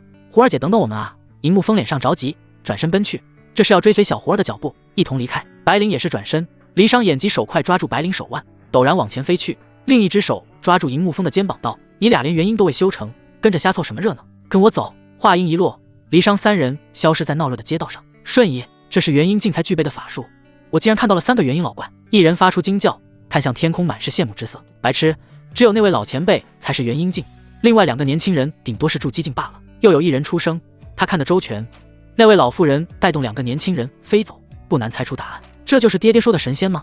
好神奇，以后我也要做神仙。一个7、8岁的孩童看到，眼中生出浓浓的向往。街上的凡人越聚越多，天上明明没有半分人影，他们依然在眺望，很想一睹仙容。缥缈宗，一座不知名山峰，山顶建有一座巍峨华丽的大殿，其内红幔飘舞，4处窗户上贴满红色喜字。大殿正中央放着一张大床，也是鲜艳无比的红色。大殿的一切好似筹办的婚房，床沿正盘膝坐着一名绝色女子，她拥有一张让全天下女人嫉妒的脸蛋，高挺的鼻梁，青丝如瀑，加衣加身让其美艳更为动人。但她紧闭眼眸，双手掐诀时，面容便会浮现出难以忍受的痛楚，破坏了这种喜庆的美感，好似被人强加而来。女子正反复尝试冲破丹田元婴上的锁链，犹如蚍蜉撼树，反而引来强烈反噬，锥心之痛让她不得不放弃，眼中生出无力感越来越浓，忍不住低头叹息。上古的锁灵峰阴诀果然霸道，我一身修为全然被禁，元婴也离体不得。可恨的缥缈宗，明玉，你又在哪里呢？你们2人看好了他，千万出不得任何纰漏，这关系宗门前途。我去迎接上官公子。一道雄浑的声音在殿外响起。是，宗主。又有2人同时回话，均是女生。缥缈宗地界一处山岭高空，你怎么来？不是让你跟着离异回宗的吗？张明允心，我赞成王妃师兄的话，这次宗门损失如此多的精锐骨干，宗主肯定会从内门弟子中抽人培养中坚力量，这就是机会啊。又有一道声音响起，显然是第3人发出的。你们3个啥都不懂就瞎咧咧，最劲爆的是内门弟子厉菲菲，她可是个了不得的人物。最后一人说的眉飞色舞，有鼻子有眼的。张明允悻悻摸了摸鼻尖，这瓜吃到自己身上来了。他与小胡儿2人隐匿身形，从旁经过，进入了缥缈宗首宗大阵之内。说得起劲儿的4人丝毫未觉。小胡儿眼中狐疑，眼前之人不就正是厉菲菲吗？有那么厉害？他并未这么觉得。缥缈宗整体布局与合欢宗不同，缥缈宗由上百座山峰组成，前面有10数座山峰皆从半山腰削去，建立各种各样的殿宇，后面的峰落为缥缈宗腹地，培养着不少珍贵药材以及灵田矿脉，可以说这是缥缈宗立根之本。张明允根据黄玉龙记忆，其父黄景天闭关在腹地最深处，一座名为祖慈峰的山脚下。张明允带着小胡儿直奔腹地的祖慈峰而去。没过多久，隐身的张明允2人来到祖慈峰山脚下，而此时的祖慈峰浓雾缭绕，大有伸手不见五指之感。这是布下了高级阵法，黄景天到底在搞什么鬼？张明允心中起了狐疑。往日祖慈峰清晰可见，没有半分遮掩，这般变化是最近数年才有的。他拉着小胡儿踏入祖慈峰，由于2人隐身之故，很顺利便进入其内。2人眼中景物连连变幻，终于看清了修建在山底的祖慈殿。祖慈殿恢宏磅礴，富丽堂皇，特别是在阳光的照耀下，金光闪闪，显得神圣不可侵犯。张明允2人猫着身子进入殿内，殿堂上有着一张长长的深棕色案几，上面摆放有8块金色牌位，上面刻有各种名字，记录着名字之人生平事迹。最后一块赫然刻有黄景天的名字。张明允暗自点了个赞，黄景天对自己是真狠，灵位牌都给自己做好了。突然，张明允脚步一顿，脸上露出一抹喜色，心底有了不小的波动，终于将天火老人这道残魂炼化了。天火老人这道魂力太过庞大，与自身魂力融合之下，魂力得到暴涨，方圆百里事物都逃不过他的感知。天火老人是真的强啊！这还仅仅是天火老人1成魂力，若是将剩下9成吞噬，那会成长到何等地步？通过魂印，他能模糊感知夺舍萧玉儿那道恶灵的大概方位，只是距他太过遥远，现在情况特殊，只得暂放一旁。眼神一扫，大殿角落处有个暗门，门是关上的。张明允2人穿门而过，来到内部。张明允第一感官是此地灵气浓郁到了极致，已成粘稠之状，好比直接吞噬灵石中的灵力。而房内有着一张大床，上面有2人正在交流悟道。男子面容与黄天龙有7分相似，已到知天命之年，此时的他大汗淋漓，剧情起伏跌宕。女子年轻貌美，姿色上等，身材结实饱满，额头上分泌着细密汗珠，显然对这种炼体方式颇为酣畅。张明允心里有摆得他们的飞腾，黄景天这老鬼黄土埋到脖子上了，还能这么折腾？他发现小胡儿正在原地一动不动，好似被这种景象惊住了。由于2人均处隐身状态，张明允看不清小胡儿脸上的表情，通过魂印他能感知小胡儿心理念头，竟有种跃跃欲试之感。这小胡儿想干啥？过了好一会儿，交流中的2人上气不接下气的停下，显然这次悟道不是毫无所得。黄景天喘着气说道：“敏儿，我这辈子就想和你做3件事。”女子面色由潮红变成酡红，眼神迷离，躺在黄景天胸膛上，软绵绵地问道：“天哥说的是哪3件事啊？”1日3餐。黄景天神秘密道：“女子名为周子颖，是缥缈宗才入门不久的女弟子，被黄景天看中，收为静鸾，从此日日笙歌，夜夜相伴。听闻黄景天回答，周子莹脸上再添红润，娇羞道：“讨厌死了！”哈哈。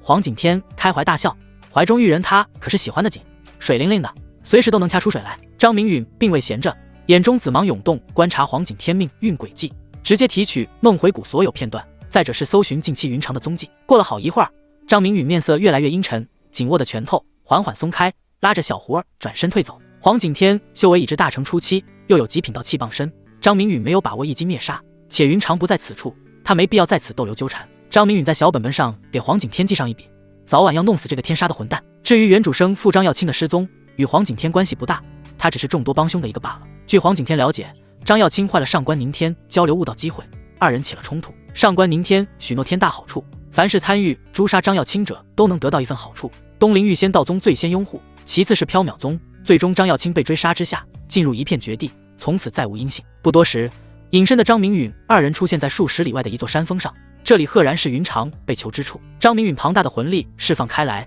此峰各种画面全部映射在脑海之内。山顶以下没有云长半分踪迹，唯有山顶中央被浓郁的大雾覆盖，魂力被弹射而开。大雾外还有2个中年男子守护，修为在大成境后期。张明允瞳孔猛地一缩，感到无比棘手，牵紧小胡儿的手，生出了汗液。小胡儿拍了拍他手背，示意放松。张明允从未与大成后期交过手，随着临近，从原本的焦急变成小心翼翼，拉着小胡儿缓缓融入浓雾之中，生怕惊醒这2头猛虎。进入阵内，张明允心头明显一松，随后便听到殿内传出一道肆无忌惮的大笑声：“哈哈，黄玉龙这老小子有心了，献上如此极品炉鼎。据说你还是合欢宗宗主，那取悦男人的本事岂不是高强万分？”等了数息，好似没人回话，那人再次道：“嘿，美人儿还不说话，待会儿有你叫的时候，且伴有急促的脚步声，正往前而去。你别过来，我就是死也不会让你好过。”另一道声音透着决然，又像点燃的烛火，随时可熄灭一般。哈哈，你就算死也逃不脱我的宠幸，不过我喜欢反抗的味道。那恶魔般的声音露出狂笑。其次是一道物体没入墙壁的声音，像匕首划破虚空，却又没那般凌厉。啧，还想以珠钗搅碎心脏，可能吗？愚蠢的女人！那人语气宛如猫抓老鼠，一切尽在掌握之中。而后便听到身体落到床上微弹的响动，显然是充满恶意之人的杰作。明允，你到底在哪儿？女子发出嘶声吼叫，她不敢想象接下来的画面有多么血腥和残暴。叫早了，省省力气吧，待会儿有你叫的时候，这是你小郎君的名字吧？他是个没种的废物，他的女人都送到了我的床上，岂敢来找死？待我驯服了你，便去宰了他。男子语气从温和化作怒意，像似失去了耐心，往红色大床不断靠近。女子面如死灰，闭上了满是泪水眼睛，一道道泪痕从眼角流淌。她手脚被灵力死死束缚住，完全挣脱不开。她除了在心底呼唤想念心中之人，什么也做不了。落到大殿门口的张明允，脑海瞬间捕捉到殿内场景，原本放下一些的心，被殿内二人的对话再次揪了起来。张明允眼中有泪花蕴含，怒火瞬间将其蒸干，放开了小胡儿。他双手飞快掐诀，一方魔方大小的金色囚笼从他头颅飞射而出，迎风剑掌瞬间包裹住这整座大殿，对着小胡儿仓促说了一句：“隐匿身形手在外面，等我出来。”小胡儿本想跟着进去，见张明允焦急的样子，乖巧的点点头。什么时候该任性，什么时候该乖巧，他拿捏得死死的。张明允化为一道残影，冲向正试图伸出魔爪抓向云长的紫衣男子。张明允速度堪比瞬移，瞬间临近来到床前男子身后。张明允看到的是男子光洁后背，原本防御道气加深的衣物被男子自愿褪去，留下一个白皙的后背，给怒火冲天的张明允下手。但张明允眼里有的是厌恶，一道脸盆大小的火焰跟随张明允的右手，又急又快的直接没入其背部。这一击力道之大，天火烈焰温度之高，蕴含了张明允全部的怒火，以及来自淬炼完成一半的纯阳道体的重击。砰！光洁男子痛得大叫，他被张明释放出的本命天火与堪比中品道气的拳头击飞，期间伴随身体骨头碎裂之声。他并未被当场轰成血雾，可见他也是一个不弱的体修。可大殿的一角仍是被撞得支离破碎，他整个人惨叫连连，口吐碎脏，虽未死，但伤势颇重。男子的人是停下了，但身上的火焰却是越演越烈，尽数缠绕在紫衣男子身上，肆意燃烧着熊熊烈火。大殿温度瞬间高涨，不少红色幔帐跟着起火。男子一不着履，身上的火焰却是丝毫不灭，在地上打滚，试图扑灭。看向张明允眼中之际露出惊恐：“你是什么人？快将该死的火焰收回去啊！”熊熊火焰好似为男子加上了一身新衣，只是享受起来颇为痛苦。张明允不理会其嚎叫，目光盯着发丝略微凌乱但衣着完好的绝色女子：“我来迟了。”话语中透着哽咽。张明允何时见过云长这般狼狈无助，立马撕碎禁锢住云长的灵力，而后双手掐诀，向着云长丹田处一抓，封住元婴的锁链顿时被抓出捏碎。这是黄景天布下的封印，他看过黄景天各种技艺，自会解除锁灵封阴诀上的封印。女子紧了紧手中的拳头，感受到体内充沛的灵力与修为，仿佛一切变得不真实。这一幕与她幻想画面中何其相似！她看着眼前这个从未见过的陌生青年，气质容貌与她思念之人截然相反，但她竟生出无比亲近之感。是他吗？怎会是他？此人实力太强，一道火焰竟让嚣张跋扈要欺凌他之人惨嚎不止，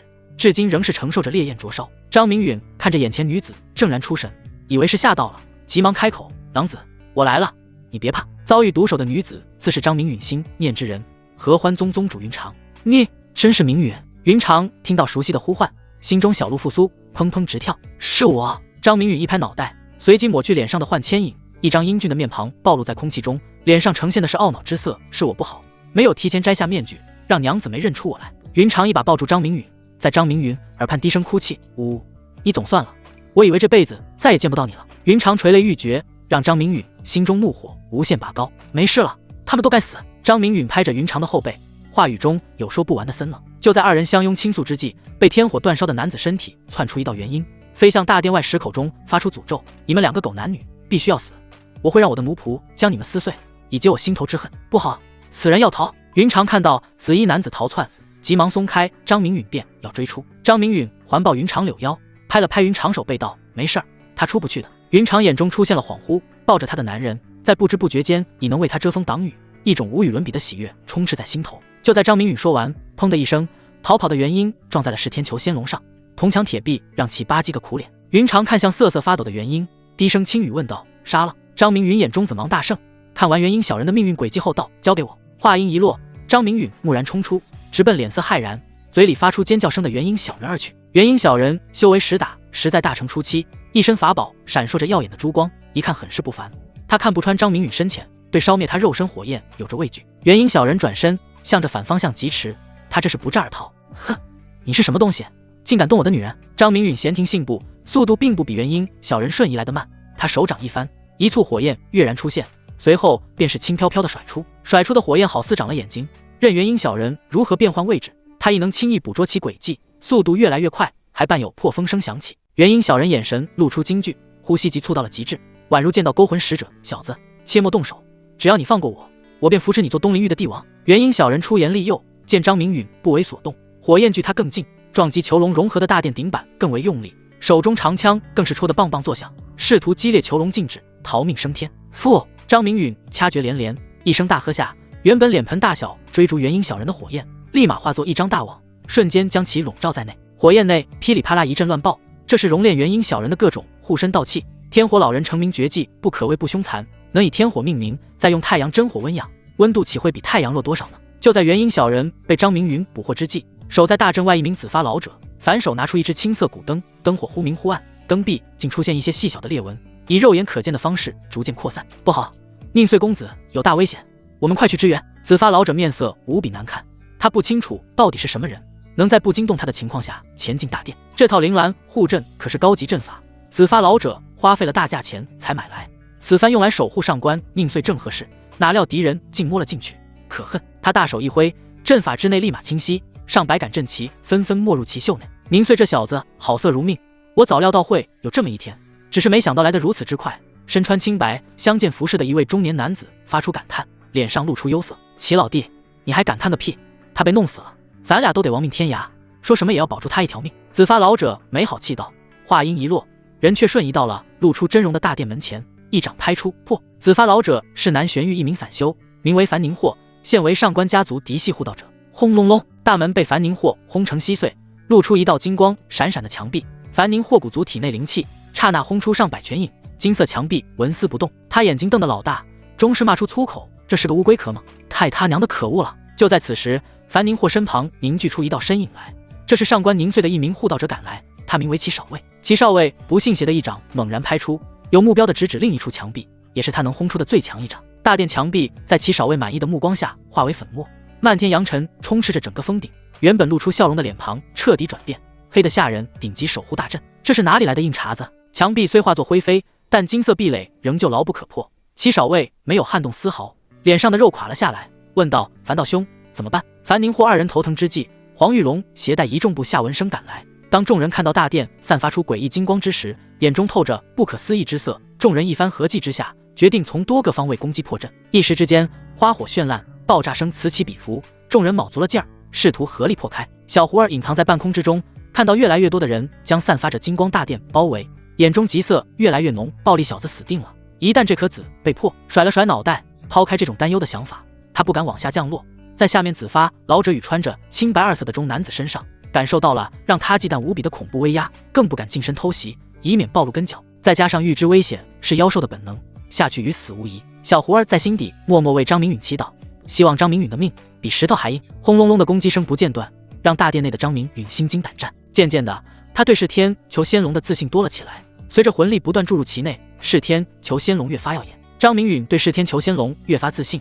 殿外众人多方位攻击无果，试图以点破面，攻击直往大门处招呼。随着时间推移，张明允感到了魂力下降迅速。命灵大哥，外面有强敌环伺，能灭杀了他们吗？张明允心底有了焦急，这样下去不是个办法，只得求助命灵。一道低等的雷霆之矛足以灭杀，但你有足够的命运点来兑换吗？命灵懒洋洋的声音出现，回答着张明允的问题，好似这等局面根本用不着他出手一般。说完不再多言。小明允，这是你选择的路，只能你独自走下去，而我最多算是一个见证罢了。命灵念头无声，在他自己体内回荡，像是对张明允诉说，又像是在告诫自己不能给予援手。他给出的噬天裘仙龙也不知对与不对，会不会影响张明允未来成就。若是张明允依靠身外之物，这辈子注定凡庸，与张明允众生前的理念岂不是背道而驰？张明允不知命灵的心中盘算，焦急的同时梳理着现有的一切资源。雷霆之矛，命运之轮曾告诉过他，兑换一道雷霆之矛可要5000点呢。现今他身上只有1865点。森冷的目光不由转向手中挣扎且咒骂的上官宁岁身上。此时的上官宁岁元婴上伴有天火灼烧，周身缠满锁链，这是张明允将锁灵封阴诀用在了他身上。张明允心头一动，或全是这小畜生惹出来的，自然需要他自己来扛。况且这小畜生身份不弱，想必奖励绝不会少，说不定努力凑3000多命运点就来了呢。到时雷霆之矛一出，谁与争锋？越想越觉得可行。张明允掐住上官宁岁元婴脖子上的手，开始收缩用力。上官宁岁面色红如猪肝色。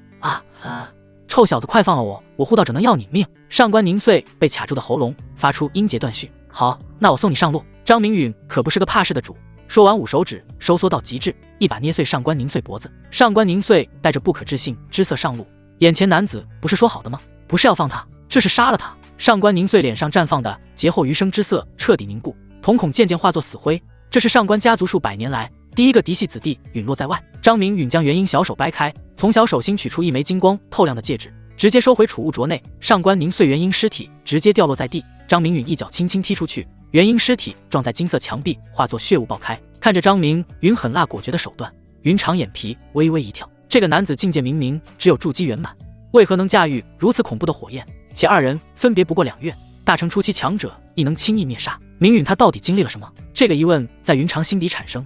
但现在不是说这些的时候，当务之急是如何走脱。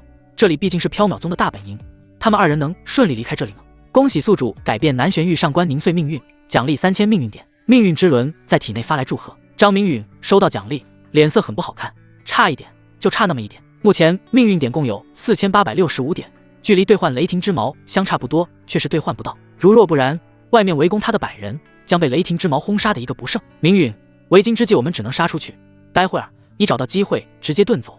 有句话叫留得青山在，不怕没柴烧。云长说着强露笑容，他这是要拖住敌人，为张明允寻得一线生机。娘子说的什么话？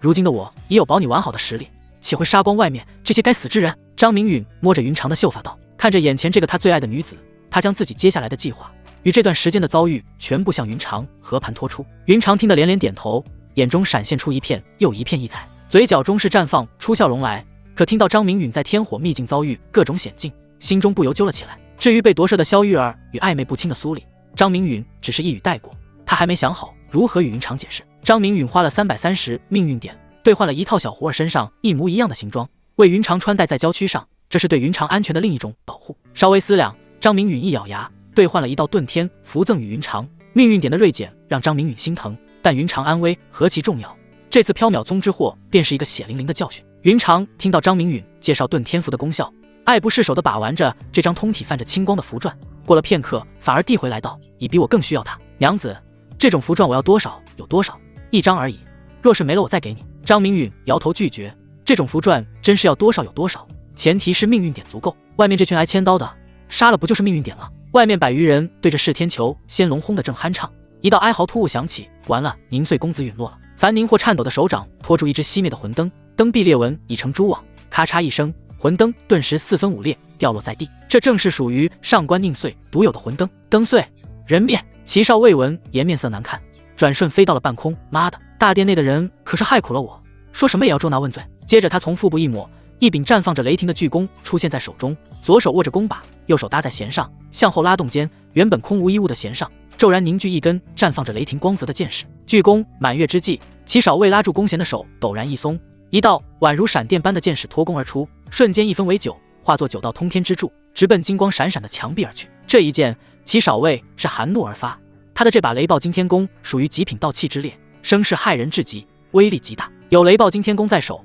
齐少尉能硬汉大成圆满强者，也是他的本命道器。不好，我们快走！张明允魂力何其庞大，感知透过噬天裘仙龙，随时在捕捉大殿外的动静。当齐少尉拿出波动骇人的雷暴惊天弓时，张明允急忙收回噬天裘仙龙，戴上幻牵引面具，化身成消瘦青年厉飞飞，拉着已然隐身的云长快速飞遁。轰隆隆，张明允2人刚飞出外围，身后传来一道震耳欲聋的爆炸声，原本大殿所在之地被9道利剑夷为平地，2人手心皆是汗水。根据魂印找到了隐藏在半空的小狐儿，3人隐匿身形，化作一道流光向缥缈宗外面飞去。靠得近些的缥缈宗弟子被这股巨大爆炸所吞噬，连惨叫都来不及发出，就化为一道道血雾。黄玉龙见状脸上不由抽动，心里暗骂其少尉不为人子，这可是缥缈宗的幼苗，说灭就灭了。黄玉龙心底发苦，但又走上前去，脸上不得不堆出笑容。其前辈公参造化，这龟壳在前辈神功之下一碰即碎，玉龙彻底服了。他作为法体双修的强者，修为虽困在合体圆满，但炼体已是神勇境，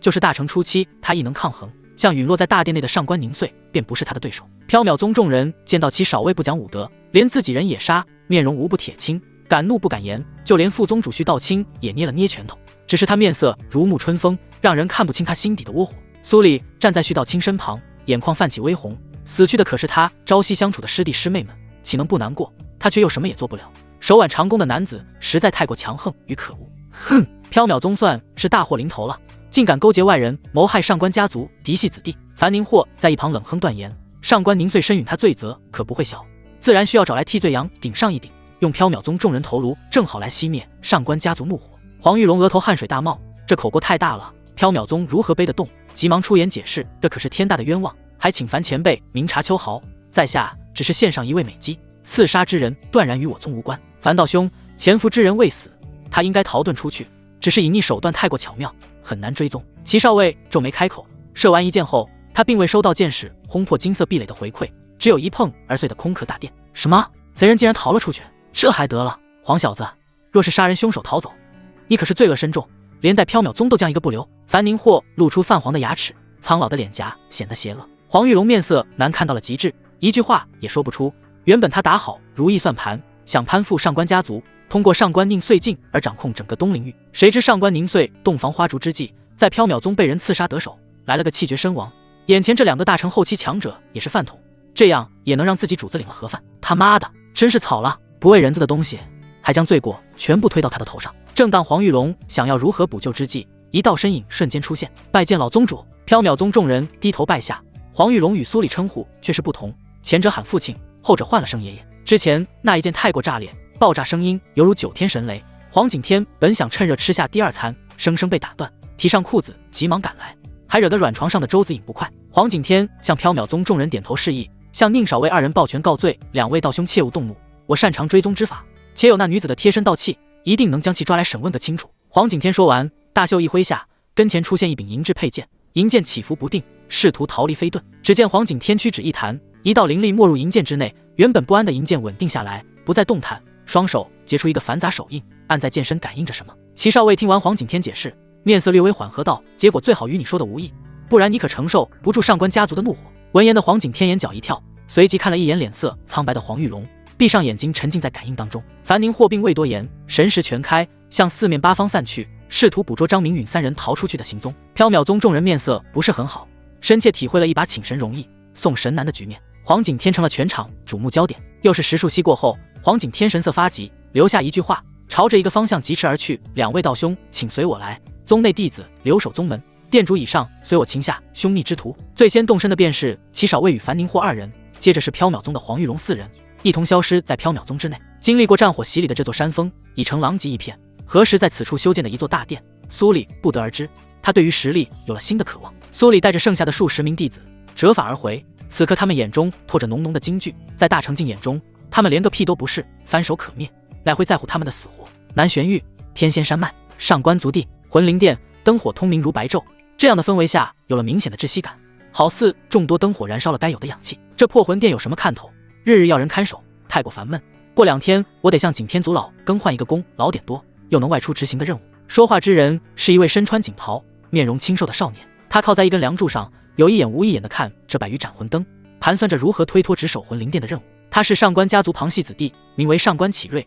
魂灵殿通常由旁系来看守，值守1日可得1功劳点，1年下来还是一笔可观的收入。就在上官启瑞想入非非之际，放在末尾的一只魂灯突然熄灭，将上官启瑞拉回现实。当他察觉到这一幕时，嘴唇发白，整个人哆嗦的颤抖。过了好一会儿才缓过神来，从怀中掏出一枚上等白玉，使出不小的力气将其捏碎。上官启瑞大声惊叫道：“不好了，上官少主死了！”一名灰袍老者突然现身，看到上官启面色惨白的模样，厉声问道：“到底是谁死了？”回禀景天族老，是宁岁，他的魂火尽灭，陨落了。上官启瑞口齿不清道：“竟敢杀我上官家嫡系，真是活得不耐烦了！你随我去见族长。”上官景天眼神射出2道白光，犹如天上皓日那般炽热，所过之处皆成飞灰。上官景天身上爆射出一股冲天杀意，震战四方，随后大袖一挥，卷起蹲在角落的上官启瑞，消失在魂灵殿内。身在东陵域的张明允自然不知他杀掉的上官宁岁会为他自己带来多大的麻烦，如今的他恨不能长出4条腿来，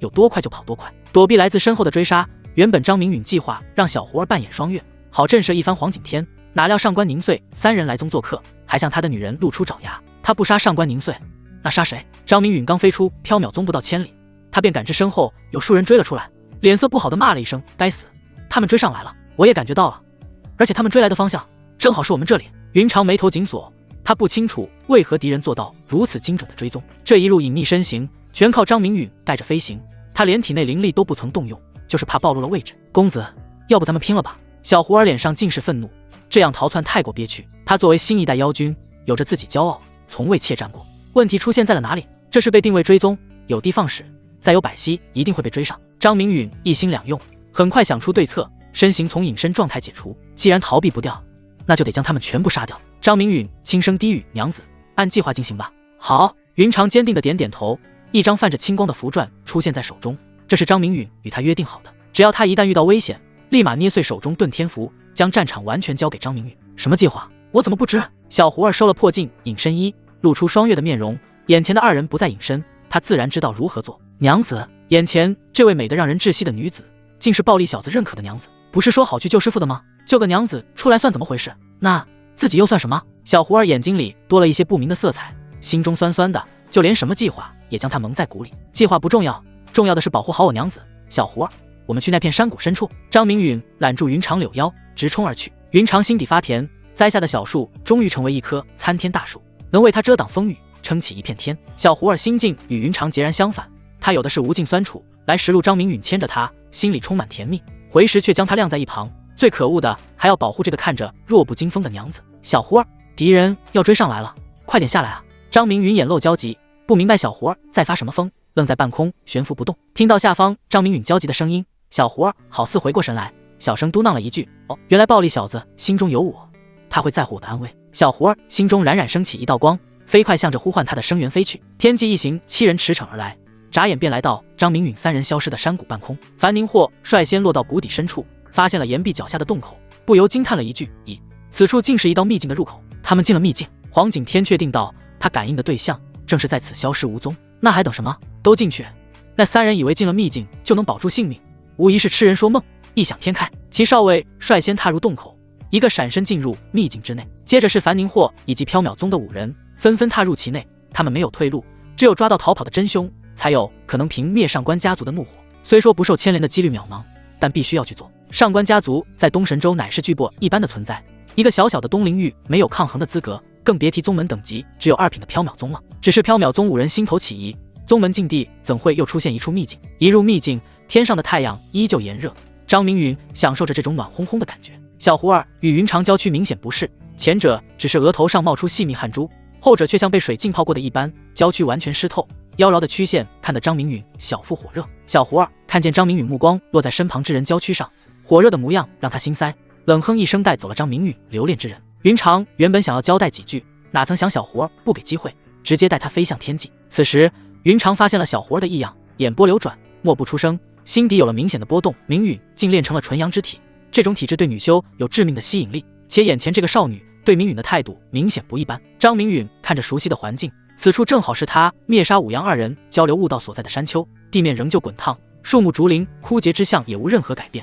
除了秘境安静的不像话外，没什么不同。天火秘境成了张明允后花园，龟息隐身术没有灵力催动，施展不了，兑换一件破镜隐身衣披在身上，悄悄埋伏在一旁。秘境的各种禁制烂熟于心，双手掐诀打开阵法口子，等待追杀他的七人进入此等绝杀秘境中。这得多谢天火老人的夺舍，如若不然，他哪有机会当这里的主人？唯一担忧的便是重返秘境的缥缈宗四人，他们体内可是各自住着一道天火老人残魂，观四人动作神态，应是未被夺舍。但天火老人这四道残魂也掌握着此境各种禁制，想要灭杀四人可不是易事。怎么是这里？我们又回来了。黄玉龙看着眼前熟悉光景，眉头微微一挑，眼神与絮道清交汇，面色从阴郁化作开心。这里可是体修的天堂，法修的绝境，再加上他们体内有天火老人残魂在，想要离开岂不是轻而易举？这段时间天火老人尽心尽责为他指点修为上的瑕疵，尝到了好处的他随时可能突破到大成初期。等到追来的七人完全进入秘境，埋伏在一旁的张明允掐准时机，将阵法入口瞬间闭合，好似从未出现似的。这一变故让齐少尉心神不宁，他抹了一把额头上的汗水，试图跳跃腾空，差点摔倒在地。天上的炎日让他汗流浃背，眼中有了惊恐之色，失声问道：“这里是哪里？为何我动用不了灵力？”樊宁霍一掌拍在近处的一棵枯竭的大树上，大树完好无损，手掌却是红肿生疼。他并未大叫出声，毕竟是大成后期强者，这点痛楚完全可以忍受，只不过苍老的脸显得更为阴沉。黄玉龙，你来说说是怎么回事？樊宁霍点名，大成后期的修为让他膨胀。一旁的黄景天轻飘飘一掌拍出，一棵三人才能合围的大树应声而断，忍不住大笑出声。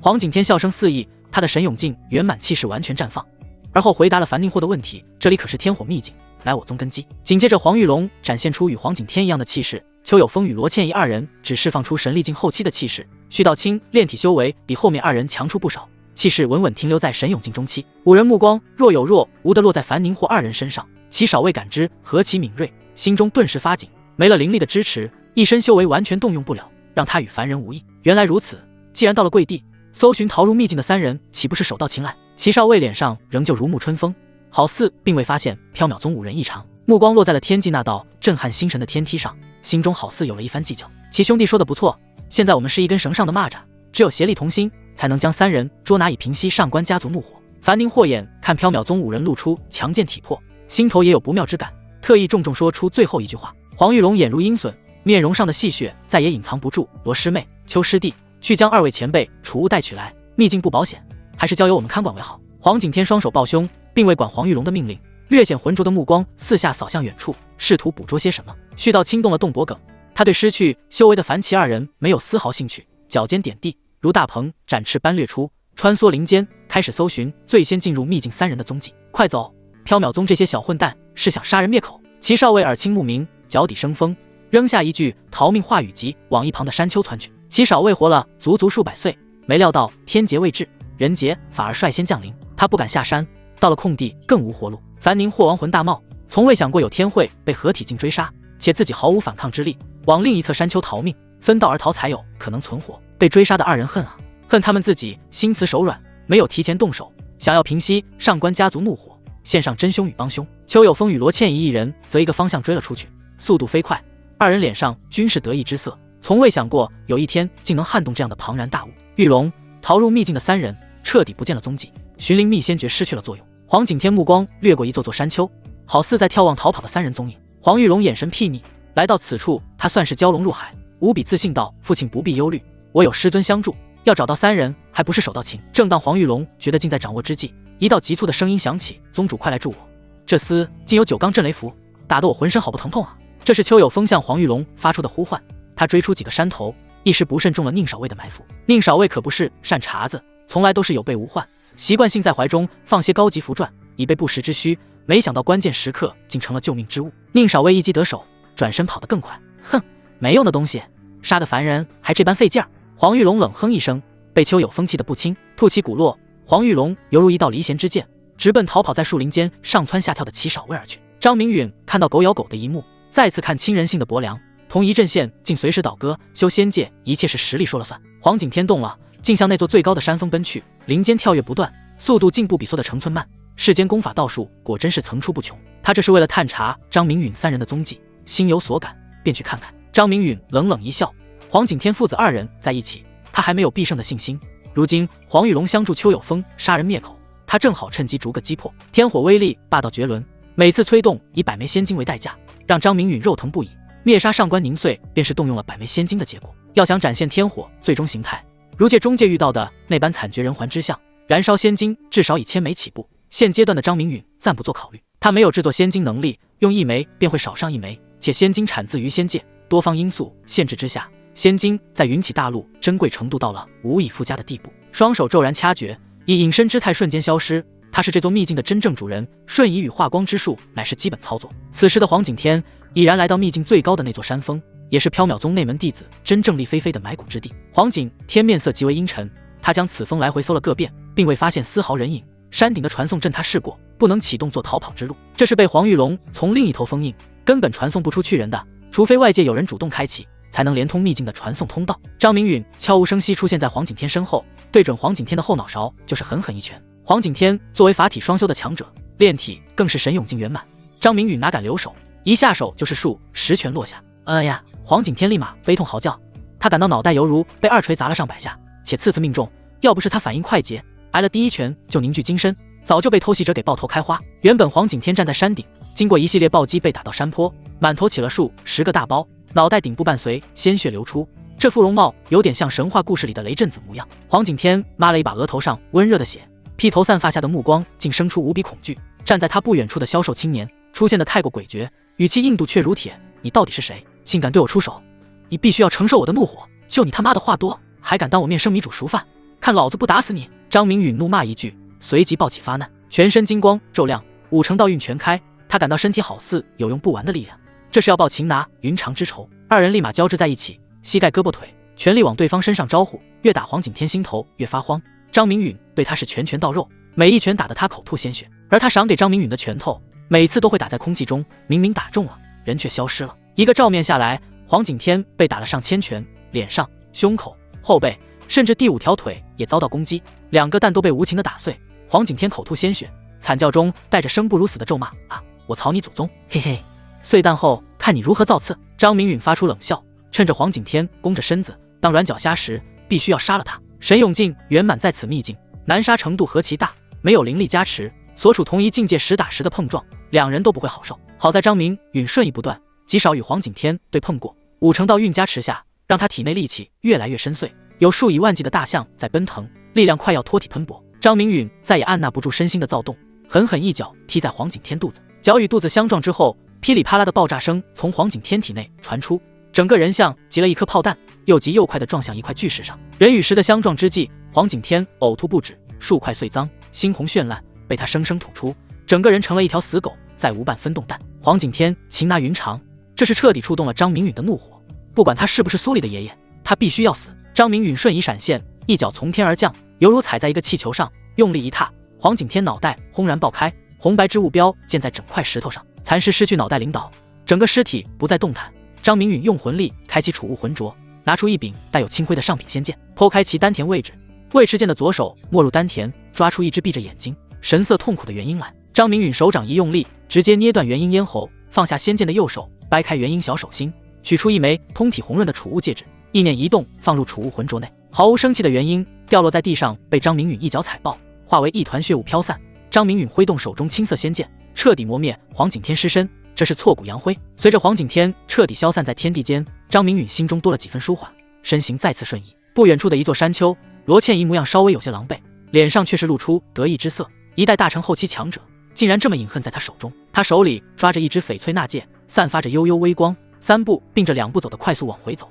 这是要去与黄玉龙他们会合。罗师妹，樊宁霍如何了？这是一位身穿黑袍的中年男子拦下了罗倩怡的去路。宗主，你怎么来了？这是樊宁霍的纳戒，宁少尉可是伏法了。罗倩怡睁大美丽的眸子，黄玉龙的突然出现让她开心，随后一把紧紧抱住眼前之人，递出一枚闪着幽光的纳戒。黄玉龙感受到怀中之人娇躯上的温热，面色颇为难看，快速接过储物纳戒，戴在手指上，心意一动，一个类似散发着金光的魔方尽数将罗倩怡包裹在内，瞬间融入罗倩怡身体。罗倩怡身体猛然一震，体内好像有什么东西在怪叫，挣扎不断。黄玉龙被在身后的剑柄一转，剑尖猛然刺入怀中之人的胸口，穿透心脏而过，狠辣果决。罗倩怡瞪大眼睛，不明白一向爱她的师兄为何突然下了死手，还有他脑海中的囚笼竟锁着他法力无边的师尊。他在生机流逝中问道：喂，什么？因为我不是他。黄玉龙说完，脸上容貌赫然大变，化成了厉菲菲的模样。厉菲菲是张明允的一个人设，此刻的他心头怒意十足，追杀他们的7人都要死，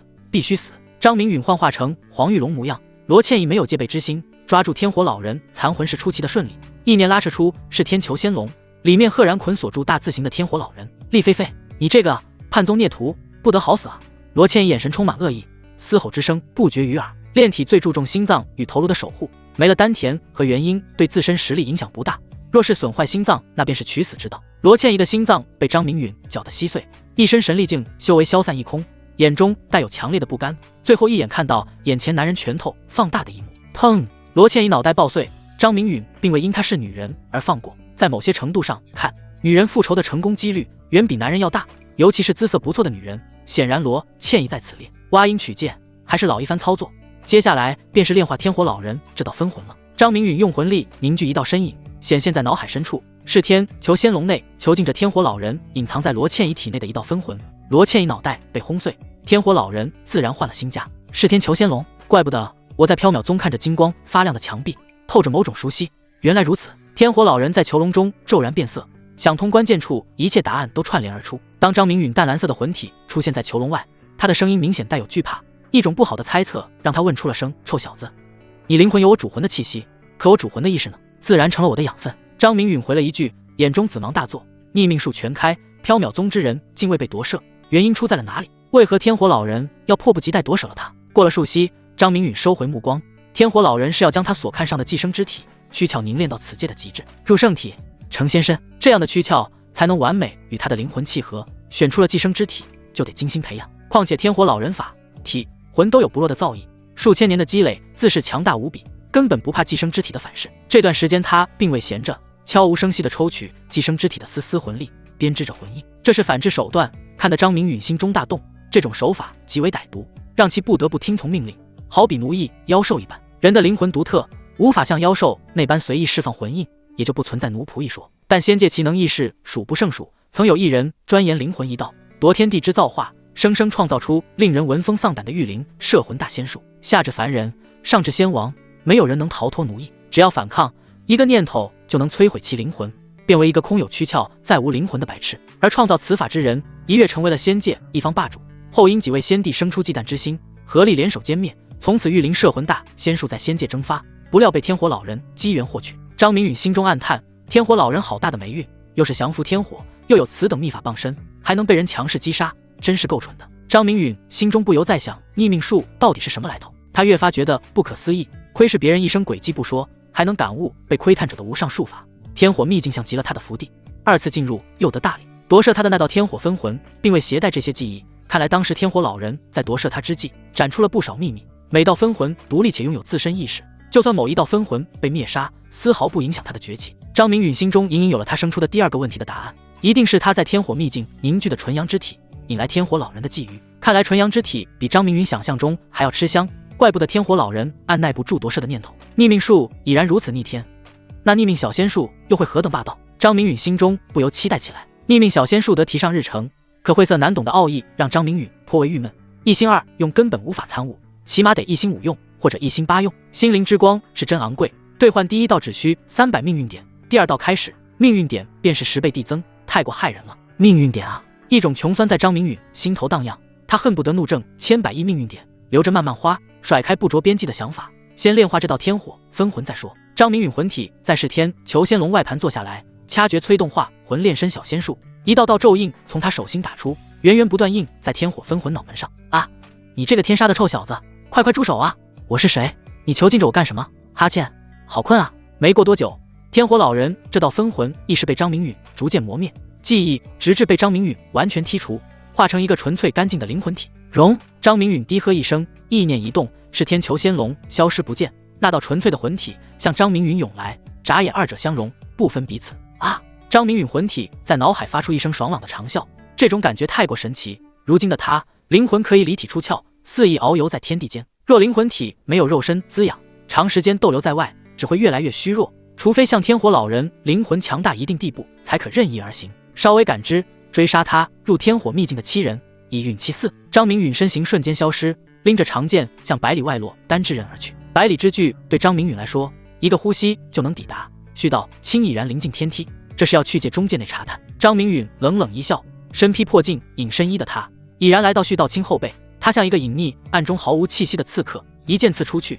又稳又快，直抵絮道清后心。正当张明允以为得手之际，絮道清以诡异姿态躲避开来，这是提前看穿了他的致命一击。什么？絮道清定然没有这等意识，定是天火分魂从中作梗。张明允思绪清明，在絮道清避开致命一击刹那，他便有了猜测。一击不中，张明允手中长剑向下一挑，这次瞄准絮道清的腰部，一旦命中，绝对是拦腰斩断。你不是主魂，否则你不会对我等分魂下手。絮道清瞬移脱离张明允的攻击，站在远处含怒看向张明允。我附身这小子乃是纯阳之体，他的灵魂在肉身滋养下强悍出奇，我只有纳入你们归于一体，才有望从镇压变为灭杀。张明允面露愧色，双手一摊，作态之样不似假。天火分魂若是一味逃跑，张明允还真拿不住他；若是能忽悠住，情下炼化岂不是最好？任你巧舌如簧，我也绝不信你鬼话。吞了你，我自是主魂。天火分魂脑回路清晰，主魂陨灭，他正好保留意识，复生走向巅峰，拿回属于他的一切。寄生在罗倩怡体内的分魂被灭，絮道清体内的这道天分魂便有了警觉。通过编织的魂印，立即将絮道清灵魂泯灭，鸠占鹊巢，他成为了唯一的絮道清。天火分魂与张明允重生在合欢宗，何其相似！二人都是宿主，借宿在他人体内的主人。絮道清眼中露出狠戾，他作为秘境之主，秘境阵法随他调遣，还有什么理由杀不死这可恶的臭小子？身形一晃，消失在原地，出现时已然来到张明允背后。絮道清手持一柄漆黑如墨的弯月刀，往张明允后心一送，这把弯月刀从距张明允的3尺远缩短到1尺近。絮道清眼底有期盼，接下来的一幕让絮道清心中升起强烈不安。他所杀之人不止不逃，反而瞬间转过身来看向他时，嘴角挂有淡淡的笑容。去死！灵魂我要，躯壳我亦要！絮道清大吼一声，手中的弯月刀喷薄出大量刀芒，将近在咫尺的张明允尽数淹没。当刀芒席卷张明允刹那，张明允额头爆射出一缕缕金色丝线，穿过漫天刀芒，落在絮道清身上。这是什么鬼东西？还想将我束缚？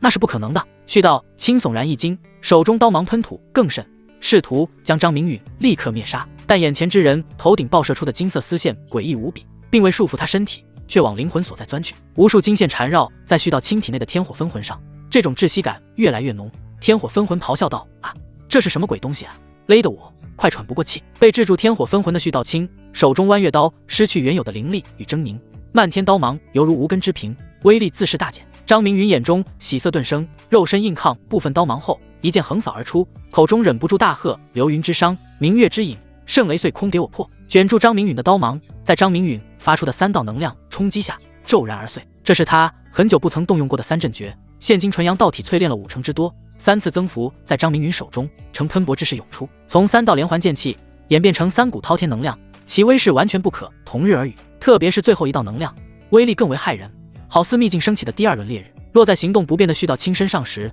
他的整个肉身被撕成稀碎，只有一个脑袋滚落在地。天火分魂发出钻心般痛楚，刚占有的肉身变得支离破碎不说，连带灵魂被强行拉扯而出，直奔张明允脑海而去。一入脑海，天火分魂被束缚在一个金色囚笼里。阵阵雷霆轰击之下，天火分魂终是忍受不住，大叫出声，开始求饶：啊，不要再电了，本是同魂分，相融何及那？主魂，我愿意被你吞噬。天火分魂终是不再挣扎，积极配合张明允炼化。五雷轰顶太过痛楚，彻底忍受不住了。张明允奋出一道心思，催动化魂炼身小仙术，将其炼化融于自身，增强魂力。絮道清的肉身爆碎后，弯月刀早已掉落在地，漆黑刀面倒映着张明允伟岸身躯，他像是来自天上的神明，拨乱反正，打破黑暗，迎来黎明的晨辉。收起地上掉落的弯月刀与储物内件，张明允将自身灵魂气息完全掩下，灵魂若有若无透露着天火主魂的气息，只要其他分魂有心，很容易被感应到，正式身份不被怀疑。还不待张明允松一口气，脸色赫然一变，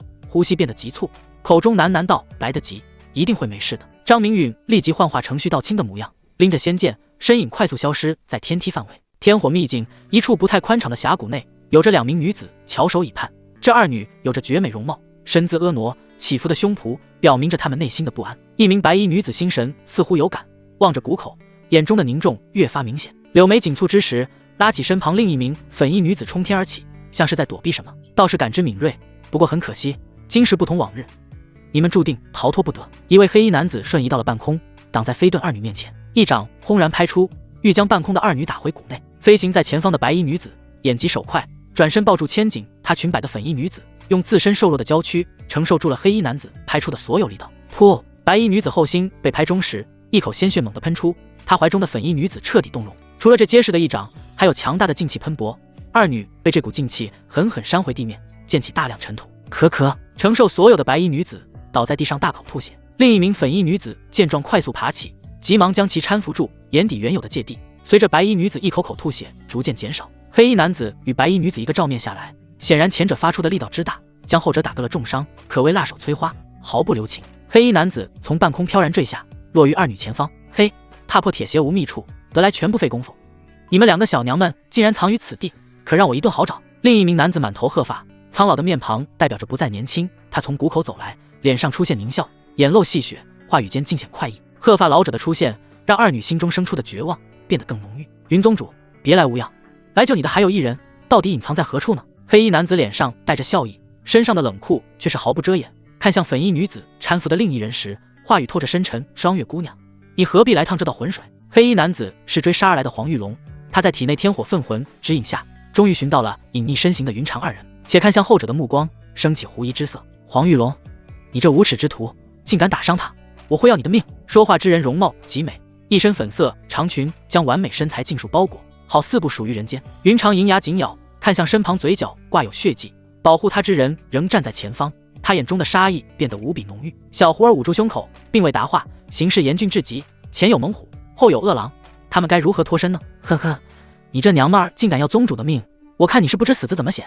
2女身后发出张狂声音的是邱有风，在谷内肆无忌惮的释放，好似一只来自地狱恶犬的在嚎叫。云宗主，这次我就不将你送人，留你在身边本就很好，要不是我父亲授意，你早就我的人了。双月姑娘既然来了，也一并留下吧。黄玉龙感受到这股淡薄的杀意，反而向前走去，不惧丝毫威胁，步步逼近2女。暴力小子，交给我的事情，我自会办好。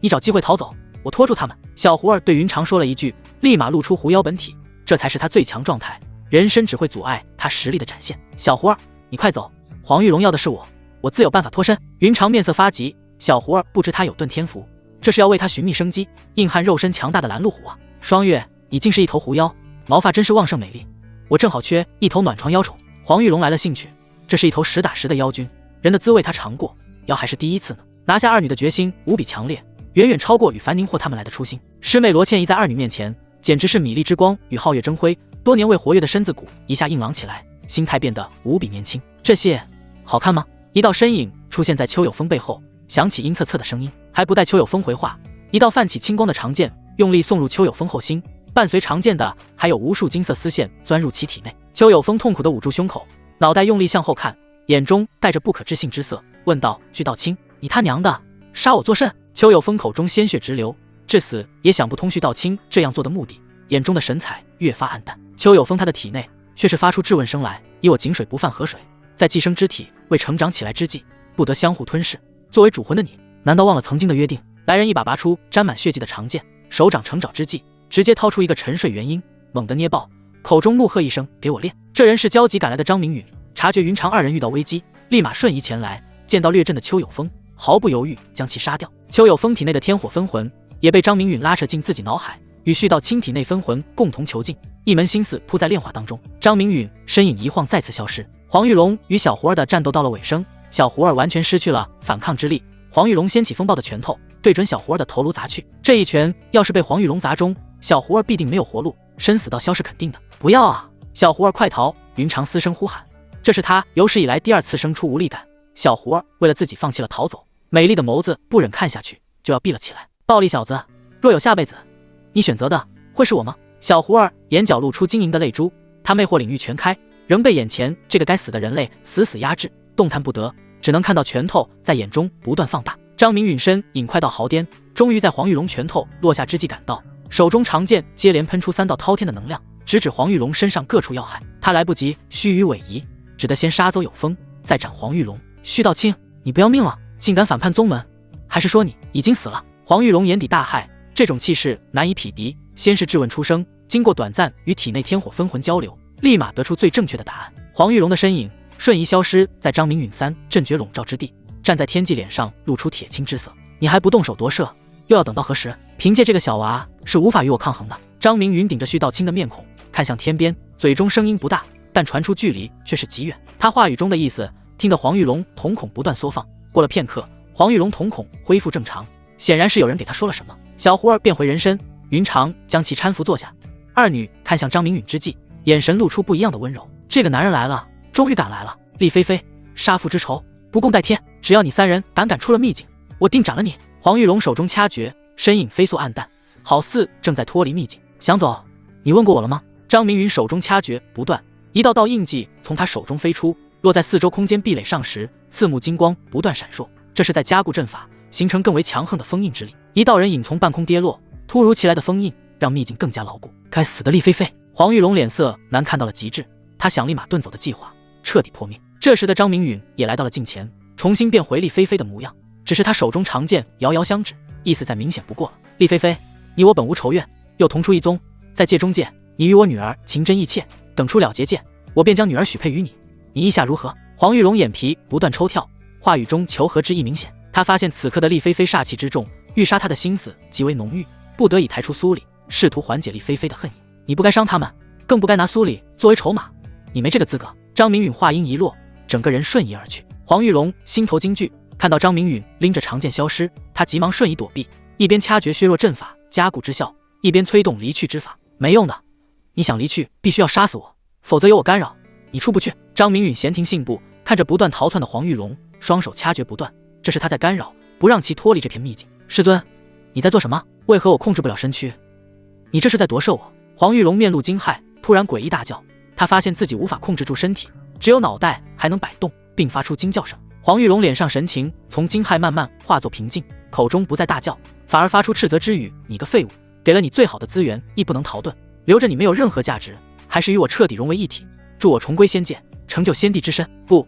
黄玉龙脸上带有强烈的不甘，瞬间变换回正常之态。缥缈宗一代宗主就在嘶吼中被夺舍，意识泯灭，灵魂化为养料，万劫不复，不入轮回。黄玉龙面露邪性，嘴角咧得很开，看向张明允之际，发出咯咯的笑声。过了好一会儿，黄玉龙才止住笑声，眼神睥睨地看向张明允：主魂，你真不该这么逼迫于我，我的强大超出你的想象，若是再给你一些年月，你的成就亦不可限量。届时强强合并，仙界再无敌手。黄玉龙再次发出叹息，这么快就王对王，对他来说没有任何好处。呵呵，多说无用，你与我只有一人能活着离开此地。张明允左边眼皮不时跳动，心中的不安强烈到了极致。黄玉龙体内的天火分魂给张明允的感觉特别不好，像是其内蕴藏有什么大恐怖一般，让他接下来的行动更为小心。说得很对，希望你有个不错的体验。黄玉龙露出森白牙齿，手中掐诀不停，口中低语不断，像是催动着某种术法。张明允心头急迫感越发凝重，暗中呼唤命灵前来助阵。数息过去，仍不见命灵回音，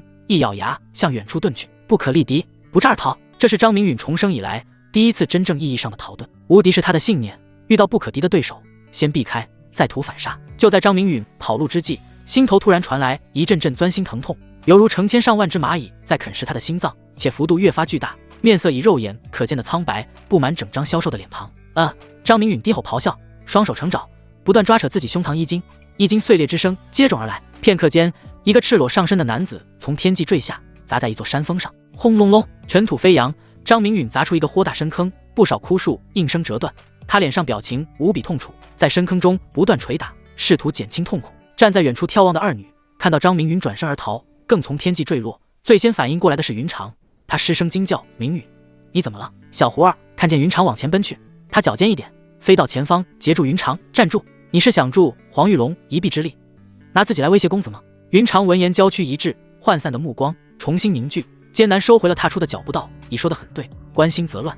如今之计，只能靠明允自己了。云长脸上的焦急之色渐渐敛去，脑海中的忧虑只得深深埋藏。等待的二女看不清张明允坠下那座山峰情况，只得在眺望中相互安慰，等待新的转机。张明允不知远处二女的担忧，他只知心脏啃噬感更甚，双手在胸口处不停撕扯，眼里早已通红一片，仅有的一丝清明在心底发出呼唤：命运之轮，可有抵挡死数的法子？警告！警告！宿主离彻底死亡还有10息、9息、8息，命运之轮紧急示警，1息息正在过去。你妈！说办法！张明允脑海的清明开始变得暗沉，心中忍不住爆出粗口。宿主可花费3000命运点兑换1道净化之光，消灭一切外来侵蚀之力，维持时间只有100息，请问是否兑换？命运之轮给出建议，又开始发出示警：5息、4息，别他妈数了，快兑换啊！张明允几乎吼出声来，他感觉思绪在飘飞，意识变得越发缥缈，灵魂被锁在体内，根本无法离体而出，逃离这片秘境。命灵关键时刻失踪，命运之轮成了唯一稻草，他能感受到命运之轮所说的真实，若是时间一到，他真的会死。嘿嘿，我的主魂大人，噬心锁神咒味道怎么样？你别再挠了，把我纯阳之体挠破可就不好了。黄玉龙脸上笑容铺满，再无往日阴沉，活脱脱成了另外一个人。他来到张明允身前，抬起孔武有力的脚掌，这是要强制错位张明允不断抓挠的手臂。就在这一刻，张明允体内莫名出现了一道暖洋洋的光团，游走4至百骸，驱散一切邪恶。光团很快来到心脏位置，原本笼罩住心脏周围的黑暗，在光团的照耀下飞速消散。黑暗中的一声声滋滋叫，像是遇到了克星般烟消云散。光团做完这一切，并未就此消散，仍在张明允体内不停游走，继续寻觅，犹如保驾护航的大将军，鞠躬尽瘁，坚守使命。黄玉龙踏向张明允右侧臂膀之际，张明允紧闭的双眼骤然睁开，2道白光如小太阳从他眼底缓缓升起。黄玉龙见状大惊，急忙要瞬移开去，这等异象他闻所未闻，且地上躺着之人散发的气息让他畏惧，好似能完全克制住他。他生出的第一反应，逃，有多远逃多远，这在数息前从未有过。这种变化正是在他降临之际产生的，弄不清缘由，他绝不会再次出现。张明允反应何其快速，没了体内作祟之物，身体恢复到了龙金虎猛之态，双手与头顶的金色丝线齐出，手掌抓住黄玉龙即将淡化的手腕，无数金色丝线比雷霆还快，猛地钻入黄玉龙体内。这是什么鬼东西？是心锁神咒再去！黄玉龙脸色黑得发紫，这是被张明允给惊吓的。是心锁神咒应声而出，无比汹涌从黄玉龙手中冲出，全然没入扣住他手腕之人的体内。张明允感受到体内突如其来的黑暗越聚越多，游走的净化之光立马化为光速，在张明允体内肆意穿梭。张明允能感受到他的欣喜与激动之意，随着净化之光不断吞噬，一股股精纯的能量反哺到5脏6腑。张明允不由发出呻吟：啊，好舒服的感觉，有多少来多少。张明允满脸嫌弃甩开黄玉龙的手，从地上鲤鱼打滚般跃起，看着蹲在地上一动不动的黄玉龙，心中不由长舒一口气，差点阴沟翻船，太吓人了。捡起掉落的长剑，张明允手腕一翻，长剑充满灵性，直往黄玉龙后心刺去。一道急促呼声从远到近，又似在耳畔传来：不要，快住手！天王老子来了，也留你不得！张明允面色狠厉，手中长剑没入黄玉龙心脏，用力一脚变得稀碎。其次是变掌为爪，剖开腹部，狠狠抓出一个眼睛圆睁、双手双脚挣扎不断的婴儿，其面容正是黄玉龙幼年的模样。一位金色衣裙的女子瞬间出现在张明允近处，手持一柄紫青宝剑指向张明允，眼中泪光闪烁道：厉菲菲，你赶紧放了我父亲，我的女儿，救命啊！元婴小人不断掰动着张明允掐住他脖子的手，一直不停挣扎着，模样凄惨无比。来人自是与张明允关系有过暧昧的苏里，此刻的他神情从激动化为了无比冷漠。厉菲菲，你放了他，他已被天火老人寄生夺舍，放不得了。张明允声音无比沙哑，苏丽的出现让他意料不到，这种局面让他难以面对。我就问你一句话，你到底是放还是不放？苏丽手中长剑吞吐着火舌，剑气凝聚到了极致，看向张明允的目光渐渐化作仇恨。啊，我的女儿，我好不疼痛。烈阳的灼烧让我元婴在蒸发，就是菲菲她放了我，境界肯定是再难保住了。黄玉龙仍在掰张明允的手指，亲情牌是他最后的一张牌，他是天火老人，掐住他之人何尝又不是呢？可若是同为天火主魂，会顾及一个女人的想法吗？答案显然是不会。可掐住他之人眼中明显有了挣扎，难道说眼前这个厉菲菲吞噬了属于他的主魂，正在一步步夺取他的造化？不，怎么可能？他是另一道天火主魂，除了他们天火自己，云起大陆还有谁能灭杀得了他们？黄玉龙的元婴想通了这一切，心底生出一股无比荒诞的感觉。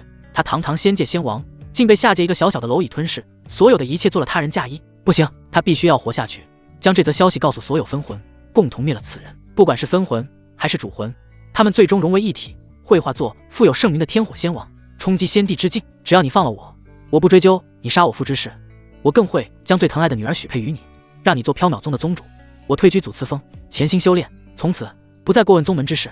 菲菲，你看这样好吗？元婴小人不再挣扎，任由张明允拎着自己脖颈，闭上眼睛，等待着最后的一丝生机。天火分魂极为恶毒，爆料出张明允杀黄景天一事，这是在给张明允添堵，凭实力上眼药。什么？爷爷也是死于他手？他真是厉菲菲吗？苏里闻言后退一步，心中升起不可置信，娇躯摇摇欲坠，泪眼迷离。黄玉龙后面的话让他无比揪心，心如刀绞，声音沙哑问道：我父亲放弃血海之仇，又这般妥协忍让，菲菲，你意下如何？掐住他父亲脖子，杀他爷爷的冷酷男子，却是他魂牵梦绕之人。苏里想不明白，为何二人仅有数日不见，竟会到了这般拔刀相向的地步。苏里心中不由生出一股念头：这个男子，我真的了解吗？张明允见苏里这般模样，心神俱碎，颤声开口：啊，真的是天火老人，不再是黄玉龙了。苏里，你醒一醒，好吗？也就是说，你不愿给我父亲机会，必须得杀了他。苏里晶莹的眸子红得厉害，看向张明允的目中杀意开始蕴藏，手中的宝剑火蛇吞吐得更为厉害。对不起，天火老人放不得。张明允闭上眼睛，成百上千道丝线再次涌出，融入元婴体内，手中的力道骤然加大。不！元婴眼睛大睁，想不到掐住他之人竟敢真将他斩杀。元婴发出了生命的最后一声吼叫。砰！元婴爆碎之际，地上的两个金色囚笼分别囚禁着一大一小两道魂体，直接没入张明允脑海。不要！苏里声嘶力竭，整个人像是被抽了真空，无力跪倒在地，抱住黄玉龙的尸体哭泣不止。黄玉龙对他的好不断浮现在眼前。我的莲儿，你怎么哭鼻子了？要坚强，遇事不能用哭来逃避。哈哈，我的莲儿进入先天境了，太厉害了！爹奖励你一只白尾烧鸡，味道可好了。这是破阴丹，吃了只要睡一觉就能突破修为了。莲儿尝尝。一幕幕画面在苏里脑海中回放，抱住黄玉龙尸体的苏里再也忍受不住心中的痛楚。爹，我一定会亲手手刃仇人，替你报仇雪恨，以为你在天之灵。黄玉龙虽说不是一个好人，但他却是一个好父亲，对苏里的关爱却是无以复加。贼，交出我父亲灵魂来，否则必要你形神俱灭。苏里将黄玉龙尸体放在一旁，眼中恨意与杀意交织，整个人犹如一柄刺目的利剑。苏里这是要夺回黄玉龙的灵魂，没了灵魂的黄玉龙将会彻底烟消云散。若能助黄玉龙灵魂夺舍，那何尝不是重生？想到这些，苏里长剑猛地一挥，一道火红的剑气骤然爆发，直指不远处的凶手。张明允面色蓦然一变，整个人往后飞去。对于眼前这个眼露恨意的女子，他实在提不起厮杀的勇气，更多的来自愧疚。哪里逃？你以为只有你才会飞？苏里气息一变，身上散发着无比火热之势，秘境中的烈阳好似被苏里牵引，手中宝剑发出的剑气更为浩大。随着剑气不断汇聚，一道巨大的火龙在天空凝聚而出。啊！火龙在咆哮中射向张明允，一旦被击中，便是生死道消的下场。张明允看到越来越近的火龙，心里生出惊色。苏里竟是魂修，魂力已然不弱，想必是他体内的天火分魂传授功法所致。这种修炼速度让人心惊，再不反击，死去的一定是自己。嘴巴开合间发出了无比低沉的声音：黄景天的确为我所杀，黄玉龙也因我而死。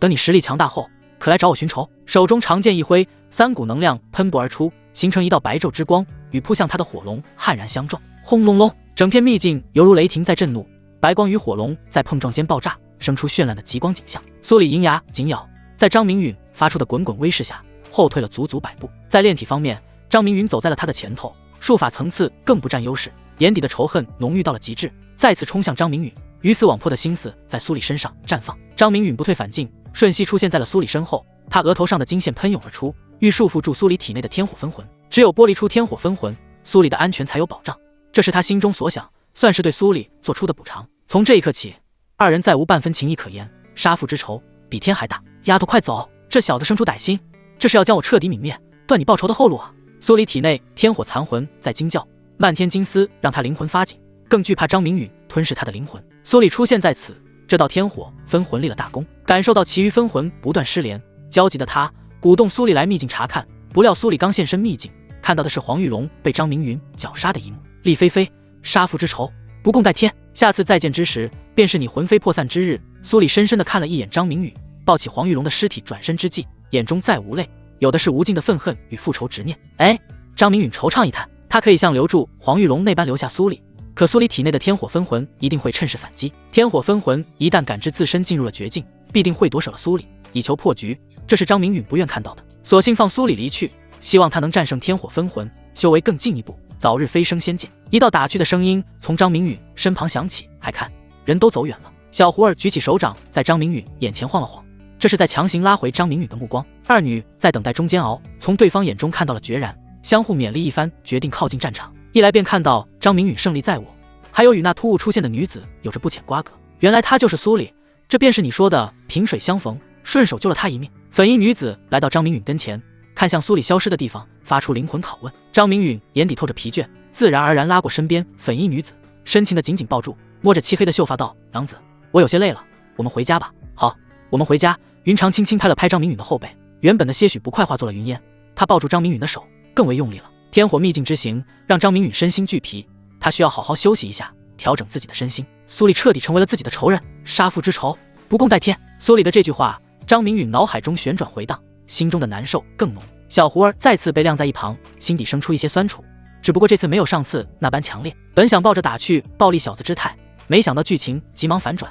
小丑竟是我自己之感，在小胡儿心中升起。在小胡儿出神之际，张明允引来一道白光，将他们三人尽数笼罩。一阵耀眼的光芒过后，秘境的三人彻底失去踪迹。合欢宗赏云阁，合欢宗腹地深处，一处云雾缭绕之境，其内竟有一栋偌大的阁楼，门匾上刻有3个飘逸灵动的文字：赏云阁。赏云阁分为上中下3层，形状与塔的形状相似，属于底部宽、上部略窄的布局，其内空间宽敞，一点儿也不觉得压抑。云长的规格，张明允是第一次来。一层的阁楼较为空旷，没有茶桌会客之物，有的是2排整洁书架以及一张不大的案几，耸动着鼻尖，醉人的芳香扑鼻。这个味道与云长身上的芳香同源。你先休息一下，我去更换一身衣服，身上难闻死了。云长嗅了嗅身上的味道，脸上尽是嫌弃之色，不待眼前男子答话，径直往扶梯而去。娘子请便，我正好转转。张明允收回落在女子娇躯上的目光，指尖划过书架上的一本典籍，魂力渐渐释放，各类典籍在脑海呈现。百息过后，张明允浏览了一遍，这可比一页页翻阅来的快速。随着魂力扩散，很快包裹住整栋阁楼，楼内一切清晰出现在张明允脑海。云长又失踪了。张明允呼吸急促，一个闪身出现在了3层之上。3层是云长闺房，张明允一踏入，原本醉人的芳香在此刻显得更为浓郁。中央是一张粉色大床，一看就很柔软，但张明允来不及欣赏，飞快冲入干湿分离的浴室区，除了一块朦胧的屏风，还有一个热气腾腾的浴桶，放眼望去，哪里还有半分人影？张明允心急如焚，云长这次可是在他眼前消失，外有防御阵法笼罩，低于云长修为的人根本进不来，阁楼内更有他在守护，难不成有人以隐身术法潜入，捉拿了云长？张明允心中的焦急愈演愈烈，来到浴桶旁，双手向水中一捞，试图捞出他心念之人。咦，这是什么？好像一张薄膜，又好眼熟。张明允拿起透明的薄膜，细看之下越觉得古怪。当他透过水面再往水下看去之际，一朵生长在水中的芙蓉完全盛开，洁白中带有点红润，风景优美，一览无余。张明允小腹顿时火热一片，消失的人儿竟在水中与他四目相望。这时的他哪里还不明白，这根本不是什么薄膜，是他赠予水中之人的破镜隐身衣。张明允痴望着这一幕，脑海中想过万千次的场景就这样轻易的实现，他如何能不激动？身体如火，心中却跟明镜似的。但水中之人并未相邀，他如何能迈出想迈出的一步？想了多种结果，最后张明允艰难地转过身去，拖着沉重的步伐，一步一步往外面走去。哗啦啦，这是水中之人破水而出的声音。刚要走出浴室的张明允陡然一个机灵，将迈出的步子生生收回，身后的一声呼唤恰如其时，已确定不过来沐浴了。云长的诚心相邀让张明允心中挣扎遁去，脸上的愁苦立马化作兴奋，一道残影留在空气当中，伴随的还有浴室上空飘落衣物。扑通，张明允宛如鱼入大海，瞬间钻入足以容纳2人的浴桶之中。他与云长坦诚相对，再无丝毫隔阂。此刻的云长羞红着脸颊，好似一个熟透的红苹果，香味十足，沁人心脾。一颦一笑带有无限风情，彻底将他吸引住了。出水芙蓉的妖娆身姿无声绽放在张明允眼前，魂牵梦绕之人终于向他敞开心扉，这无疑是正确的打开方式。张明允目光变得肆无忌惮，咽喉中无水却止不住吞咽，触摸着眼前圣洁的人儿青丝，竟有种不真实之感。千言万语在心中化作了至死不渝的誓言，不吐不快，娘子此生。云长伸出修长的食指划过张明允的唇，打断了张明允未说出口的话来，口中的难道吻我？云长这一举动无疑激发了张明允深藏在心中的爱意。经过一次失去，张明允紧紧将怀中人儿抱住，张嘴含住了娇艳欲滴的朱唇。这一吻好似经过无数岁月的等待，急切又深沉，又像大海中迷茫的船只终于找到了航行的方向。不知过了多久，2人双双沉入浴桶，在水中彻底沉沦。清晨，初阳洒向大地，长云阁跟着染上晨灰，阳光透过窗户照在了床上像拥而眠的二人身上，柔和的出阳披身，熟睡的二人好似一对金童玉女。女子嘴角挂着一抹甜甜的笑容，枕着男子结实臂膀，睡得颇为心安。没过多久，女子睫毛微颤，睁开了漂亮眸子，看着熟睡之人帅气的脸庞，匀称且火热的呼吸打在他脖颈上，脸上的酡红又成了几分。女子娇躯不由一阵酥软，心中暗道：好霸道的纯阳之体，竟让我的心再生涟漪，真是羞死人了。他觉得这样下去不是个事儿，小心翼翼拿开男子放在他柳腰上的手臂，试图起身。哪料熟睡的男子一个翻身，将欲起身的女子逮住，轻轻刮了一下女子高挺的琼鼻，问道：郎子这是要去哪里呢？自是起身梳洗，待会儿还要去一趟合欢殿，离宗这么久，积压事务可不会少理。云长柳眉吐气如兰，推着张明允升温的胸膛，还请娘子助我一田之力，将我的修为再往前推上一推。张明允脸上露出神秘笑容，昨晚的缠绵将他筑基圆满的修为直接推到了结丹后期，这种修炼速度简直是骇人听闻。纯阳圣法不愧是顶级双修法，云长积蓄多年的田之力被张明允鲸吞溪水纳用，效果自是好的出奇。不行，昨晚的你太过霸道了。云长断然拒绝，想起昨晚的场景一时语塞，他的心跳动更为厉害。张明允不管云长心中的羞涩，再次吻了上去。赏云阁成了定格，日上三竿之时，张明允才老实下来。云长白了使坏之人一眼，一袭白裙将有料又完美的身材覆盖住，看得张明允暗叹可惜，看不够，完全看不够。合欢殿我得去一趟，你先回少宗阁，我有闲暇自会唤你相聚。云长踮起脚尖，在张明允嘴唇上轻轻一点，浓郁的情意不言而喻。娘子切勿劳累，修炼一事不可放下，一日下来，我感觉你的修为精进不少。张明允对着云长将要消失的身影嘱咐道，明明是他得了偌大的好处，还说一日。云长心中不忿，他自己出功又出力，修为进展远远比不过张明允那般变态。当想到后面二字时，脸上的绯红再次升起。坏人，这个小坏蛋话中有话，他真被死死拿捏住。纯阳之体的感觉真的是好到无法呼吸，说不喜欢那是骗人的。原来这才是双修法。云长嘴角掀起一抹弧度，这个男人是他的了，想怎么使用就怎么使用。就在此时，张明允从床上消失，瞬间出现在云长身边，搂住云长纤细腰肢，将一枚精美的白金内戒戴在云长无名指上，一会儿再看，希望你喜欢。云长眼睛露出惊愕，这种惊喜他倒是未曾料到，这是他第二次收到张明允给予的礼物。第一次的幻牵引面具与破镜隐身衣作用太过明显，让他爱不释手，珍藏在纳戒之中。不，云长回应一个香吻，低头美滋滋道：只要是你送的我都喜欢。这枚精致的内戒让云长心中生出无限好奇，小坏蛋这般郑重，想必不会比第一次的礼物差吧。云长带着期待消失，张明允才不舍得收回目光。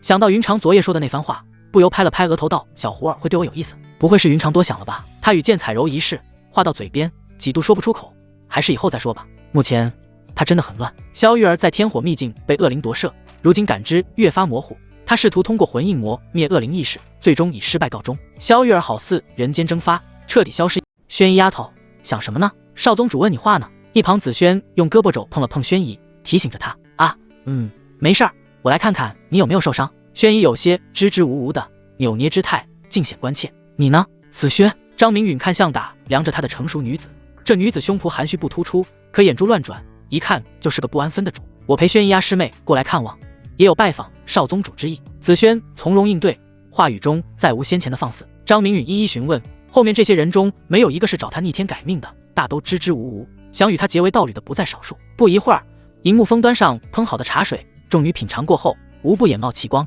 一口接一口，啧啧称其中饮尽。银木峰眼里有活，再次为众女斟满茶水。这茶叶来自絮道清纳界内的珍藏，名为天仙雪芽，常年生长在灵脉之巅，其内灵气蕴藏丰富，采摘极为不易，要价自然不菲。如今张明允财大气粗，众女既真心看望，他自是不计得失，一众女子才能有幸品尝。银木峰看到众女脸上带有熏陶之意，他也忍不住喝上一杯，一杯下肚，急忙再次饮用，脸上露出舒适之感。直到烹煮的茶水饮尽，众女才表明离去之意，唯有轩姨离开之际一步三回头，不舍之意明显。李雪留了下来，欲言又止。银木峰识趣告退，声称将张明允回来的消息通知给2楼的小胡儿与白灵，消失在楼梯转角处。数月不见，李雪师姐倒是腼腆很多，不如当初为你改命那般活泼。张明允就是重提，这是缓解李雪的紧张之意。李雪听到张明允在提寝殿暧昧场景，原本略微局促的模样霎时改变，脸上的羞红以肉眼可见般挂满整个脸颊。原本姿色不俗的她，有娇羞相伴，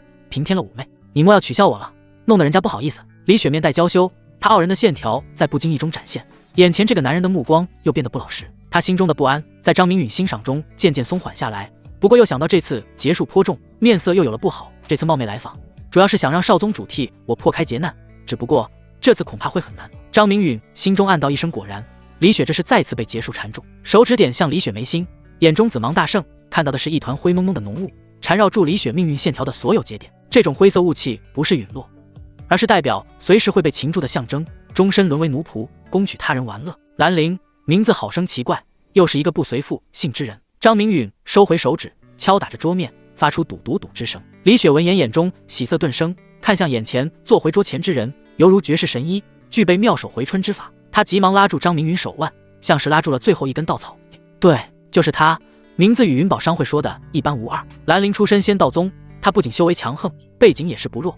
他是东陵域一品仙道宗宗主凌霄之子，好大的名头，怪不得兰陵感激于别宗弟子，并在玄灵城的云宝商会对李雪说出清福之语。云宝商会有高手坐镇，经营范围遍布了整个云起大陆，属于超级势力，且禁止进入商会之人动武，这才给了李雪脱身之机。张明允感受到李雪柔软无骨小手的温热，心中生出一股别样的心思。当然，他立马掐断了这股念头。这是在云长眼皮子底下，一言一行都得慎重，自己俘获了云长芳心，还有什么不知足的呢？眼前的李雪虽说美艳动人，但自己岂是见一个就爱一个那种人？改命并不困难，难的点是在师姐自己身上。张明允说着，手掌一扶，一套墨宝出现在桌面上。李雪咬着朱唇，她深知张明允话语之意，实力才是修仙者无畏的根本，可他没有强大的实力啊。不理会李雪的思绪，张明允开始着手绘制修命符。逆命术在体内运转，手中绘符笔对着李雪隔空一点，一个个古怪的符文从李雪眉心处飞出。这是张明允在抽取李雪命运节点上的灰雾，不断将其封印在桌面上的空白符篆内。李雪眨了眨眼睛，露出不可思议的神情。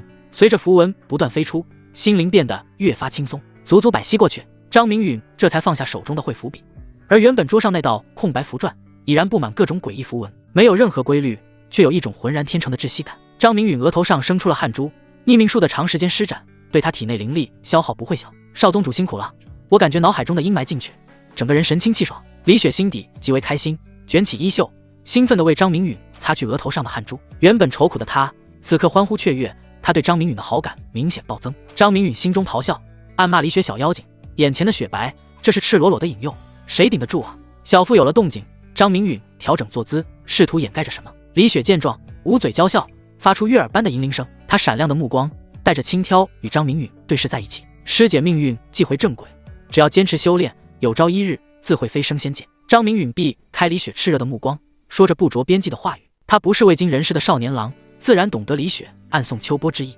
少宗主变了心，当时的你可不是这般拘谨，这是有了心上人。李雪心情大好，调戏张明允的话语间好似猜到了什么，渐渐生出醋味。闻言顿感头大，张明允双手快速结印，口中念着咒语，一种肉眼看不见的黑气直接涌入桌面的符篆之内。他施展的这道魂咒名为是心锁神咒，来自于黄玉龙体内的天火主魂。张明允便尝过此咒的可怕，为此差点丢了性命，将黄玉龙等人体内天火分魂炼化，他的灵魂大了1倍不止，还获取了这道杀人于无形的咒术。此番他便要拿兰陵来试试威能，一个宗主之子就敢这般无法无天，该杀！李雪见张明允避而不谈，又在掐诀施法，索性坐在一旁，用手撑住下巴，看着眼前这个专注的男人。张明允抬手甩出数枚极品灵石，一一分布在各个角落。9天揽气法在体内运转，身体周围形成鲸吞之力，不停吞噬着阁楼内充裕的灵气。这是张明允在弥补刚才耗损的灵力，另一门心思沉入符篆内，感应着兰陵的状态。李雪见张明允身体发出恐怖吸力，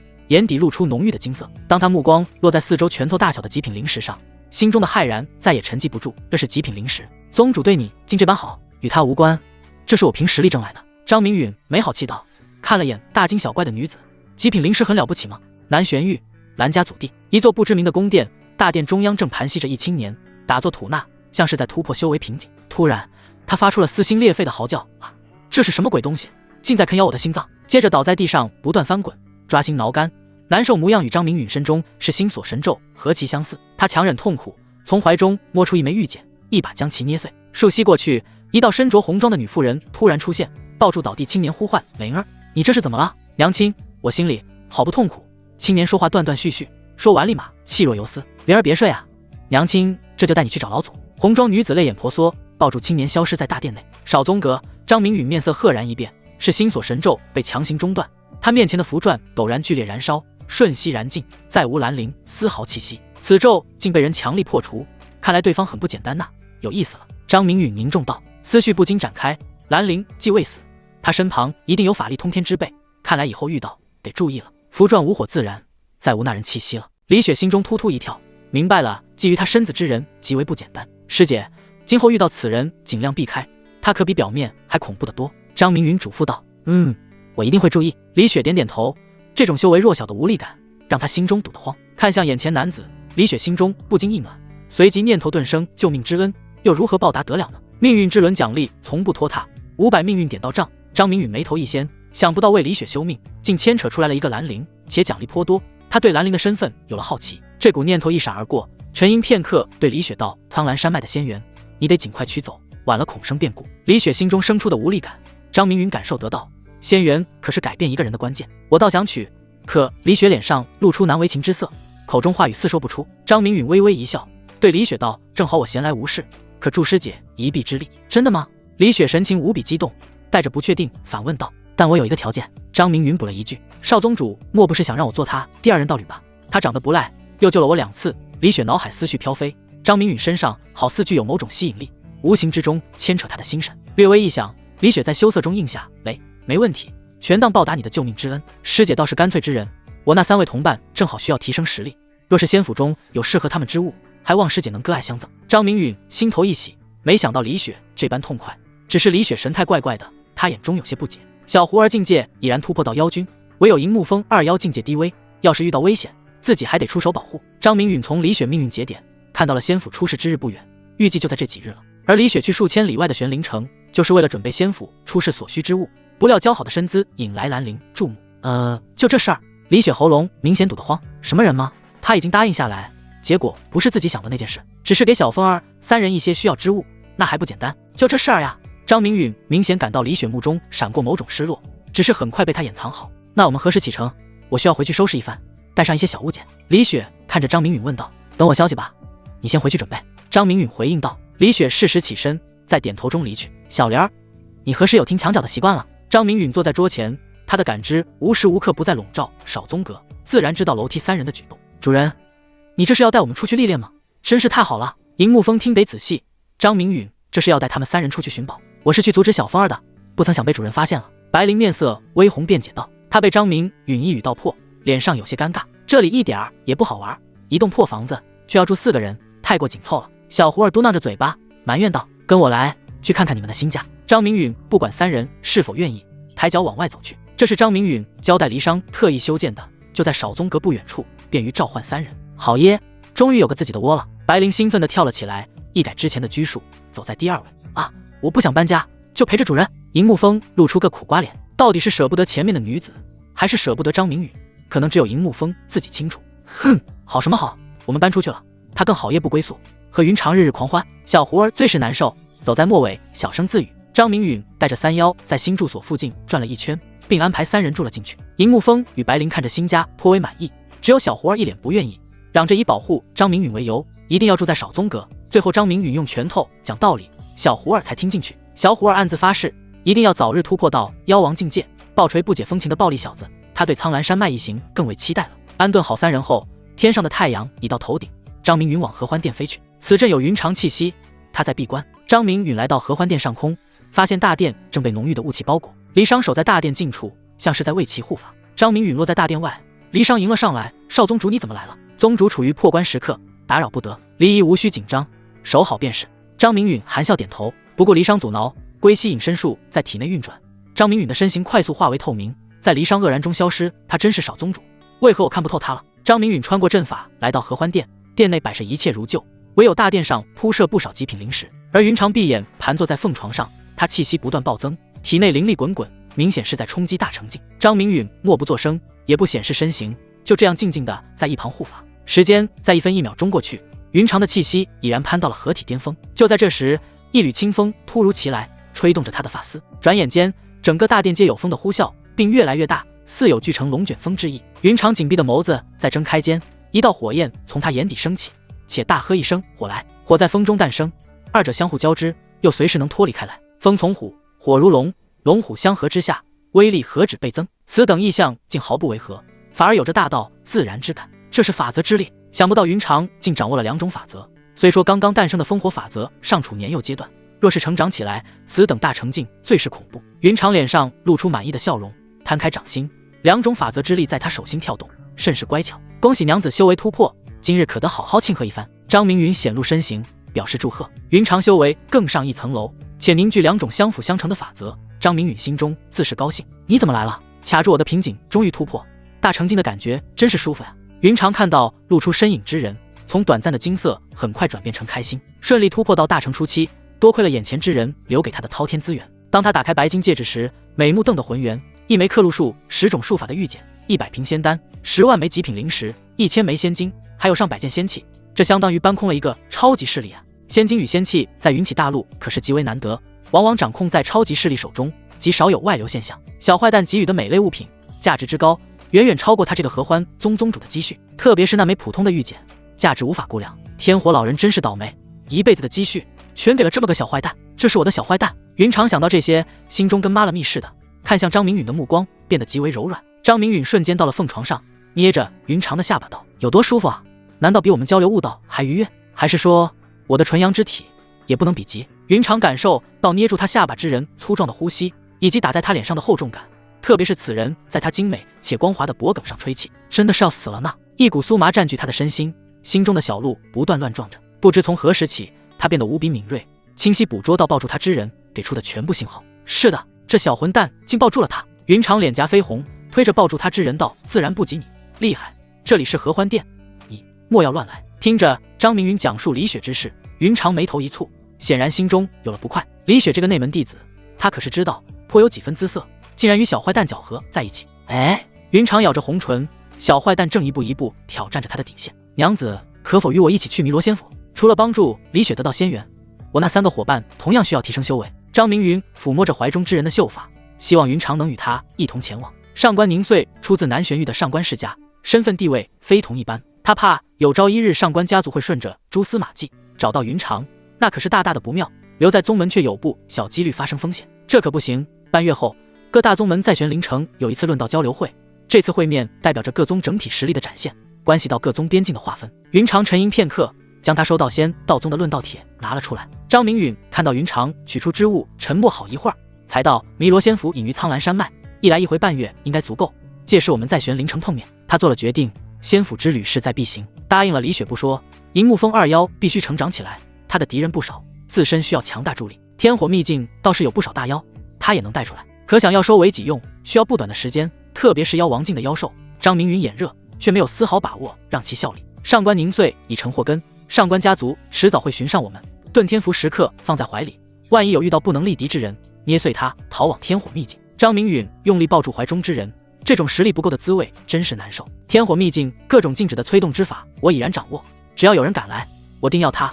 魂飞魄散。云长眼含煞气，娇躯主动往张明允怀里钻了钻。又想了。张明允抱住怀中之人，眼中露出异样的目光。云长脸色羞红，小坏蛋抱住自己，娇躯自是有了不适，未曾想小坏蛋感知如此敏锐，他急忙否认没有的事儿，别想趁机轻薄。真的吗？我怎么感觉你的体温有些发烫，是发烧了吗？张明允追问道。你才发骚了，这不要脸！云长作为修仙之人，哪里体会过人间疾苦、生老病死之态？不管你是真烧还是假烧，作为你夫君，一定得将你这烧起来的体温退下，继续下去可会生病的呢。张明允话语尽显关切。不要啊！云长模样有了惊慌，心里隐隐有着期待。一夜无眠，二人在相互治愈中度过。初阳升起，云长主动为张明允整理衣襟，附耳之时，明令禁止张明允不准在外留情，否则回来要他好看。张明允抱了云长好久，说了很多一心只助一人之类的话，哄得云长眉开眼笑。离去之时，云长嘱咐了张明允一切小心与谨慎，更要平安归来。张明允带着不舍回到少宗阁，召集李雪4人，悄无声息地离开了合欢宗。苍蓝山脉横亘东神州大地上，以神龙摆尾之姿，将东陵、南玄与北冥分为3大域，其中南玄域修炼资源最为优渥，其次是北冥域，最后是东陵域。苍蓝山脉极为辽阔，有险峻重山、平原山川，更有藏在深处的大妖。这里是散修获取修炼资源的重要途径，也是杀人越货的极佳之地，没有规则。轰隆隆，一行5人穿梭山间，听到激烈碰撞声，为首一人停下脚步。这片山脉倒是颇为热闹，打斗声此起彼伏。说话之人是一名男子，他剑眉星目，嘴角挂着微笑，让人有种忍不住想要亲近之感。哼，我感觉这里好亲切，有种不一样的冲动。少女双手触摸着大地，扭动着娇躯，陡然从人身变成了一头壮硕的狐狸。她有着银白渐变的毛发，在阳光照耀下闪闪发亮，迈着优雅的狐狸步子，甚是好看。狐妖变身之际，一名女子来到为首男子身旁，脸上露出惊骇，捂住嘴巴，不让自己发出声音。反观另外狼妖身后，那一男一女脸上皆是跃跃欲试之态。这5人便是马不停蹄来到苍蓝山脉的张明允等人。张明允看到狐妖变身一幕，脸上神色丝毫未变，他在心中却是悄然点赞小虎儿本体极美，人身更为不赖，该大的地方大，该小的地方小。虎儿姐，我怎么感觉你发烧了，还现出真身？不管了，我也要变。银木风看到张明允并未阻止，也来了兴趣，一头灰色狼妖出现，接着是白灵变身，她的身形相比小虎儿小了一大圈，一身白色毛发，很是纯粹。小风儿，你找抽是吧？竟敢说我骚！小虎儿转头露出凶相，身影一闪来到银木风面前，张开爪子轻轻一拍，砰！银木风威武的躯体在小虎儿面前根本不够看，他被直接拍飞出去，接连撞断数棵大树才停了下来。虎儿姐饶命，我错了。银木风赶紧求饶，小虎儿实力是他100倍不止，哪里抗衡得了？哼，说过的话总得付出足够的代价。小虎儿冷哼一声，庞大的身体再次冲过去。白灵站在一旁咯咯直笑，他喜欢看银木风被虐的样子。张明允并未理会扭打在一起的2妖，转头看向已然平静的白袍女子，师姐，你能感应到弥罗仙府的具体位置了吗？李雪翻手取出一块玉质圆盘，手掌按在上面，闭上眼睛感知起来。过了好一会儿，李雪才睁开眼睛。弥罗仙府波动明显浓郁，东南方千里处，你俩闹够了没？仙府出事了。张明允淡淡说了一句，他脸上容貌开始变化，片刻间，这张面孔变成了兰陵的模样。更换好容貌后，整个人往东南方飞速掠去。李雪紧随其后，脸上的容貌跟着变化，化作为一个妙龄少女，饱满的身材未做处理，不知她起的是什么心思。3妖见状，一同奔赴而去，他们的脸上皆是兴奋之色。这次仙府一行，说什么都得变强。2人3妖速度极快，没过多久便抵达了一片山水相连之地。这里是一片宽阔的湖泊，波动越来越明显了。仙府要是颤抖的厉害，我快按压不住他，我们是否下去？李雪神色颇为激动，她能清晰感受到圆盘的渴望，像是离家多年的孩子马上要回到母亲怀抱的那种急切。弥罗仙府是否安全？李雪心里没底，话说到最后带着不确定。趁现在关注仙府的人不多，抢占先机，得马上下去。张明允没有半分迟疑，仙缘一纵即逝，他率先往水中跳去。李雪眼中尽是兴奋，双手往前一伸，扎入水中。小狐儿与白灵化作人身，沉入水底，向先下来的2人靠近。你们怎么不等我啊？我怕水。变成人身的银木风用脚沾水，立马又提了回来，嘴唇发白，身子在哆嗦。妈的，拼了，不能让白灵看不起。银木风憋了一口气，一个箭步跳进水中，狗刨似的在水中乱滑。咳咳，银木风大口呛水，整个人沉入了水中。这时，消失的白灵赶到，一个透明薄膜将银木风包裹在内。白灵看到银木风狼狈样，嘟着嘴道：“你这游泳技术倒该好好练习，万一以后又落水，指望谁来救你呢？你来救我呀！”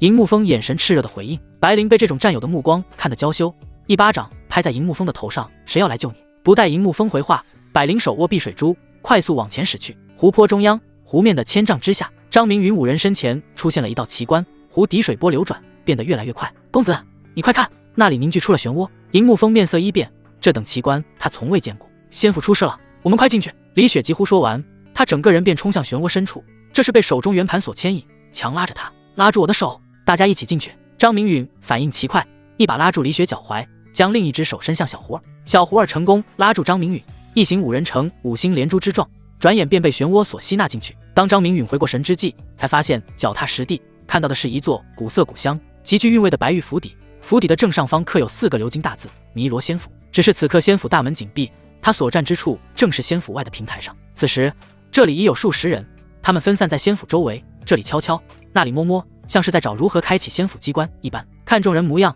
散修居多，有一拨人服饰统一，想必是出自同一宗门或是同一势力。张明允一感知，此处竟无一位大成境修士，合体圆满倒有不下10位，其余之人化神居多，还有数人尚在元婴境。一位年迈老者看见张明允5人现身，目光扫过李雪手中圆盘时，那双浑浊的眼睛生出一抹贪婪，随即走上前来，开口索要：“小丫头，赶紧将你手中圆盘交出来，别耽误了开启仙府的时辰。”公子，我们该怎么办？李雪往张明允身旁靠了靠，面色还算镇定，避过老者不善的目光，转头看向张明允。他与小狐儿3人一般，为了不节外生枝，皆是隐藏根脚，称呼张明允为公子。小狐儿3人也是换了一副容貌，改变了气息，这是戴上了张明允给予的换牵引面具。他们往张明允身旁聚集，环顾周围打量的众人。张明允并不理会一旁老者，对着李雪道：“圆盘交给我，由我来保管吧。”李雪乖巧点头，将手中焐热的圆盘递给张明允。这种信任到了无以复加的地步。拿来吧，此等仙物不是尔等配拥有的。老者目光如鹰一般锐利，隔空一抓，一只由灵力凝聚而成的遮天蔽日大手猛地抓向张明允5人。这要是被抓中，绝对是生死道消的下场。李雪脸色唰的一下变得苍白，一路走来并未遇到危险的她，渐渐放松了警惕，以为仙缘唾手可得。老者身上散发的这种气势，让他娇躯颤抖，心中生不出反抗之力，只能任由宰割。这时，张明允一拳轰出，他的这只拳头转眼化作与抓向他们手掌一般大小，拳掌碰撞间发出轰鸣之声，震耳欲聋。老者凝聚的手掌宛如泡沫，一碰而碎，脸色露出骇然，转身欲逃。因为轰碎他凌厉手掌的拳头趁势而来，速度之快让他心颤。更可怕的是，这道不可抗衡拳头的主人一起冲来，他再不逃走，等待他的只有死亡。要不是公子传令，需要守护你等，就是我也足以将他撕碎，哪用得着公子动手？小胡儿摩拳擦掌，模样很想接替张明允，冲上去灭杀了这个不开眼的老者。我知道他很强，可已经强到了这种地步了吗？李雪喃喃道：“啊，我要变强！”银木风眼睛通红，吼出声来。一路走来，都是张明允冲在前头保护着他，心中的难受让他喘不过气。吼什么吼？变强难道是靠吼出来的？这次入了仙府，碰到什么道要至宝，便张嘴吞吃，直到吃不下才能闭嘴，这才是变强的正确路径。白灵一巴掌拍在银木风头上，眼里也有通红流转。他这是说给银木风听，同样也在说给自己听。就在几人暗自发愤之际，张明允拳头已然落在那位老者胸口上，砰一声炸响，生出抢夺之心的老者直接化作一团血雾，连元婴也来不及逃脱，陨落当场。这是无情的碾压，赤裸裸的灭杀。鬼无常就这样陨落了，他可是出了名的散修，盘踞在苍兰山脉的老油条，就这样被杀了。这个青年是什么来头？煞气如此之重，一言不合就杀人，死人好没道理。去你的吧！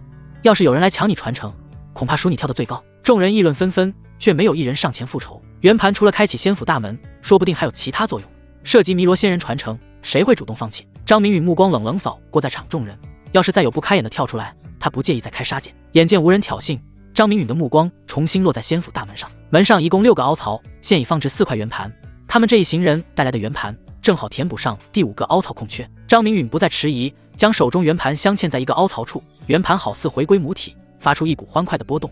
要不是离得极近，根本感受不到。要想进入仙府，看来还缺最后1块圆盘，想必持有圆盘之人正在火速赶来。张明允找了一处离大门近些的空位，静静地等待着。小胡儿4人见状跟了过来。公子，你这一招杀鸡儆猴用得好啊，这下可没有谁敢小瞧我们了。银木风开始拍马屁，张明允大展神威，作为随从的他脸上有光。要是你能将拍马屁的功夫用在提升实力上，也不至于卡在这个境界如此之久了。张明允不着痕迹刺激道：“哎呀呀，公子，你这是在刺激我，你很成功的激起了我的斗志。”银木风闻言一阵抓狂，白灵刺激他就算了，就连主人也在说他不长进。张明允眉头一抬，认真道：“那趟仙府旅程结束后，要是你提不了2个境界，你可以回老家了，到时候我会亲自送你回去。”白灵也一样。张明允再次补了一句：“这2头妖兽修为不长进，跟着他只会面临更多的险境，能与他一同走下去的才是同伴。”小胡儿嘴角掀起一抹笑容，看着银木风与白灵吃瘪的样子，很是好笑。当小胡儿发现张明允目光落在他身上时，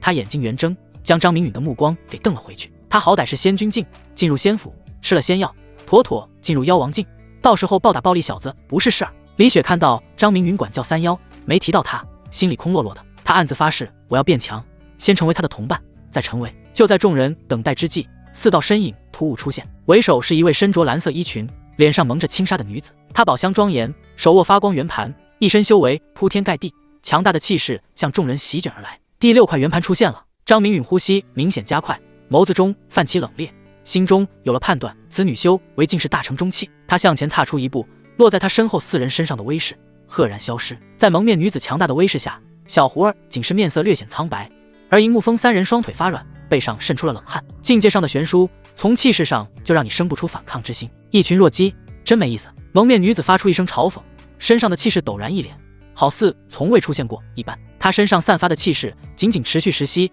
就让在场众人好似度过100年光景一般。不少人眼中闪过畏惧，蜷缩在一旁，有部分人是敢怒不敢言。而张明允的脸上始终浮现淡淡笑意。蒙面女子身形一闪，瞬间出现在仙府大门前。她将手中圆盘往前一送，严丝合缝嵌入最后1个凹槽中。6块镶在大门上的圆盘变得透亮，各自旋转之下，不知尘封了多久弥罗仙府。在这一刻，仙府大门缓缓打开，轰隆隆。待到仙府大门彻底打开之际，原本蜷缩在角落的散修们再也按捺不住心中的贪婪，嗖嗖嗖，一道道破风声响起，奔去的方向赫然是仙府大门之处。仙府打开了，成仙的机缘到了，各位道友，冲啊！一头拦路虎，独木难支，还能杀光我们不成？走！这一刻，什么大成中期强者，见鬼去吧！这么多人抢夺仙源，那可恶的蒙面女还能将他们一一斩杀，一网打尽。堵在大门口的身影浑身颤抖，他这是气的，这群弱鸡真敢造反！好，好，好，找死是吧？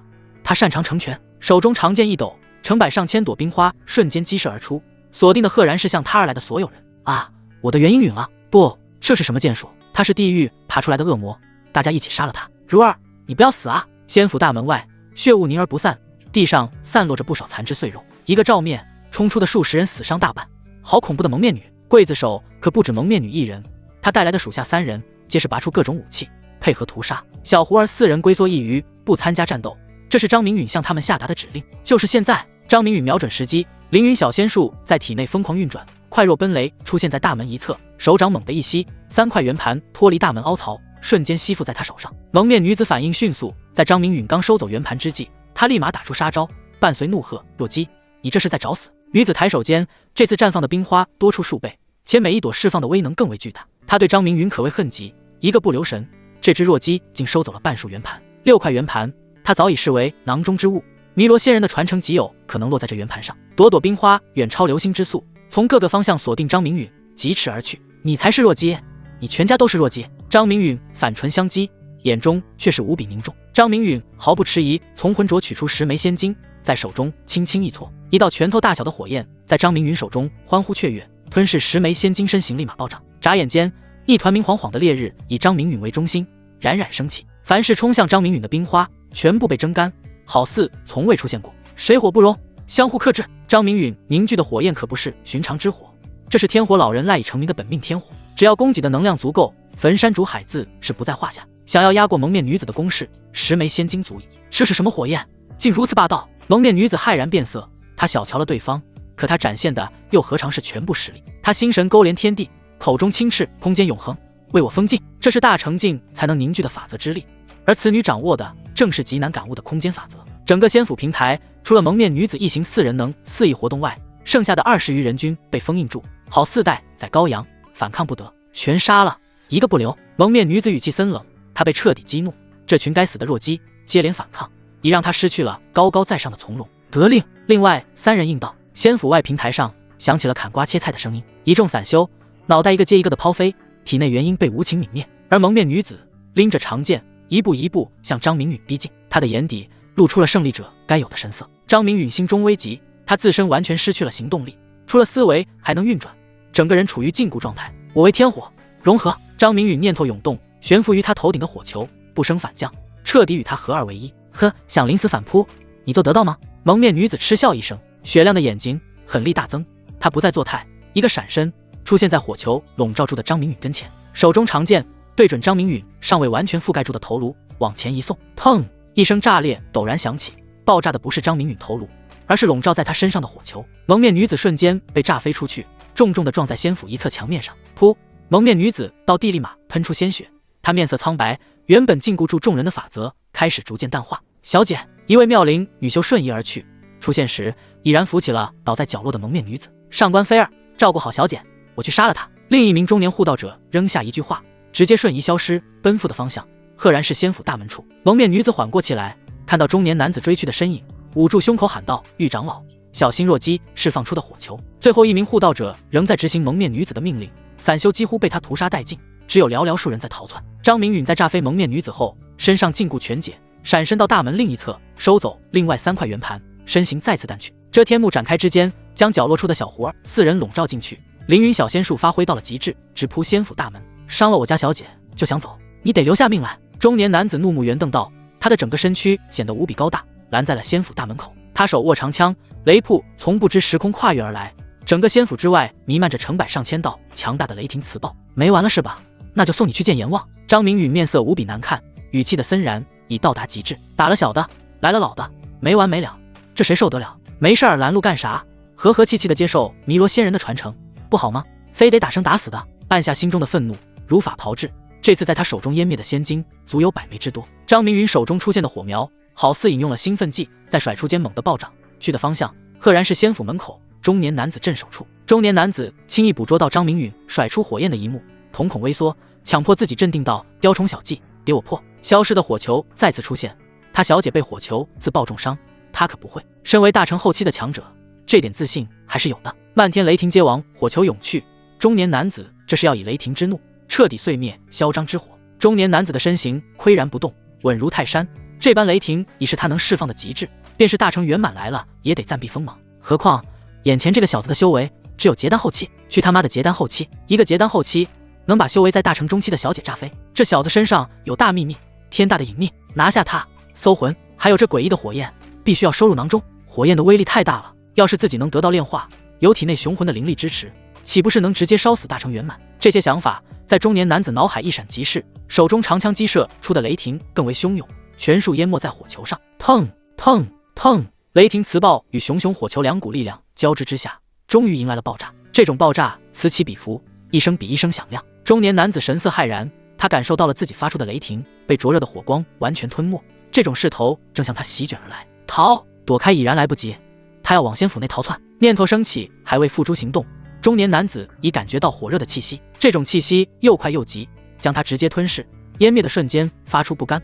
中年男子在惊恐中泯灭的杳无声息，爆炸的火焰淹没他过后，去势不减，继续向前方推进，直到触碰到仙府墙面才烟消云散。天火有太阳那般炽热，释放的威能已不是寻常之火能比及。中年男子的陨落在张明允的意料之中，这是100枚仙晶催动天火的威能，大成后期亦能杀。再无拦路虎，张明允一个爆射冲进了仙府之内。飞入仙府的张明允目光往身后看去时，当即骂了一声粗口：无言女，你他妈的真是个胸大无脑十足的蠢货！往后看去的这一眼让张明允彻底怒了，他发现已有数人降临到仙府外的平台上，且各个气息极为不弱。随着时间推移，来人只会越来越多，蒙面女子耽误了自己进入仙府的最佳时机，这才是他怒骂的真正原因。回过头时，眼前出现的是一栋栋楼宇，这些楼宇3层到5层不等，朝四面八方散乱的分布着，完全没有任何规律所言，一眼望去又似杳无尽头。张明允面色急迫，立刻从魂镯取出6块圆盘放在地上，屈指在其上连点击下，6块圆盘发出一道强烈的绿光，向着仙府大门位置射去。施法完毕，张明允收走放在地上的圆盘，不禁舒了一口气，这才放开感知，往最近的一处楼宇探去。咦，感知在此处竟然失去了作用，不知神识是不是亦如此？张明允眼中露出惊色，这应该是弥罗仙人设置的考验。来到一处楼宇门口，衣袖挥动间，大门纹丝不动，一拳轰出，大门向里面摇晃几分，眨眼又恢复原状。有意思了，看来弥罗仙人不想让人轻易取走传承。张明允心里有了明悟，忽然他剑眉一掀，好似想到什么，强横的魂力骤然释放，往他面前这栋楼宇内渗透。楼宇外面的禁止遇到入侵的魂力，形同虚设。楼里所有物品呈现在张明允脑海之中，不由轻叹，想不到弥罗仙人是一位魂修。这天幕一抖，小狐儿4人出现在他面前，他的魂力往更深处蔓延。仙府大门被圆盘内的禁制封住，外面来人暂且不能入内，情况紧急。李雪，你要全力感应弥罗仙人传承所在。张明允最先看向李雪，6块圆盘飞向李雪。好，李雪应了一声，未说矫情话语，握住手中圆盘，掐诀感应起来。就在李雪感应之际，大门处的青光不断波动，好似用不了多久就会被攻破。你们3人立刻前往尽头的药铺，见到道药便吞吃，先要根据自身需求来，吃不完的全部打包放到魂界内。张明允呼吸急促，目光落在小狐儿3人身上，语速飞快。大门处的青光波动越来越快，时间更紧了。是，小狐儿3人点头应道。银幕风出奇的安静，他转动着手指上的魂戒，这是张明允在来仙府路上赠予的。他们4人一人一枚。白灵眼中透着变强的渴望，把李雪带过去，这里太过危险了。张明允看到李雪处于感应状态，补了一句。小狐儿眼中闪过一丝不悦，还是忍住了性子，扛起李雪，4人消失在张明允眼前。通过魂力感应，张明允往中间一栋楼宇疾驰而去，来到确认好的楼宇门口，魂力包裹着身躯，轻易穿过。他进入了楼宇之内，一层除了一些简易桌凳外，再无一物；2层亦是如此，直到进入3层，看到摆放物品与魂力感应到的一般无二，张明允眼中才散发出喜色。3层只有一张古老的案几，上面放置着3个小瓶，每个小瓶压着一张泛黄的薄纸。顺势拿起第一个瓶子，倒出一粒橙色丹药，顿时清香逼人，让人口舌生津。最古怪的是，丹药之上竟出现了8朵祥云，果真是8品生劲丹。张明允按捺不住心中的激动，捻起这粒药效保存完整的生劲丹，直接放入口中。看来这丹瓶也极有讲究，不然这么多年过去了，换作一般丹瓶，恐怕药力早已流失干净。一股回甘在口中荡漾，咽喉滚动间，丹药进入腹部，立马化作一股神奇能量，直奔丹田中的金丹而去。金丹被这股能量一刺激，转瞬膨胀一大圈，境界直接提升到结丹圆满。还不等张明允兴奋，浑圆的金丹开始密布蛛网，这是要进入元婴了吗？张明允眼里露出浓浓的期待，这种景象他太过熟悉，看过不少人的命运线条，对如何突破到元婴境了如指掌。3个呼吸后，金丹在咔咔作响中轰然破碎，一个五官与张明允极其相似的婴儿诞生在丹田之中。只见元婴在颤巍巍中起身，待到稳住身形之际，张开小嘴猛地一吸，悬浮在丹田上空的金丹碎片瞬间没入元婴口中。嗝，元婴打了个饱嗝，像是吃饱喝足似的，闭上眼睛盘膝坐下，炼化着刚刚吸入腹部的丹壳。好神奇的生净丹，提升速度不亚于云长第一次释放的田之力。张明允舒爽的长叹一声，尝过生净丹的药力，张明允急忙又吞下一粒，在期盼中等待着第二粒生净丹进入腹部，同样化作一股精纯能量，直往丹田冲去。元婴闭上的眼睛突然睁开，张嘴又是一吸，将进入丹田的能量尽数吞入他的小肚子里，小脸露出欣喜之色。此时的元婴体态又有了新的变化，原本弱小的身躯在张明允感应下明显强壮了几分，就连头发都变得清秀，显然营养跟上了。这是进入了元婴中期。这等变化，张明允没有任何欣喜，反而脸色转阴。这可是生净丹，专门为了提升境界而炼制，想不到此等顶级丹药，身体也会出现耐药性。不用细想，若是再次吞服生净丹，接下来的效果会更弱。生净丹还剩8粒，这等逆天之物质配给他的道侣享用。另外2瓶分别是8品爆灵丹与9品运魂丹，查验过后衣袖一挥，将丹方与丹药尽数收入浑浊之内。爆灵丹足有20粒，法修只要吃上1粒，不管耗损多少灵力，立马恢复如初。这在战斗中起到的作用将是无与伦比的巨大。只要斗法，体内灵力便会耗损，战斗时间持续越久，灵力会逐渐消耗，最终会走向枯竭。除非是体修或者魂修，这2种修炼体系消耗的不是灵力，而是体力与魂力。9品运魂丹还有另外一种称呼，仙丹。在云起大陆，丹药分为9品，1品入门，9品为仙。运魂仙丹一共有3粒，它的神奇在于死而复生。张明允在每一粒上都感受到了不弱的灵智，只有仙丹才会有灵，只要死者生前留下过一缕魂力，运魂仙丹便能重新孕育出新的灵魂，寻得宿主，夺舍重生。这间屋子收获最大的不是绝顶丹药，而是价值连城的丹方。在东神州，9品丹方早已绝迹，就连8品丹方也是寥寥无几，恐怕只有资源最富饶的中州才可能收集得到9品丹方。张明允收起思绪，穿墙而出，直奔远处的另一栋楼宇弥罗仙府考验之地。一道身影正疯狂穿梭于各栋楼宇之间，好像蒙上眼睛的麻雀，胡飞乱撞。这道身影自是占得先机的张明允，他忽然穿入一栋暗红色的阁楼内，里面正漂浮着72柄漆黑匕首，每一柄匕首可承载不弱的魂力，且是上品魂器，罕见之极。72柄匕首组合在一起，赫然是一套极品魂器。最让人惊喜的是72柄匕首中央还有一枚散发着黑光的玉简，里面记载的正是弥罗仙人成名绝技千星灭魂小仙术。手掌往前一抓，张明允立马吃痛，好锋利的匕首竟会主动攻击，手掌被割破一道口子，张明允不禁反喜。要知道他这具身体淬炼强度已堪比中品道器，这些匕首竟能切开他的皮肤，心底的喜欢有浓郁几分。法术随心凝聚成一只手掌，往边上的匕首抓去。匕首对法力好似有天然的抗拒，凶猛的模样比第一次反击更为厉害。嗤嗤，破风声接连响起，3柄匕首骤然飞出，眨眼穿透张明允用法术凝聚的手掌，轰然破碎。出师大捷的3柄匕首犹如打了胜仗的大将军，调转方向班师回朝。想走，给我留下来！张明允面色一沉，脑海的魂力释放而出，凝聚成一只漆黑大手，一把抓住了正欲折返的匕首。3柄匕首四处乱窜，这是想要脱离张明允的掌控，重归队列。还敢反抗？给我进去！张明允眉头一皱，操控着空中的大手，拉扯3柄匕首进入他早已准备好的浑浊之内。现在没有炼化的时间，先收走，到时候再来收拾他们。接着锁定的是离他最近的6柄匕首，3柄已让他沉着应对，6柄的难度可想而知。快，再快一点！张明允心中颇为焦急，就按每次拉扯6柄匕首算，至少也得11次才能收完，时间不等人啊！弥罗仙府考验之地的尽头处，小狐儿3妖已化为真身，不断啃咬着各种不同种类的奇珍药草。好撑啊！我这辈子从来没吃得这么撑过。银木风狼身站立时捧住他那大大又挺拔的肚子，别提有多搞笑了。你看狐儿姐已然吞了3株仙药，毛发都渗出血来，你用心了吗？白灵萍躺在一株仙药上，一边捧着圆滚滚的肚子，一边侧着脖子咬在仙药顶端，很用心地吞吃着。白灵下定了决心，就是胀爆了肚子，也要突破到妖君境。仙人府邸道药无数，仙药灵力可遇不可求啊！小狐儿不再吞吃，反而匍匐在地，小肚皮蹭着地面，似乎在按揉肚子，消化着肚子里的仙药。药圃四周除了三妖使劲折腾，并无李雪身影。就在一人三妖各自努力时，仙府大门上的禁制轰然破碎。寂静的仙府首先迎来一声怒吼：“老二、老三，去将那个该死的小子找出来！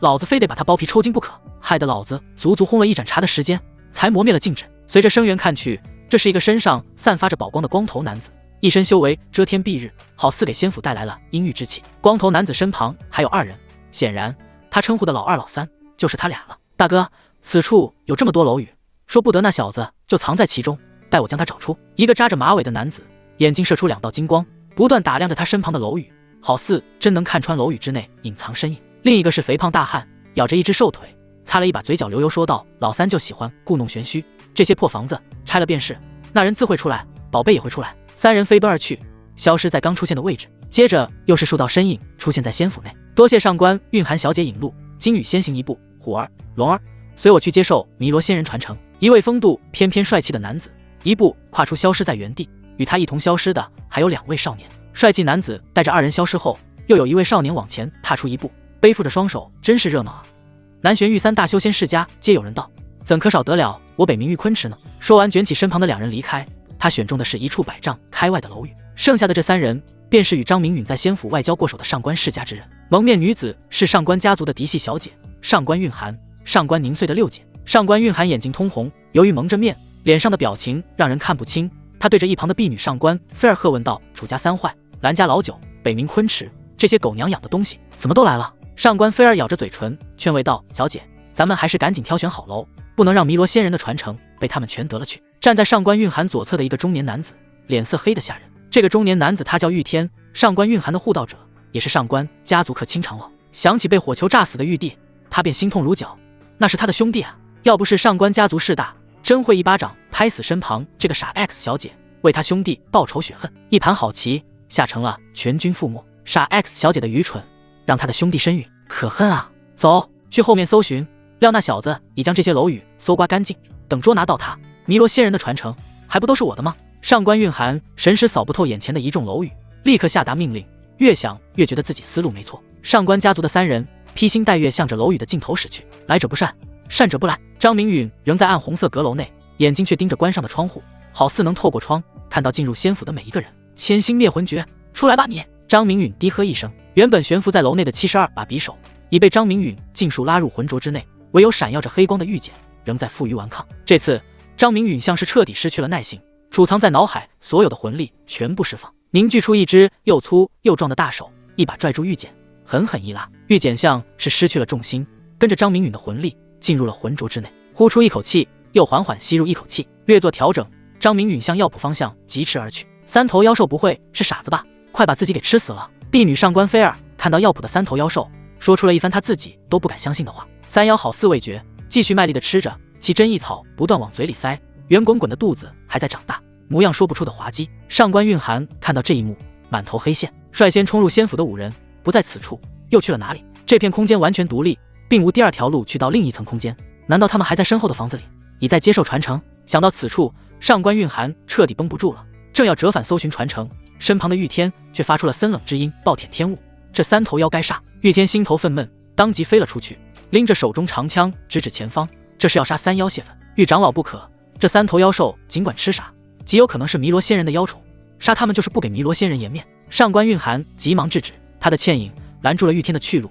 他们二人已然落在了三妖不远处。一路不歇的张明允施展龟息隐身术，终于赶来，隐身来到了中年男子身后，通过魂印向小胡儿暗中传音：趁现在给我拍死无眼女，中年男子留给我来杀。小胡儿匍匐在地的腰躯接到命令后，顾不得肚子里的难受感，瞬间弹射而出，直奔背向他的上官蕴含。张明允见到小胡儿出手，双手飞快掐诀道：是心锁神咒。去！一道无影无形的咒术降临到了玉天身上，张明允的身影也彻底暴露出来。小姐，小心背后！上官菲儿呼吸急促，焦急大喊道：上官蕴含是他的主子，主子身死，他自然无法活下去。发现端倪的他急忙示警。什么？上官蕴含闻言急忙转身，面对的是遮天蔽日的一爪，正向他拍下。啊，这是什么术法？竟在啃噬我的心脏！玉天满地打滚，面容扭曲道。玉天中了诅咒。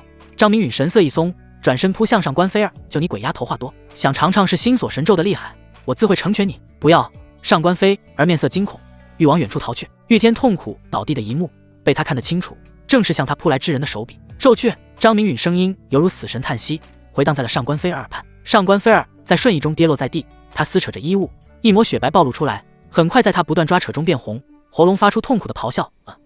张明允目光冰冷，拳头落在上官飞儿的头颅上，没有意外，红白之物四溅，手掌成爪没入丹田，抓出一个神色惊恐的原因。公子饶命，我愿。缩小版的上官飞儿求饶，感觉咽喉传来的收缩，眼神出现了惊悚。不饶，我不接受你的道歉。张明允一把捏爆了上官飞儿的原因，又在上官飞儿胸口处一掏，一颗鲜活的心脏被扯出，一用力爆为血雾。再看另一处战场，上官韵涵吃了一掌，嘴角带有血迹，显然偷袭的小活给他造成过伤害。他不明白身后萌蠢的妖兽为何要暴起发难，作为天之骄子，这种变故如何能让他慌张？双手掐诀间喝道：攻坚法则，封禁！追上来的小活儿身形停滞，眼里有了惊恐。不远处玉天的嚎叫立刻停止，他的眼中泛起了喜色，像是抓住了最后一根救命稻草。药圃所有生物接受控制，唯有一人从药圃外围踏入，周身燃起熊熊烈焰，赫然是一个人形火球。又是这一招，可恨！上官韵涵看着向他冲来的火球人，面色顿时铁青道。他手中长剑一抖，上百朵泛着森冷寒气的冰花射向定在不远处的小活儿，这是要杀了偷袭他的血色狐妖。裹着火球袭来之人，他恨；这头让他受伤的妖兽也有恨。作为南玄域上官世家大族，嫡系老六，今日连连受挫，一头妖也敢偷袭他，不知死活。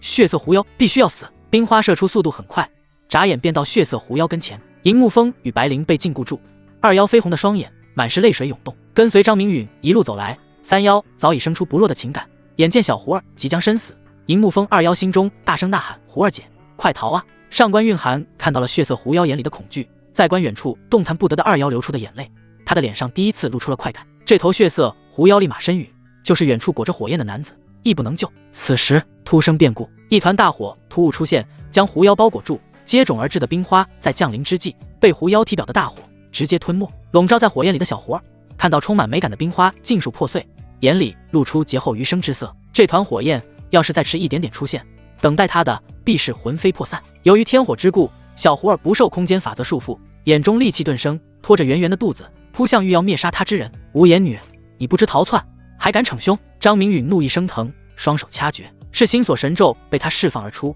一道只有他才能感知的波动飞快卷向上官韵涵。上官韵涵看见怒意十足之人掐诀飞快，联想倒地嚎叫的二人，心中升起强烈不安，咬牙跺足，整个人一晃，直接消失。这不是瞬移，而是彻底消失，像是去到了另一片空间。上官韵涵虽走，但他愤怒的声音依旧回荡在药圃上空。小贼子，我记住你了，这件事儿可没完。上官韵涵两次吃瘪，均是出自同一人之手。他一向引以为豪的空间法则，在此人跟前竟失去作用，完全克制住他。小胡儿与张明允会合，耸动着鼻尖，闻着味儿。公子，无颜女不见了。好神奇的空间法则，是心锁神咒无往不利，这次竟失了手。张明允惊奇空间法则的神异，似有所感，又道：他应该未曾离去，只是不在这层空间了。上官韵涵退走，玉天强忍剧痛，吞服不少高级丹药，试图压制住体内的痛苦。一番操作无果，玉天跌跌撞撞飞向天际，这是全力在逃窜。公子，我有信心必将他拿下。小胡儿捧着大肚子申请出战。张明允露出好笑之色，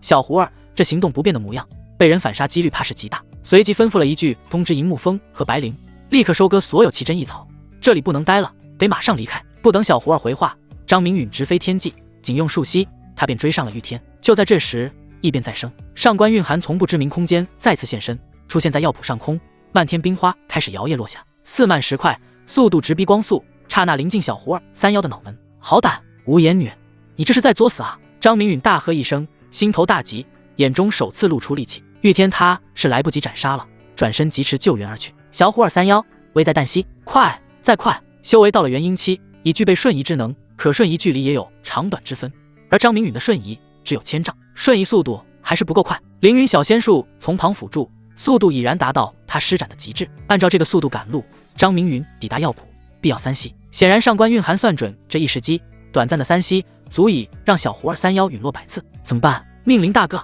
快出来，我需要帮助！张明允在心底首先想到的是神秘命令，呼唤石沉大海。张明允眼里通红一片，小胡儿三妖与他感情已是不浅，在他眼前陨落，如何能接受得了？命运之轮有什么办法可以救下小胡儿三妖？若有，便直接兑换。张明允再次发出求助，只不过他此次的对象变成了命运之轮，不给命运之轮反问机会，以免耽误时间。有办法，那就马上执行。璀璨之光适合近距离传送，兑换成功。扣除宿主1000命运点，宿主命运点剩余5236点。命运之轮有求必应，兑换速度比念头还快。张明允身上发出刺眼的璀璨光芒，好似弥罗仙府出现了一轮耀眼的白日。只不过这轮白日眨眼即逝，瞳孔聚焦之际，张明允已然出现在了小胡儿身前。这可比天神下凡还来得快。天火出来！电光火石之间，张明允屈指一弹，3簇火苗激射而出，分别落在小胡儿3妖身上，这是将他们保护起来。你到底是个什么鬼啊？我明明计算过你的瞬移速度，你是赶回不来的。上官蕴含问的癫狂，如此诡异的一幕根本解释不清。张明允手中火球一团又一团甩出，眼神冷冽道：你他娘的才是个大头鬼，看老子不炸死你！上官蕴含肺都要气炸了。此人话语粗鄙不说，还下手狠辣，一句话堵得他心发慌。难道此人是渡劫境大佬，特意伪装成元婴境？不对啊，在仙府门外交手时，此人释放的气息明明才结丹后期，可现在已是元婴中期，为什么？此人真的得了传承？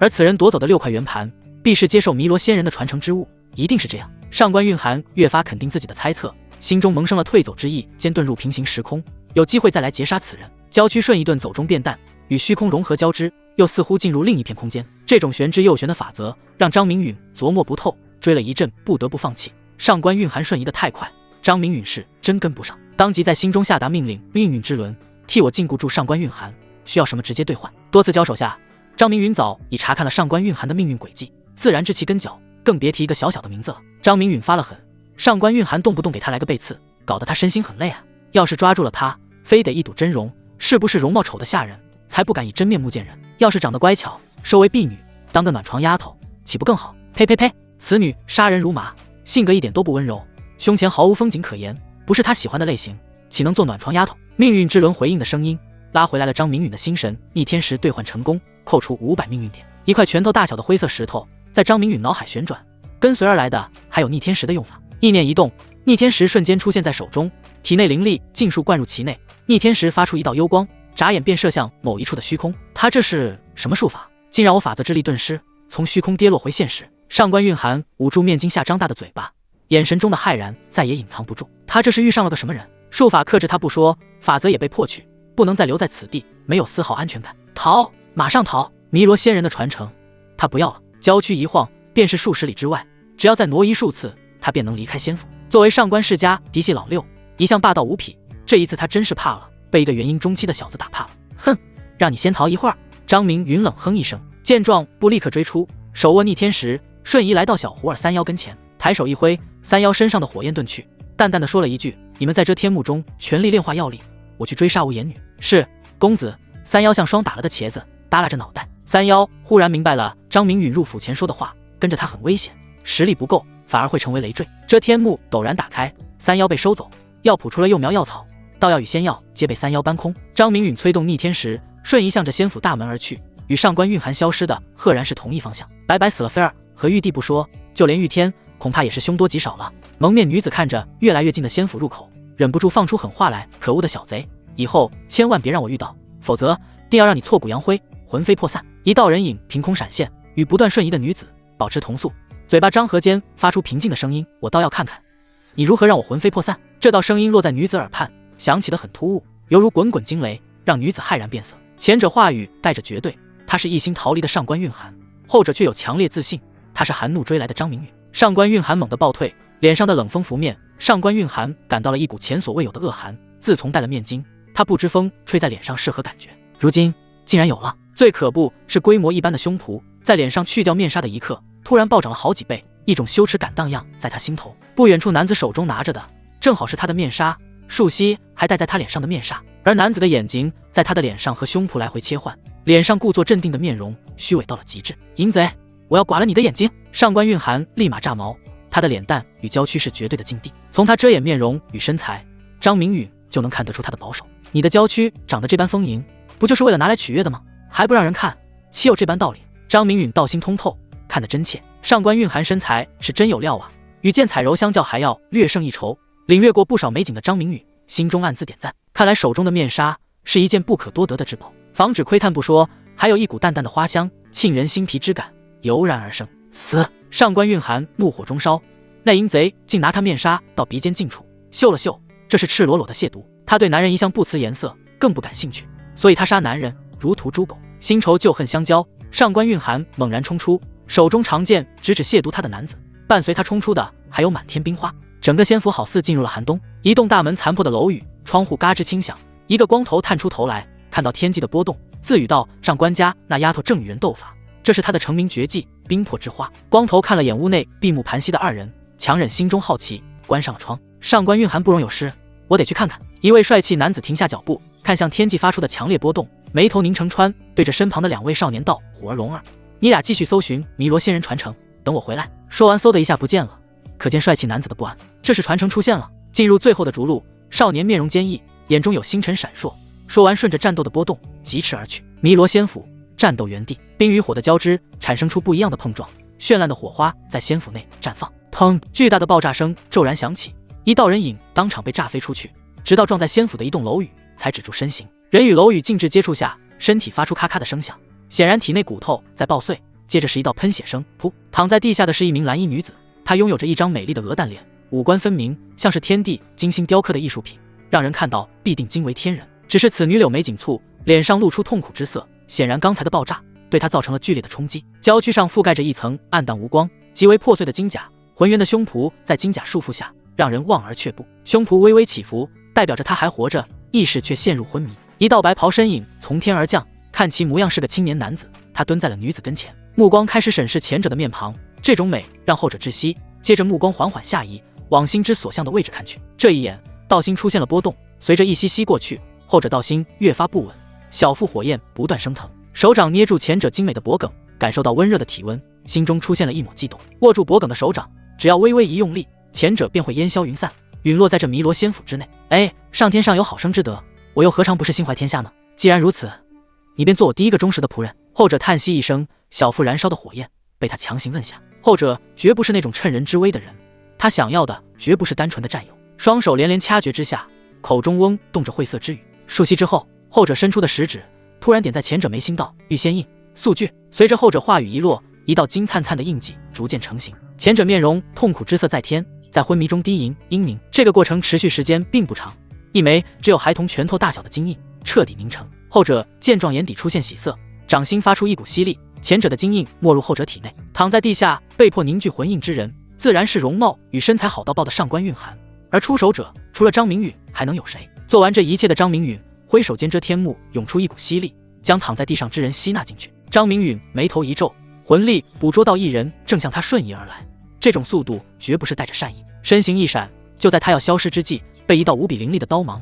破去瞬移之能。一道人影闪现而出，手握一柄散发着阴冷之气的长刀，面色阴沉地看向张明允道：“兰陵，将上官韵涵交给我。”张明允眉头一跳，来人竟识得他变化的面孔，随即眼露自芒。只需片刻，张明允便识出来人身份，脸上带着笑容道：“九哥，此女极为歹毒，欲断我仙缘，我已将其擒下，必让上官家拿出30万极品灵石来赎。”他称呼九哥的帅气男子名唤蓝金羽。蓝金羽在南玄域的黄天仙府获得了黄天仙人留下成名绝技，名为纯阳吞天大仙术。想要成功修炼这道大仙术，需寻3位元婴之体，以其未开发的田之力为引子，一蹴而成。东神州修仙者虽说不少，但纯阴之体何其难寻。多番搜寻无果后，蓝金羽联系上了灭魂楼，花费天大的代价才从灭魂楼得知上官家族的上官韵涵正是纯阴之体。这次他入弥罗仙府便是奔着上官韵涵而来。上官韵涵身旁有2名实力不弱的护道者，一直没找到机会下手的蓝金羽一边搜寻弥罗仙人传承，一边等待时机。你不是兰陵，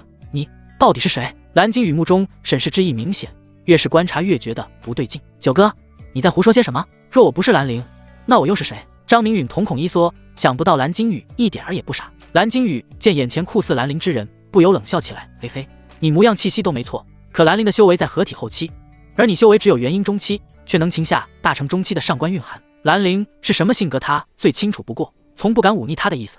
而现在恰恰是截然相反。九哥何须说这么明话？上官韵涵可是纯阴之体，他是真的香啊！还是谈谈他的价钱吧。”张明允眼神发冷，手握逆天石，他就掌握了主动权。是进是退，皆在一念之间。他存有戏弄之心，能榨出蓝金羽钱财来，自是最好。蓝金羽眉眼寒煞，语气极为不善：“就你也有资格与我平等对话？先不说你是冒牌货，就算你是真的，你也是蓝家旁系，不过是我嫡系一脉的奴仆而已。”长刀被他投掷而出，直奔张明允胸膛。呵呵，这等实力不容小觑，可比玉天还弱上一线。不了解状况，竟敢动手，我倒有些喜欢这个酒傻子了。张明允心中发出嗤笑，逆天石在他催动之下，整个人速度骤增，瞬移之下再无人影。好，长刀一脱离蓝鲸羽，立马化为一条神龙，在失去张明允的踪迹后，立马扑向仙府各栋楼宇。长刀有灵，这是一柄极品道器。蓝鲸羽神识铺天盖地，向四面八方席卷，分出一股沿着长刀破坏的痕迹，一寸寸扫射，试图揪出瞬移之人的踪迹。是心锁神咒，给我去！张明允现身半空，对准蓝鲸羽，遥遥一指：“菲儿，他在空中，给我杀了他！”蓝鲸羽见到张明允现身，不知为何，他心头没由来，突然一跳，心神急忙传递到正在破坏楼宇的长刀内。雕虫小技，天火去！张明允屈指一弹，一簇火苗闪电般飞出，迎风剑掌，化为一头模样更为庞大的火龙。火龙直奔扑来的白龙，二龙瞬间撕咬在一起。火龙明显占据上风，白龙节节败退不说，身上更有青烟冒出，像是被烤熟了一般。而此时诅咒降临了蓝鲸羽身上，让他发出了惨嚎声。这种痛苦让他满地打滚，外表之下已是蓬头垢面，再无先前的飘逸帅气。又来一人，真当我是软柿子吗？张明允心头生出无名之火，目光落在不远处凝聚的少年身上。他的确不强，全靠仙金给他壮胆。天火老人送他的仙金，可供天火施展堪比大成圆满破坏力80余次，这便是底气。掌握了上官蕴含生死，命运之轮奖励了1000命运点，让他命运点余额再有涨幅5736点，这是他现有的命运点。手中的逆天石有了蛛网般缝隙，料想再催动数次，应该会彻底碎裂。逆天石非常好用，500命运点一块，倒是划算。这是一种消耗品，用的次数多，坏的自然快。他与大成境强者厮杀，全靠逆天石来提升速度，没了便向命运之轮兑换就是。小兄弟，你也要掺和进来？张明允盯着来人，语气森冷问道。昆池瞬移而来，最先看到的是倒地打滚的蓝鲸羽，正哀嚎不断，模样极为痛楚，眼睛闪过一抹浓浓的忌惮。蓝鲸羽是什么人？他最清楚不过，蓝家嫡系老九，修为在大成中期，却可抗衡大成后期的强者。可现如今蓝鲸羽凄惨的模样，哪有往日的威风？还有那柄长伴蓝鲸羽左右的极品道器明玉刀，据他所知，威力可是非常不弱。没想到此刀在仰天长啸的火龙面前，弱得跟个小鸡似的，匍匐颤抖，沉浮下来。哈哈，没有的事儿，我看到这边波动异常，以为是天才地宝出世，特地来看看。昆池尴尬地笑了2声，杵在那里一动不动。张明允眼中的冷芒转淡，一步踏出，转瞬落在蓝鲸羽面前，这是一种俯视。池兄，救我！蓝鲸羽看向半空的昆池，求救信号明显，他不想死，想抓住唯一够得着的稻草。小九，池兄不似你这般蠢笨，什么人该惹，什么人不该惹，池兄可是拎得清，你说对吧？池兄，张明允牙齿雪白，仰头瞥了一眼半空之人。池兄，只要你救我一命，我给你一柄中品仙器。蓝鲸羽断续话语，说到最后几乎是靠吼出来的，体内的难受感到了无以复加的地步。刚开始好像是有许多小虫子在他心脏边缘啃食，现在已经啃食到了5脏6腑。最可气的是元婴无法离体，神识与魂魄都被禁锢在内，一身修为实不存一，好可怕的邪术！哈哈，师兄，小九允诺你仙气了，要救他，你得快一点哦，因为他马上的死。张明允爽朗一声大笑，再次瞥了一眼动摇的昆池。昆池眼角一抽，下面那位表面人畜无害，实则杀伐果断，只要他敢参入其中，下场绝不会比求生不得的兰陵强。他打定了主意，倒有勿需多虑，在下不过是冒入此地，这就退走。昆池果断转身，向着天际飞去，令寻迷罗仙人传承。张明允的魂力从一开始便锁定着昆池，一旦昆池有所异动，必定是被天火镇压的下场。他不禁对昆池高看一眼，面对仙气的诱惑，还能忍下冲动，昆池注定不是凡人。直到昆池飞出魂力感知范围，张明允才收回目光，握紧蓝鲸羽咽喉的手掌轻轻收紧。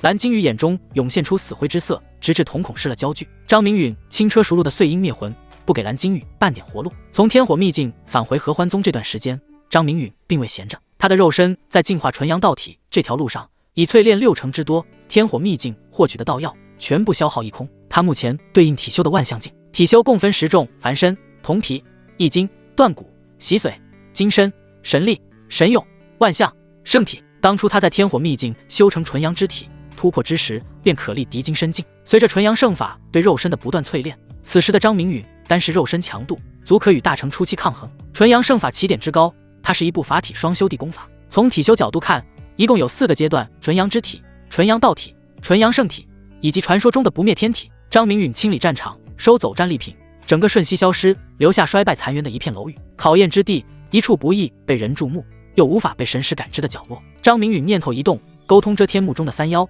整个仙府游走一圈下来，李雪仍不见踪影。小胡儿告知李雪是被一束霞光接走，至于去了何方，他不知晓。张明允心中尽管担忧，却又无可奈何。此次药谱之行，收获仙药一共16株，其中小胡儿在药谱吞吃了3株，张明云取走了10株，另外3株留给小胡儿，全力冲击妖王境。到药足有100多株，张明云取走30株，银木峰与白灵2人各自还分得50多株。银木峰直呼主人敞亮，白灵别扭地跟着银木峰拍马屁，看得张明云好笑。取出1株通体火红，足有成人高的赤火仙芝，它的躯干有人的大腿粗细，顶棚颇为宽大，上面还有不少菌包。张明允再也等不及，嘎嘣脆的一口咬在顶棚边缘，一股极为滚烫，犹如岩浆一般的药汁在他口中肆虐与乱窜。火辣的果肉，肆虐的药汁顺着他的咽喉往腹部流淌而下，一股张明允从未体会过的精纯能量在他腹中乱窜。纯阳圣法飞快运转，暴躁的能量慢慢被驯服，引导着这些能量淬炼着4肢百骸。爽啊！张明允忍不住发出呻吟，这种感觉许久不曾有。他的肉身最喜烈药，而赤火仙之药力属火，与张明允淬炼的肉身匹配度极高。一口接一口的果肉汁水咽下，许久不曾移动的道允缓缓有了扩张趋势。张明允吞吃的速度不由加快，恨不得整株赤火仙芝一并吞入腹中。这一次淬炼，道运增加的极为明显，大腿与臂膀渐渐弥漫出光晕，显得尤为不凡。按下心中激动，这种肉身变强的感觉真的很好。张明允彻底沉浸在纯阳道体的淬炼之中，修炼的时间流逝飞快，眨眼间7日过去。此时的张明允已然吞吃了3株仙药，一身道运光晕随心闪现，除了胸口以上皆有光晕弥漫。一种强大且无敌的信念在张明允心中升起，淬炼出纯阳道体7成的他，可以一拳打死先前的100个自己。至于能抗衡大成境哪个阶段的强者，这还要试过才知道。吞吃3株仙药才淬炼出7成，张明允心中生出狐疑。他明明记得命令说过，只需3株灵阳道汁，纯阳道体便稳了。可这没稳了，真想将命令打醒，让他来看看什么是现实。这可是3株仙药啊！淬炼出完整的纯阳道体，不知要吞吃多少仙药才能完全显现而出。他查看过每株仙药，其上纹路只有区区10圈，会不会是生长的年轮不够，导致药效不够？有一点他能确定，纯阳道体太难淬炼了，且越到最后，他需要的仙药等级会越来越高。仙药只有仙府才能收集，且他要的还得是高等的仙药。而这天幕的上官蕴含已有了苏醒的迹象，他脑海中悬空的金印出现了轻微的波动。作为上官蕴含的主人，张明允能捕捉他的念头以及身体的各种反应。御仙印，好可怕的监察能力！心念一动，催动御仙印，压制住快要苏醒的上官蕴含。这会儿还不到他苏醒的时候。就在张明允沉思之际，弥罗仙府内出现了很强的排斥之力，像是驱赶。对，仙府在驱赶入府之人。李雪尚未出现，加上肉身还能承受，开始吞吃第4株仙药，淬炼肉身。就这样，在等待中又过了2日，仙府的压迫像是到了极致，感觉浑身难受的张明允向仙府大门飞去。大哥，那小子出来了，在那儿呢！肥胖大汉神识捕捉到一个人影从仙府深处飞来，他立马喜出望外。消瘦男子兴奋地挠了挠头，摸着他往后扎起的马尾，还是大哥英明，算准这小子躲在暗处，如今仙府排斥之力大增，谅他也不得不现身。娘的，这小子定是得了弥罗仙人传承，暗中修炼了这么久，可是害得我们一番苦的。光头男子怒骂一声，看到天际不断瞬移而来之人，觉得一切等待都值得。北冥域的坤小子倒是谨慎得很，竟在我们反应过来之前便退了出去，不然……马尾男子做了个抹脖子的动作，光头男子摸着锃亮的头顶，紧接着一杆全体通红的长枪出现在手中，做出战斗的姿态。昆池可没多大收获，杀不杀他无关紧要，老二老三你俩打起12分精神，绝不能让这小子走脱。知道了，大哥。另外2人异口同声，看其默契的模样，这种杀人越货的买卖可没少干。张明允眉头一皱，楚家3坏拦在仙府门口，这是要打劫他？光天化日之下，竟敢做出这等不要脸皮之事，貌似上官蕴含如此，被他强收为奴婢。蓝金羽亦如此，落个魂飞魄散的下场。3位拦在此处，意欲何为？张明允面色阴沉，落在不远处问道。仙府大门被把守住，想要出去，得踩着3人身体过去。哈哈，上天有好生之德，只要你交出仙府所得，可放你一条生路。光头大汉咧嘴大笑，察觉来人修为在元婴中期，心神不由松弛一些。一向心狠手辣的他，起了不多的怜悯之心。来人修为处在元婴境，他顺手一巴掌就能拍死上100个，实在提不起厮杀的兴趣。大哥，让我来收拾这种爬虫，我最是在行。马尾男子一马当先，脸上戾气大增，逼近张明允。二哥，别冻死了他，死人的肉可不好吃。肥胖大汉嘱咐一句。显然张明允的修为让3人瞧不上眼。结节。马尾男子在怪笑中消失，出现之时已到了张明允后背。张明允面色不变，他的魂力早已捕获马尾男子运动轨迹，手中火苗流转，正欲甩出之际，仙府的排斥之力达到了空前，还不待张明允做出其他反应，顿感天旋地转，整个人像是被扔了出去。不对，是那种被强甩出去的感觉，太难受了，很想吐。与他一同被仙府甩出去的还有楚家三坏。这里是一片连绵不绝的苍翠，深秋的阳光不再那么刺眼与炎热，反而透着缕缕温和。阳光打在树梢，树叶影子落在地上，显现出了天然的形状。一道人影突然从天空翻转坠下，快要与大地亲密接触时，这人竟然四平八稳地落在地上。落在地上之人，正是被先府驱逐出来的张明允。楚家三坏倒是命不该绝，正巧赶上了先府排斥。张明允魂力全开，万丈之内皆被他感应，没有可疑之人，妖兽倒有不少。轰隆隆，原本晴朗的天空顿时乌云滚滚，不一会儿，竟聚来大量的云层。灰色的云层之内有电光闪烁。雷劫，不是一团，这是3团啊！张明允面色为之一变，一斗遮天幕，3道人影出现在他眼前。不是小胡儿，三妖又是谁？公子，我的雷劫来了！银木风异常兴奋，他感受到云层有一团闪电，正盯着他，有种不将他劈成飞灰，绝不罢休之势。我也是。白灵神色透着激动，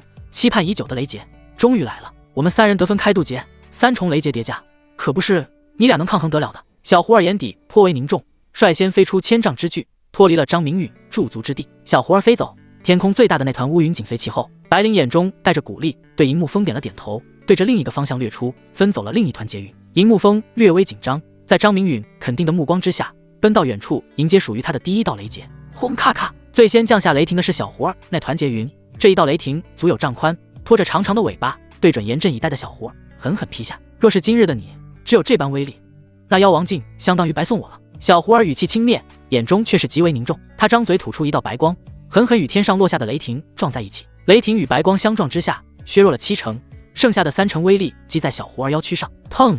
小胡儿腰躯上的毛发被击出一片漆黑之色，他并未退后一步，反而仰头与劫云对视，等着下一轮雷劫的降临。接着是银木风与白灵的雷劫酝酿而出，纷纷扑向各自要灭杀的对象。张明允收回目光，这种威能的雷劫尽管不弱，但他相信三妖能凭借自身实力扛过去。天劫是上天降临的劫难，想要打破囚禁在自身的枷锁，便要迎接这种劫难。只有度过劫难，才会有向天争命的机会。人如此，妖亦如此。遮天幕再次一抖，一道蓝色倩影滚落而出。迷糊的上官蕴含在重力失衡之下跌在地上，顿时惊叫一声：“打！”张明允眉头一展，看到原本高高在上之人落下凡尘，心头不由一阵得意，随即调侃道：“叫什么叫？堂堂上官老六，还怕这点疼痛？淫贼，给我死来！”清醒过来的上官蕴含原本手中空无一物，随着他心意一动，长剑出现在手中，直指张明允而来。他在仙府爆炸中昏迷，意识还沉浸在倒下的一刻。停下！张明允仿若口衔天线，声音不大，却甚是有效。只见冲出来的上官蕴含立刻止住身形，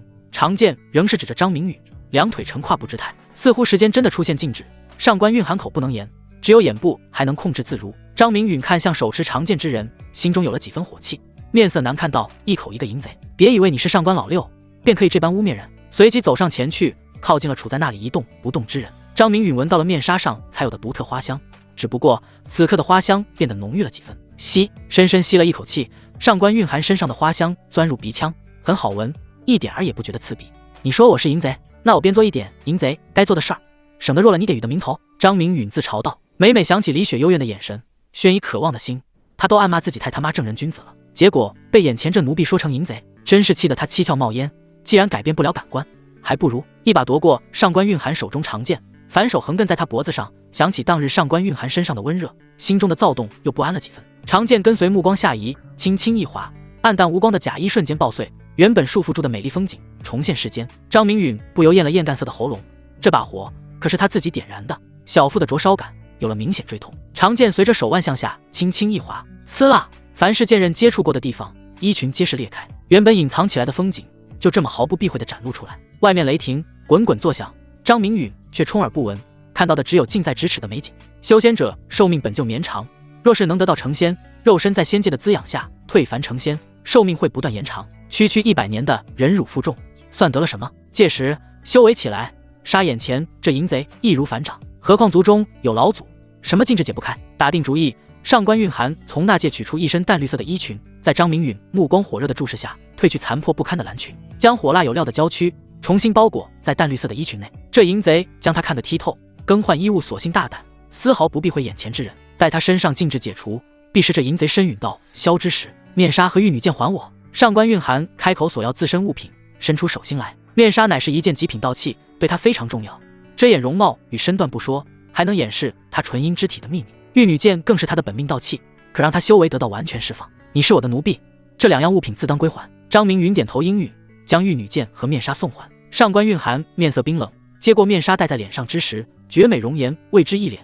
她化作了那个高冷又不食人间烟火的女子。接着她冲天而起，声音不大，却回荡在这片树林里。最好不要再见，我怕会忍不住削了你的脑袋。直到上官韵涵飞得老远，张明允才不舍得收回目光。火辣的身材，绝美的容颜，竟拒于一人身，这是上天给予的厚赐啊！当然，他对玉仙印有着不弱的自信。玉仙印来自仙界一位陨落仙帝所创，几经流转到了天火老人的手里。可惜天火老人还没让他发光发热，变身陨道消，只有残魂尚存人间。88道残魂被张明允灭了其5，剩下83道正在努力搞事情，不过早晚会被他消灭。3妖渡劫已然接近尾声，最后一道天雷落下，3道身影从不同方向射来。白灵第一个赶到，落下之际化作人形，他的俏脸上有黑有白，身上裹着的洁白衣裙也遮掩不住左边肩膀被雷霆灼烧过的痕迹。然而此刻他丝毫不觉得疼痛，一脸开心道：“公子，幸不辱命，只要不回天火秘境，这点痛苦算得了什么？天火秘境不过天火老人随手开辟的独立世界，开了眼界的他方知外面的世界更加精彩。第二个是小活儿，前一眼还在天际，眨眼便来到张明允近处，一身威压铺天盖地，绝不比上官雨涵在弥罗仙府门口释放的弱，甚至还要霸道几分。妖王境觉醒瞬移之能，小活儿身上威压一闪即逝，脸上浮现出一抹动人的微笑，眼睛泛起了淡淡的红色，这是小活儿特有的领域媚心。这一刻，张明允眼中的小活儿变得不一样了，他肌肤如雪，眼眸中流转的柔情似水，时刻牵引住张明允心神。一颦一笑，还有胸脯上动人的风景，一切的一切美不胜收。张明允痴痴的一步一步走向小活儿，眼中的冷静变成了占有。有个声音在告诉他，这等女子就该是他的，只有他才配拥有。白灵看到张明允眼中的欲望，立马惊骇地捂住小嘴，不让自己发出声。这是胡二姐与公子的较量，帮谁他都没有好果子吃。银沐风来得最迟，被白灵按住，示意不要打扰二人斗法。银沐风听劝，在一旁认真看戏。小胡儿目光落在二妖身上，点点头，表示他对二妖的做法很满意。收回目光，心神继续牵引着张明允靠近，眼中的得意不言而喻。正当小胡儿幻想张明允干点么子之际，张明允屈指弹了一下小胡儿的脑袋，让他认清了现实。哎呦！小胡儿吃痛揉着头，目光埋怨地看了张明允一眼。这次便不许你计较，小小年纪不学好，整这些大人玩意儿干嘛？媚术造诣不够，连我都困不住，还如何杀敌？张明允说完，向银沐风走去，留下一脸不甘的小胡儿。啊！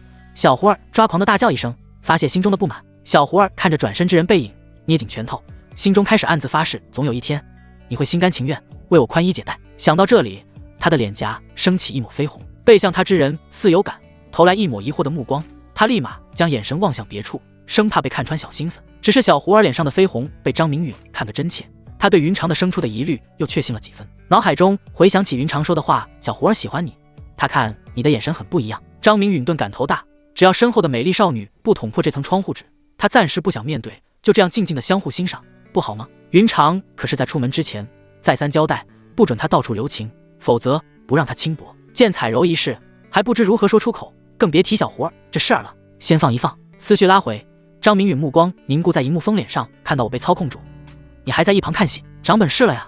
目光不善地盯着银沐风，他不禁升起一种古怪的念头：真当遇到险境，这位以他为主的青年会不会转手将他卖了？没了魂印的制约，真处在险境时，对方是否值得他依靠？上一世他曾相信过一人，换来的是血淋淋的背刺，这一世他想留给时间去验证，当然希望没有那一天啊！公子，这真不关我事啊！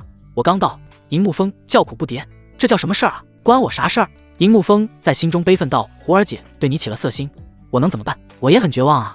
这些想法银沐风自然不敢说出来，不然两边都不讨好。好了，我们去玄灵城。张明允看向天际，心中有了忧虑，屈指一弹，一艘通体鎏金的飞舟出现在4人眼前。这艘破云舟正是来自陨落的蓝鲸羽之物。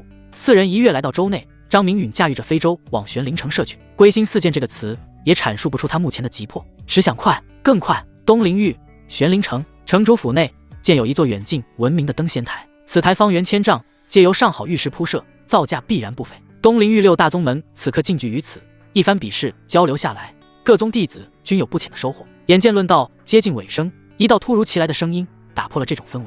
合欢宗不思感恩戴德，反而加害上官家族凝碎公子，证据确凿，给我拿下！仙道宗为首一位紫袍中年男子抬起手掌向前一挥，仙道宗众人闻言一愣，没想到宗主竟让他们捉拿合欢宗，并未迟疑，果断将合欢宗数十人包围起来。林宗主，你这是干什么？云坤子从座位上跳起，弹射到前面宽敞位置，目光阴沉地看向仙道宗宗主凌霄。合欢宗其余之人无不面色愤慨，仙道宗这是翻脸不认人，刚刚还称兄道弟，转眼就将他们围起来，拔刀相向。他妈的，真是一群狼崽子啊！要是重来一次，我会将修炼心得交出来，教你娘的大头鬼！气人，太他妈气人了！合欢宗罪无可恕，离经叛道，做出有伤天和之举，修炼违逆常伦之道，当诛！缥缈宗飞出一位年轻貌美女子，她指着合欢宗众人数落屡屡罪行。遵宗主令！缥缈宗众人应声后，立马飞出，将合欢宗围得严严实实。此刻，合欢宗一行数十人被仙道宗、缥缈宗两股势力合围，一股肃杀之气弥漫而出。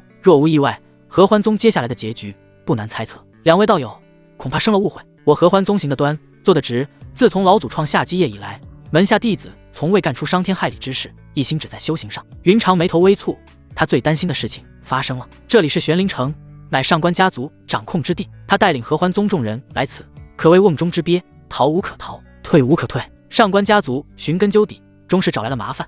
他有张明允给予的遁天符，遁逃自试一试。可门下之人又是何种结局？一时之间成了两难选择。嘿，任你如花似玉，身段婀娜，也是丝毫无用。宗主的话就是法旨。一名中年美妇从仙道宗阵营走出，她看着云长的目光有浓郁的排斥。像云长这般绝世的女子，不该出现人间，更不该出现在他的眼前。这种畸形的嫉妒，也不知何时从他心底滋生。这是怎么回事啊？刚才论道，大家尚且把酒言欢，转眼就剑拔弩张。天机宗宗主玄逸风目中露出不解，拿出一个龟壳摇晃起来。他这是在卜卦推演，探寻天机。合欢宗竟敢谋害上官家族嫡系，这是不要命了吗？霸宗宗主霸天走出，目光锁定合欢宗一行人，显然这是强盗众人推。霸天身为仙道宗忠实拥护者，准备使出一番力来。云宗主蜘蛛在我，绝做不出那等糊涂事来，会不会真有什么误会？剑宗宗主见无边上前圆场，试图打消仙道、缥缈两宗的怀疑。府主上官墨尘带着如沐春风般的微笑，适时走出，开口解释道：“诸位道友，请听我一言。仙道宗灵宗主所言不假，合欢宗云宗主却有合谋宁岁少主之嫌。这次承蒙仙道宗与剑宗相助，希望云宗主交出杀死宁岁少主的元凶。”上官府主，你这是听信了谗言？子虚乌有之事当不得朕。云长神色平静道，他眼神冰冷，环顾四周，目光最后定格在缥缈宗宗主苏里身上。要是此事没有苏里的推波助澜，他断然不信。苏里与张明允之事，他尽管所知不多，但却明白二人有过不清不楚的关系。而后缥缈宗一行成了再也化解不开的仇怨。苏里将张明允的恨转嫁到了他身上。云长目光一闪，瞬间想通了关键之处。天机宗与剑宗众人不由点头，觉得云长所言有理。合欢宗不少弟子更是大声喧嚷，直呼不公。上官墨尘看到这一幕，眼底生出了一抹阴翳。家族传来的影像，只有上官宁岁欺辱眼前辩解女子的画面，这如何能拿来当证据？要是被有心人利用，大肆传播之下，一向爱惜羽毛的上官家族恐怕会受人以柄，以这件微末小事变成了攻击的利器。收到家族影像不久，缥缈宗苏里登门指出凶手，一切均是见色忘义的厉菲菲所为，而导火索正是合欢宗云长。而始作俑者厉菲菲，自从消失在缥缈宗地界后，宛如人间蒸发，再无音信。上官墨尘传信家族，试图推演天机，找出锁定的疑凶。没过多久，家族反馈是查无此人，责令上官墨尘全力搜捕。他这才以论道化界的方式，让仙道宗出面，将合欢宗云长诱骗而来，擒下这神龙见首不见尾的厉菲菲。上官府主，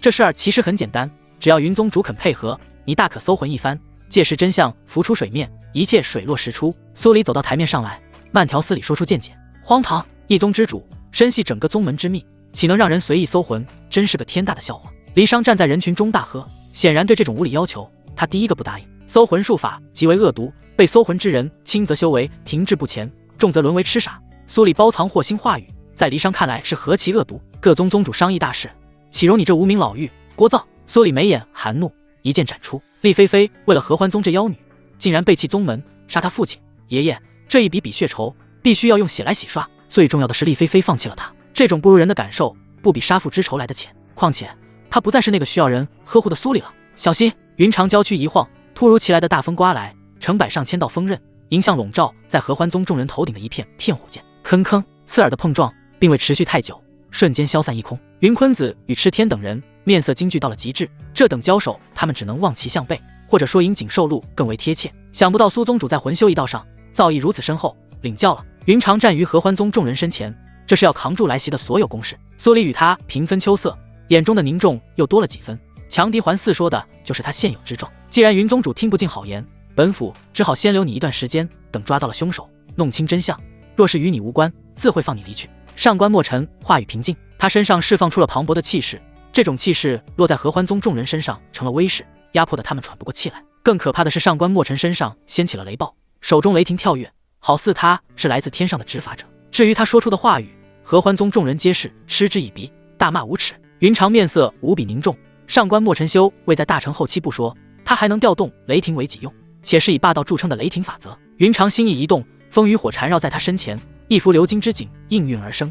他这是打定主意要硬扛下去。见无边看到此幕，面色无比凝重，施展传音术向宗门众人传音。剑宗众人心领神会，皆是来到缥缈宗众人不远处，形成第二层合围。表面上他是举全宗之力围困合欢宗，实则一旦缥缈宗出手，他率领的剑宗必会临阵倒戈，向缥缈宗发出致命一击，为合欢宗争取到一丝生机。玄逸峰带领天机宗众人退到远处，做出观望之态。就在这时，上官墨尘酝酿的雷霆之怒从天际降下，覆盖合欢宗所在之地。碎惊雷，云长低喝一声，长袖一挥，36柄流光溢彩的长剑骤然射出，迎向头顶急速而来的奔雷。轰隆隆，36柄长剑在荡平漫天惊雷后折返而回，没入以云长为中心的方圆100丈之地。混元诛仙阵起！云长再次大喝，原本长剑没入之地射出一道色泽不一样的亮光，还不待众人反应，这一连串的亮光瞬间成片。从天际往下看，一个色彩斑斓足有100丈的光柱从玄灵城主府射出，凡是靠近玄灵城的区域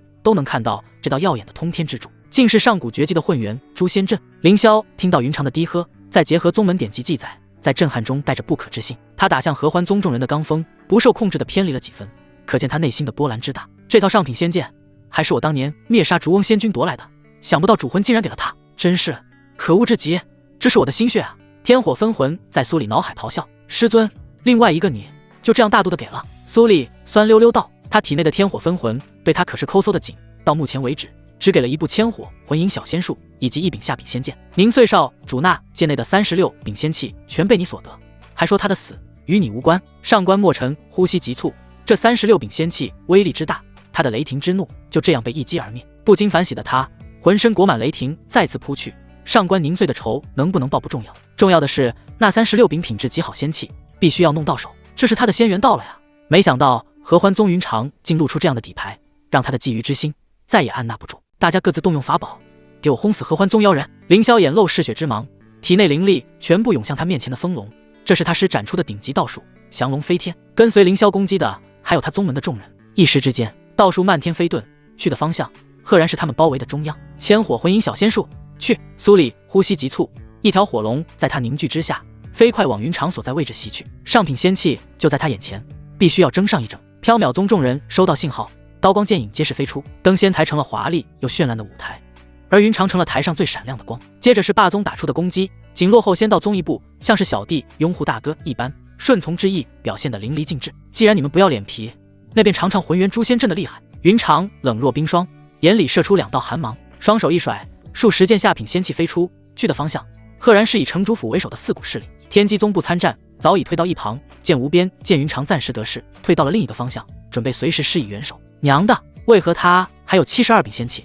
这是什么运道？上官墨尘怒骂道。他被一柄长枪击退，而他身后的属下就没那么好运了，连惨叫都发不出，直接被轰杀。仙器之威不可匹敌，如日中天。72柄仙器在混元诛仙阵里穿梭，有刀有剑还有锏等等种类繁多的下品仙器，成了绞杀生命的利器。凌霄肉身被毁，元婴飞遁天际，跟随他去的还有仙道宗幸存的半数之人。苏里断了一臂，心中萌生退意。缥缈宗幸存之人不足30%，霸宗除了霸天与几位店主外，其余者皆死。可怕可惧，杀得在场参与战斗的众人胆寒。上官墨尘体内气血翻涌，目中贪婪逐渐被理智代替，此女已不是他能抗衡的存在。一张绿色符篆出现在他手中，只要捏碎，家族便知此处发生的一切。届时这些仙器与他皆是无缘。就在上官墨尘内心反复挣扎之际，变故突如其来。噗！操控混元诛仙阵的云长灵力不济遭到了反噬，一口逆血从樱桃小嘴儿喷出，脸色顿时煞白。娇躯摇摇欲坠，原本笼罩住登仙台数百人的多彩光束，在一众仙气飞回云长的体内后，立马消失无踪。混元诛仙阵不攻自破。宗主，你怎么了？离殇立马扶住云长，眼中的关心止不住。宗主，合欢宗众人立马上前。如今云长身系众人生死，他要是倒下，环顾在周围的狼群会冲上前来撕碎他们。云坤子一脉皆是露出紧张之色，见识过云长的强大，希望他再为众人撑起一片天。我没事儿，只是灵力被吞噬殆尽，一时心力难生。云长声音低沉道，反手取出一瓶丹药，倒出一粒吞服而下，面色以肉眼可见的速度红润起来。这是来自张明允赠予的银元仙丹，对体力有很好的修复效果，灵力要相对缓慢一些。天火老人注重炼体，收藏的仙丹自是偏向体修居多。保护宗主，劫玉灵阵。云坤子面色难看道，他发现原本被云长打跑的上官墨尘去而复返，一身雷霆滚滚，又在合欢宗众人头顶凝聚出数十道奔雷。他立马甩出上百杆阵旗，扎根登仙台，双手连连掐诀，快速启动阵眼。合欢宗其余之人跟着掐诀，打出一道又一道白光，融入阵眼之内。一道气势不弱的静止蔓延开来，将合欢宗众人包裹在内。这是除了云长以外，合欢宗所有人灵力所化，透明且有防御之效。静止与结界有所不同，结界是修仙者利用体内灵力施出的法术，用于遮掩气息之用，一般适用于短暂性屏蔽。静止是布下阵法生出的禁锢之力，这种禁锢可攻可守，主要是取决于阵法的属性。像天火秘境的静止，便是扭曲了空间，禁止飞行与灵力的使用，只能单靠肉身活动，这便是天火老人生前布下的阵法。我恨啊，实力弱就要挨打，要是能度过此劫，我一定好好修炼。太七目中透着倔强，输出的灵力最快，隐隐有赶超一旁太虚子之势。少宗主，你在哪里？轩衣花容失色，合欢宗覆灭在即，他想到的是那个留住心中的身影。宗主，你别动，抓紧时间休养。御灵阵的防御之强，交给我们来抵挡。离殇按住欲要起身的云长，灵力注入御灵阵之内。启光与赤天四目相对，点头之际，二人做了一个让众人意想不到的动作，会期破阵。阵法最忌讳从内而破，启光与赤天纷纷释放各自的极品道气，一举击毁数个阵眼。原本坚固的防御阵法变得摇摇欲坠，似乎只要轻轻一碰便会破碎。启光二人立马冲出阵去，犹如功成身退不留名一般。你们这是在干什么？离殇声嘶力竭，他看不懂启光与赤天所为，却知启光二人这样做无疑是将众人仅存的希望打破。接下来众人要面对的将是无尽黑暗。想不到上官墨尘的手伸得如此之长，内奸安插在宗内如此之久。云坤子满眼通红，双手颤抖，恨不得掐死启光二人。上官城主，我来助你一臂之力。凌霄眼中的贪婪到了无以复加的地步，仙气对他的诱惑何其之大，立马瞬移飞向登仙台。他损毁的肉身再次长出，修为在大成初期的他早已能重组肉身，只要元婴无损，便立于不败之地。缩里吞服不少丹药，消失的手臂重新生长。看到凌霄打着支援的幌子谋取仙气，他毅然跟随。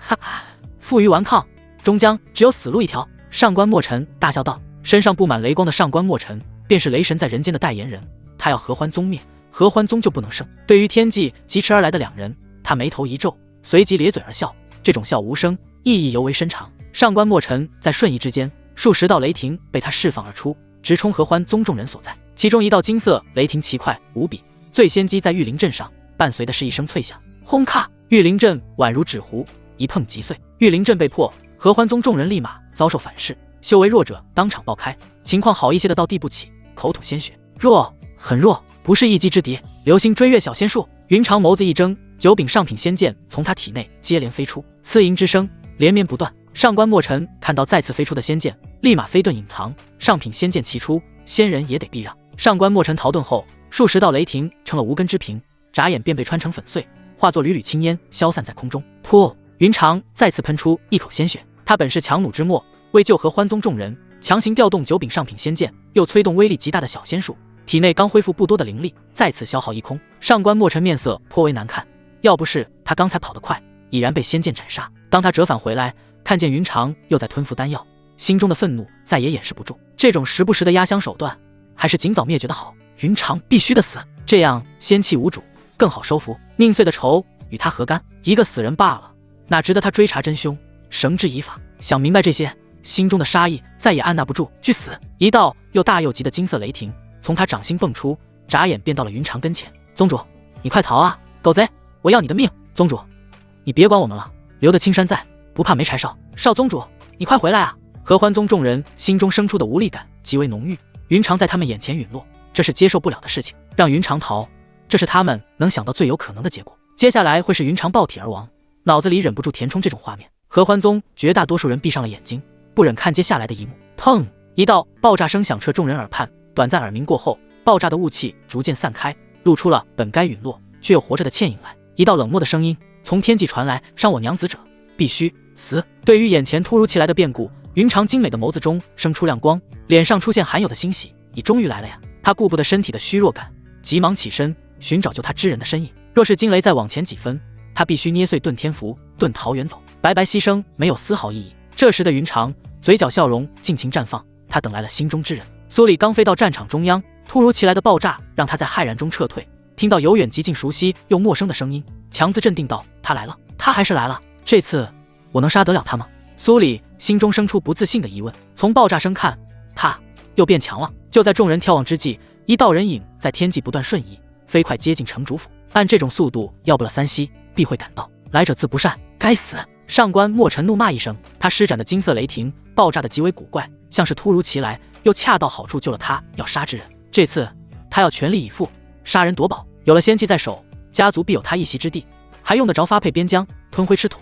他立马化作一道残影，周身雷霆密布，这是要近距离灭杀云长，不给火速救援者丝毫机会。天际来客自是不顾一切赶来的张明允，他魂力全开，最终锁定在上官墨尘身上。他目光冰冷到极致，心中大喝一声：命运之轮，兑换第二支时光之剑，震杀此辽。第一支时光之剑在云长命悬一线之际突兀现身，摧毁了金色雷霆，引发了爆炸。兑换成功，扣除宿主1000命运点，还剩3722点。命运之轮办事效率极高，几乎与张明允心念同频。这是什么剑？竟来得如此诡异！上官墨尘在瞬移猎杀中，一支箭矢突然进入他的视野，还不待反应，再次出现便来到他的3丈之内。一股极强的锁定感将他围绕，经常处于生死边缘的他身上立马生出一层白毛汗。这是生死危机！剑来得好快，快到让他呼吸变得迟缓，已有来不及反应之势。逃！这是上官墨尘心中升起的第一个念头，立马转身瞬移，欲往另外一个方向逃遁。锁定他的箭矢好似穿梭时空，蓦然穿透他的脑袋，紧接着去的方向赫然是丹田。不，我不要死！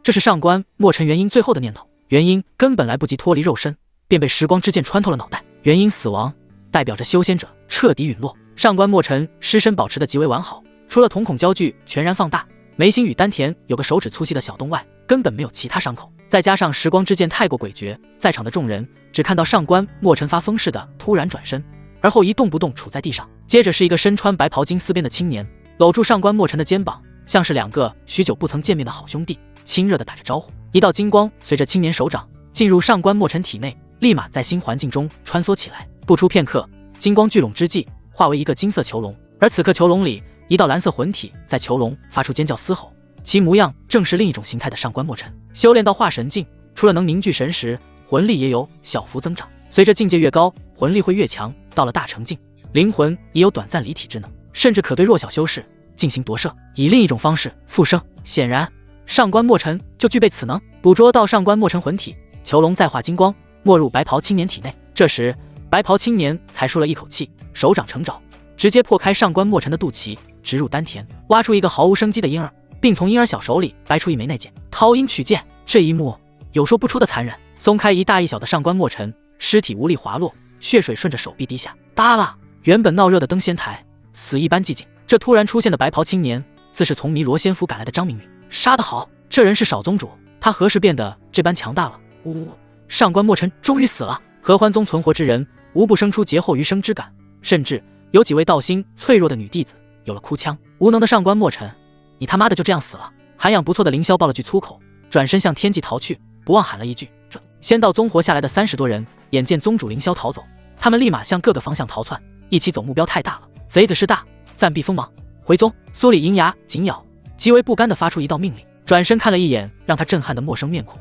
苏里知道这人一定是厉菲菲，面容与气息可以变，但他认得这个眼神，曾经他拥有过的眼神。不再迟疑，他整个人如流星赶月，消失在了城主府内。上官墨尘死得蹊跷，体内天火分魂极为不安，催促他赶紧离开。走走走！霸天奔着打秋风来的，大势已去，他哪里敢留？带着霸宗6人转身而逃，一个也别想逃！张明允眼底戾气大增，这天幕一抖，小胡儿3人出现在登仙台上。张明允马上下达命令：小胡儿，你负责追杀仙道宗；小风儿，你2人追杀霸宗7人。小胡儿3人点头称是，认准各自目标，消失在天际。此地不会安全，给你等半刻钟恢复灵力，待我回来之际，一同端了仙道宗老巢。张明允火气极为旺盛，仙道宗助纣为虐，必须当诛。还有苏里带领的缥缈宗也得略施惩戒，动云长辨识出他逆鳞，莫不是他对苏里有着亏欠？就凭此次苏里的谋算，必死无疑。挥手间，合欢宗众人面前各自悬浮着一瓶丹药，这是张明允在弥罗仙府灭杀蓝鲸与收获5品回春丹，对疗伤有不错的效果。众人接过丹药后，目中一彩，连连感叹张明允的大方。合欢宗众人对张明允道谢过后，立马吞服回春丹，恢复伤势。一瓶5品回春丹在玄灵城售价800石，且只有10粒。张明允亲自为云长送上一瓶暴灵丹，并向云长介绍丹药用途，附上一张丹方。云长听完美目连连泛光，忍不住打开瓶塞，捻起一粒放入小嘴中。服下暴灵丹的云长体内枯竭灵力瞬间回升，云长对着暴灵丹爱不释手，如获至宝般将丹瓶与丹方收了起来。缴获上官墨尘的那戒，张明允交由云长一并炼化。一城之主的那戒，想来多少有些珍藏。做完这些，他这才冲向天际，沿着缥缈宗逃遁的路线追了上去。这还是我认识的少宗主吗？太能杀了！面色发白的太虚子身上的血突然变得火热，好似返老还童，年轻太多。我们得救了！太七喃喃失神，看向遁走那道身影，眼中的不可置信之色极为浓郁。他不敢想象，数月前尚被他一掌打飞之人，现如今到了让他望其项背的地步。轩衣妮子，少宗主好帅啊！你如果不要，那让给我呗。紫萱拉着轩衣手腕，痴痴道。紫萱认真的话语，轩衣全然未觉。轩衣吧唧着嘴巴，目中尽是委屈之色。他有了娘子，我该怎么办呢？他已在不知不觉间喜欢上了这个杀伐果断、风神俊朗的翩翩青年。从第一次上门修命触发的好感，再到如今的浓浓喜欢，二人见面不过数次，他却是情很深重了。这个娘子，他心里有了答案。看向云长的目光有敬畏，有佩服，还有不浅的嫉妒。与轩衣想法一致的还有不少人，他们的目光纷纷落在了那位修为高强、美得令人窒息的云长身上。众人突如其来的目光搞得云长一愣，聪慧如他，哪里还想不清楚张明允情急之下的称呼？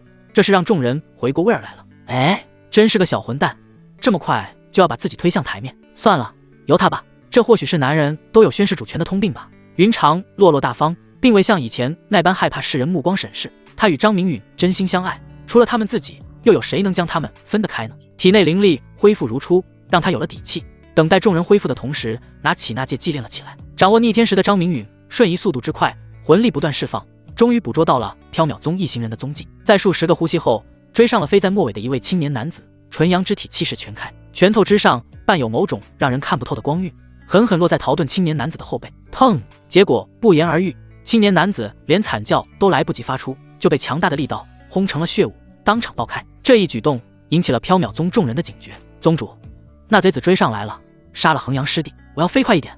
他追上来了，宗主救！缥缈宗飞在末尾的弟子开始求救，对身后之人心中生出了恐惧，心里不由在想，他为什么只追着我们杀呀？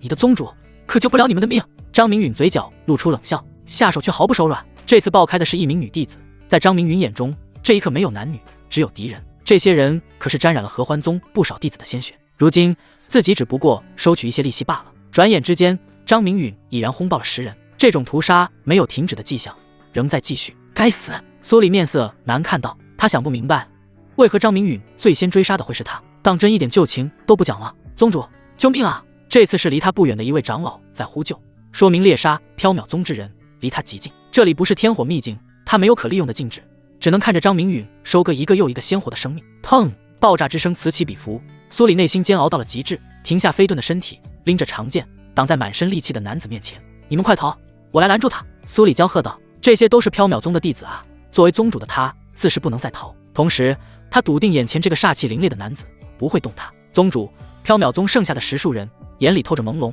从未想过继任宗主不久的小丫头有此担当的一面。往前逃跑的众人不由停下了脚步。走啊！他不敢杀我！苏里大吼一声，说到最后他信心有些动摇了，心里生出一股不确定的念头，真不敢杀我？缥缈宗剩下之人眼里露出挣扎。没过多久，一名女弟子率先向远处飞遁，显然惜命，有一个带头，便会有下一个跟着逃。不一会儿，驻足的众人走了个干净。苏里心头不是滋味，就没有一个留下来陪他战斗的吗？这么怕死，那他站出来作甚？人心就是如此复杂，让宗门之人走的是他，想让众人留下一同战斗的也是他。苏丫头，快跑啊！你愣着作甚？此子是主魂扶持的代言人，你们两者注定只能存活一个，杀了你，此子会成为此界最强。天火分魂在苏里体内蛊惑道。天火分魂很怕呀，缥缈宗的4道分魂被吞其3，他是最后一道了。从天火将他们分化而出，各自就有了新的意识，更希望以自己意识来主导复生。正在砍瓜切菜那小子魂力比他强横得多，主魂必是将其夺胜。如今的他不是主魂对手，只想潜伏下来，等待时机吞噬全部分魂，成为新的天火。可他寄生的丫头竟然不听他的命令，还闷头往前冲，这怎么可以？苏里原本悬浮在空中的身体瞬间暴退，直夺天际。师尊，是你在控制我的身体，不要跑啊！跑了缥缈宗弟子会全部陨落的。苏里惊叫道，对于体内天火分魂能掌握他的身体出现了恐惧。这还是那个慈祥又有悲悯之心的师尊吗？苏里开始争夺身体控制权，渐渐的，他对身体的掌控正逐步加大。这是天火分魂为灭杀苏里灵魂弊端，原主对身体的把控与生俱来，宿主要弱很多，除非以雷霆手段镇压，或者直接灭杀欲夺舍之人的灵魂，才能将躯壳掌握完全，随心所动。苏里的躯壳太弱，寄宿在他体内的天火分魂还瞧不上眼，正在一步步将他变强。这也是天火分魂没有利用编织好的魂印灭杀苏里的真正原因。丫头，为师这么做迫不得已，他太强了，你不是对手，你等待下去的结果只会是死亡。你不想报你父亲和爷爷的大仇了？天火分魂继续道。闻言的苏里身体的控制权他不再争夺，任由天火分魂控制。你跑得了吗？话音一落，张明允瞬间出现在苏里身后，闪烁着金光的一掌轻轻飘飘地拍出，噗！苏里当场喷出一口血来，继而愤怒地看向张明允。厉菲菲，你杀了我父亲和爷爷，还想杀死我？苏里倔强又仇恨的目光死死盯住眼前之人。好在天火分魂没有将你夺舍，你还有救。张明允对着不远处的苏里隔空一抓，一道金光从苏里体内飞出，金光之内转来天火分魂的凄厉惨叫。徒儿，你快救救为师，他这是要将我吞噬，绝了你的报仇执念啊！随着金光回到张明允体内，天火分魂的声音戛然而止。把我师尊交出来！你害我父亲与爷爷不说，就连疼爱我的师尊亦不放过，你还是人吗？苏里娇躯颤抖，心在滴血，为何这人要将他的一切都夺走？张明允听后难受道：龙之逆鳞，触之必死，若再有下次，我不介意将你泯灭。还有，我叫张明允。眼前这个女人沉浸在复仇之中，说什么他是听不进去的，唯有对他发出警告。云长就是他的逆鳞，敢动他就要做好踏入地狱的准备。说完，张明允瞬移离开，留下满脸泪痕的苏里。为什么他要这般对我？凡是对我好的，他都要带走。我不管你是厉菲菲还是张明允，你都得死，包括整个合欢宗，都要为你所做出的一切付出代价。苏里仰头长啸，眼角流出2道血泪，这种血势让他彻底魔化。苏里柔弱的娇躯随风而动，逐渐消失，好似被风生生吹散一般。天际滑落的血泪，见证着这一切不是虚幻，而是真实存在过。东陵域仙道宗山门，小胡儿面色铁青，一拳拳攻击在首山大阵上，荡起一片片涟漪。公子，我去助胡儿姐破阵。银幕风一步踏出，脱离了浩浩荡荡的复仇队伍，向远处抖动的浓雾冲去。看到银幕风冲出，白灵跃跃欲试，在张明允点头之下飞了出去，加入了破阵之列。银幕风与白灵追杀霸宗数人，竟出奇的顺利，带回了对应的内劲。云长知晓二人身份，特意拿出2株道药作为奖励，有见面礼之意。银幕风初见道药，刚开始还不以为意，紧接着他便移不开目光。云长赐予的道药，年轮足有数10圈，药效品质远胜他们在仙府的收获。银幕风与白灵极为欣喜，一口一个主母，让云长脸色微红。少宗主，3位道友攻击不同频，想要破去仙道宗首山大阵，可是不易。若是不嫌玄一峰多此一举，可让我天机宗来试上一试。天机宗宗主玄一峰上前一拜，他这是有建功立业之心。合欢宗出了张明允这条神龙，他天机宗也有结交之意。还有一个最重要的原因，张明允折返登仙台后，目光中若有若无的审视之意，让他如芒在背。这是在责怪天机宗在合欢宗垂危之际选择的袖手旁观。剑宗一干人等反而老神自在，暗自对宗主剑无边生出佩服之心，赞叹宗主的目光还是一如既往的毒辣。那便辛苦玄道兄。张明允谦卑抱拳。对于识趣之人，张明允自然以礼相待。云长站于一侧，显然一切以张明允意志为主。此时的云长感觉身心轻松，好似卸下了肩上的重担，这种感觉真好。天机宗，随我破阵！玄一峰顿时喝道。天机宗以推演著称，他们战斗力或许不是最强，若是遇到困境中，总能恰到好处脱离危险。诺！天机宗数10人立马飞出，呈一字排开，来到首山大阵面前。指天问路，道在何方？浑浊一试，混沌开场。众人口中开始低喝，双手不断掐诀，突然伸出食指向前一点，苍穹立马显现出一只大手，拨云开雾，挥手之间，仙道宗的首山大阵正以肉眼可见的速度瓦解。轰！一声巨响，大阵猛然崩塌，原本浓雾遮掩的仙道宗骤然清晰起来。大阵已破，3宗听令，立刻绞杀仙道宗妖魔，凡有所得皆归自身。张明允下达命令，仙道宗的资源他可瞧不上眼，正好拿来鼓舞士气。谢少宗主！剑无边与玄一风抱拳感谢，带领各自宗门之人鱼贯而入，眨眼进入仙道宗内部。3宗来的尽是精锐，灭一个仙道宗还不是手到擒来？张明允与云长对视一眼，二人带着云坤子等人向仙道宗腹地飞去。仙道宗银仙殿，宗主，大事不妙！合欢宗带领剑宗与天机宗打进来了。一位老者步履匆匆，直接推门而入，人未到殿，声音已然传来。殿内一道人影踱着急促不安的步子，来回走动。目光不时瞥向大殿一处角落。只要随着人影目光仔细看去，便会发现那里赫然是一处传送阵。至于传送何方，只有凌霄才能知晓。九叔，你慌什么？我已传令各店主，带上各店弟子拼死反击，先拖住他们，待灵儿母亲抵达，入侵的三宗必会全灭。凌霄面色阴沉道。张明云扯出上官莫尘元婴的一幕，至今震慑着他。如此诡谲的年轻人，他是第一次见。修为不够，只能寄托于他的道侣蓝凤娇身上。凌霄心里不由暗自焦急，1岁幸福时间已过半炷香，为何凤娇还不赶到？宗主，三宗事大，就怕蓝家尚未来人，仙道宗彻底完了呀！要不咱们撤走吧？老者耳朵灵敏，听闻杀戮之声又更近了几分，脸上的着急之色变得浓郁了。